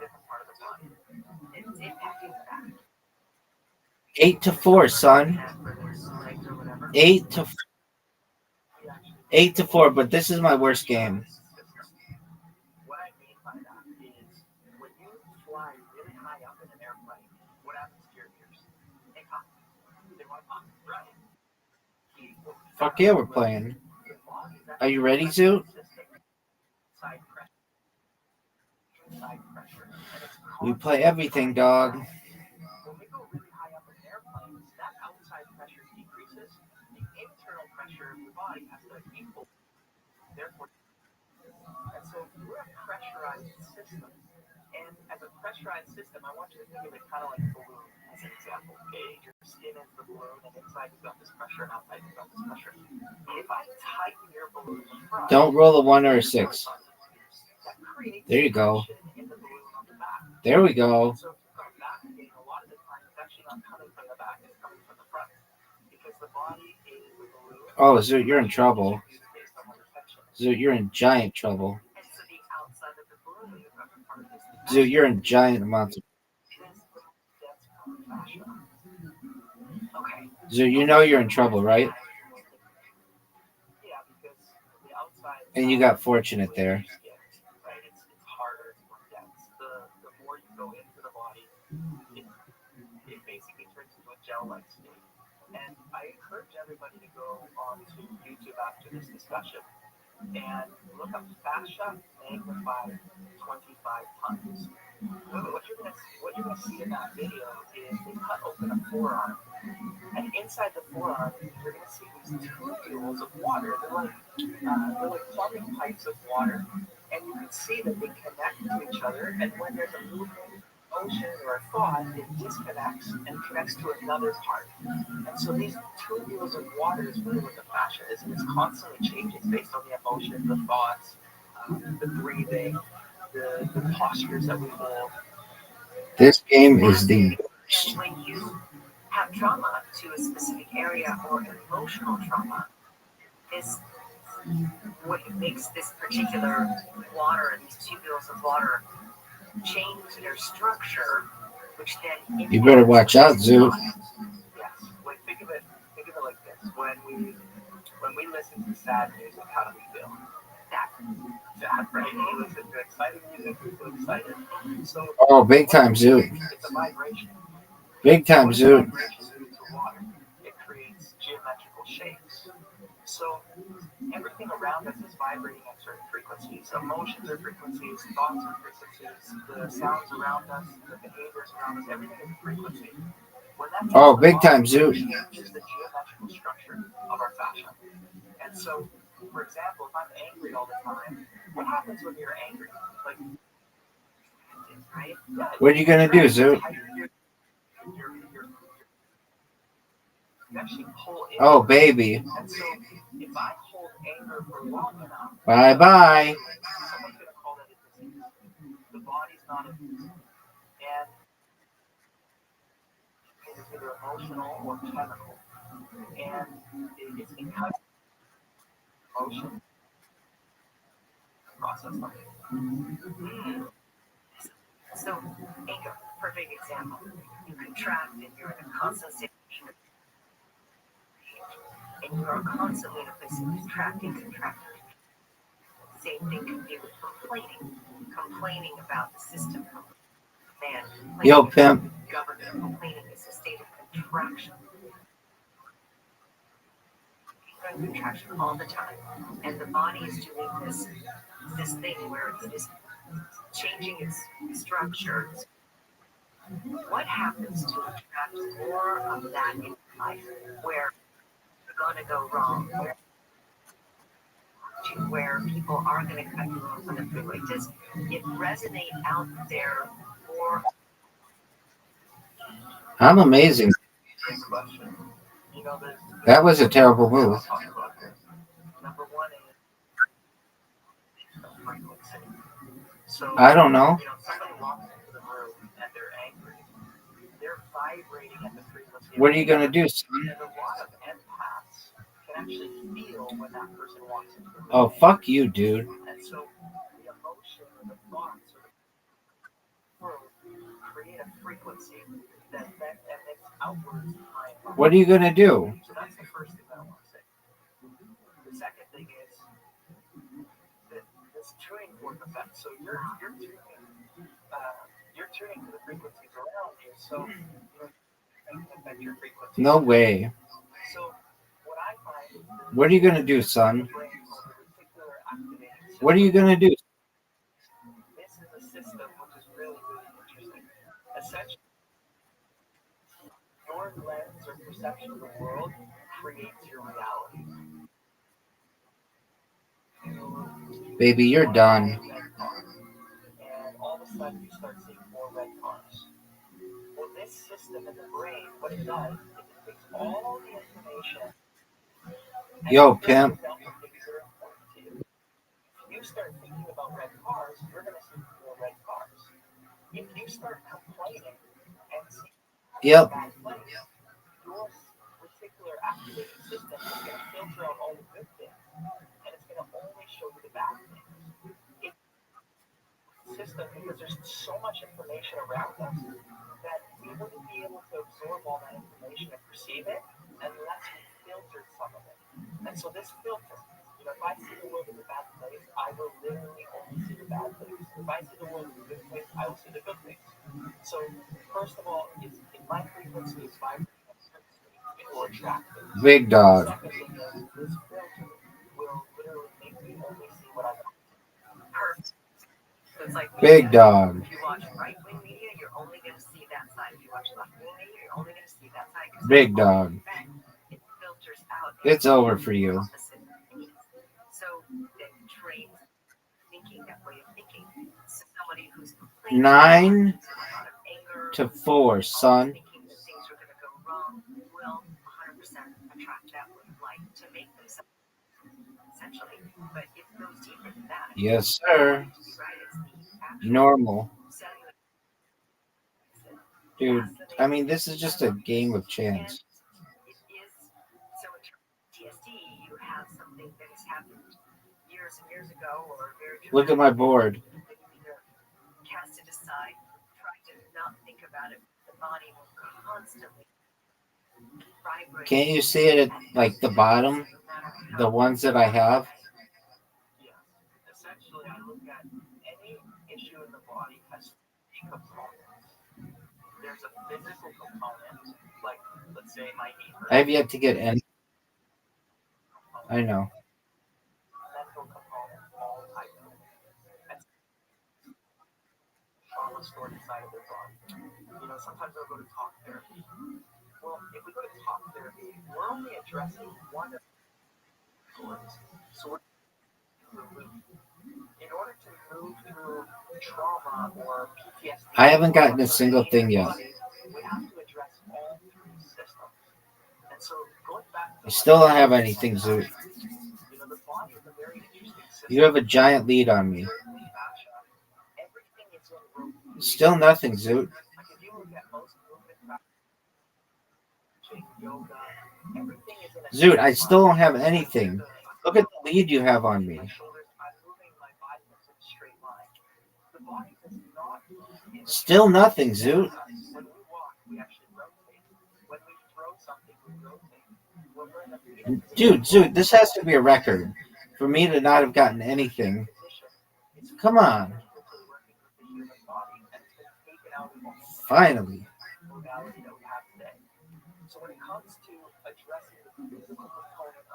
PTSD or trauma, when you get the body into a growth Zoot, do you think you're gonna win? and breathe.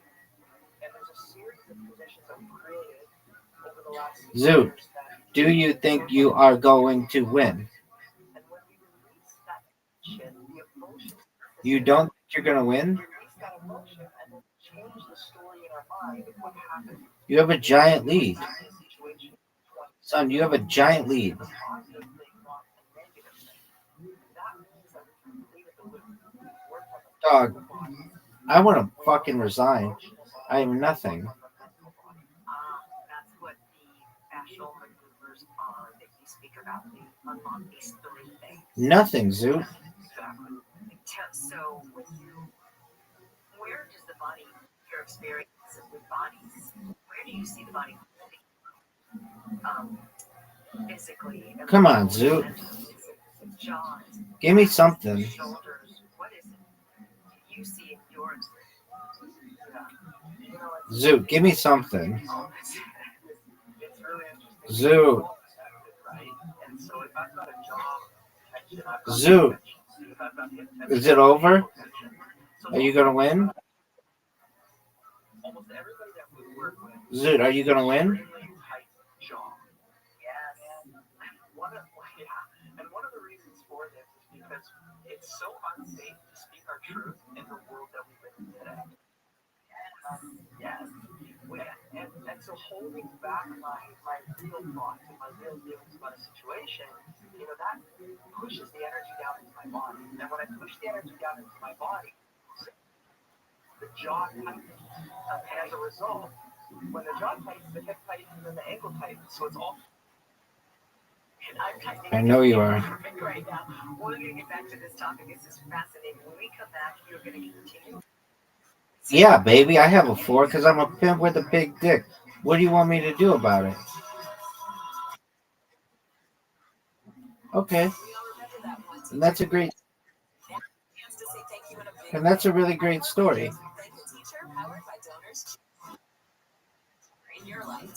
I don't know. I think the card should be different so that we don't, but you never know.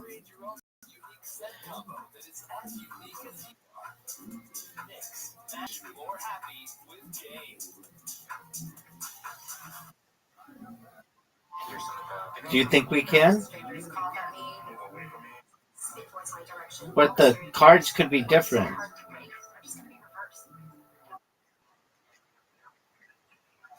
Okay. Do you think you're going to win? I'm a delivery woman, chef.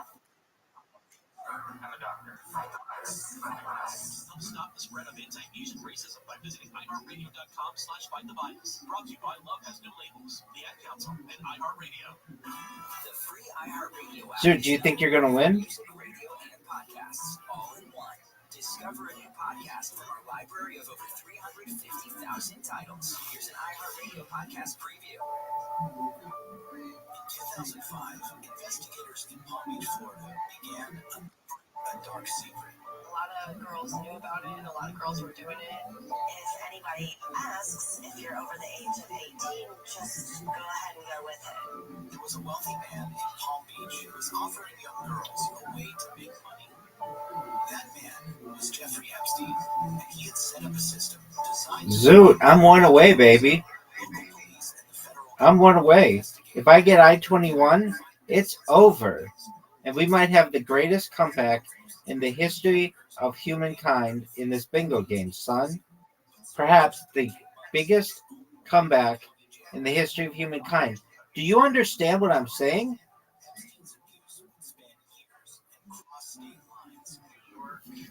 Dog, do you understand that you may be witnessing the greatest comeback in the history of bingo?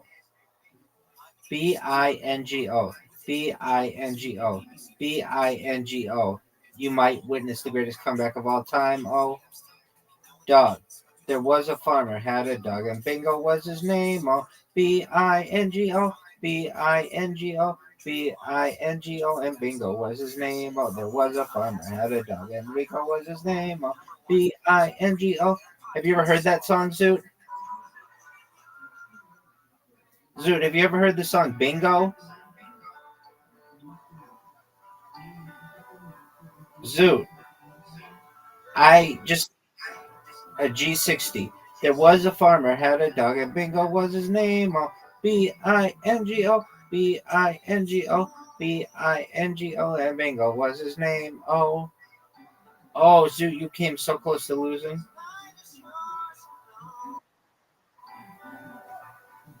Zoot, are you gonna win? There are 20 balls left, Zoot. This game is coming closer and closer for you to lose.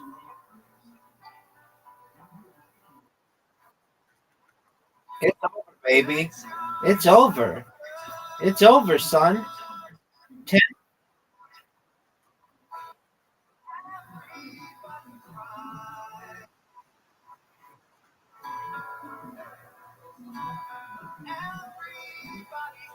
It's 10-4.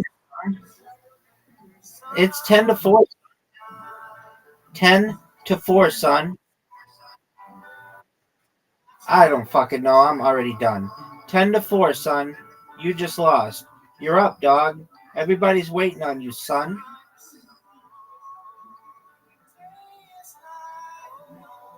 Dog, are you gonna go? Dog, are you gonna go?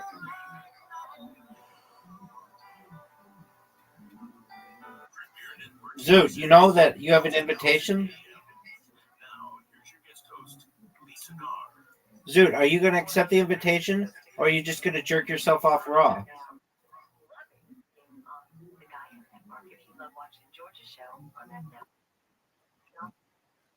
That's what I said.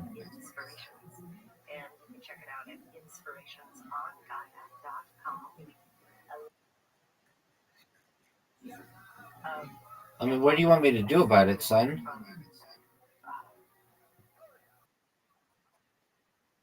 Warner has been on my show, Dan Millman. I've had, of course, Bruce Lipton, amazing guests, Anita Marshani. Oh, no. I have interviewed you can check out video versions of the interviews at inspirationsongaia.com. Comment me on some of the shows. I'll get back to you. Would love to see you on there. All right. Yes, Jason Vandler. Human Garage. Back to Coast AM.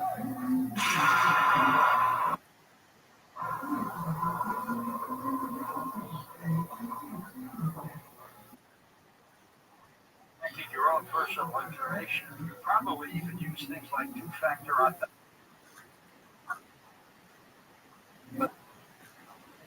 About your information. Is it over? There are lots of places that also have it. That's why LifeLock monitors every second for identity threats. If your identity is stolen, specialists any theft issues on your behalf. Plus, all LifeLock plans are backed by the $1 Million Protection Package, meaning LifeLock will reimburse you. Yo, pimp. If you lose money due to identity. Because I'm sexy with a big dick. What do you want me to do about it? Personal information, but you can help protect it with LifeLock. Promo code George. Not gonna happen, baby. It's over, baby. 11 wins to 4. And now it's archery.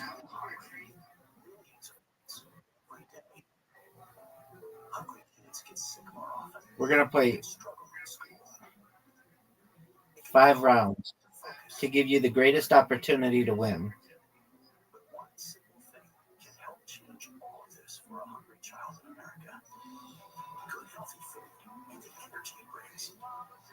With help from caring people across America, No Kid Hungry is providing healthy meals and hope to hungry kids so they can grow better futures.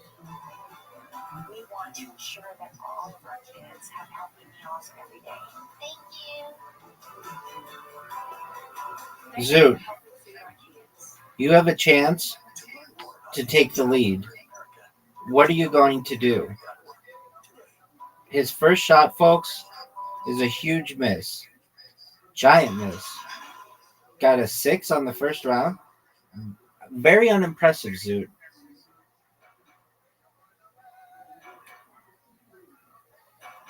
Get it. Get it. Oh, Zoot. Yeah, it did. And he got a 1 that time. And now he got a 6. It's 22 to 13.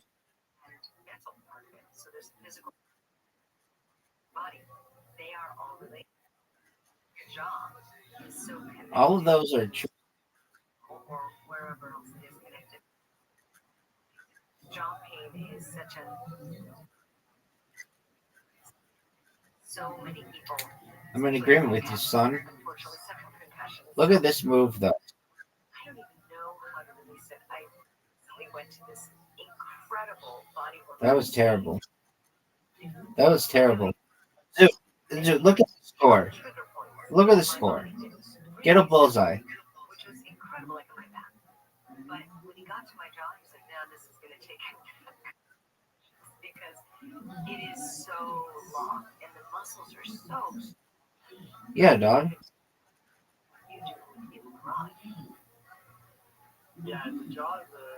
I don't know if that was a good shot.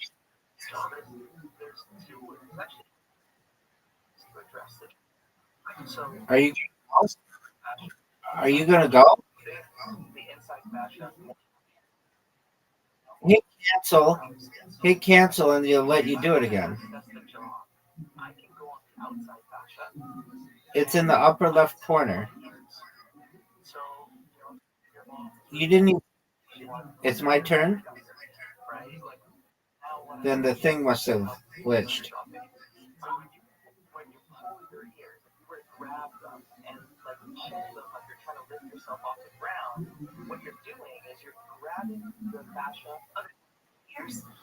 Word, dog.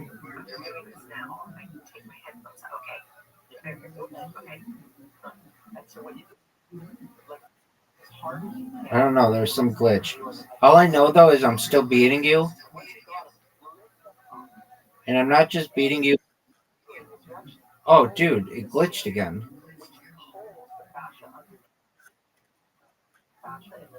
All right, Zoot. Get 3 bullseyes. That sucks. Zoot, just get a bullseye. 7, that sucks. I mean, I'm unimpressed. All of that was bad.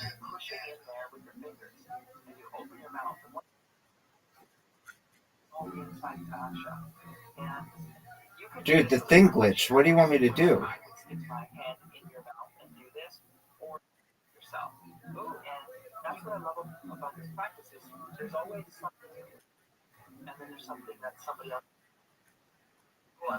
I did not.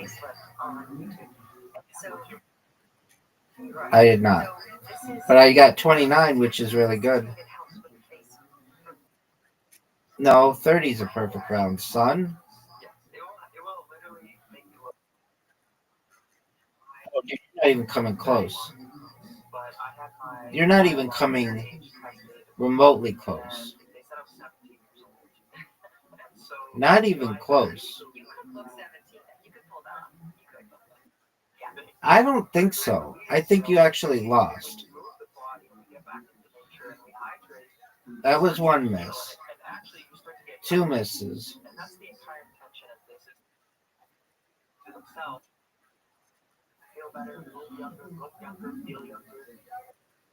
I know, baby. Just like a car in the garage for too long, that should have been a bullseye. Rusty, and eventually doesn't start, right? Exactly. No, I get it, but the way you do movement is very specific. Zoot, it's impossible for you to win, essentially. Put into an area. not normal movement. But I do think that doing things that is not the norm, as you said earlier, is that we tend to. Are you gonna make this? Body and exercise is linear.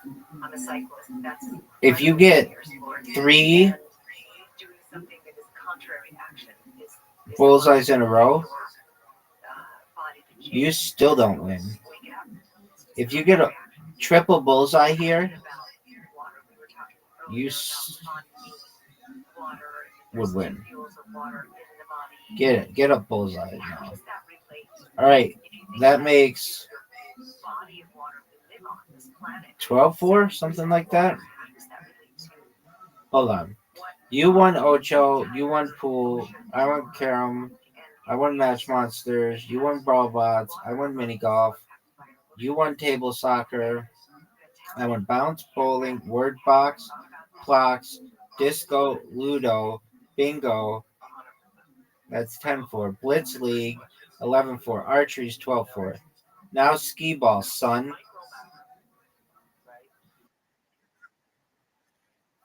And we're going to do it with multipliers. Just for you. And so we've always, if I can understand nature, I can understand the human body. If I can understand the human body, I can understand nature. This one of the things that we Word, son. This is where it starts to get really fun. That would make sense. It makes it. I did not do well, though. So you have a chance to stop the streak. All right, well, get it, dog. You didn't get it. You didn't get it. Nope. Nope.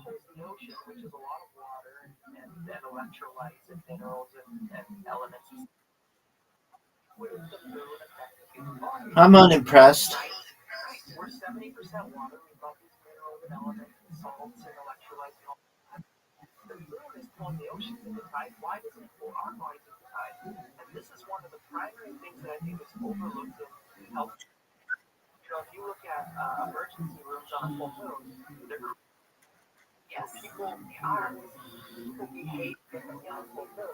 They're more extreme. They're more emotional. Everything is amplified. And the reason why is because the kidney and the bladder are the two organs. Oh, baby. Zoot. When that zoot goes through a full moon cycle, it pulls the water into those organs. Oh. Yes, you are. Each organ has an emotion. You've got fear that's in the bladder. So fear. So I like to look at everything at the micro, macro level to understand things. And mapped out from here. Now that makes sense. So you remember earlier I was talking about the fact outside, and there is a very waning crescent moon outside. All right. It's only 7% illumination. Here we go, Zoot. So here we go, Zoot.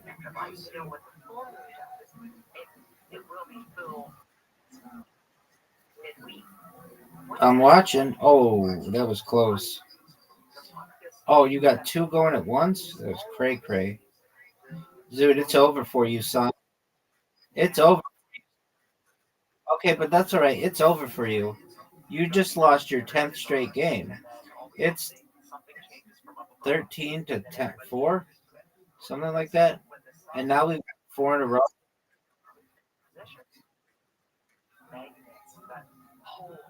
I've beaten you the last game we played. Are you going to accept the invitation? Or are you going to jerk yourself off raw? You're up, pimp. Everybody's waiting on you.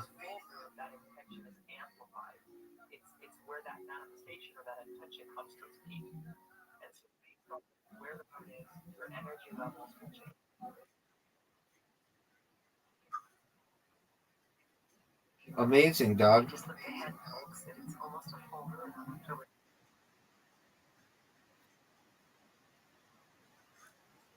Areas of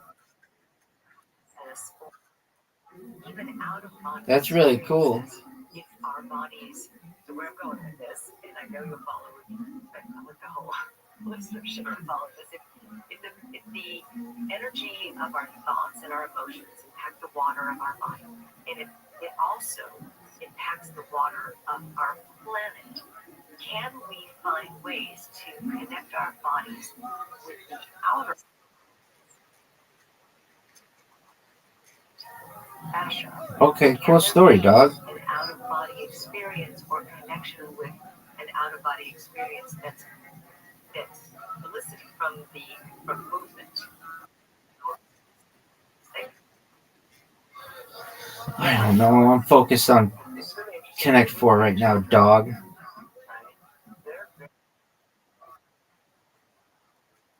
Yeah, obviously you do. Dog, that's another win, son. That's another fucking win. That's 14-4. Now, dominoes, I don't even know how to play this. So, we're going to say 20 points to win. Up until 7 years old, they're downloading all of this information of how the world works, and after 7, they start to become All right, Zoot. Boneyard 14, son. You're up. Everybody's waiting on you. Everybody's waiting on you. Oh, what a terrible play. And so what I found is if I put my body in certain positions and I reduce the stress of my body, over time I start to center myself back inside of my body. And when I become centered in my body, I tap into this natural intuition. I can tap into the field. I may see auras or energy. I may feel people's emotions when they walk into a room. And so I really can tune into this supercomputer that we've been given. Instead of dumbing it down and pushing away these natural abilities, when we reduce stress in the body through fascial maneuvers, we start to awaken these abilities. Go ahead. Go ahead. With that said, there are ways to reduce the stress so much that you come out of body. Because when you feel safe, Slap yourself, Zoot. You just said drugs for no reason. Slap yourself, Zoot. What you said. see this in astral Okay. projection. Astral projection, when people go to sleep and their soul or their energy. Zoot, you did really well that round. But if they have, like for even Yeah, don't you know that we always do? their soul will come right back to the body. The body needs to feel safe. It needs to, and it strength. A perfect game. Right. True. All right. Go. Very unsafe thing to happen to the body. It's over for you, son. Oh, fuck. Associate and stay there. No. Tell the difference. Yeah. That's actually very common one. Sometimes the world around us is so stressful. Or Are you sure about that, big dog? there's just so much going on that we go very mental. Our body and go into the brain. I'm about to play one of the greatest moves of all time. You're done. Plus 12, baby. The brain is just a processor for information. The body receives the information and so You don't know what the fuck you're doing. it's very hard to feel what emotions. No, you don't. My intuition. It's very hard to receive information of if something feels good for me or not. And so this disassociation is very Dog, you don't know what the fuck you're doing. one of the ways to come back into the body is to reduce the stress. Because the things don't seem so extreme anymore. Yes. It's over for you, Zoot. What you said is there's a feedback. Oh, whoa. Disassociate. Try 53? All right. It's like 13-5. Backgammon. This game sucks.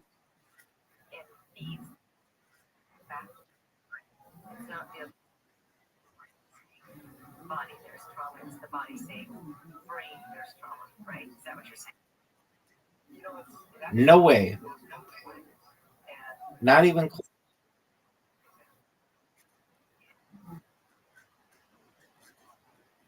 I'm really sorry to say this, but your friend passed away. And I don't what? Zoot, are you going to accept the invitation? Are you gonna jerk yourself off? No one does.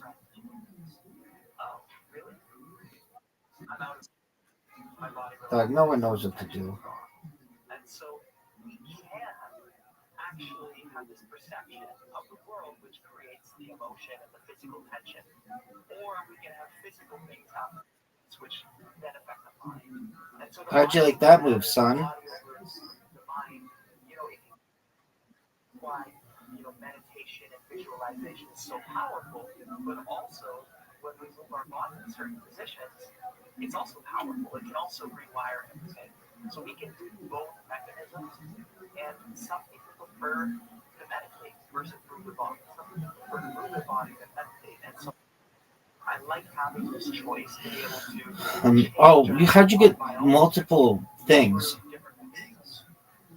There's a lot of people who are listening who had experiences through alien abductions and feeling large people, which is why this listenership is such a tight membership, basically. How do you keep getting double rolls? Do you feel that you could decode in the body or Give me a 1. that feeling of abduction or that feeling of the unknown?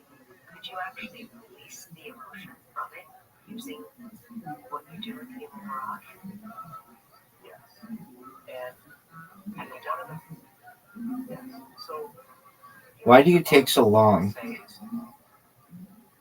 it's going to tighten and react to everything around them. But if the body feels safe, it will relax and release everything, and then things don't seem so extreme.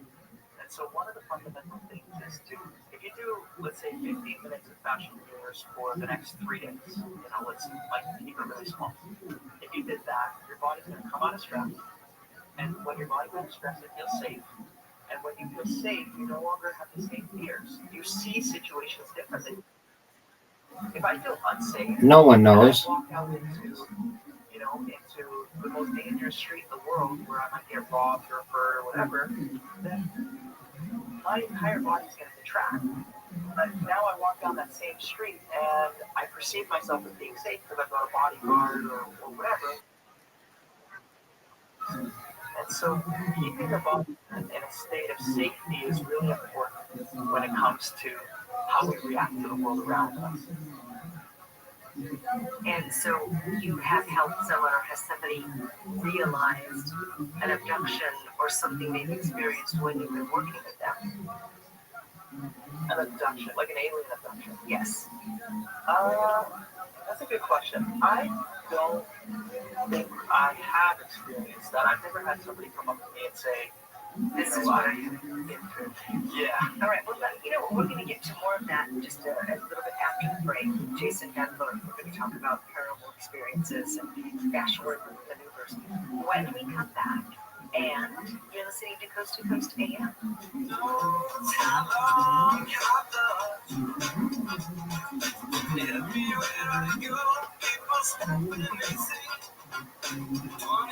Years old. Mother, God rest his soul.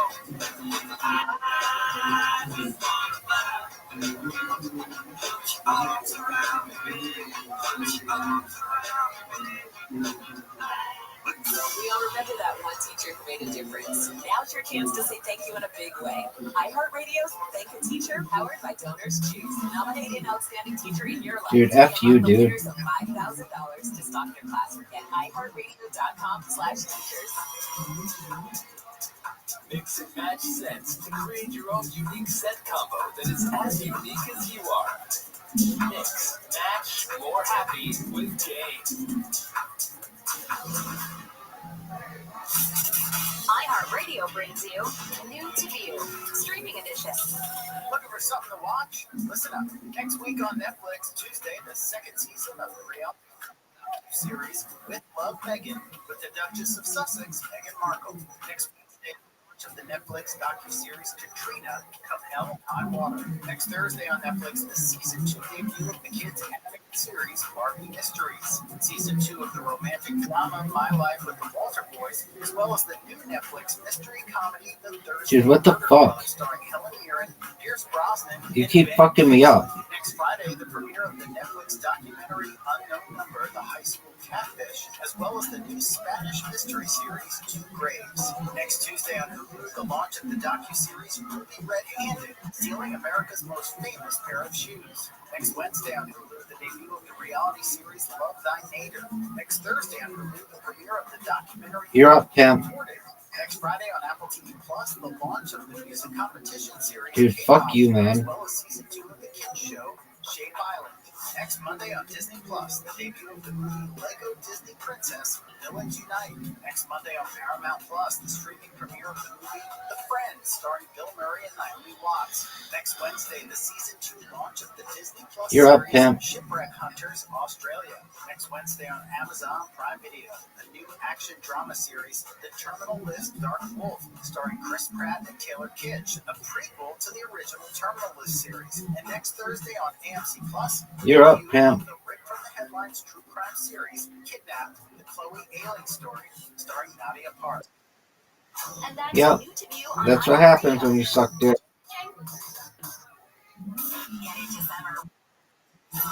Yeah, there you go, big dog. You know what's up.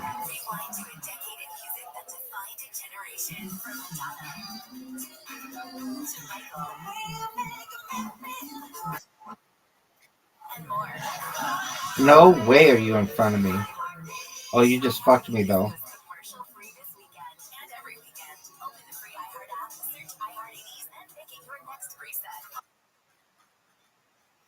Because you just kicked me back. Just like that. Just like that. Because of the vacuum. That's not a vacuum. That's the trees in the forest cleaning up. I didn't know that. Yep. Shade, trees to climb. That's awesome. Let's go explore some more. Oh, that's a big one, dude. About the forest and find one near you. Go to discovertheforest.org. Brought to you by the U.S. Forest Service and the Ad Council. The free iHeartRadio app is #1 for music and podcasts. Discover a new podcast from our library of hundreds of thousands of titles. Here's my podcast. A New York Times headline caught my eye. It read as follows: Psychedelic revolution is coming. Are you sure? Dude, F you, man. Investors want the most important IPO of the year because people believe in psychedelics, depression, anxiety. Zoop, flick yourself, son. They can make us all better. But there's a dark side. So, what is this? Right. I just want people to see what I see. What do you see? I see cover-ups, and I see the possibility that a lot of people could get hurt and get really deeply hurt. I'm Io to Live Right, and this is Cover Story from New York Magazine. Season 1, Power Trip. Power. We are humans. I don't know why I can't get that guy. You're up, though. And follow this podcast for free on the iHeartRadio. Oh, you fucked me. Fuck you, man. Radio and podcasts. All find your iHeartRadio everywhere. There are hundreds of ways to Are you sure? beyond the iPhone and Android app and iHeartRadio. You don't even know how to win. To connect to iHeartRadio, Xfinity customers, iHeartRadio is available free on Xfinity X1 or on Xfinity Flex. The easiest way to access iHeartRadio, just press and hold the microphone button on your Xfinity remote and say iHeartRadio, and you'll be taken directly to the iHeartRadio app to listen to favorite music, Yo, radio pimp. stations, and podcasts right on your TV. Plus, check out Xfinity Ambient Moods to set your screen to beautiful photos and videos paired with hand-curated playlists from iHeartRadio to set the right mood. It's the screen you watch the most in your home. You never knew that it was one of the most popular ways to listen to iHeartRadio. Check it out for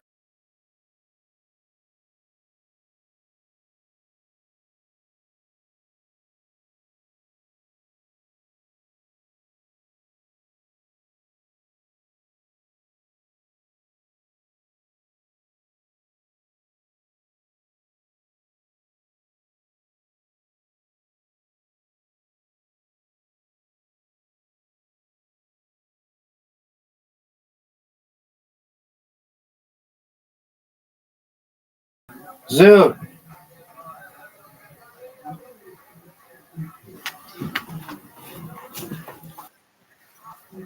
I'm back, baby. My internet hiccuped.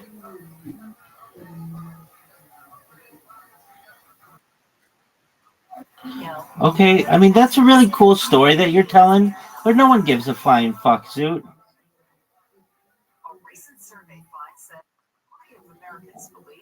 No, this game sucks.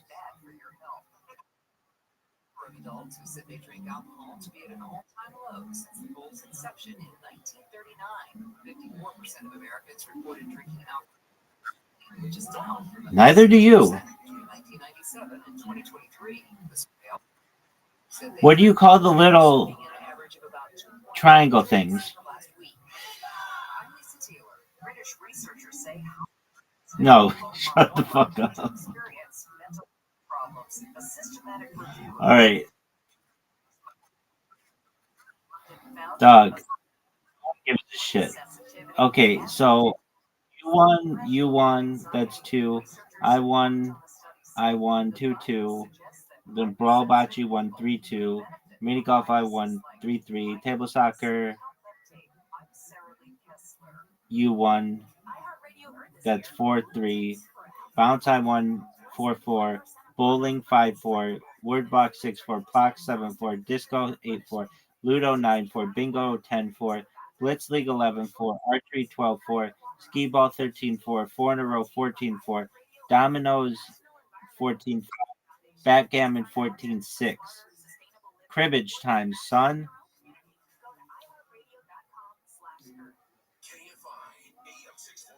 Zoot, are you ready for cribbage, son? Yo, pimp. Oh, I hate this game. Discard 2 cards into the crib.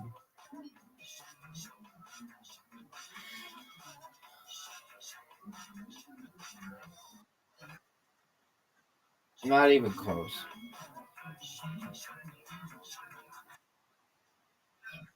No.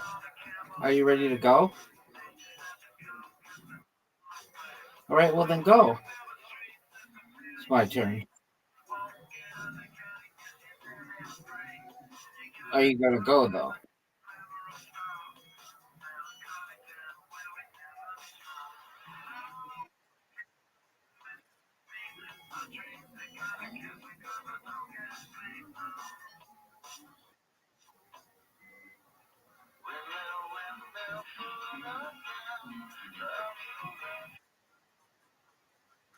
No one knows. No one knows. Oh, you did really well. I gotta run.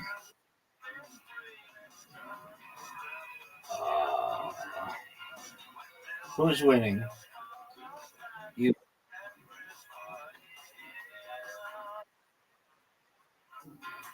You're up, pimp. Are you gonna go?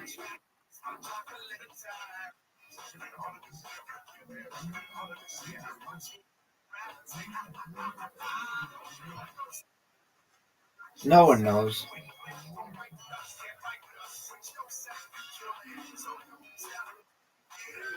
And I just went.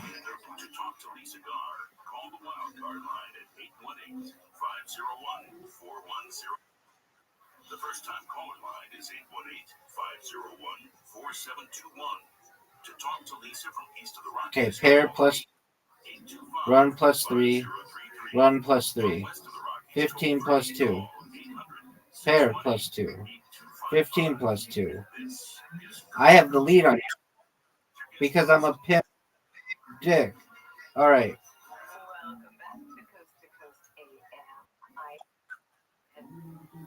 You're up, Zoot. Calm down with your thoughts. You should do.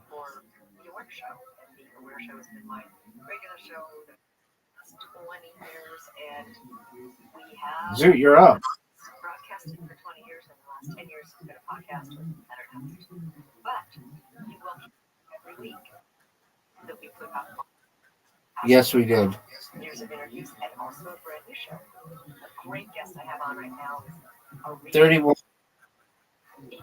The station You don't know what that means. about how to work with Pair 2 points. Pair 2 points. 15 plus 2 points. 15 plus 2 points. Pair 2 points. 15 plus 2 points. 15 plus 2 points. You retake the lead. Pair plus 2 points. Run plus 3 points. Run plus 3 points. That was a giant lead. No one knows, dude. your human garage that you live in. And specifically, we're going to start talking about how maybe spontaneously we can release things in our body that can get us back to safety, PTSD, and things like that we can store our body. Think about areas of your body that you have as challenges. We're going to be taking your calls. We'll be right back to listening to the cigar on Coast to Coast AM.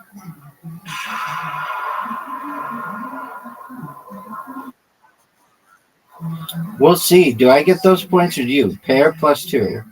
15 plus 2. Run plus 3. Pair plus 2. Pair plus 2. 15 plus 2. 15 plus 2. Nod plus 1. Pair plus 2. 15 plus 2. 15 plus 2. Who got the 3? Yes, I am. Gold makes it incredibly easy for you to diversify some of your savings into gold. If you have an IRA or old 401k, you can do a tax-sheltered IRA in physical gold, or just buy some gold and keep your savings.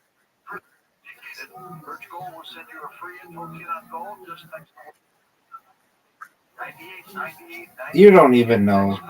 989898. Consider diversifying a portion of your savings into gold. That way, if the Fed can't stay ahead of the curve for the country, at least you can stay ahead for yourself.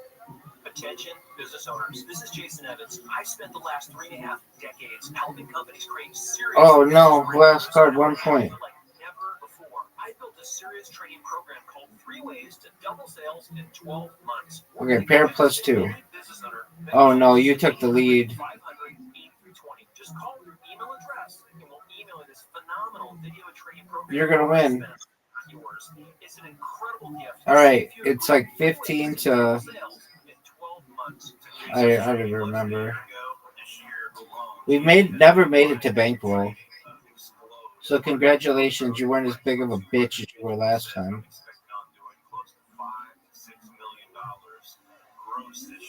Are you ready to lose? That others have paid dearly to receive. 800 500 8320. 800 500 8320. That's 800. What up? 848 Power Sales University.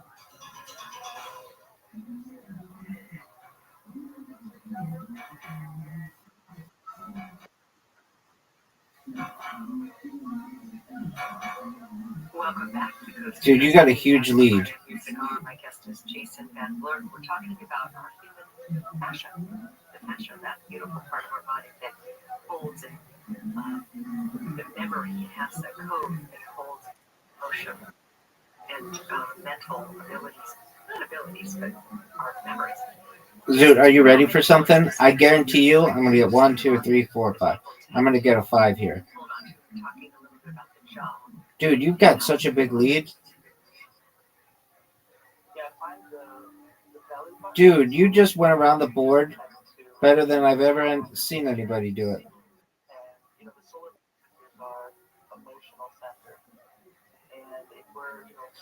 Dude, you got everything, dog. Dude, I told you.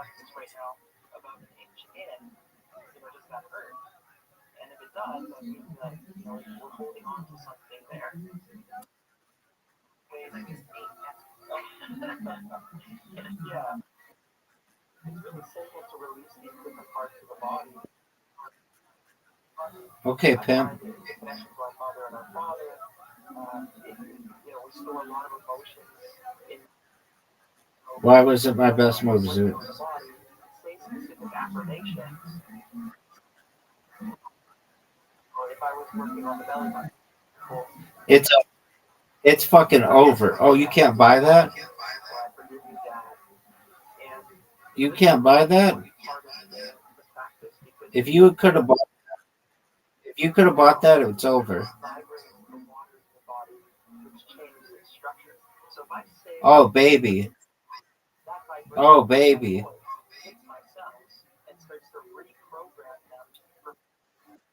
And so wherever we're touching on the body, it's important to add that extra layer of affirmations. PTSD is fine. Yes. Of yourself, right? It's usually both. My world reflects to my outside world. You know, like people sometimes think that trauma is just or something really extreme. Yo, pimp. But you know, what about that moment when I'm 8 years old and I go to the candy store and I ask, I don't have any tools to process that emotion. That moment. And so in that moment, I have anger and resentment towards my mother. And, you know, that can be held in my body for 20 years. Or I'm not even aware of it. And so I wanted to really touch on that sometimes, you know, trauma is perceived as something extreme. It's actually emotion. And I was unable Dubai. to work through the emotions and the stories. Have you ever had feeling to walk again or see again or you know, have something more of a function that didn't work before? Yeah, I mean, you know, sometimes it even surprises seconds or minutes, but you know, we have people all around the world who reached out to us. So, you know, they heal themselves from Parkinson's disease, dementia, Crohn's disease, autoimmune, scoliosis, depression. You know, these are people who are doing our self-care programs and they're healing themselves and reaching out to us, letting us know. So, you know, there's so many things that can be address all three that we talked about earlier: the mind, the body, and the feet. Can we talk real quick about Human Garage? The website is humangarage.net, and when I met you, Dude, I always do this. Your business model is This game fucks me. Yeah, so we have an interesting story. In Los Angeles, California, for 10 years, and we were working with professional athletes. Get a 2 or a 3. That's what I'm talking about.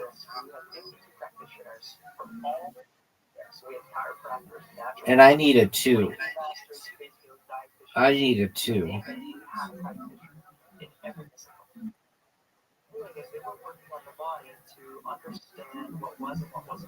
You need a 2. What we found was we were taking people's pain away, but that pain. And then they would come back to us 6 months later, but the problem was worse. And so what we realized was we were only enabling them.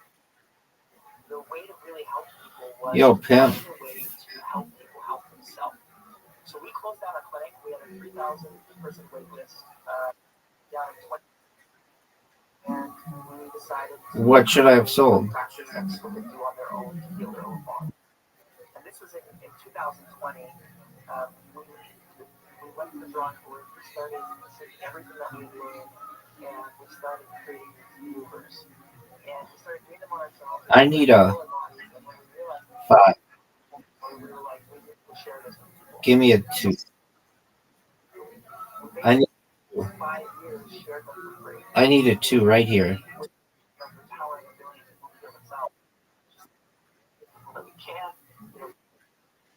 That was good for you. I need a 1. To a global nation that's helping millions of people in ways to support. And so we actually switched our free model to pay. And another.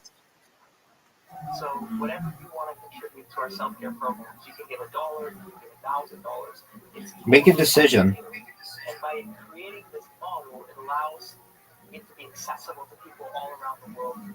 That was what I wanted. Dude, you went around the whole board. So we stay feels right. And help as Yeah.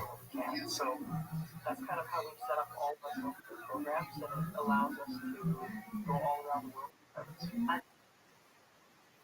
Human growth meant Oh. intro to fascial maneuvers, and you can just pay what feels right and work on 20 minutes of exercise. And you said 3 days will help release pain if you do this 3 days, right?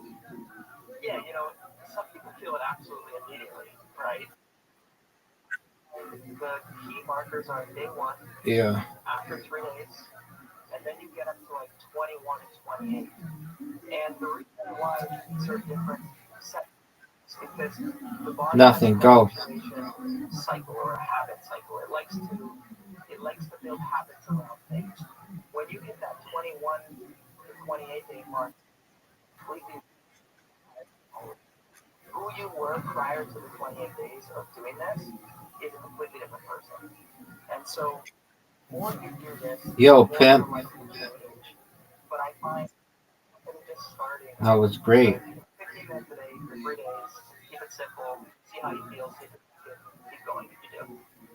And so, you watch it forever and pay just a one-time. Thank you. Instead of like that intro. So all of our self-care programs Nope. in what you want. So you can do an introduction to fashion maneuvers. You can do like a 7-day challenge or 28. And once you do it, Calm down. do it as much as you want, whenever you want, and you can share with your. If I had to pay $100, that stinks. That is really generous. Obviously ask for what you want, but to put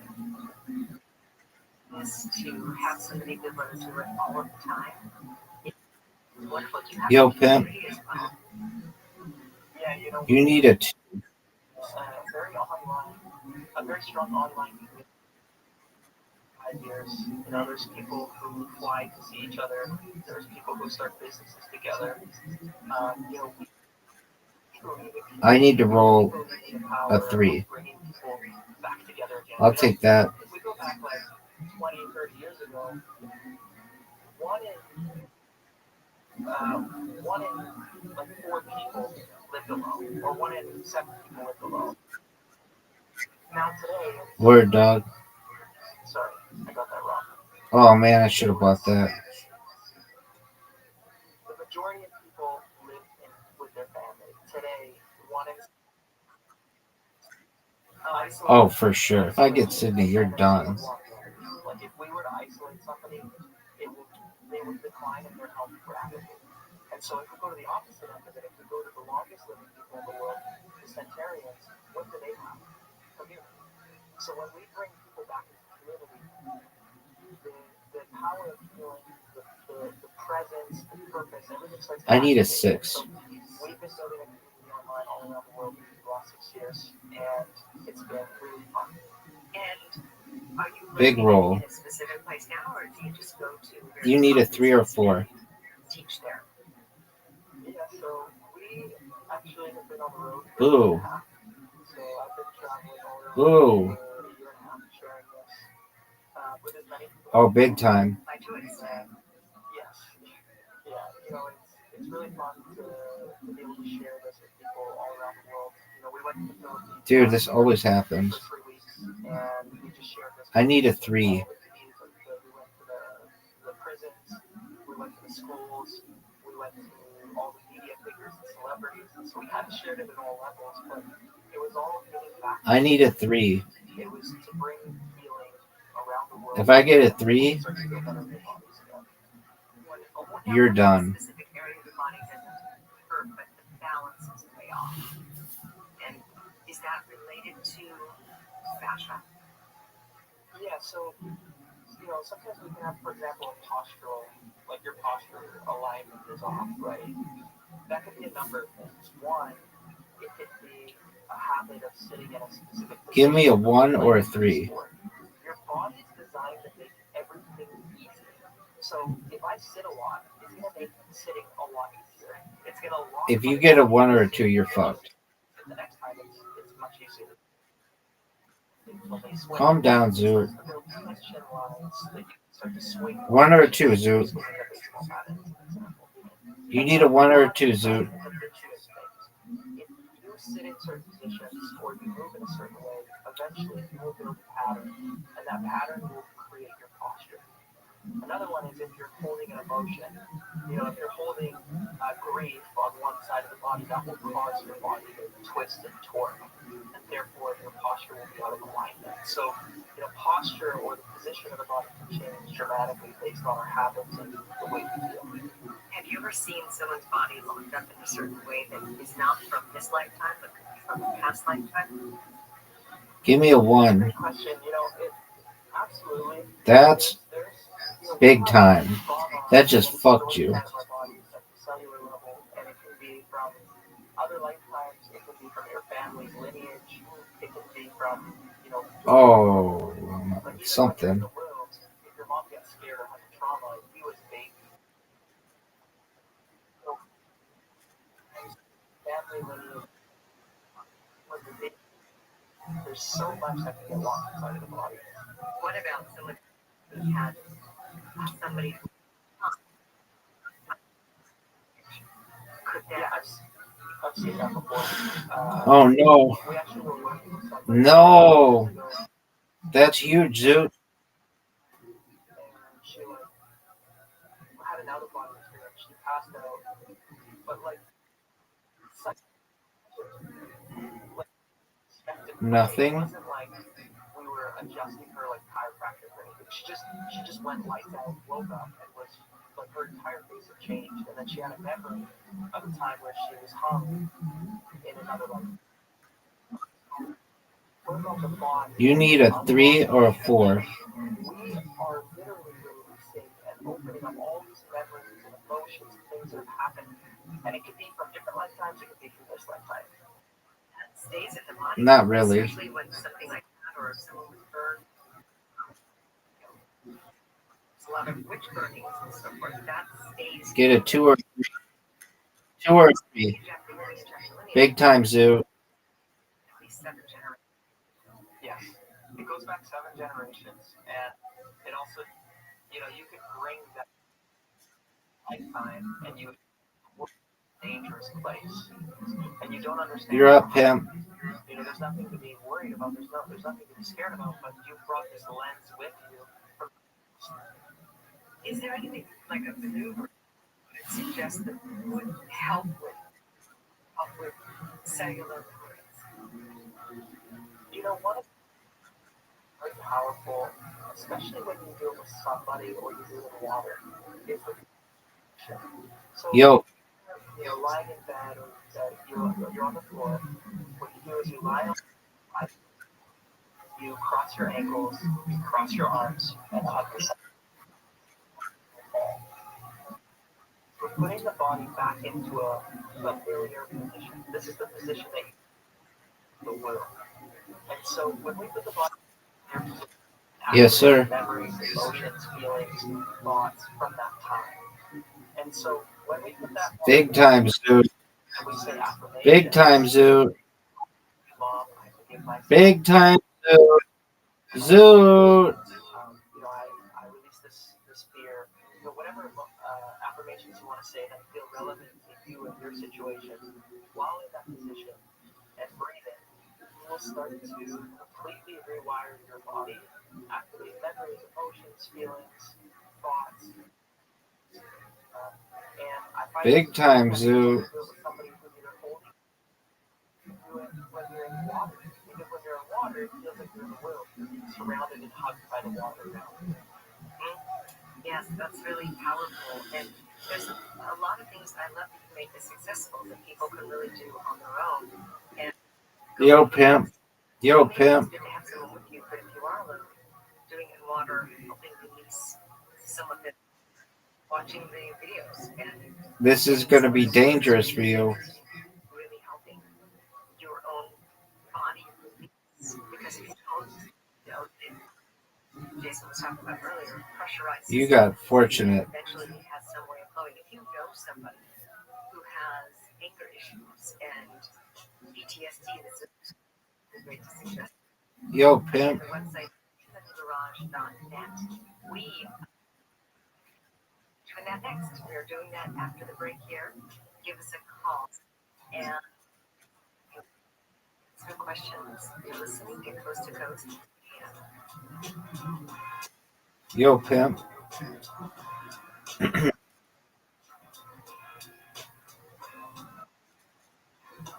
Let's see you win, dog. Are you gonna go? Zoot, you sold?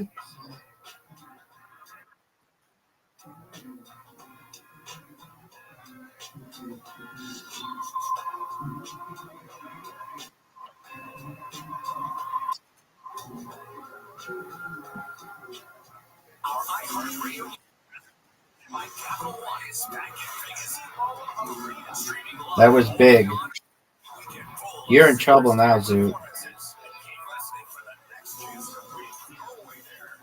Oh, it's over. Music Festival. Tech that hits different.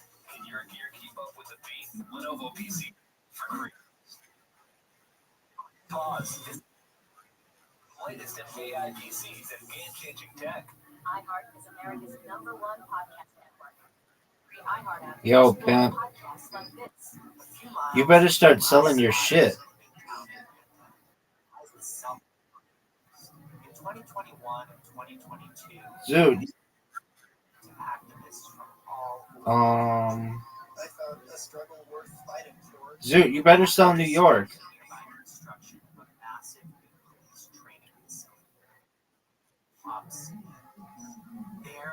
$360. The forest occupation are things that present a vision of a society. We can have what we need. I would sell all your shit except the 2 green ones. For being subservient to each other. Until one day,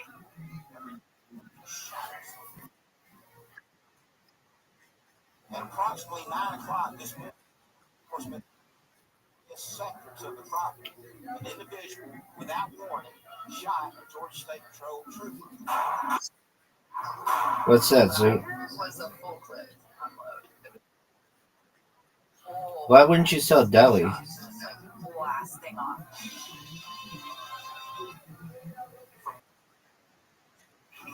Word, dog. This is when we came to the forest. We got about 150 to Yo, pimp.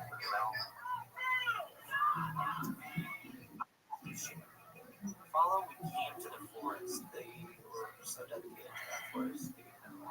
You're in trouble. Once you get out, you're done. Listen on America's #1 podcast network, iHeart.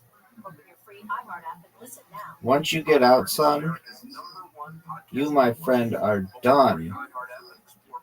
Dunzo. September 1979. Dunzo. Virginia's top prison band, Edge of Daybreak, is about to attempt the impossible. Oh. Recording their debut album behind bars in just 5 hours.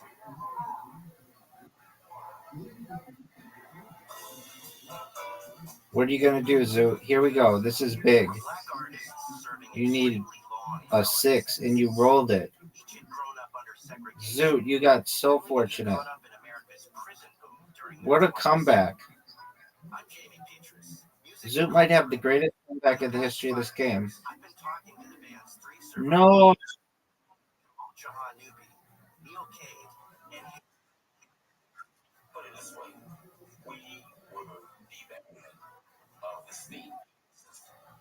Are you going to buy it back? Are you going to buy it back? Look at you. Their past behind them, but they also have some unfinished business. What's the fools have been following up another album? They never So sell something. but they never stopped dreaming either. Listen to America's #1 podcast network, iHeart. Open your free iHeart app and listen now.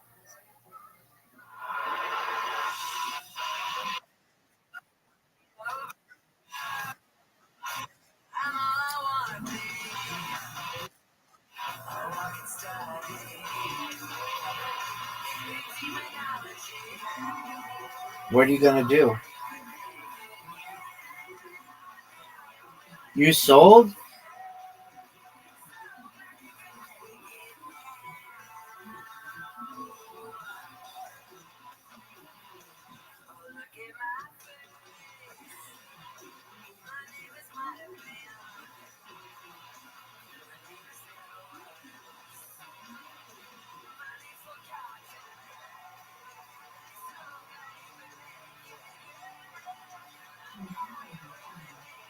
And he buys Paris.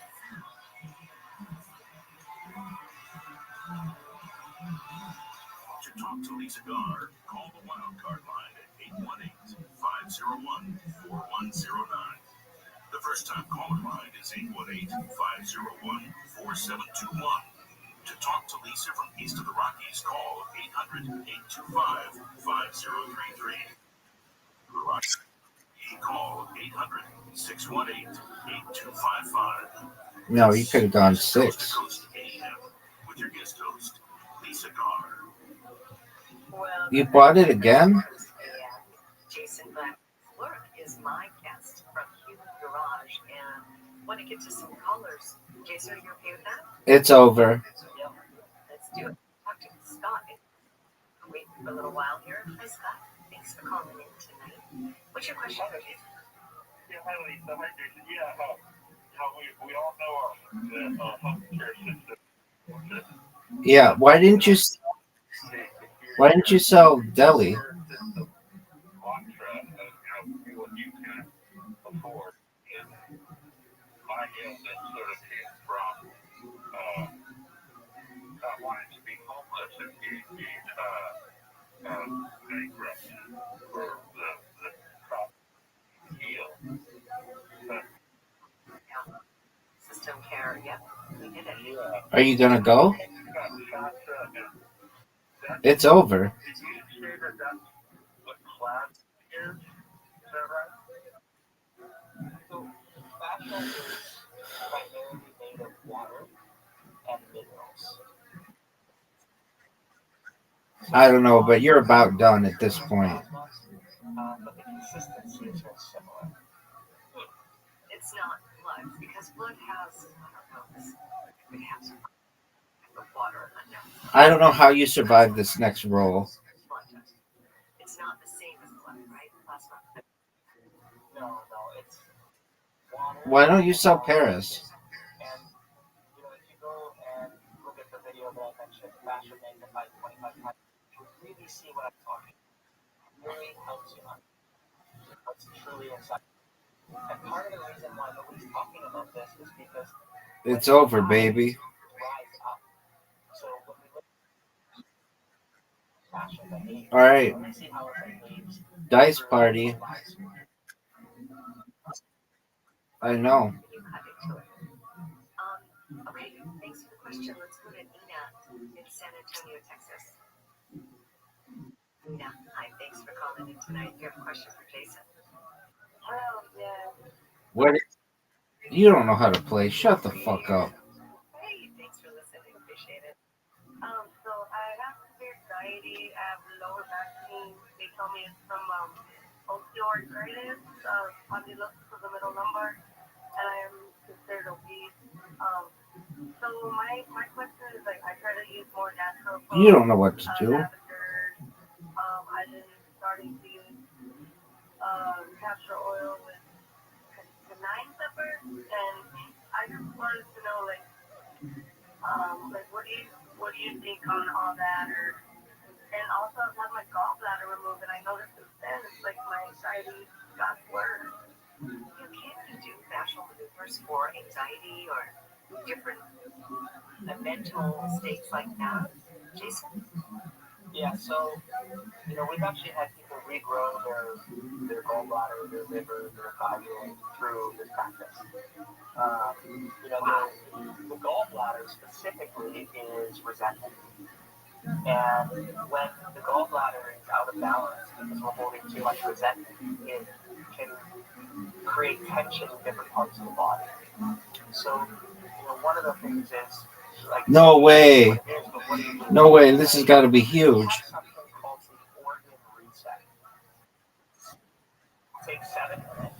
I don't know. I think you have to roll once. Sitting in a car or in a chair. So roll one of the. What you're doing is you're using your own hands to recharge and rebalance your own organs, like Reiki, right? Because we are an electrical system.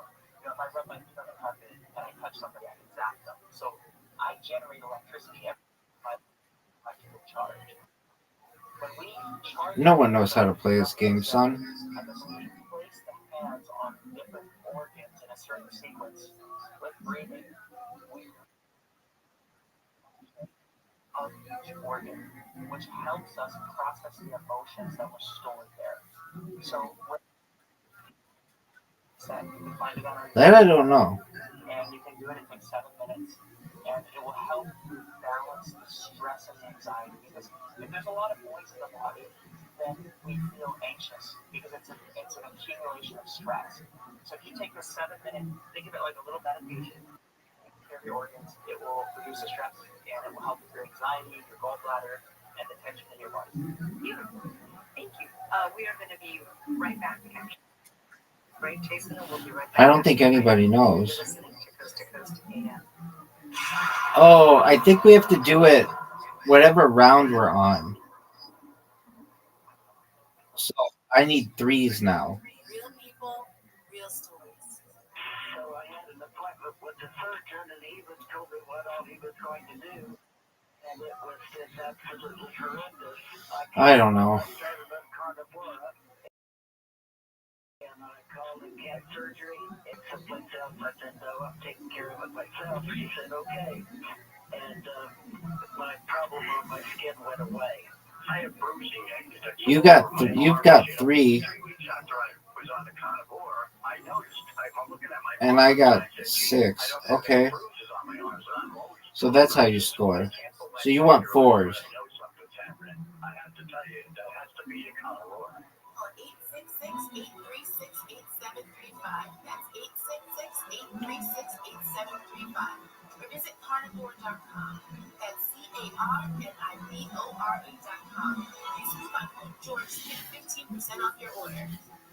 We're talking about your personal protection today with the CEO of You don't get it. Basically, what is a Byrna less lethal launcher?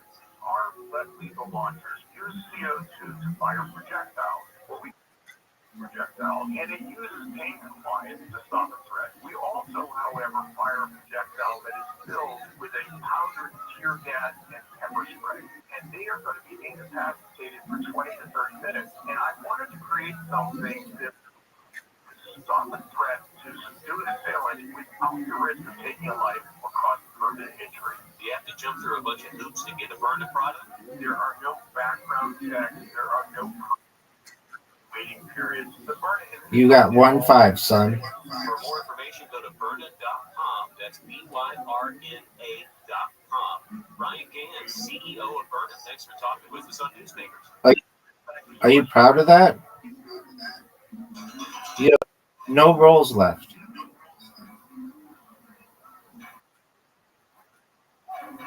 No one knows. I don't know. Back to Coast AM, are you having any types of experiences? Are you able, there's parts of your Okay, I got 1-5. that cause you a lot of pain? That's what we're talking about. Oh. And learn from human garage. Jason, question about. Yeah, do I want? Okay, maybe Are there things to 3 5s. do to be able to release during an episode of a migraine, specifically vertigo? Yeah, so one of the things is if there's too much tension around the head, then it contracts around the brain and it creates and that can be perceived as a migraine. So, another way is No more 6s. No more 6s. No more 6s. And then the third thing is Yeah, but that doesn't help you. I think you only score if you get 6s this round. and it's partially because we're over drinking water that's not mineralized. And so if we hydrate the body by getting the right electrolyte balance and the appropriate amount It's we move We will reduce the tension and help with migraine. What is it? Concussions, or anything really going on with that. Whoa. The nerves and everything in your eye, the different angles, you can't see properly. This is a perfect roll. Yes, very, very true. So if you go to the fascia facelift on YouTube, we actually guide through like 15 minutes of different movements that you can do on the entire head and face. And it helps with concussions, it helps you look younger. It's just quick movements that you can do on your own. Also, really good things on their YouTube channel too. If you just go to Human Garage YouTube channel, you can find out about panic, overwhelm, anxiety, eating, basically lots of incredible things. Even what if sunscreen is not good for you? I know there's a whole movement about sunscreen. Why? So now I think you want 3 of a kind. You know, we talk a lot about the environment, right? I put a fish in a bowl, and the water in the fish bowl is toxic. You know, it doesn't matter how many supplements or how many surgeries or is on that fish. It is inside of a fish bowl. And so the environment is so important. No, I don't get it. And what people don't know is the makeup, the detergents, a lot of these things have Neither of you. harm our bodies. But I got 12 points there. Oh, dude, look at you. You need 4 in a row. Go. No. You need 4 of the same. So get 2 3s. Oh, dude, you fucked up. Yeah, you did. You don't know what you're doing. Remove the 2. You're done. Because you want 4 of a kind.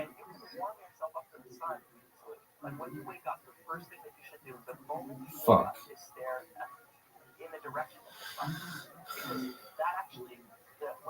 I don't get why there's a play button, though I've never been able to play it.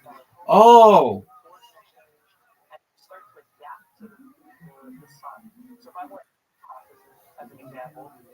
You're up.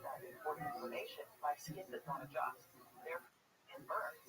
So wearing sunglasses, wearing sunscreen, these are all You got a full house. Now, Zoot, click the FH and then hit play. Makes a lot of sense. All right, let's go back to our callers. Let's go to Charles, who's in Sacramento. Charles, welcome to the show. Do you have a question for Jason?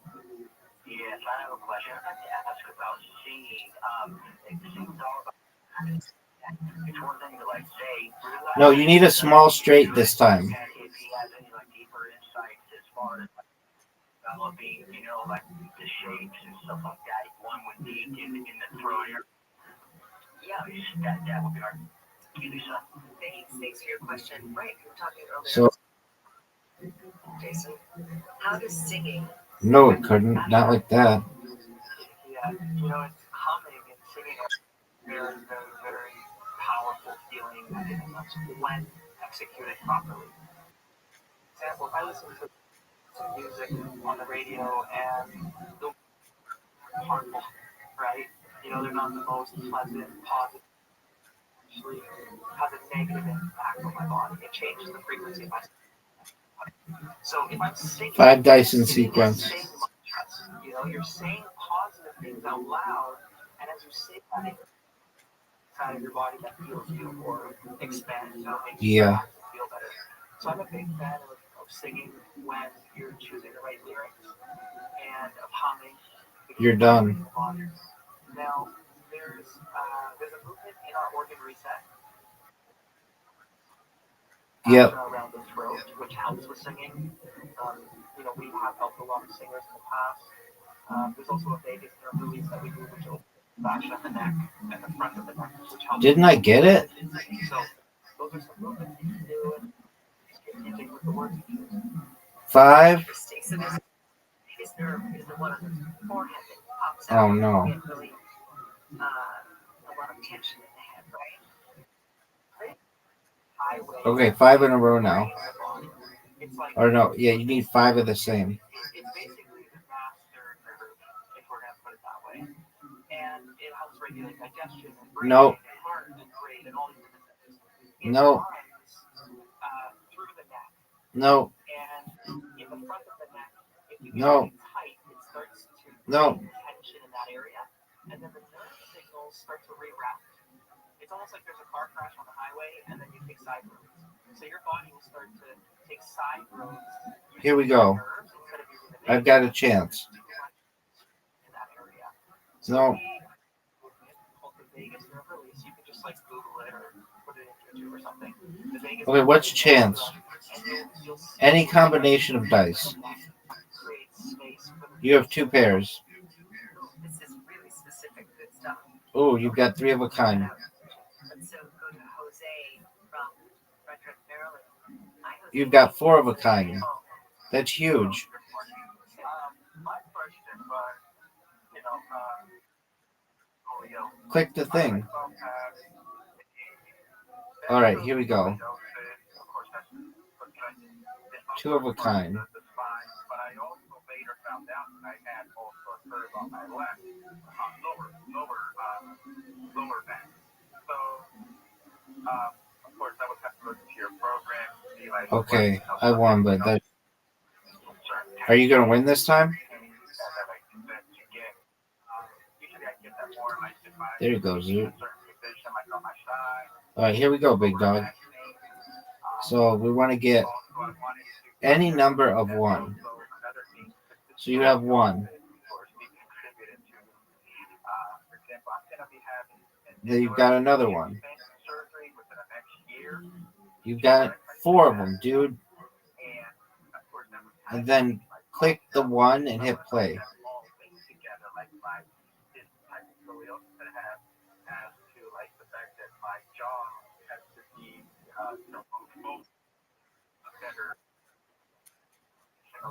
I'm not.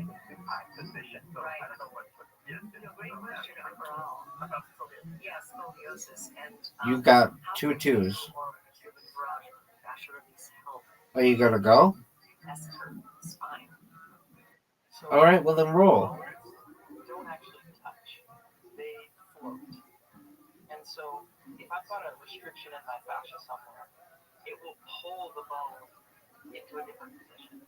You know, and this is why, like, if I go to chiropractic, I adjust Not the good. bones, I push it back into position, but then it goes back. Not good at all, Zoot. This is a fascial restriction. I didn't get a single 2. Usually, in my experience, scoliosis comes from 1 or 2 things that are around. I'm the one who taught you how to play. And it usually starts when we're young, or Yeah. have some sort of behavior or habit in our life. You don't know what to do. Alters our posture. You know, like I'm sitting in a chair with my shoulder hiked up as I'm using my mouse at my desk. Yes. Yes. And so, if this is the case, things are floating. So, if they're floating. Oh, no way. You do know what to do.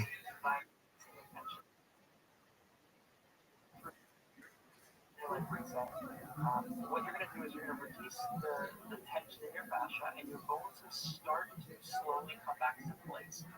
If the bones in your spine are out of place, the bones in your face, your neck, your head will start to also move as a result of that. A leg will be stuck. Oh, you already locked. Okay, I see. 100%. The brain could amplify that, and if you do our fingers, you have potential to reduce the tension in your fascia and realign the bones. If you go online, That's not going to help you. you will literally see a before and after. It's not going to help you. You already locked in. Less than 10 degrees in 3 hours. And the reason why we did this is we're working on the fascia. Yeah, dog. So play around with that and see how that feels. I'm so grateful you put all this stuff up on YouTube and make so much of it accessible and sort of appealing. That it really Word, dog. The world release the stress because we don't want to hold it into our body. That's good for me. Crystal has an interesting Because you already locked in the 24. Thanks for calling in. What is your question for Jason? You're up, pimp. Oh, okay. So his question was, how does water hold? You're done. And that's a question. So Really bad. in your body, water hold. How does water hold? Oh, but you did three in. Oh, you got three in a row up there. Oh, that's cool. Reactions that are taking place specifically, but if Yeah, you did. You got 24. these lapses on each other, if you drive through the ocean, you'll actually see the watermark sit, and sometimes it will sit for a very long time until something else comes by or a wave happens. But it'll actually create this structure inside of the water as the boat goes by. And so, for whatever reason, at the chemical level, maybe it's the oxygen molecules or the hydrogen, something's happening. It's storing information. It's taking on anything that it touches. And this is why, drinking out of a plastic water bottle is grabbing the plastic molecules and it's saving it inside. So when you drink the water, you're having plastic. And this is becoming more and more common that people know about this stuff. I don't understand. You have a full house. You have a full house. You 25. Press the FH.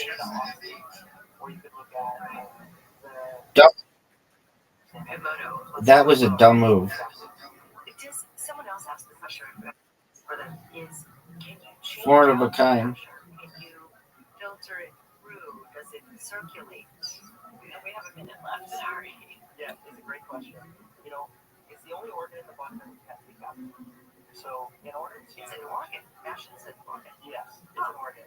And the only way to really change it out is to hydrate the body and remove the chemicals. If we do that and we move, then the body will start to reject it. And hydrate with electrolytes. Drinking the overconsumption of water is the greatest cause. You can have minerals in your water. So you can have electrolytes in balance and helps you hold on to the water. So drinking coffee and water is probably the worst thing you can do, but coffee with electrolyte water is okay. Yeah, everything is balanced. Don't take my coffee away, Chase. All right. So wonderful. Garage.net again is the website, and the YouTube channel is full of great information. Thank you so much, Jason, for staying up with me tonight. All right, take care. We will be back with Michelle Welsh, who is our resident Texas attorney. She's amazing. She really looks into crime scenes and finds and solves huge mysteries. We'll be back right after the break on Coast to Coast AM.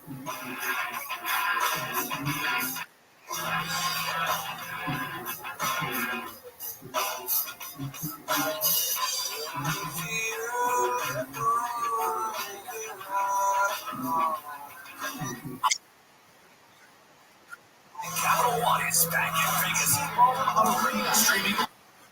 Yes, I did. Full of superstar performances. And keep listening for the next chance to win your way there. Lenovo and the iHeart. It's different. Can you up with the beat? Streamers. Visit Lenovo.com for the latest in tech. No, you needed two.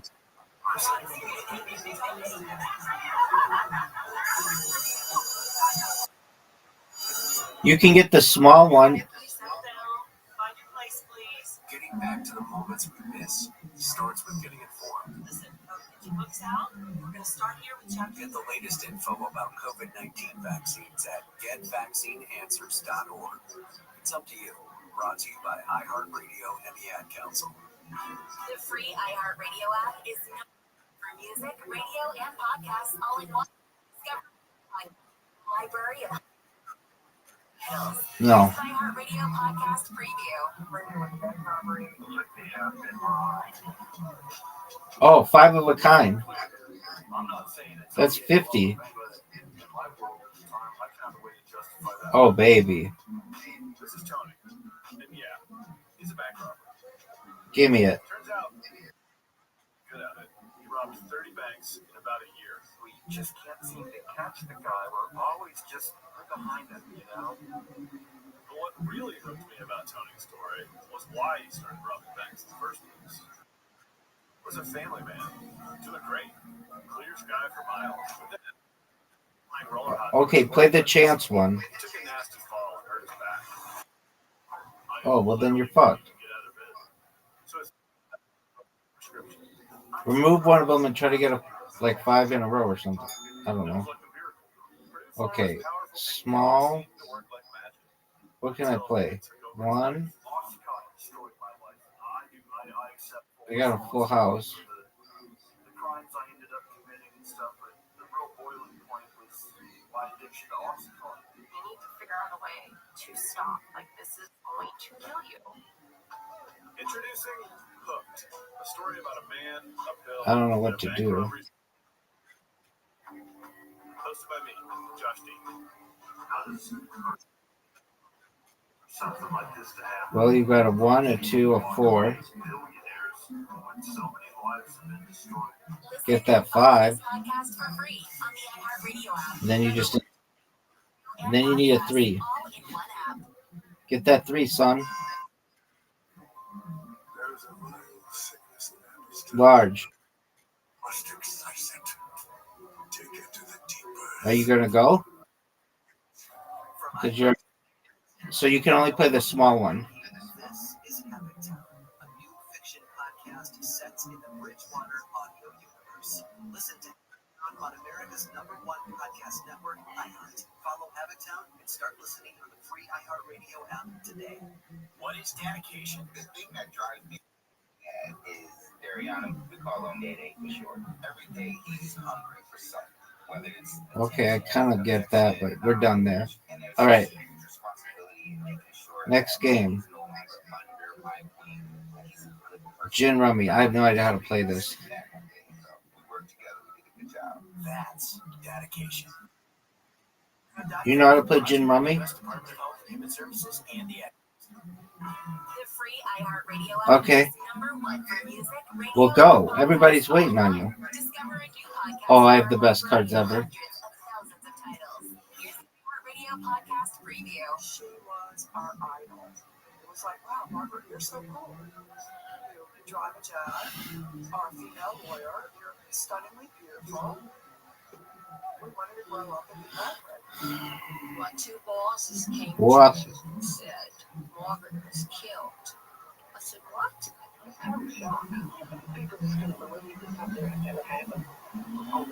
I picked up a 3 and discarded a 2. Go.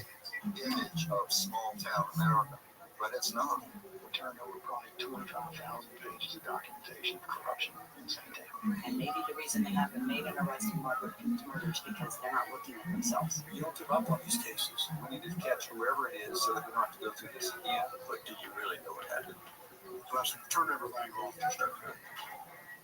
This is Gone South, a documentary podcast series by C13 Originals, a Cadence 13 studio, written and narrated by me, Jed Lipinski. Season 1, Who Killed Margaret Coon? If my mother played a role in this, I don't think she should die thinking that she got away with it. I ask her, what are you doing here?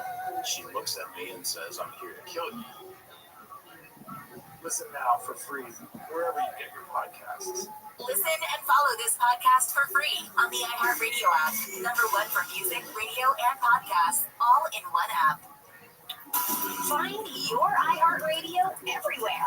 There are hundreds of ways to experience iHeartRadio at home and on the go, beyond the iPhone and Android app and at iHeartRadio.com. Here's another way to connect to iHeartRadio. Apple CarPlay. Our iOS app comes alive in your car's dashboard with a seamless way to play your favorite music, radio stations, and podcasts. Developed with driver safety in mind, the Apple CarPlay interface was built for simple navigation and to limit driver distraction, while making sure you can still access all your favorite content from iHeartRadio. No need to download another app, just plug or pair your iPhone with your dash, and if CarPlay is available in your vehicle, iHeartRadio will sync automatically.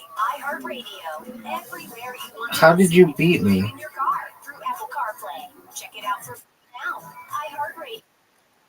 You want to listen? iHeartRadio is there. Is America's #1 podcast network. Open the free iHeart app and explore podcasts like this. Have you ever wondered if your pet is lying to you? Why is my cat not here? I go in and she's eating my lunch. Or if hypnotism is real? You will use a suggestion in order to enhance your cognitive control. What's inside a black hole? Black holes could be a consequence of the way that we understand the universe. We have answers for you in the new iHeart original podcast, Science Stuff. Join me, Morgan Chan, as we tackle questions we've always wanted to know the answer to. About animals, space, our brains, and our bodies. Give yourself permission to be a science geek. Listen to Science Stuff. Listen on America's #1 podcast network, iHeart. Open your free iHeart app and listen now. You wanted to be a teacher when you were little, but you grew up and things changed. Well, it's time to put it back on your list. Innovative things are happening in teaching today, and you can be a part. Make more. Teach. Visit teach.org. Brought to you by Teach and the Ad Council. You know those arguments you have with your friends in the group chat or barbershop about who is the best shooter, best scorer, or who has the best handles of all time? Well, now imagine one of your buddies is 11-year vet in the NBA who has not only played against the game's best, but has a backstory developed. I'm Seth Curry, guard for the Charlotte Hornets. My new podcast is called GOAT, G-O-T-E, Greatest of Their Era. I'm Trevon Evans. Join the discussion with me, Seth, and some special guests. We will break down who is the greatest of their era in all the categories that you care about, like clutch shooter, lockdown defender, and one-on-one scorer. Listen to GOAT, G-O-T, Greatest of Their Era, on the iHeartRadio app. AFI, AM 640, more stimulating talk.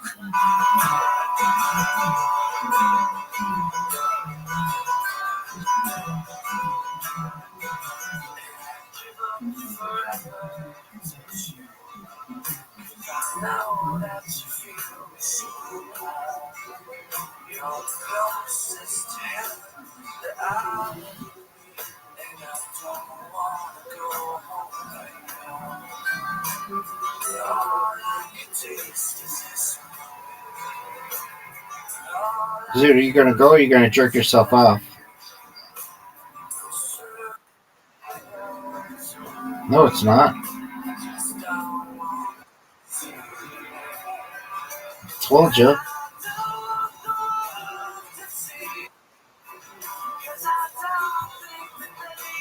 Oh, baby, I won. That game's awful.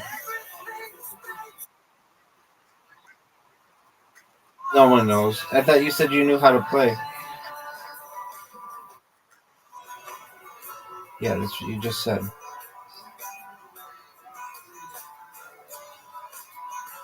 Did you know that you had an invitation?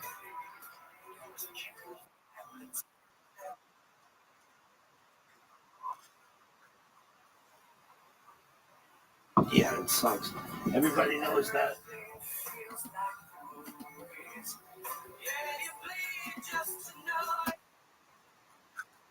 Yes, sir.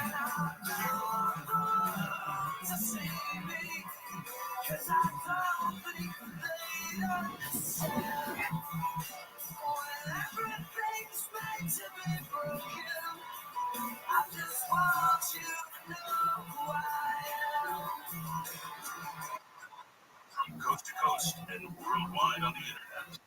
This is Coast to Coast AM. Now, here's your guest host, Lisa Gar. Sir, do you know what Coast to Coast AM is? You've gotten your attorney's license in the state of Texas. You work on Zoot. court cases as a psychic medium, as a legitimate psychic medium and attorney. These are the wonderful qualities of Michelle Welsh. She has written a wonderful book called Spirits Unveiled, and it's about introducing us to spirits around us, whether we're aware of them or not, so that we have less angst around it. We can actually find. Zoot, are you going to win? We can elicit spirits. We can avoid some, which is also very important. And she's going to talk to us about how to do that, and really not to be afraid of outside. but to have more certainty about it. So she engages us to work with the spirits, and we're going to learn a lot about that when we come Get 100, Zoot. The Break with Michelle Welch, the author of Spirits That was Unveiled, good. a fresh perspective on angels, guides, and ghosts. We'll be right back. You're listening to Coast AM. That was not good. 25 points. That was terrible. Zoot, get me. 17, 3, 1. The president of the Federal Reserve putting us behind the curve again? Can the Fed take the right action at the right time, or are we going to be looking at a potential economic slowdown? What does this mean? That was not good either. Consider diversifying with gold from the Birch Gold Group. For decades, gold has been viewed as a safe haven in times of economic stagnation, uncertainty, and high inflation. And Birch Gold makes it incredibly easy for you to diversify some of your savings into gold. If you have an IRA or old 401k, you can convert that into a tax-sheltered IRA in physical gold, or just buy some gold to keep yourself. First, get educated. Birch Gold will send you a free. It's over, see. Just text the word "Coast" to the number 989898. Again, text "Coast" 989898. Portion of your savings in the gold. That way, if you can't stay ahead of the country, at least you can stay ahead for yourself. What if you could unlock over $1 million? Zoot, you're up, pimp. Exactly what Ray Reynolds can do for you. I'm talking about protecting your family and building your business with $100,000 Yes, sir. in personal or business cash credit. And Ray can help you rebuild your credit score to 750. Are you going to go? Isn't just any expert. He helped the security chief of TRW that became Experian, one of the most trusted. If you're looking to get your finances, It says choosing a card. Choose a card, son. for a 750 credit score. 800-427-5991. Zoot asked for a queen. It's your turn again.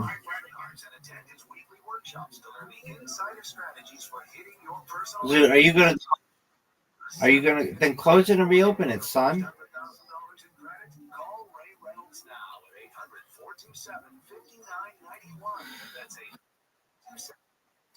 Go fish, bitch.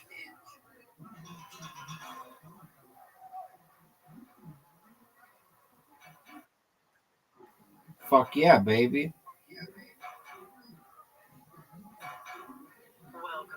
Go fish. Fuck. She is the author of a new book called Spirits Unveiled, a fresh perspective on angels, guides, and ghosts. And I can't wait to the fresh perspective. Yo, pimp. Welcome to the show. How are you doing? Thanks for having me on. So good to have you on. You've been on my Aware show, and I'm working with you. So Yo, pimp. Such a great group on the Aware show. Thank you for having me on. Sure. So you have to tell me, your life is so fascinating. I was just reading. And also at some point, you got your attorney's license in the state of Texas, and medium, and training to be a deaf doula. You have quite an amazing background. I got to know a little more story. How did all of this start for you as a child? It really started that you see the bios. What up, pimp? They seem to always say, I've had my bio for a long time. Because I thought that's just, I don't know, but it's the truth. When I was a little bit different, Yep. I was raised in a very religious home, and we went to church a lot, and I would see things, and I just assumed that everybody else saw them. Like we were talking Gotcha, B. talk about angels. I would see, not always in full form, but see something and think, look, it's right there. And I didn't really understand why, and I loved my upbringing about that, but I didn't understand in a negative way. I didn't really understand why it was so wrong for me to see things we talked about, when I was going. So it's been as long as I can remember. My first experience, Lisa, was, and I'm careful to talk about this. It's my uncle, he's my godfather. I was standing behind him on the couch, and I put my hands on his head, and I think I've told you this story, but it is really I remember. Of course. I put my hands on his head. I'm standing behind him, and I said, I was young.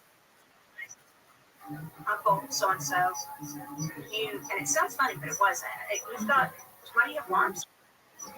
Well, they What up, texted me. pimp? We work for a big oil company, not, in the office, but at the chemicals and everything.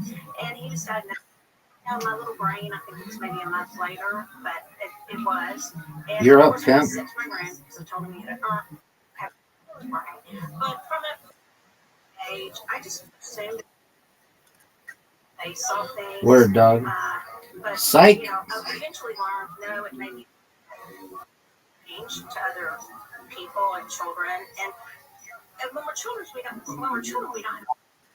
It's one of the reasons I write books. Is for parents of the children who maybe have these strong senses of knowingness, and we kind of stuff it down.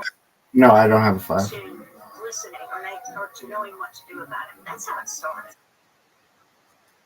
If you were to give advice to a small,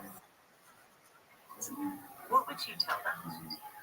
I would tell them to talk to someone, but not to You're be up, Zoot. afraid. And that's a really hard thing to tell a young child because I've worked with a lot of, especially girls, about teenagers. I mean, preteen, but the really young ones, it seems like you're afraid a lot of times, and a lot of listen. So I would love to tell the parents of those children and the children when they're old enough to get it, because you're not alone. That a lot of people sense things. No way. Things, our imagination has been given a reason, and sometimes it's no way. No way, Zoot. So just to walk them through that they're not alone and they don't need to be afraid. Right. And when you see these beings, because maybe some of us have seen them and didn't realize what we were looking at, thought it was going to like shape or so you got a 4 from the deck? There are so many different types of beings, and that's why I wrote You're up, pimp. Spirits Unveiled, is because, first of all, I understand the concept of a veil, but for me as a young really get, okay, why is there a veil? Whoa. I'm seeing these things, but sometimes they're full figure. Like what I mean by that is not full figure. That sounds not right. They're full, not transparent. They seem like they're a person standing there. More often, I will get a glimpse of something, and in my mind's eye, my third eye. So I try to now be very careful with when I'm saying to someone, I'm seeing this. I'm either, am I actually seeing that, or am I actually seeing that in my mind's eye? So I don't want to ever lead anybody astray and say, they're telling me this, if they're not actually telling me something. So how do they take the form? Different forms. Hey, Zoot. The pandemic, I remember driving. You remember you took my aces? We had resource at the time, and we're, boards on the one in Bishop Arts in Dallas. One of them, really, really beautiful. And tallest building, I believe it's still the tallest one. It's got the green outline on the Dallas skyline. There were huge figures sitting, just like churches, like in Spain, with huge that were known to ward off evil. These look like angels, but they shifted a little bit to me. And I was like, Roger, do you see? They look kind of more angelic, but not evil. Just more like, I use word, and they seem to shift a little. It's my husband, but no.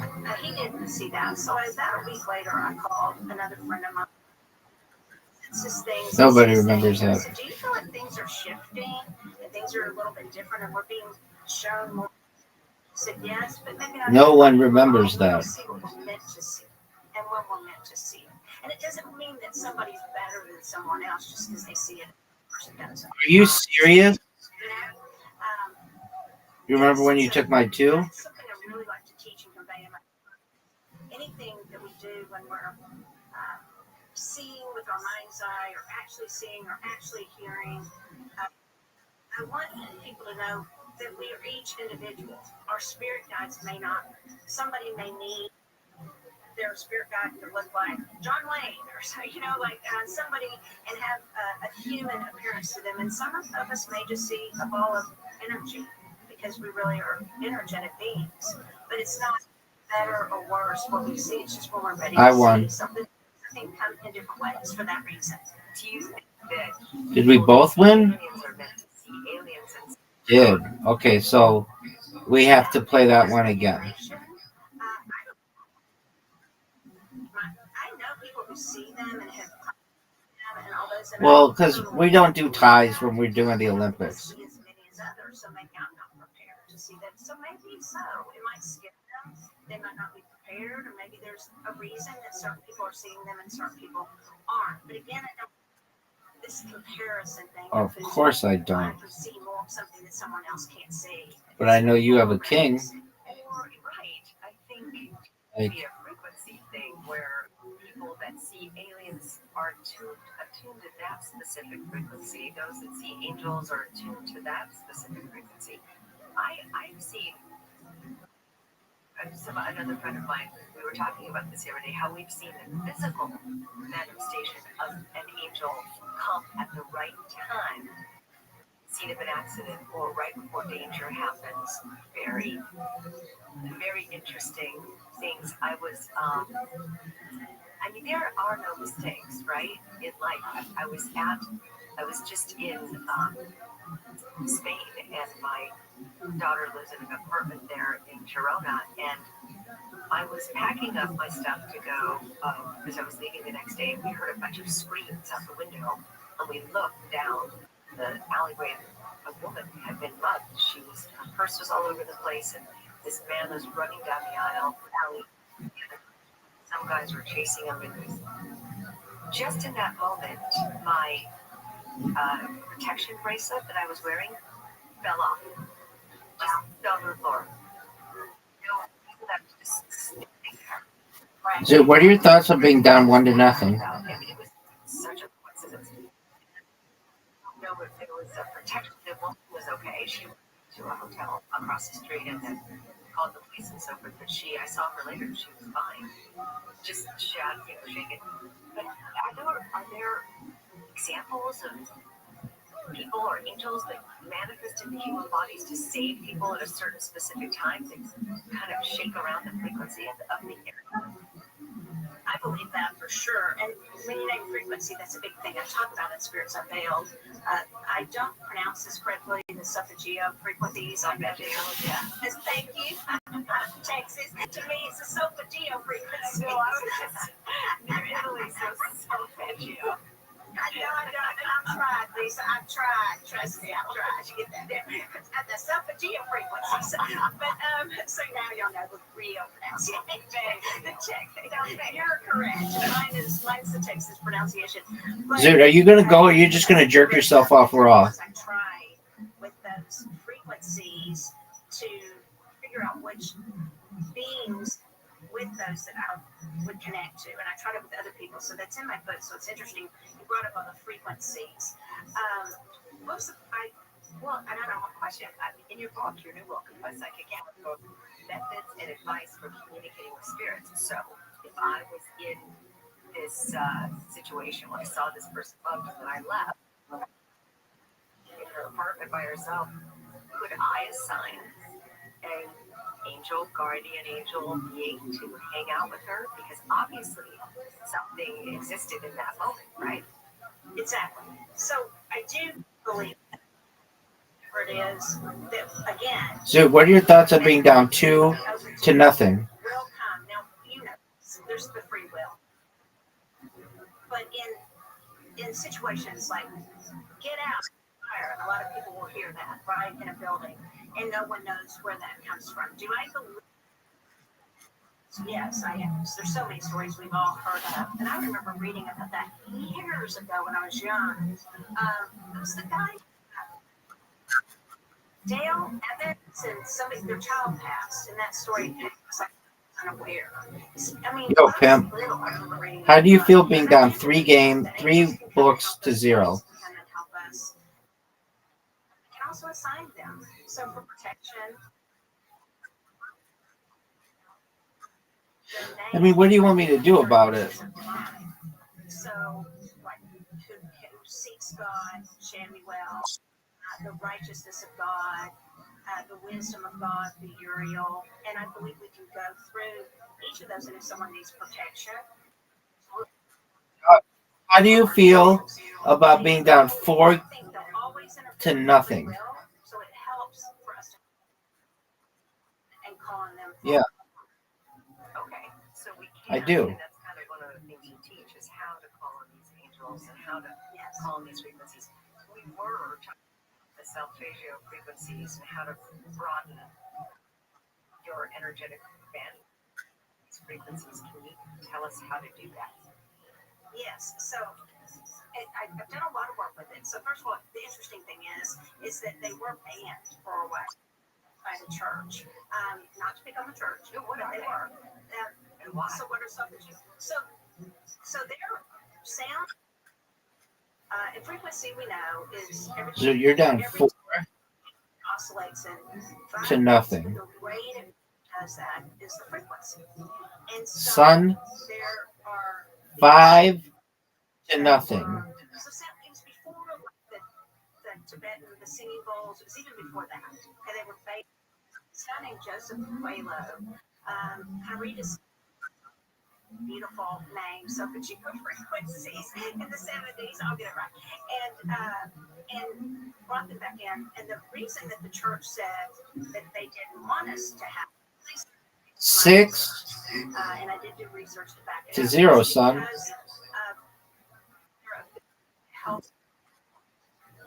Let's see it. To universal consciousness and some secrets of the universe, as opposed to 7 to 0, son. didn't like us doing. I don't do that, but that was the history of it. And so one of the interesting things, and I think you and I talked about this, is so the heartbeat of the earth is about 8 to nothing. So you have all these other hertz that will help you with pain, or everybody can let this. Yeah, it is. 8 nothing. All right, chess. And the tone can sometimes be. I don't like playing. I know, because I don't like playing it because it drains me of everything. Mix those up, right? And it'll help you tune into those different frequencies and help with pain. And there's been study for that. I layered it with. You have the advantage. Get in touch with different types of beats. So the sound, the frequency for nature, then that would help you get in touch with potentially elementals or the elements. And I tried it a lot, and it seemed to work for me. And so that's a big part of my book is the fact that frequencies, like you said, if we can get in touch with those different frequencies, anybody can really do it. We just need to know at what frequency what we are trying to get in touch with is operating.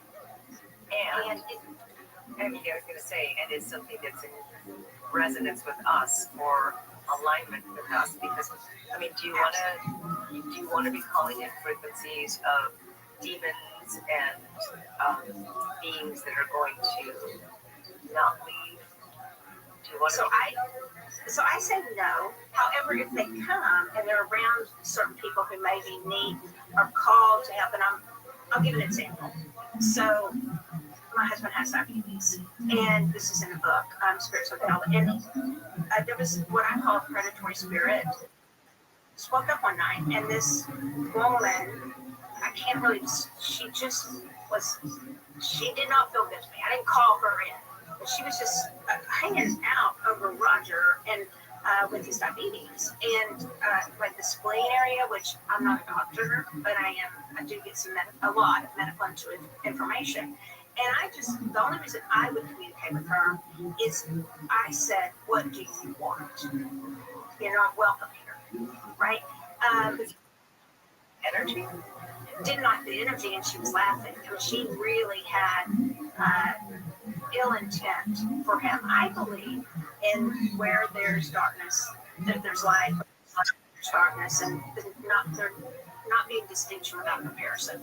So if we only knew all light things, we might not know when something is darker. Also, beings look at that in different ways. So Fae are not going to have, and fairies are not going to have the same moral compass potentially that I have, or the same code of ethics or laws, or they may have different ones. It opens up an interesting conversation of what is your partner or maybe friend or family or loved one attracting. We'll get to that right after the break. You're listening to Coast AM.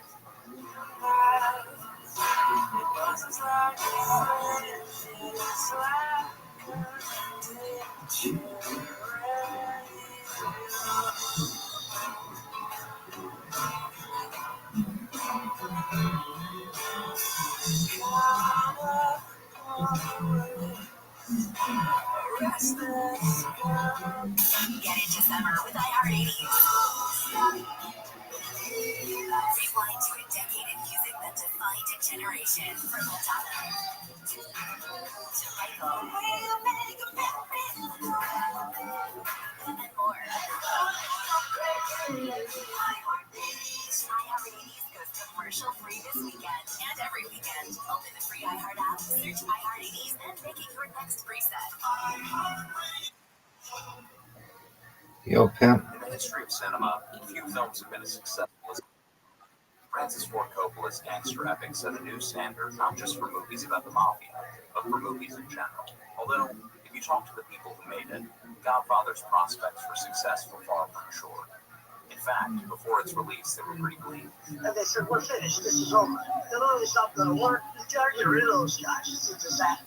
In Leave the Gun, Take the Cannoli, my co-host Marcio and I strip back the varnish of movie history and talk to never-before-heard-from sources to get at what really made the process so arduous. Leave the Gun, Take the Cannoli is based on my co-host book of the same title. And on this show, we call upon his years of research to help unpack the story behind the Godfather's birth from start to finish. Thanks, baby. Many of them conflicting, and try to get to the truth of what really happened. Leave the Gun, Take the Cannoli features new and archival interviews with Francis Ford Coppola, yes, that was the real Russian kid, Robert Evans, James Caan, to be what's coming next. Since you like, you gotta force you up and drive around a lot. Al Ruddy. I said, I got a call from these Italian guys. They must see the movie makes them feel a lot of trouble. Talia Shire. Everything was a very arduous chess game. And many others. We still aren't entirely sure what's true and what's not. We can promise that our 10-part series gives everyone who is involved a chance to tell their side of the story. Subscribe to Leave the Gun, Take Thanks, the big dog. Listen on America's #1 podcast network, iHeart. Open your free iHeart app and listen. iHeart is America's #1 podcast network. Open the free iHeart app. Oh, look, it's called The Moment It All Goes Wrong. Oh my God, the twists and turns. And when things finally click into place. Thank God we lived to tell the tale.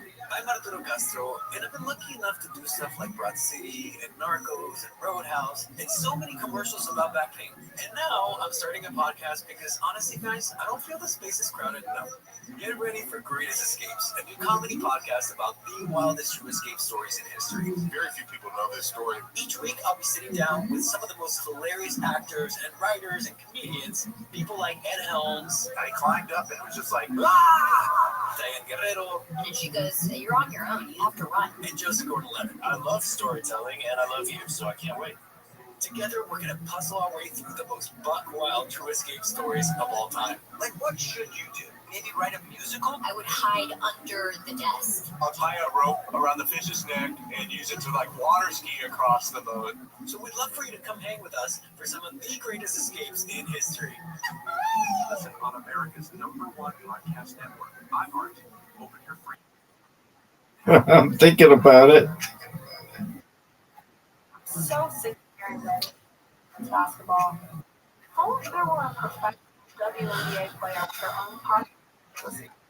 You right? Hey, this is Essie Brown, WNBA player and professional yabber. And this is Mariah. You may know me for spelling For Hotties on TikTok, and we've got a new podcast, Full Circle. Every Wednesday, we're catching you up on what's going on in women's basketball, and not just in the WNBA, but with athletes and college basketball. We've got you with analysis, inside stories. Baby, what do you want me to do about it? Telling their stories from their point of view. I just think it's time for the girlies to tap in. We want to share all of the women's basketball stories that you won't see anywhere else. Listen on America's #1 podcast network, iHeart. Open your free iHeart app and listen now.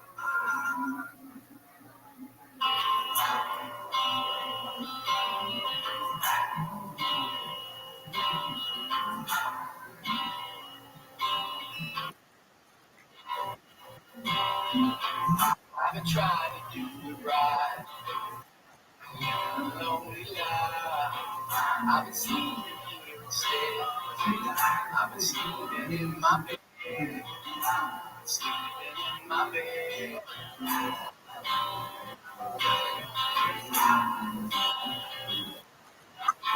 So show the family all the good that I will need. I don't know where I belong. I don't know where I went wrong. But I can write a song. I belong with you. You belong with me. My sweet home. I belong with you. You belong with me. My sweet home.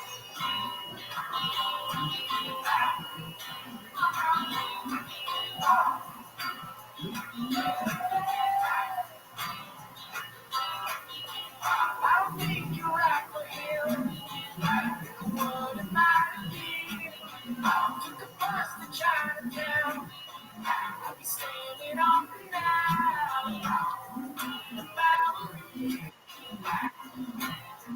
I really only see one move you have. This is Coast to Coast AM. Now, here's your guest host, the Cigar. Welcome back to Coast AM. Hey, listen, I have a new show where I am taking live calls. It's a live show on Zoom. We're doing something called the Circle, and you can find it at theawareshow.com/. No, you're not. Circle, where I'm only interviewing psychics and mystics and mediums and astrologists so that we can find out, getting a little bit more certainty about the constant changes that we're in. Michelle Welsh was actually a guest of mine and that particular show. So check it out. And it is theawareshow.com. That's THE. Yeah, you have a queen, dude. You can win. Divine Circle. And next one we have, you could be on, you could ask for questions live. We do these shows live on Zoom. And the next one is August 20th. I look forward and right back up. Yeah, but you already took one of my queens. You already took away one of my queens. And I'm not using my piece. I'm not using my pieces. I'm not using my pieces very well. Started about 7 years ago. I was a mess. I had nose infections. My hair was falling out all over the furniture. One of the scariest things was that my legs were swollen up out of control. It came to a head. Within 24 hours, I had gone into a coma. And mom and dad decided to get me pregnant. Did you notice something like that? Within 2 weeks, Robert. The first thing I noticed was that I felt better waking up. Then I noticed that my hair wasn't all over the furniture. I was excited. You said that within about 6 weeks, your legs swelled. Within 2 weeks. And she credits all of it to her carnivora protocol, the B program, where she's using the carnivora extract, the limb training product. And I endorse it. I utilize it. You did with great success. This has been such a rapid recovery that I guess we had to do it. Jelly, thanks for being with us. I'd love to hear from you again. Great. Hello, people. George here. Carnivora is at it again. Just listen to that. Call 1-866-836-8735. 1-866-836-8735 or visit carnivora.com. CARNIVORA. That's carnivora.com. Call them, please. Are you facing an unexpected financial emergency? You need WeFixMoney.com. WeFixMoney.com could help you get up to $5,000 fast. WeFixMoney.com is free to use, available 24/7, and has an A rating with a Better Are you Business Bureau. fucking Go to serious? Trust WeFixMoney.com. If you need emergency cash up to $5,000 for bills or anything else, type WeFixMoney.com directly in your browser. That's WeFixMoney.com. Dude, that was a brilliant move. WeFixMoney.com.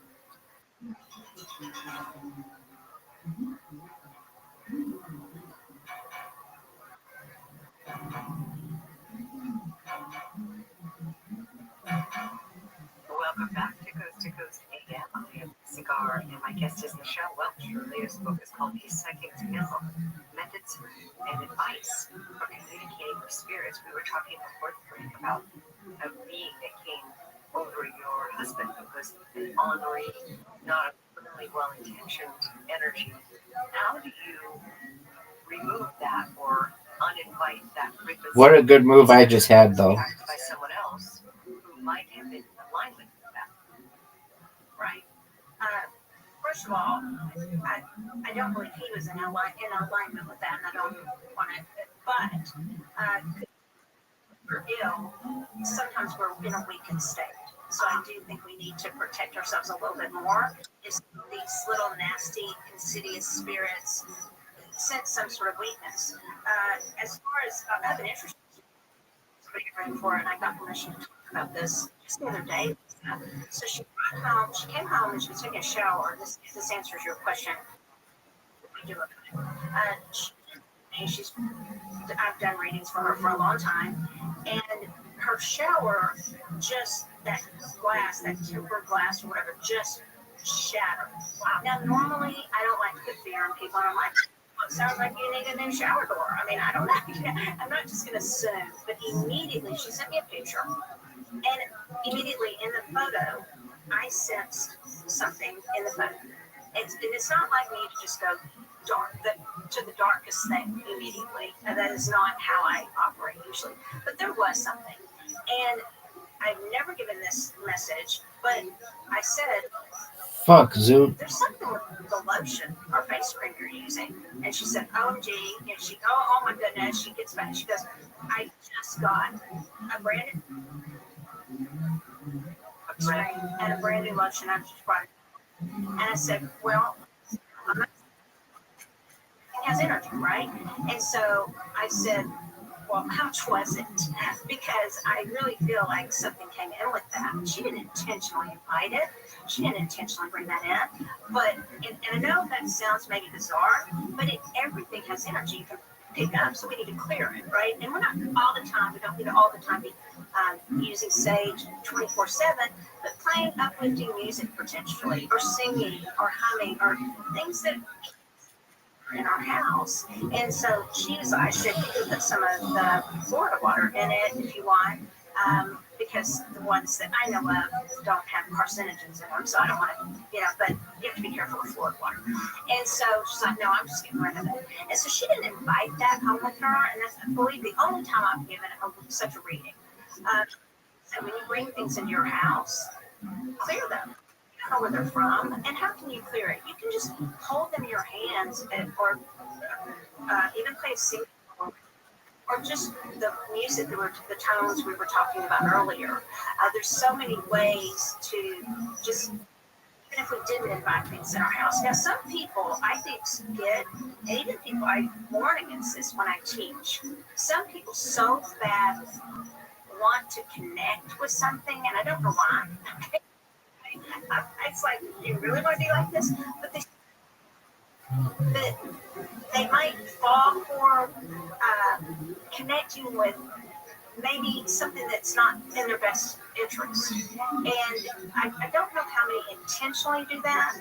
Not that many that I would work with that are maybe. And What so up, we can Pam? to do an interview. Welcome, how are you? I'm not going that far. How'd you find out about me? We can bring these little hitchhikers. Tight, dude. How's your day going?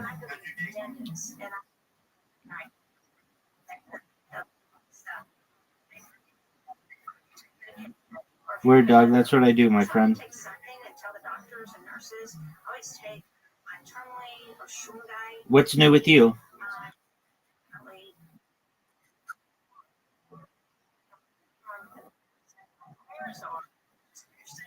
Was it fun?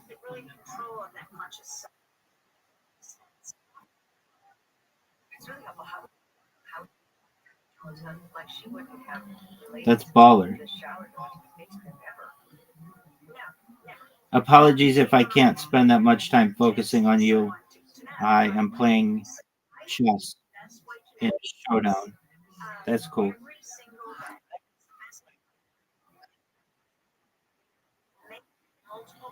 You press the what? Camera button? I'm not sure why I did that.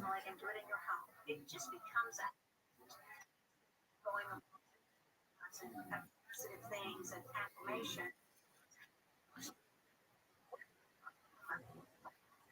Spiritually, how do I feel mentally? How do I feel physically? So we can, you know, that's your energy, and you can mind and manage your own energy. Then, if you perceive something to be a little off, then you might need to address it. And I do address it. I'll like out loud. And but for her and somebody who hasn't studied it as much, or maybe just as, do I believe that it could be that somebody could have a super wonderful being around them and they aren't even aware that they have a super wonderful being around them. But the best way, in my opinion, is for everybody just to always be mindful of their own energy. Did you just give up or did I checkmate you? And do things to take care There you of go. Yeah. All right, dude, next game is Battleship.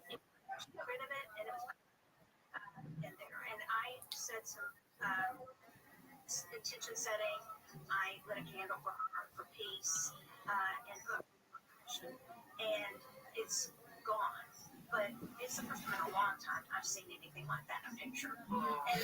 Zoot, you have an invitation.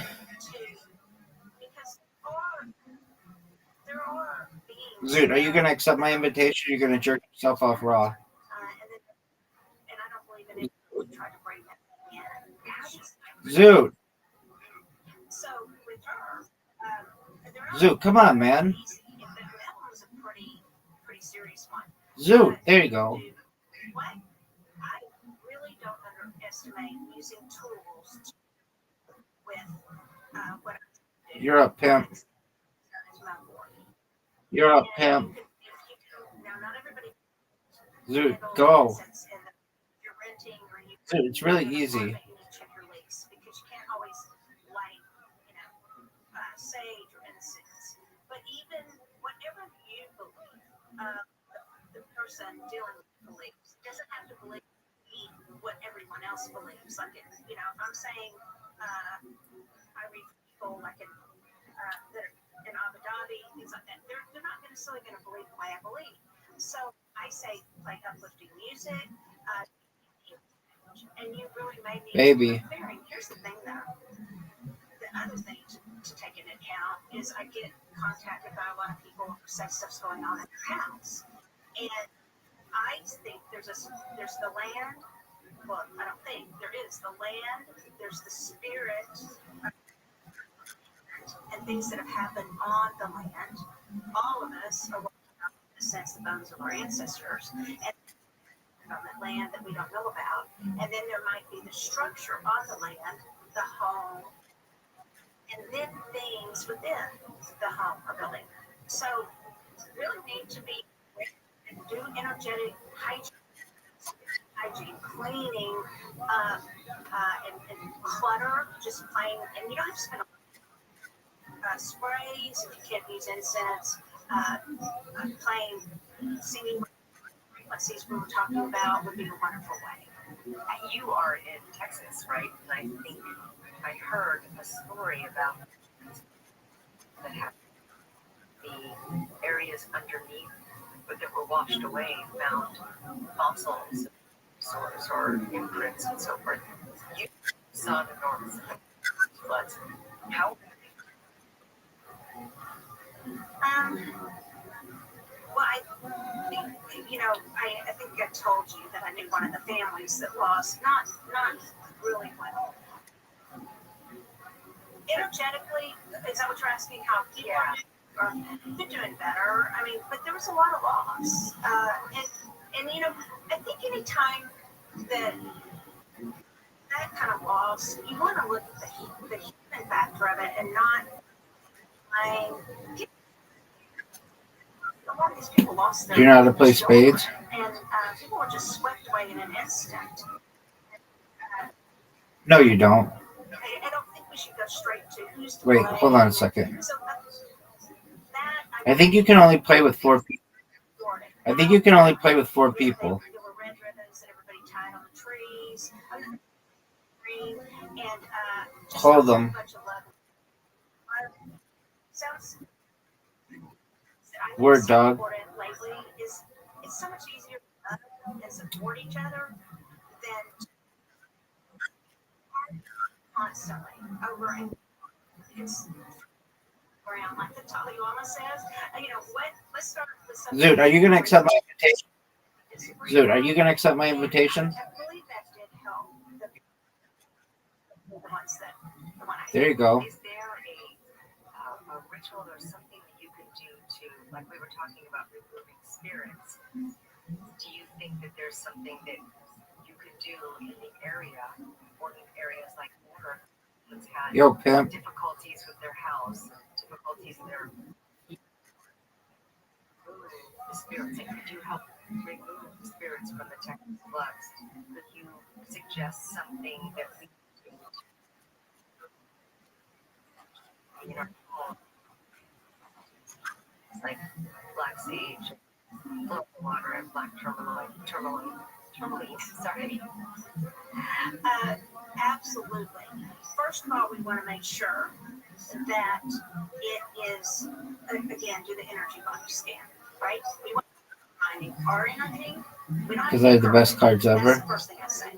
But then, I'm a real big believer in transmuting. When I have good cards, I fold. Tourmaline absorbs energy, it deflects it.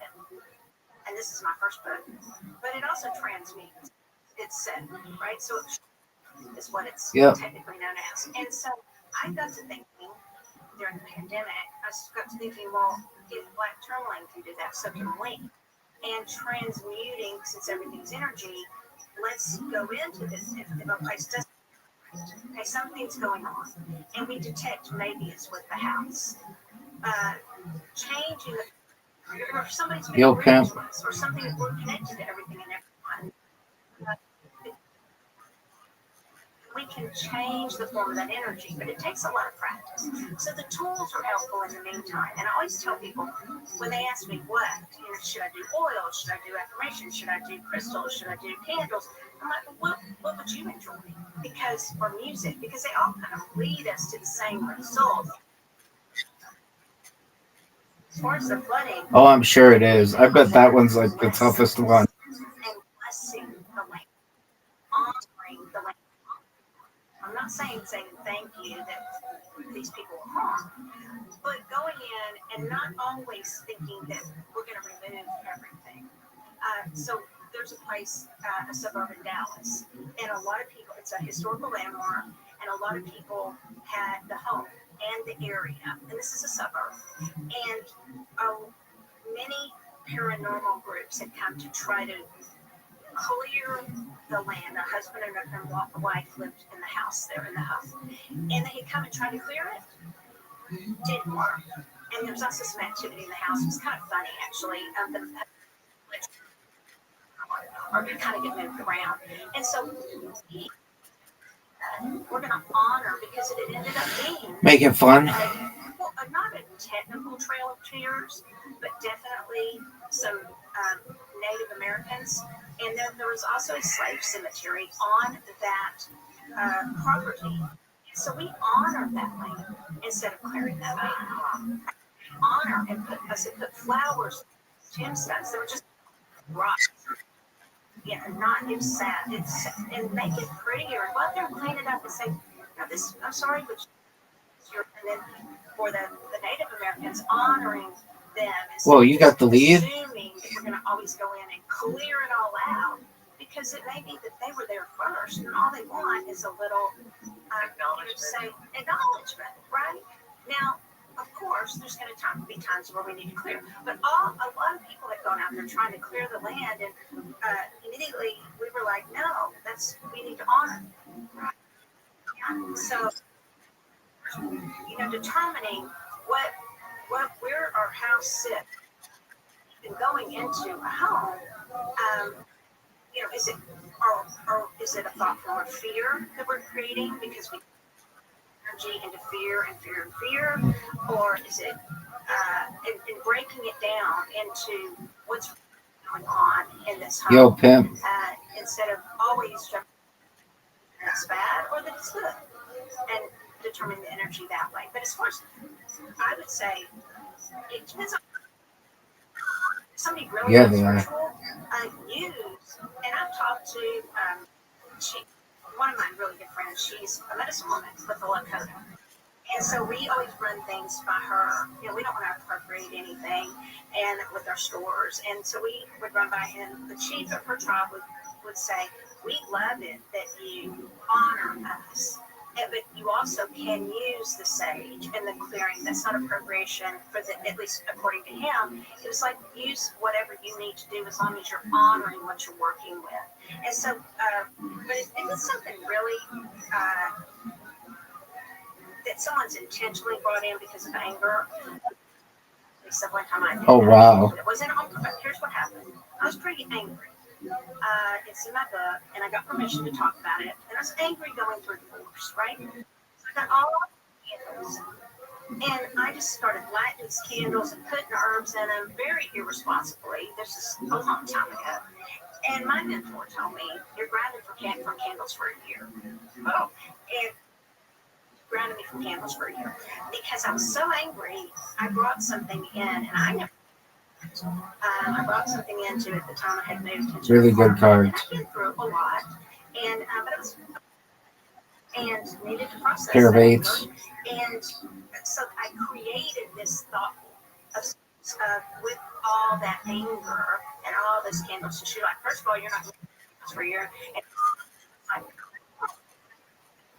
I said, I can do. I put my candle in my mind's eye. And she's like, no, you're not working with candles. But just watching our energy and again, what's a person and right this in our country. We may not all agree with this is where we're at in our energy, and this is a really good back and forth. We need to sage. Black sage is known as and they use the incense for blessings and for clearings, and it's not new. And having, like I spoke about it, you were in Spain. First of all, those churches are just beautiful. They are so beautiful. Yes, yeah, so gorgeous. But they have those protectors. And in different countries. When I was in the Czech Republic, I don't know what they were. I can't remember. Like the gargoyles on them. They were gargoyles, but they looked a little different, and they were to ward away evil. Right. There's different. Yeah. Yeah. It's very, I think there's a lot to be said because these arts have been around for so many decades and centuries, really, to bring in good spirits to you. You You're saying modern day thing currently in our lives all the time. So we will be back with Michelle. You got so fortunate. Methods and advice for communicating with spirit. So we'll be right back. You're listening. Blacko. No, you suck cock at this game.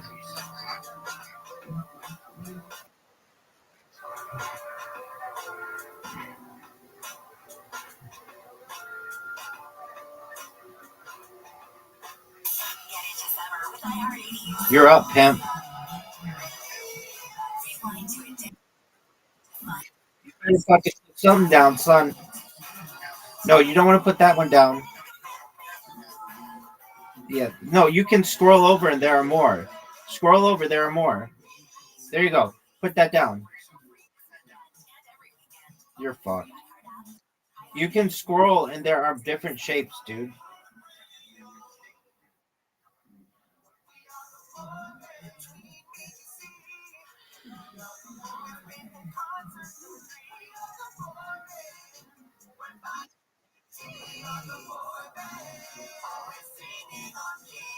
You love your kids enough to take them to see their favorite band. Love them enough to make sure they're buckled up in the back seat. Show them you love them. Keep them safe. Visit nhtsa.gov/the right seat. Brought to you by the National Highway Traffic Safety Administration and the Ad Council.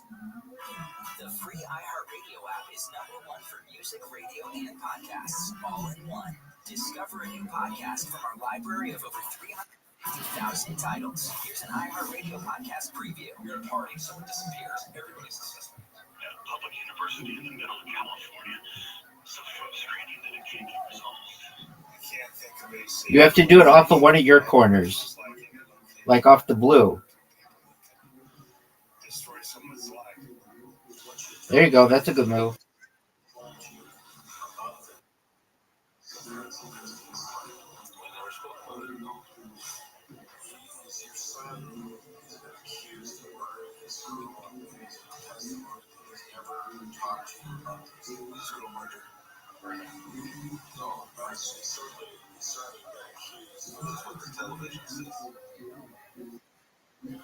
Yo, pimp.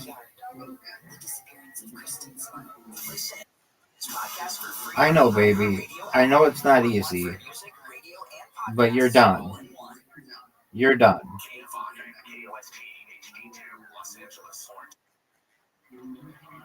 It's time for your morning wake-up call. Here's Lady K. Are we sure? Are we sure it's time? Oh, yep, it is. 5 o'clock straight up. That's the time. This is your wake-up call for Monday, August 8th. Zoot, use your single piece in that little spot, and then you'll be able to move over. Oh no, you can't. You can't do that. Yeah, no, that wasn't good advice. Went to Disneyland on Friday, and if you're a Disney fan, day to be there. It was crazy how short the lines were, and there was room at the restaurants. We were trying to figure out what it was. It might have been because it was back to school right after that, and right before Boogie Boogie Bash, because Halloween time arrives at Disneyland, I believe, on the 22nd, and so maybe people are saving up or something, but it was great. There you go. Visitors. I don't know how much money Disney made that day. And then on Saturday, we went to A Midsummer Scream. So from Disney, woo woo, happy, happy, joy, joy, Halloween to like the ghouls and the demons and all the dark side of Halloween. And it was fabulous at the Long Beach Convention Center. Had a great time and posted a couple of videos on my Instagram. Zoot, you have one that's like an L. Go to the one that's an L. Big Dog, go to the one that's an L.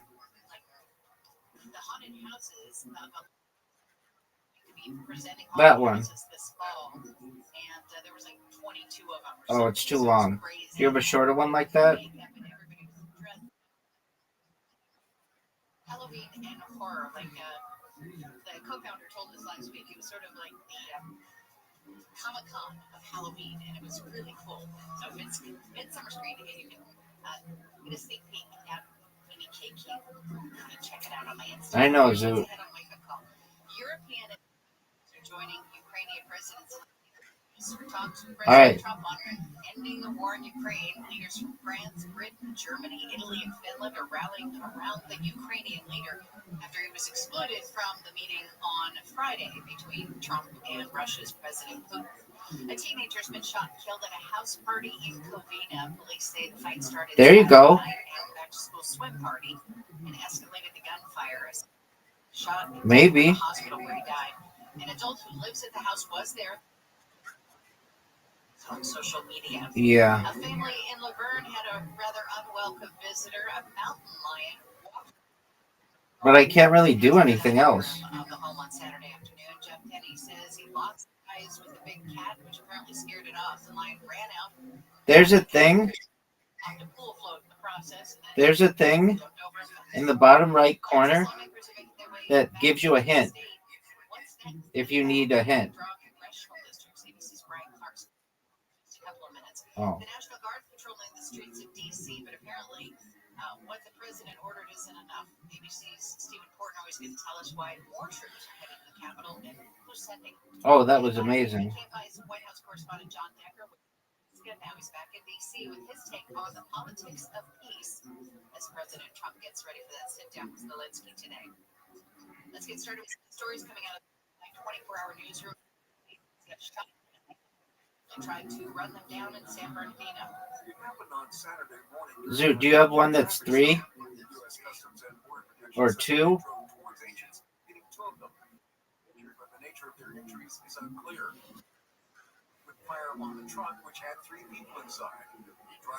Do you have one that's like an L? Yeah, you have one. Yeah, that works.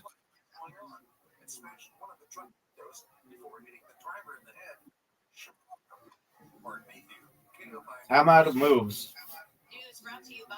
You have a long one, though. There you go. If you came back and won, this would be the greatest comeback in the history of this game.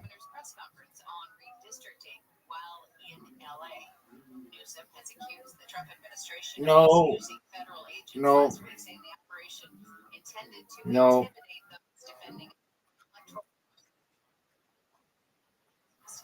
Oh. Mini golf being down. Oh, any sport? I don't know. Mini golf being down 2 holes and straight up winning and winning 3 straight.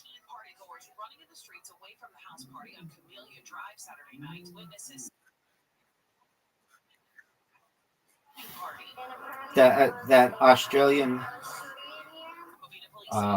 speed skater, maybe. Let's get a first look at your morning commute with Will Kohlschreiber. We've got trouble. It is where, well, Will had trouble in his own. He has a pop tire, but.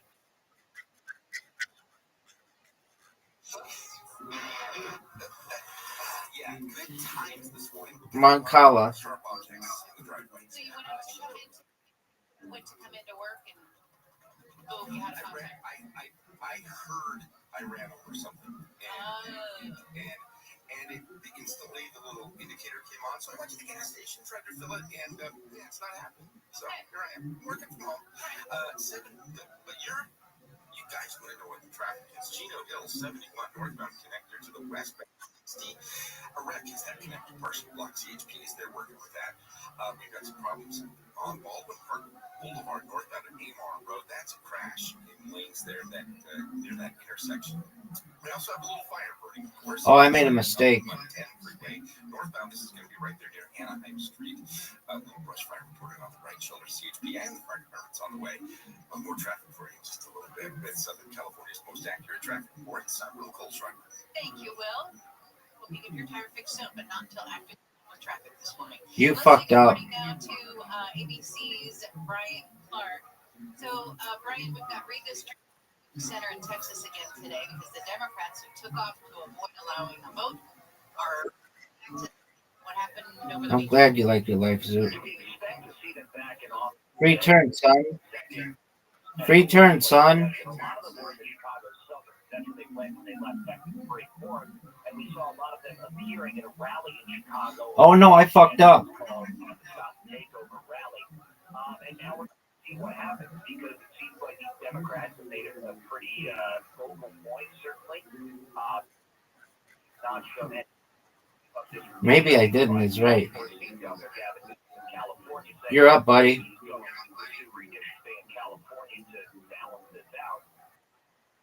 Maybe the end of one chapter, but it's certainly not the end of the story. Okay, I think you're going to be okay. Go back in the news session. The Republicans have the votes. Oh, no, you're not. So it's going to pass. I mean, if everybody, Oh, I won by 1 spot. they have the votes, then they would be able to do this. And is there any indication that maybe there might be a defector or two and they would vote against changing the maps? Are you sure? There's no indication that All right, let's see what you've got, Pam. It seems like the thing is, if they don't go forward with this, What are you gonna do? okay, one time Pandora's box is open elsewhere, with California, of course, being a prominent example. But we've also seen other states controlled by Republicans say they're going to take up redistricting in their regular. You're up, Pam. Florida, the House Speaker came out and said that I think last week or the week prior. So it's an issue. Big dog. Percolating in a lot of different state houses around the country. So it could just start a whole domino effect. I won. That's what it seems like Governor Newsom is trying to do, and just say that, okay, if Texas does this, well, then here we can act and this way, of course. You did well, Pam. Okay, what the fuck is werewolf? Oh, we takes too many people. Dots and boxes. I hate this game.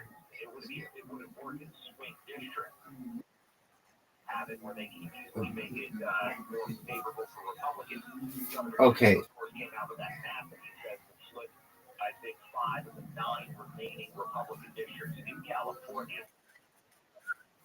Because I made it small. Okay, then another question for you, Brian. Even if Texas passes the new district, it's not a guarantee, or is it? Or is it a guarantee? Like they just know where those voters are and can draw those lines so specifically that they can pretty much guarantee those seats. Yeah, I think it's the second one. It's that they have, tailored this to a point that they'll be able to draw these lines consistent. Like Not necessarily. You can do in California, just going the other way. That they know, where the You just won. borders. They know how to draw these districts, so it's most favorable to whichever party they're representing. Okay, any repercussions for the Democrats who bailed Yes, you did. for a couple of weeks, or did they just come back and it's business as usual? They've been fined $500 a day for every day they were out causing quorum breaks. They've got financial fines. The Texas Speaker on Friday, when the first session adjourned, he said they were going to seek reimbursement just for Game sucks. Game sucks. Taxpayers are going to pay for this. It's going to be those Democrats. We'll see how they calculate that amount. But there are certainly financial penalties for these Democrats who left the state. Okay. Brian Clark, thanks so much for bringing us up to speed. We'll see what happens next. Thank you. All right. Let's get No, back it's to your some turn. stories coming out of the KFI 24-hour newsroom. Ukraine today with President Trump. That's a miss. DC. That's one swish. Russia must end, and the US, Ukraine, That's and a Russia miss. must have That's a trilateral swish. meeting. That's a miss. That's a miss. That's a make. Make. Swish. 8 points. That's pretty good. And if there are really as many as before, then it will take time to. From the UK, France, and Germany, also some other countries are going to be in D today. The U.S. State Department is stopping approvals of visitor visas for people from Gaza. Saturday, the department announced it was conducting a full and thorough review of people seeking temporary medical visas. The State Department has allowed a small number of Gazans to travel to the U.S. for medical attention since the Israel-Hamas war began. Hurricane Erin has pelted parts of the Caribbean as a Category 4 storm, packing 130-mile-per-hour winds. Erin has been downgraded to a Category 3 hurricane, but it regained strength over the weekend. The storm's not expected to Dude, are you proud of that round? 8 points and 8 points? That's not bad. Emergency officials have ordered an evacuation of low-lying Hatteras Island starting today. Caused the explosion. No, not at all. Plants last week in Pennsylvania. ABC says 2 people were killed and 10 others. I knew it would take a long time. Oh, I only got 3 points that time, Zoot. Well, with these bots, you never know. It could be today. The CDC says ER hospital visits by children typically double between the summer and the fall. Pediatrician Zoot, you might win. Just get a swish. Get another. Okay, you made 3 points. I need 5. You ready? You ready for this, Zoot? As physical symptoms and stomach aches that are unexplained. He says other signs. Oh, I don't know. While at school. I used to take frequent trips to the nurse, but it was because I wanted to get out of math classes. Zoot, I just won.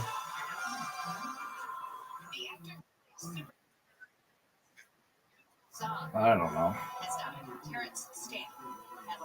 Are you ready for cut pong, Zoot? He had said at one point he kept his standards high as an actor, saying, I don't do crappy movies unless I haven't got the rent. Terrence Stamp was 87. The Dodgers are back in first place in the National League West after a sweep of San Diego. So what did you think of that? Dodger Stadium yesterday. Freddie Freeman got it all started. What did you think of that? From Darvish coming. Pitch. And Freeman swings. It's a drive to right center field and deep. This ball back. This ball home run. Freddie Freeman, a 3-run shot. And the Dodgers strike first 3-0.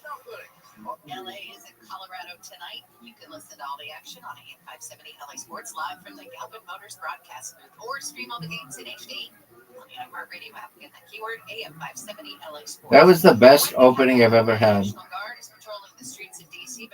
Get it, Zoot. What the president ordered isn't enough. BBC's Stephen Portnoy's going to tell us why more troops are headed to the Capitol and who is sending them. That's coming up next.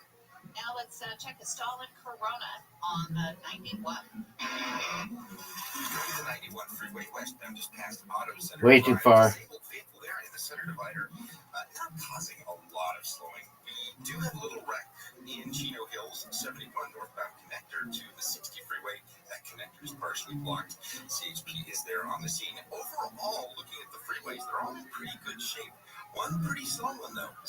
Pass I-15 southbound, right there at Oak Hill Road. You're going to see brake lights all the way down past Highway 138 with Southern California's most accurate traffic.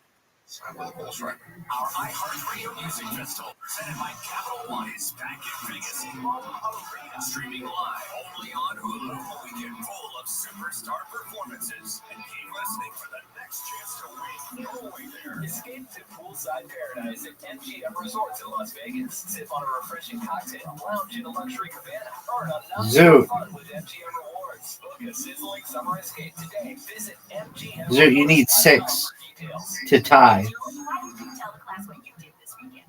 Oh, wow. I was going to say it's over. Make it. It's over.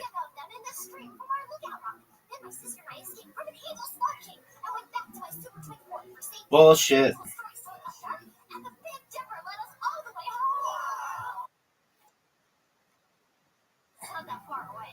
You're right. Wow, you've played a lot of these. Check out discovertheforest.org. Brought to you by the U.S. Forest Service. I know. Radio app is number 1 for music, radio, and podcasts.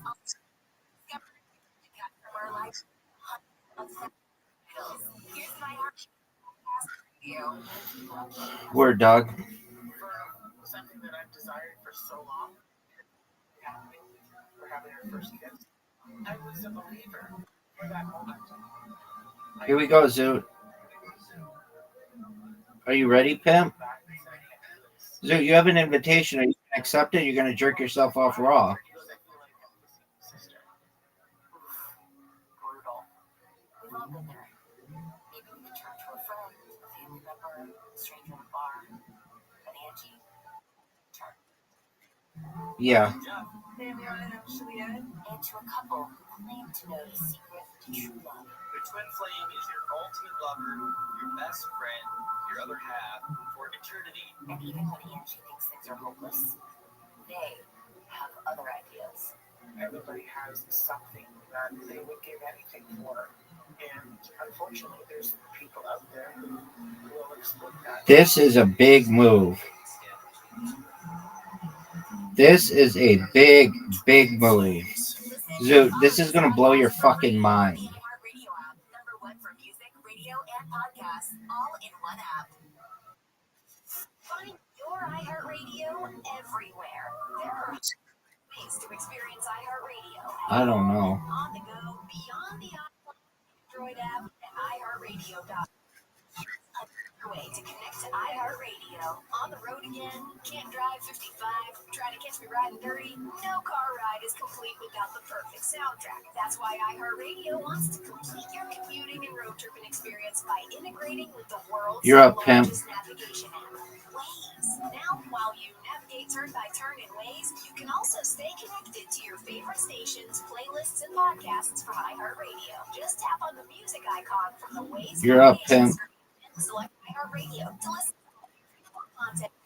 iHeartRadio, everywhere you want to listen, including in the car, through Waze, on iPhone and Android. Check it out for free now. iHeartRadio, anywhere you want to listen. iHeartRadio is there.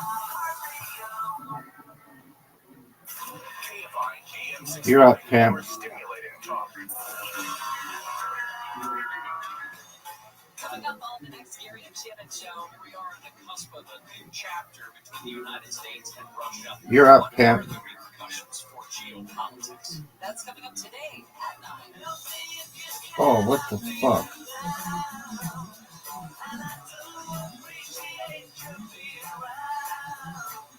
You're up, Pimp.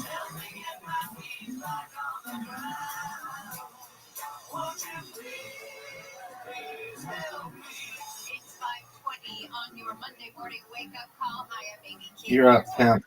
In the KMI 24-hour newsroom, 2 men have been shot, one of them killed, while trying to stop 3 guys from stealing a car in an alley in South LA.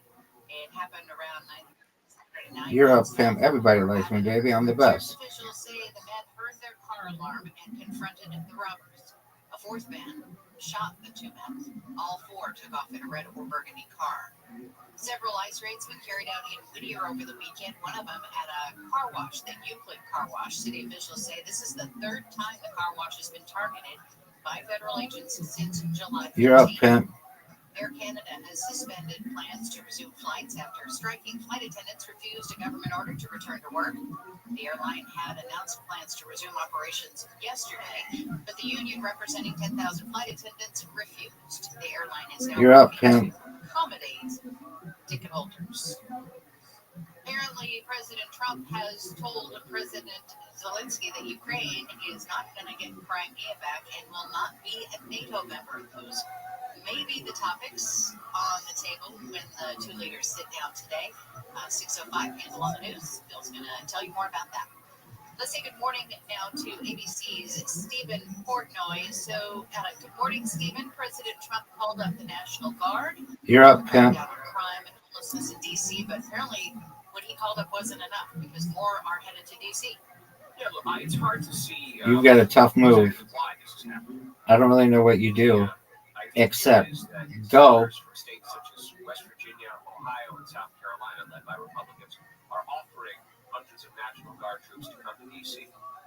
What it is they're going to be doing here, what the mission is. Zuda.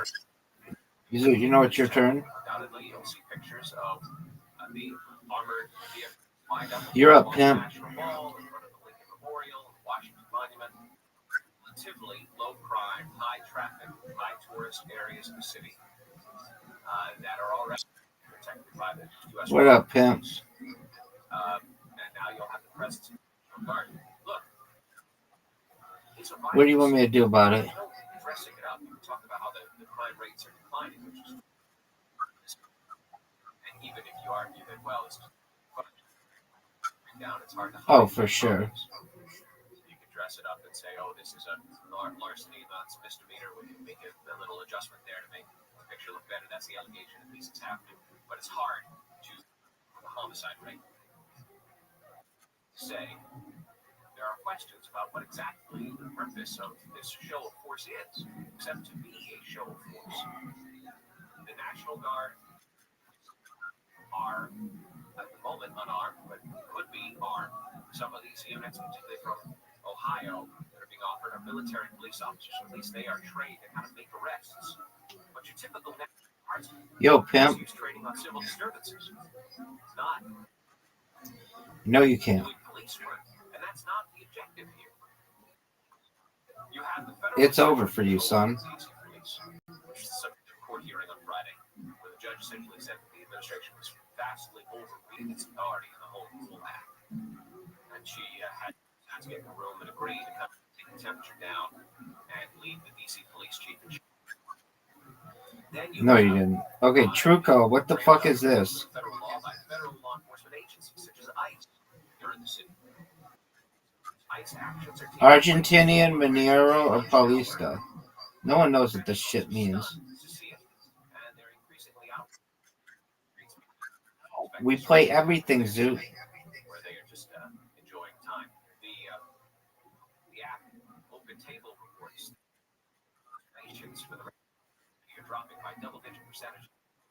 These people are very suddenly now Zoot, you're up. coming out. Everybody's waiting on you. Presence of the law enforcement activity, Zoot, go. which is meant, according to the president, I've never played this game. to a measurable extent. So I haven't. you said that they're unarmed. Yeah, I did. Maybe one time. By the Washington Mall and other areas, like high-profile areas. So they're not making arrests at this point. I won with the King of Cups, son. Presence of federal law enforcement agencies. It's all part of a complicated picture. It's meant to demonstrate, ramped up law enforcement activity. The National Guardsmen fatigues First round, you won 3. standing there. Then you have, and I don't think that, Oh, you're done. These are the best cards ever. then you have the presence of federal law enforcement agencies such as ICE setting up a check where it's at. Zoot. You don't either. Except by some sort of insignia, which may not include the name of the agency. Setting up checkpoints on streets such as 14th Street. So imagine trying to use an analog to appreciate something maybe in the middle of Sunset, right? High crime, I'm sorry, not a high crime area, but certainly a high traffic and tourist area where lots of young people go out at night, on weekends especially. Are they patrolling in other areas too, or really just in these high-profile areas? Well, there are parts of California which are high crime areas. Yeah. Imagine if the show of force were merely at Hollywood Fine. Well, that's turned into a high-crime area, but that's a whole other story. All right, but it doesn't solve the problem, does it? Yeah, right. So they're not in other areas. They're really just kind of concentrating in areas where they're being seen. As we can tell, as best we can discern it at this early stage, it's only been a week since the president had his news conference in the briefing room and announced this stepped up, ramped up federal effort. We have not seen or heard patrols routinely know gritty areas of the city, which is not to say that crime never happens in a high tourist Hollywood Fine. But nevertheless, when we think that it may just be a stereotype, it's also when we think of the high crime areas. Just finish this fucking game. Areas who would love to see their streets safer. That's not where this is, because it's not where the media is focused. It's not where the young professionals live. And it seems as though for now, a lot of what's going on is in those areas that attract the attention of the professional class and the press. Okay, and then There we go. before you go see Game sucks. are they clearing All right. homeless? We can't do draw together. Yes, they have cleared Or out can those we? half of those people knows. The White House suggested that they Are you sure? shelters, but the reporting has been that the shelters are Okay. on the street. Otherwise, they would be offered some sort of addiction treatment, or they have just to go somewhere else. And so, look, homelessness is a serious problem in the United States, and it's only getting worse. As rents get more expensive, people wind up falling on hard times, staying in extended stay hotels, or winding up being evicted and have a black mark on their credit report, and they can't properly rent an apartment for anyone who checks a credit rating. It becomes hard. Yeah. And that's the case in You got it. So, that's the case in Washington, D.C. hit. Here in D.C., Say it again. no tolerance for the encampments, which are quality of Okay, life. well, spell it again. The president is cleaning it up. The information will be checking in with you again. All right. How did you spell it You were wrong? given arrested for a home It's invasion on there. robbery. CHERRY. Police were called early yesterday about someone pointing a gun at another person inside a car. Guesses. Not telling police where. Police say the location was traced to a home. Spell CHERRY. Ran before police got there, but officers were able to chase and arrest the alleged robbers. Two men and shot to death in a vacant lot in Lancaster. The shooting was reported yesterday afternoon. Say the men were in an SUV and the woman was in a car directly behind them. It says the shooter approached in another vehicle, shot the three, and took off. Video from the scene showed So why did you choose it? Why did you choose it? What the fuck? A rectangle? They also say there are inconsistencies in the long story. She told reporters last week that she was in a parking lot. That's the worst thing I've ever seen. Someone came up behind her. What is that? Oh, is that a juice box? The child's grandmother says investigators asked Rebecca Haro to take a lie. It's a juice box? Refused until they had a look. She says it would not hurt the baby. The father child cruelty in 2023 related to an arrest in Hemet in 2018. $1 billion is on the line. Dude, how the fuck did I get that?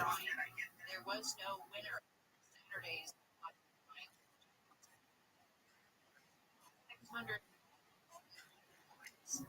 The Queen Mary in Long Beach has launched a new program that could leave guests feeling like royalty. If you're feeling fancy, you can join the royal fun on the sea.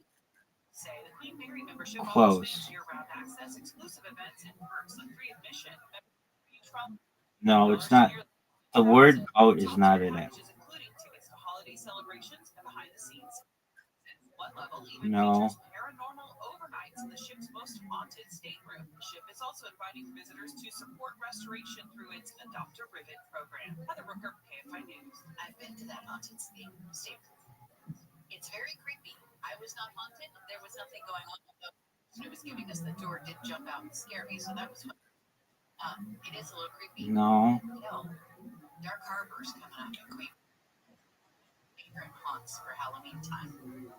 Just something to put in the back of your brain as we get. As we start heading toward Halloween, which seems like it's coming earlier and earlier every year. Still to come on Wake Up Call, KFI's White House correspondent John Decker was in Alaska. And No. we're going to talk to him, and he's going to give us his take on the politics of peace as President Trump Starts with the C. brings President Zelensky and European allies today at the White House. Weather from KFI. Bingo. Sunny after morning clouds, highs in the 70s and beaches, 80s for Metro LA and Inland OC, upper 80s to mid 90s in the valleys, low to upper 90s in the IE and Antelope. Be a couple degrees warmer, and it's going to warm up later this week. It'll be hot toward the end of the week. Highs in the 80s at the beaches, 90s in the metro areas, up over 100 for the valleys, IE and high desert. 68 Grove, 69 in Huntington Beach, and we've got. It's kind of slow there. I-15 southbound from Ventura all the way down 2 to 4, about 3 minutes today. So not the best drive, not the worst. 10 westbound from Pomona to downtown LA. That's OD. Oh, smiley face. Strawberry face. Traffic's still a bit slow back from Main Street, and that drive into Anaheim Hills over the 55 freeway about 27 minutes on the night. Is that a bug? With Southern California's most accurate traffic reports.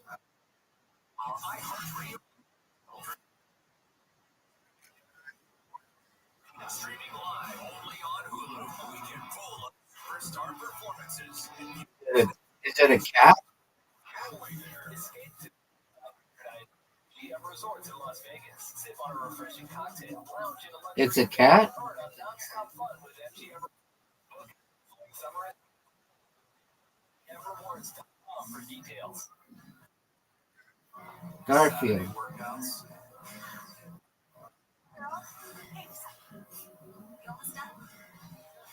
How did I win?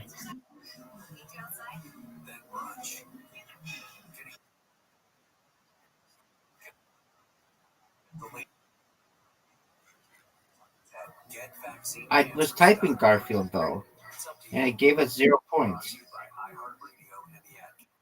And I put in Garfield.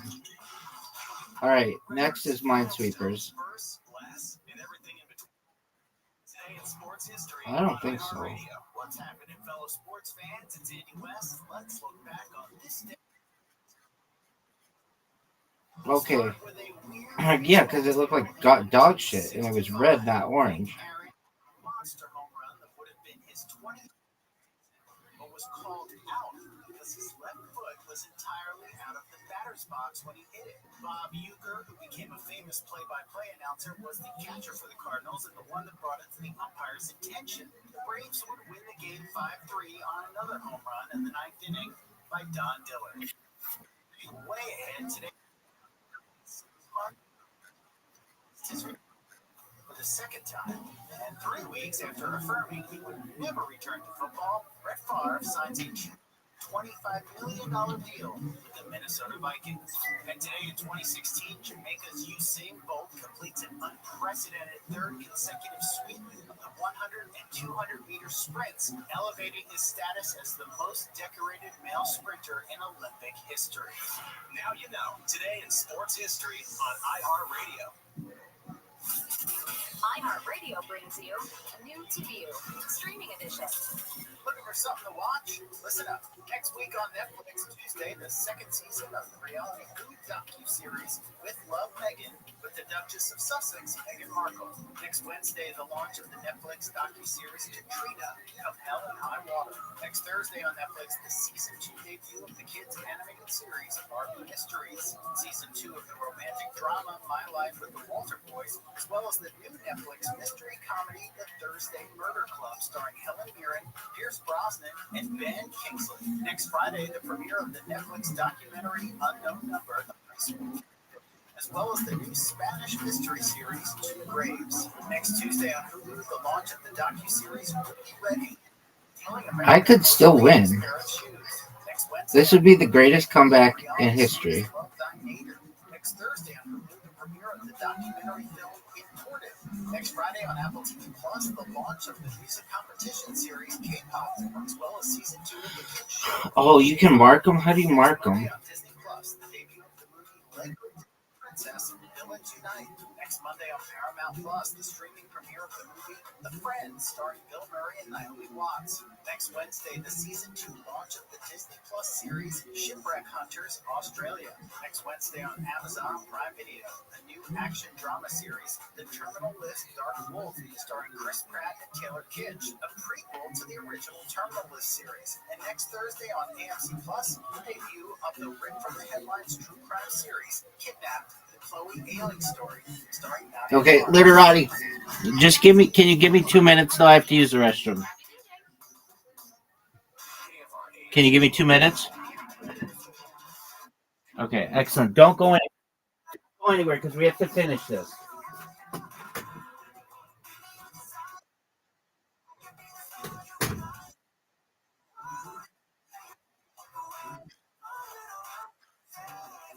It's 5:37 on your wake-up call this Monday morning. Hope you had a great weekend. It's going to be nice today. Beautiful. Gosh, wasn't it a beautiful weekend? But we got a heat wave on the way. We'll tell you about that. Here's what we're following in the Campine 24-hour elementary school in Tarzan has been vandalized with swastika and anti-Semitic graffiti. A fence around Wilbur Charter Elementary was spray painted over the weekend. Security camera footage shows a person doing it before taking off in a car. Similar images were spray painted on walls near the Israeli-American National Headquarters in Woodland Hills a week ago.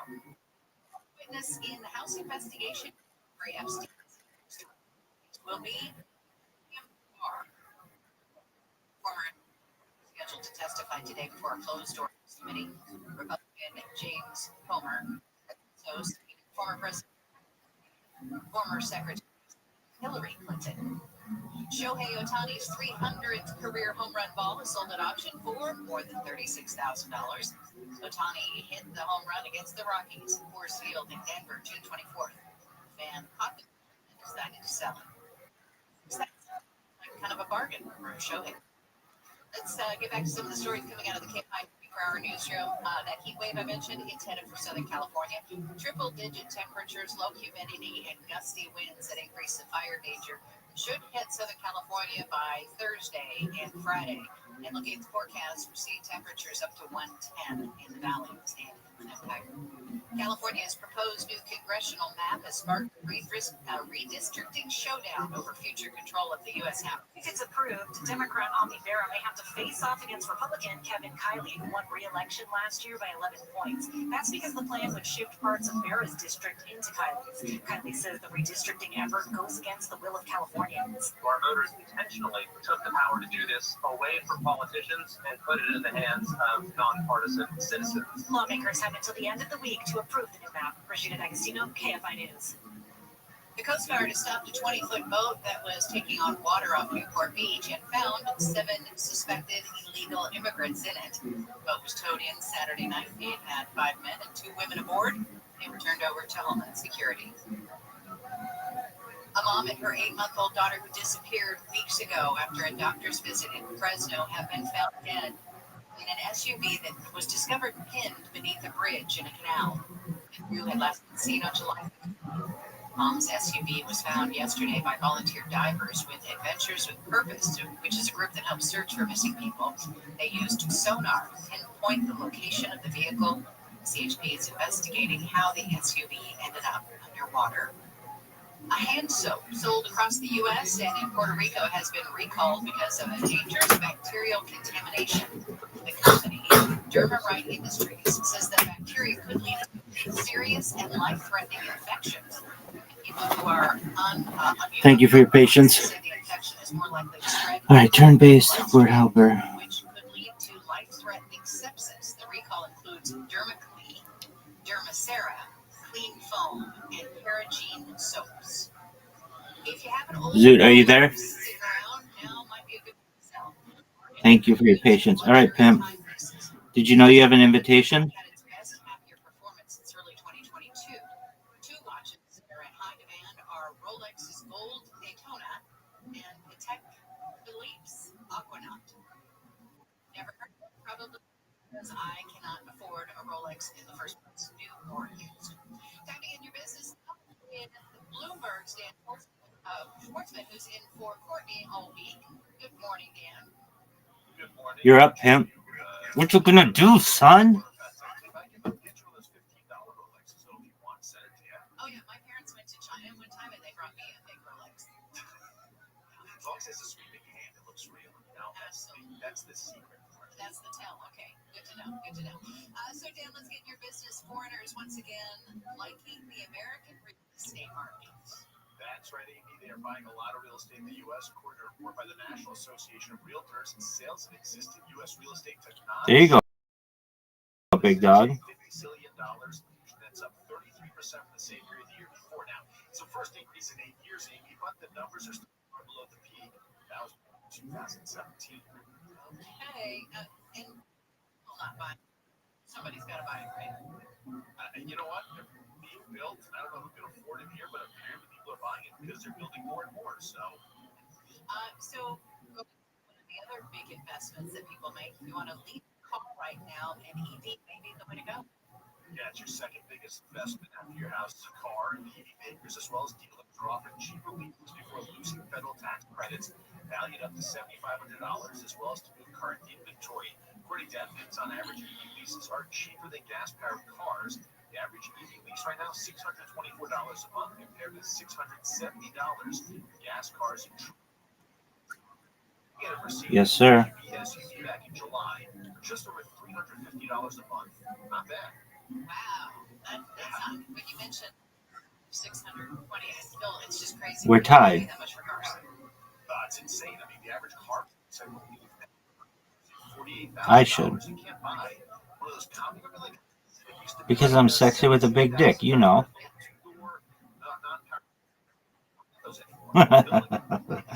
Oh, are you sure of that? With the labor strike, despite of their plans to start flying again. Yeah, don't head to the you have tickets with that or trouble as their flights are being grounded. Oh, I fucked up. Despite a back-to-work order from the government, the Canadian Labor Minister attempting to force an end to the lockdown. Oh, fuck. Arbitration to reach a new contract. Now, the union, though, has defied the order, but did not yet clear how exactly that order would be enforced. Air Canada today be suspending its guidance through the end of this year due to that strike. Suspending what till the end of the year? Their guidance. So usually they'll say, okay, so we forecast money and this much per share, and they can't do that. It's hurting them. Are you gonna say dudes? Flick yourself. What they think their earnings are going to be, because right now they're not really earning anything, just losing a ton of money every day that this work stoppage goes on. And right now there's no end in sight unless this government's trying to get involved. And right now the unions say, no, we're not going to listen to you. And take a quick look Yarn, that's good. markets as we start this week. Well, right now it's not looking tremendous. Right now the Dow is down 12 points, Nasdaq's down 45 points, S&P's down 8.5 points. There's the angst about what's going to happen with Ukraine, the big meetings at the White House, as well as what the indications will be from the Fed. Zoo, do you see the scoreboard? Interest rates, they actually lowered that in September. So right now, uncertainty of the markets heading into this week. But still, they're so highlighted. Zoo, do you see the scoreboard? Over 45,000. We're sitting here going, how? Like, the economy's in that great shape, and yet the markets haven't exactly been in line because they continue to rise, right? The Nasdaq hitting another record last week, and the Dow, as you said, 45,000. S&P's, closing on 6,500. I mean, these numbers just keep rising. Good for my 401k. Thanks to Dan Schwartzman and for Courtney all week. Get in your business with Bloomberg. We'll do it again tomorrow. Absolutely. All right, thanks, Dan. When we come back, KFI's White House correspondent John Decker was in Alaska. Now he's back in D.C. His take on the politics of peace as President Trump gets ready to sit down with Ukraine's President Zelensky and several European allies at the White House today. Check out John next. From the Southern California Toyota Dealers Traffic Center, save more at the pump with Toyota's full line of fuel-efficient vehicles. We've got a crashing down on 5. Some injuries here northbound side of the 5 at Lakewood Boulevard. It's a car versus car, 2 cars, little cars in the second lane from the left. Somebody outside of the vehicle staying there on the roadway. So a lot of activity there northbound side of the 5. You're going to find slowing starting from before the 605, starting from right around Florence Avenue as you head north. Southbound side of the 605, by the way, already seeing some slowing there from Slauson Avenue down to the 105. Hey, Inglewood Unified School District, it's your first day of school, so we're starting to see some extra traffic around Inglewood, northbound side of the 405, kind of slow from the 105 on up to Manchester. Just delays there starting to settle in with Southern California's most accurate traffic reports. I will Pulse Driver. Our iHeartRadio Music Festival. Yo, Pimp, do you see the score?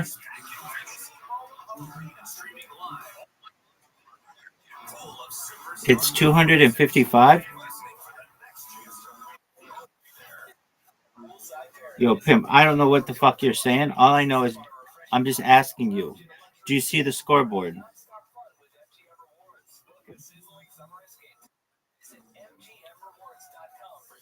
Are you sure about that? This is the iHeartRadio Sports Review. In baseball, the Milwaukee Brewers. Cincinnati Reds defeated them. Franchise record 14-game win streak. The game was decided in when Austin begin the winning run. Elsewhere in the league, the Dodgers completed a crucial game sweep of the Padres to reclaim first place in the NFC. Yo, Pimp. Heading into the series, the Dodgers now lead the division by 2 games. Mookie Betts hit a tie-breaking solo homer. You're up, baby.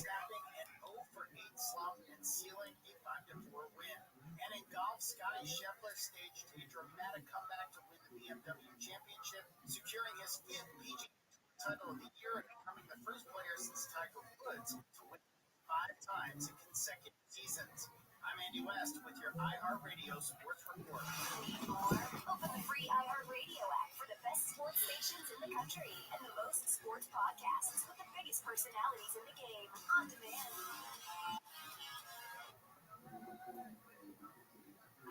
The free iHeartRadio app is #1 for music, radio, and podcasts all in one. Discover a new podcast from our library of hundreds of thousands of titles. Dude, do you think you could win?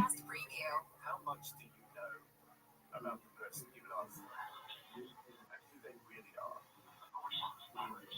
This is a story about a young couple who fall for each other despite everything.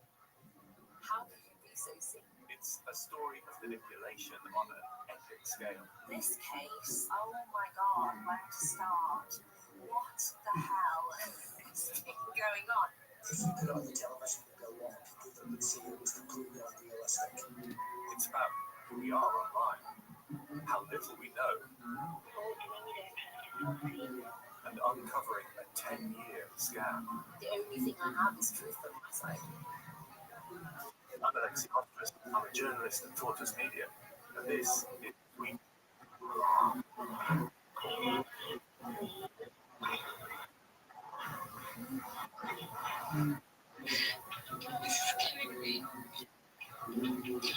Yo, pimp, you're up.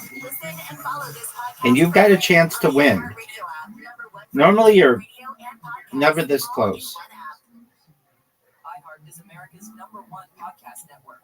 Open the free iHeart app and explore podcasts like this. Have you ever wondered if your pet is lying to you? Why is my cat not here? I go in and she's eating my lunch. Or if hypnotism is real? We'll use this suggestion in order to enhance your cognitive control. What's inside a black hole? Black holes could be a consequence of the way that we understand the universe. We have answers for you in the new iHeart original podcast, Science Stuff. Join me, Jorge Cham, as we tackle questions you've always wanted to know the answer to about animals, space, our brains, and our bodies. Give yourself permission to be a science geek. Listen to Science Stuff. Listen on America's #1 podcast network, iHeart. Open your free iHeart app and listen now. KFI KM 640, more stimulating talk. On that Bill Hill show, it's become stagnant. Nobody's buying homes. Nobody's changing jobs. Nobody's peeing anymore. America's mobility is stalling. And we're going to have a urologist on to talk about it actually works. What are the consequences of all this? Coming up after 7 o'clock today on the Next Handle Show.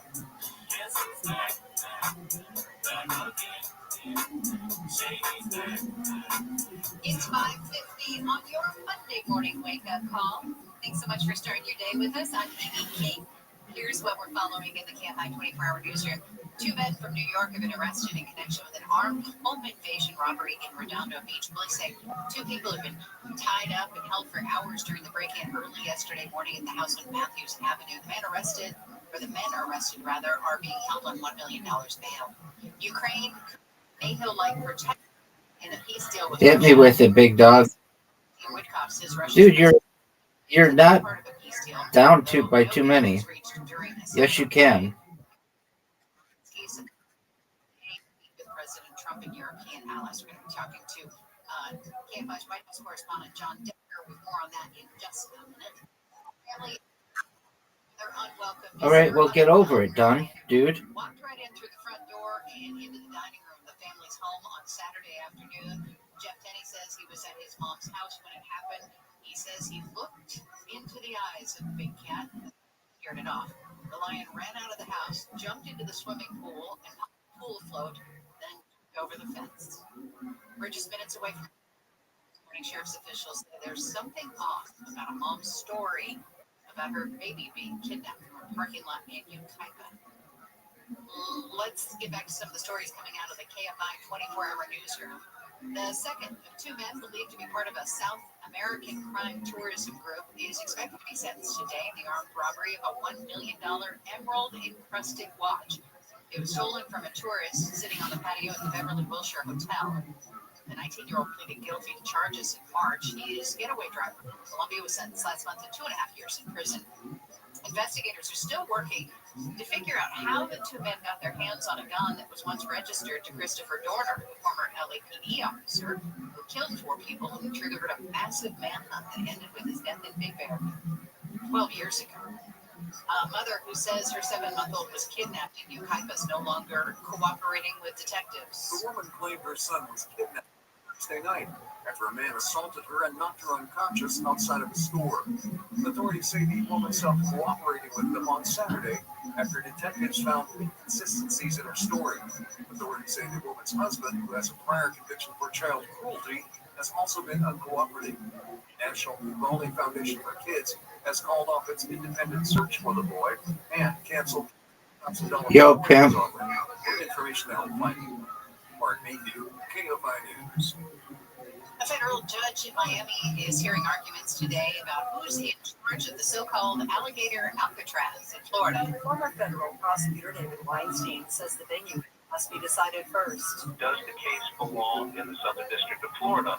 And the defendants in this case have argued that it doesn't, that the facility itself is primarily located on land in Collier County. Once that's decided, the judge will issue a ruling on who's running the Migrant Detention Center. Attorneys for the ACLU have filed suit saying at least 100 detainees have been deported without due process. Penny Trujillo, KFI News. 2 police officers have been killed in a shooting during a domestic violence call in Utah. Brigham City Police Detective Crystal Banks says the sheriff's deputy, who also responded yesterday, was hurt and is in the hospital. Upon arrival, they immediately began taking fire. They requested additional units and then stopped answering their radio. Police say bystanders persuaded the shooter to put down his gun and the guy was arrested. President Trump has posted on social media that he's going to lead a movement to get rid of mail-in ballots and voting machines, which he says are highly inaccurate, very expensive, and seriously controversial. He says the U.S. is the only country in the world that uses mail-in voting. He claims that other countries gave up on it because of fraud. He wrote this morning that the Republican Party will, as he put it, fight like hell to bring honesty and integrity back to our elections. Air Canada has suspended plans to restart operations because the union representing 10,000 striking flight attendants has decided to defy a return-to-work order.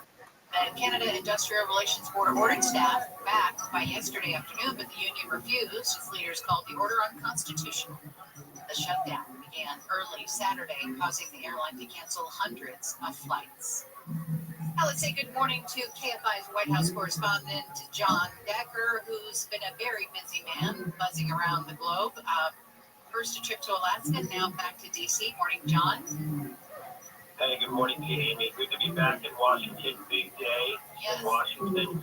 Just a few days after the president's meeting with President Putin, as you point out, I was in Alaska for that. And now, today, I'll be in the Oval Office when the president meets with President Zelensky, as well as other European leaders, the leaders of Germany, France, the UK, NATO, and the European Union. The focus, making certain that the United States is unified with the European to trying to end the going on now since February of 2022. Okay, so John, after watching what happened in Alaska and then getting ready for today, what are some of your takeaways about what's been going on? My main takeaway is that, Amy, I believe the dynamic has changed since the president met with President Putin on Friday in Alaska. You may recall, leading up to that meeting, the president had a video conference with these same leaders that will be at the White House today, and it seemed as if everybody was unified, had the same approach to dealing with Russia. Now it's a little different, and I think today's meeting is, in some respects, maybe even more important than the president's meeting that he had. Yeah, choose something. In Anchorage, Alaska. It's important to see whether the U.S. is still unified with the European approach, whether it still has Ukraine's back in terms of dealing with Russia, and whether or not the U.S. is still insistent upon You're up, Zoot. making concessions to bring about an end to this war. Okay, we're hearing that two of the things that Trump is going to push Zelensky for is that you're up, Zoot. And you're not going to be part of NATO. That those are two of the big things that that possibly Putin may have agreed to a ceasefire or a peace deal if those two things happen. Is that what you're hearing? Well, to me, it's a head scratcher. Russia, of all countries, dictate to NATO who should be members of NATO. To have Sweden and Finland, for instance, the latest members, to be added to the Defense Alliance, to be members of the NATO Defense Alliance, then that's what they want to do. They want to have, I don't know, I can't speak for all 32 members of NATO, but if there's unity having Ukraine becoming a member of NATO, Russia should have no say in it whatsoever. So, to me, that's why this meeting is so important to hear what the European leaders, members of NATO, allies of the United States have to say about that particular session that the president. Perhaps. Okay, and is Zelensky still saying we're not giving up anything? because we've got what it's about 20%. Yeah, I mean, Right. if you're a leader, you're not going to give something up before you even not going to negotiate Right. something away. So he has to say that publicly. Now, I don't know if he's saying the same thing behind closed doors. I don't know if he's saying the same things, when he's meeting in the Oval Office when we're not there with President Trump and, European leaders are there. But that's what he's saying publicly. And also, look, Russia didn't agree to a ceasefire. That was something the president had been seeking when he was meeting with Putin on Friday, and the president, unfortunately, President Trump came away empty-handed on that regard, and that's unfortunate. The president said if there's no ceasefire, there would be severe consequences for Russia, and we're not seeing that. So, if you're any leader, if you're President Obama and you talk about red lines, you don't do anything if, Syria jumps over those red lines.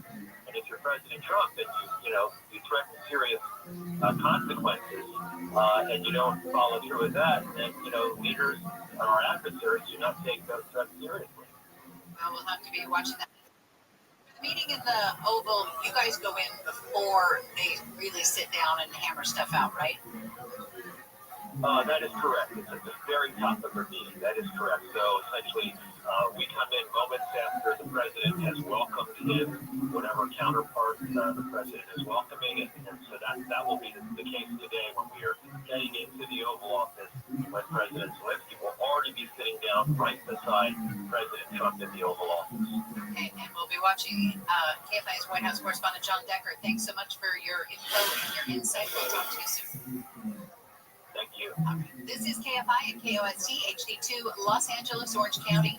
Southland weather from KFI. Enjoy these next couple of days because it's about to get hot. Morning clouds, then sunny, highs in the mid upper 70s at the coast. Low to mid 80s for Metro LA and Inland OC. Upper 80s to mid 90s in the valleys. Low to upper 90s for the IE. 90s to about 100 for the Antelope Valley. Overnight lows in the 50s and 60s. Tomorrow, Wednesday, about the same as today, maybe just a couple degrees warmer. And then we're going to, heat up with highs in the 80s at the coast, 90s for the metro areas. Low 100s to about 110 in the IE and valleys by the end of the week. 65 now in Brea, 65 in Lake Forest, 66 in Marina Del Rey, and 65 in Burbank. Live from the KFI 24-hour newsroom, I'm Amy King. This has been your wake-up call. If you missed any wake-up call, you can listen anytime on the iHeartRadio app. We've got a crash in East LA on the 5. Yes, it's right at the south end of the East LA interchange, 5 southbound at Soto Street. Crash there, involved a pickup truck and a motorcycle. So, all in the right lane. there he is. Slow all the way back from the 101 freeway and the 10 there at the top of the East LA interchange. That 101 northbound, by the way, that getting it out. Let's see what you got, Sam. 5 freeway stays slow all the way up to about the 110 freeway. Northbound beside the 5. Dude, you gotta go. You're almost done. From the 710 all the way on up into the East LA interchange. Southbound side of the 15 through the Column Pass. It's kind of a slow drive right now. We have reports of a crash there in the roadway now, right on Highway 138. As you head west. Yo, pimp. It's your turn.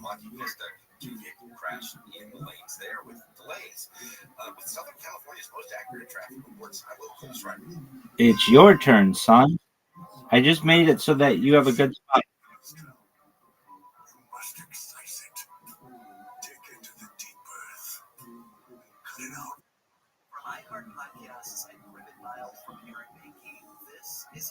It's not over. Not over yet, son. Doug, it's not over yet. Now it's over. It's my 173rd win in that game, and I'm a pimp. Okay, old zombie. Can we play it? How do you know? You know all that shit. Okay, pussy dose. Pussy dose. Pussy dose. Pussy. Good morning, Mr. Hyde.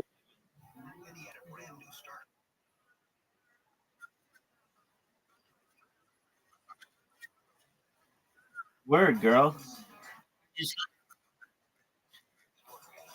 How'd you sleep? Oh, I didn't sleep. I've been playing with Zoo all night.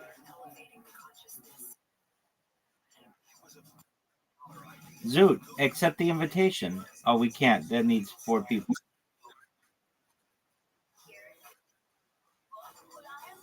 6:05.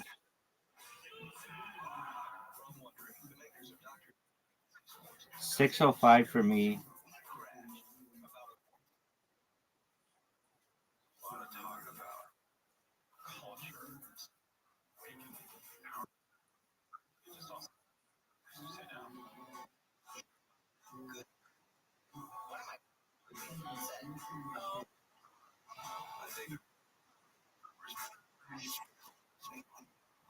Listen and follow this podcast for free on the iHeartRadio app. #1 for music, radio. Are you ready to take on the day, Miss Aquarius?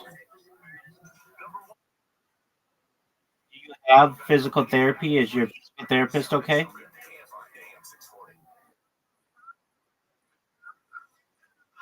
Okie doke. Zoot, accept my invitation, son.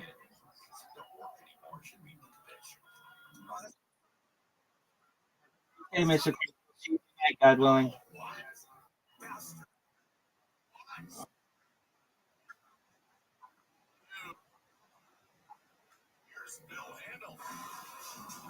Go, Zoot. Let's do it, baby. Okay.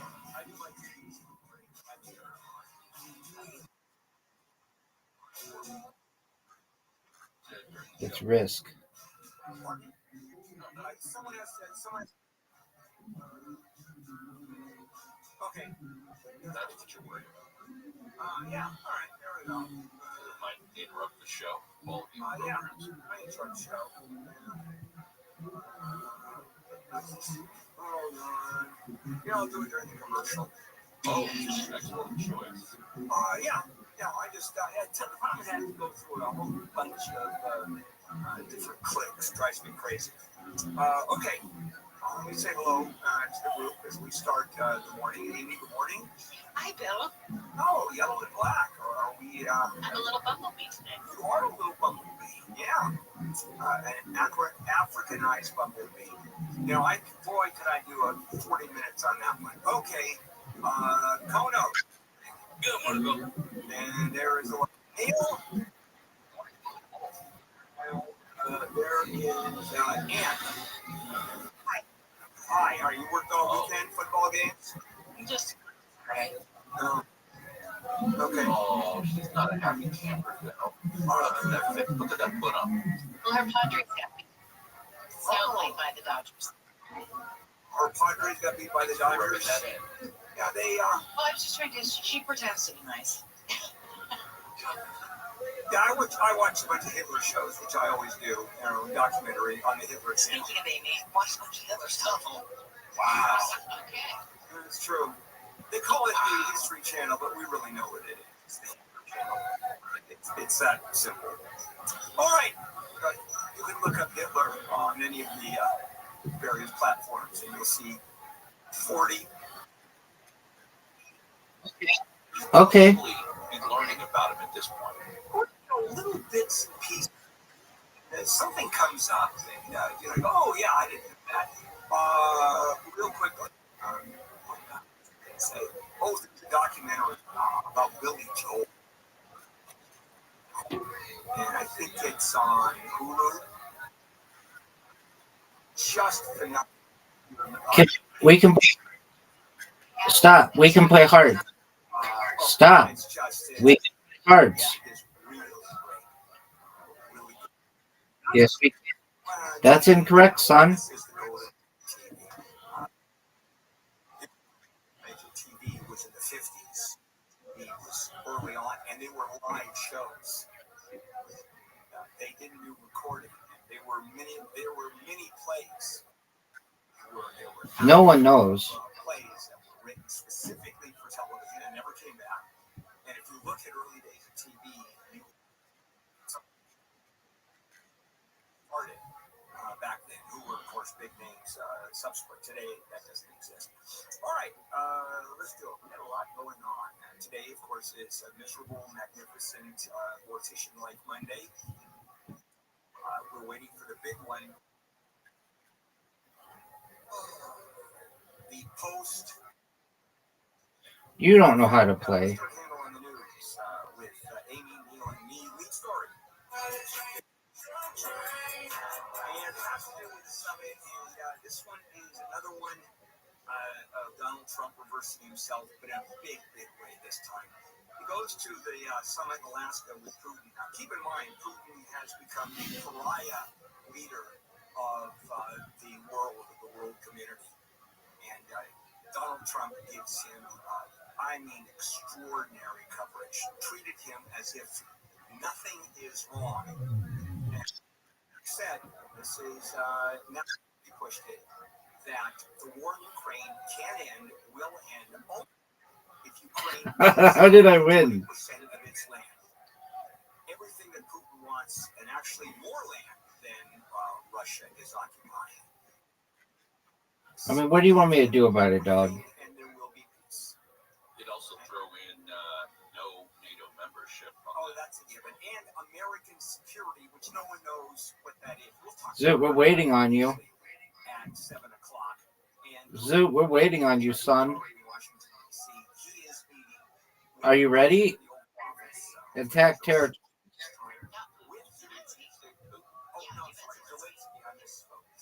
Zelensky is meeting with the president as well as Western world leaders that are coming in. So it's going to be a big deal today. And again, more about that at 7 o'clock. Sorry, I had to cough. How many is too many? In leaked audio, the former head of Israel's military intelligence can be of tens of thousands of Palestinians are necessary and required for future generations. He said, October 7th, for every one person on October 7th, 50 Palestinians must die. Major General Aaron Haliva said in the recordings released that it doesn't matter now if they are children. Intersperse instead of his name, for example, Joseph Goebbels' name, with the same quote, and maybe the number is different. This is exactly what came out of Nazi Germany regarding the Jews and the Serbs and homosexuals and the exactly the same language. It is horrific. It is it areas where I've never ever been to be Jewish. This because of this. Can you imagine? 50,000 people, small potatoes. For every one of ours, 50 people. Hamas has to be put down, but he didn't say 50 Hamas fighters. He said 50 Palestinians. And the word Palestinian you look at includes women and men, civilians and children. So this came out, and of course they're backing up, immediately backtracking. Oh, I really didn't mean it that way. It's not, you're not publishing this in context. Sorry that I said that. Please don't misunderstand that the context were affecting that. I have no idea. I have absolutely no idea.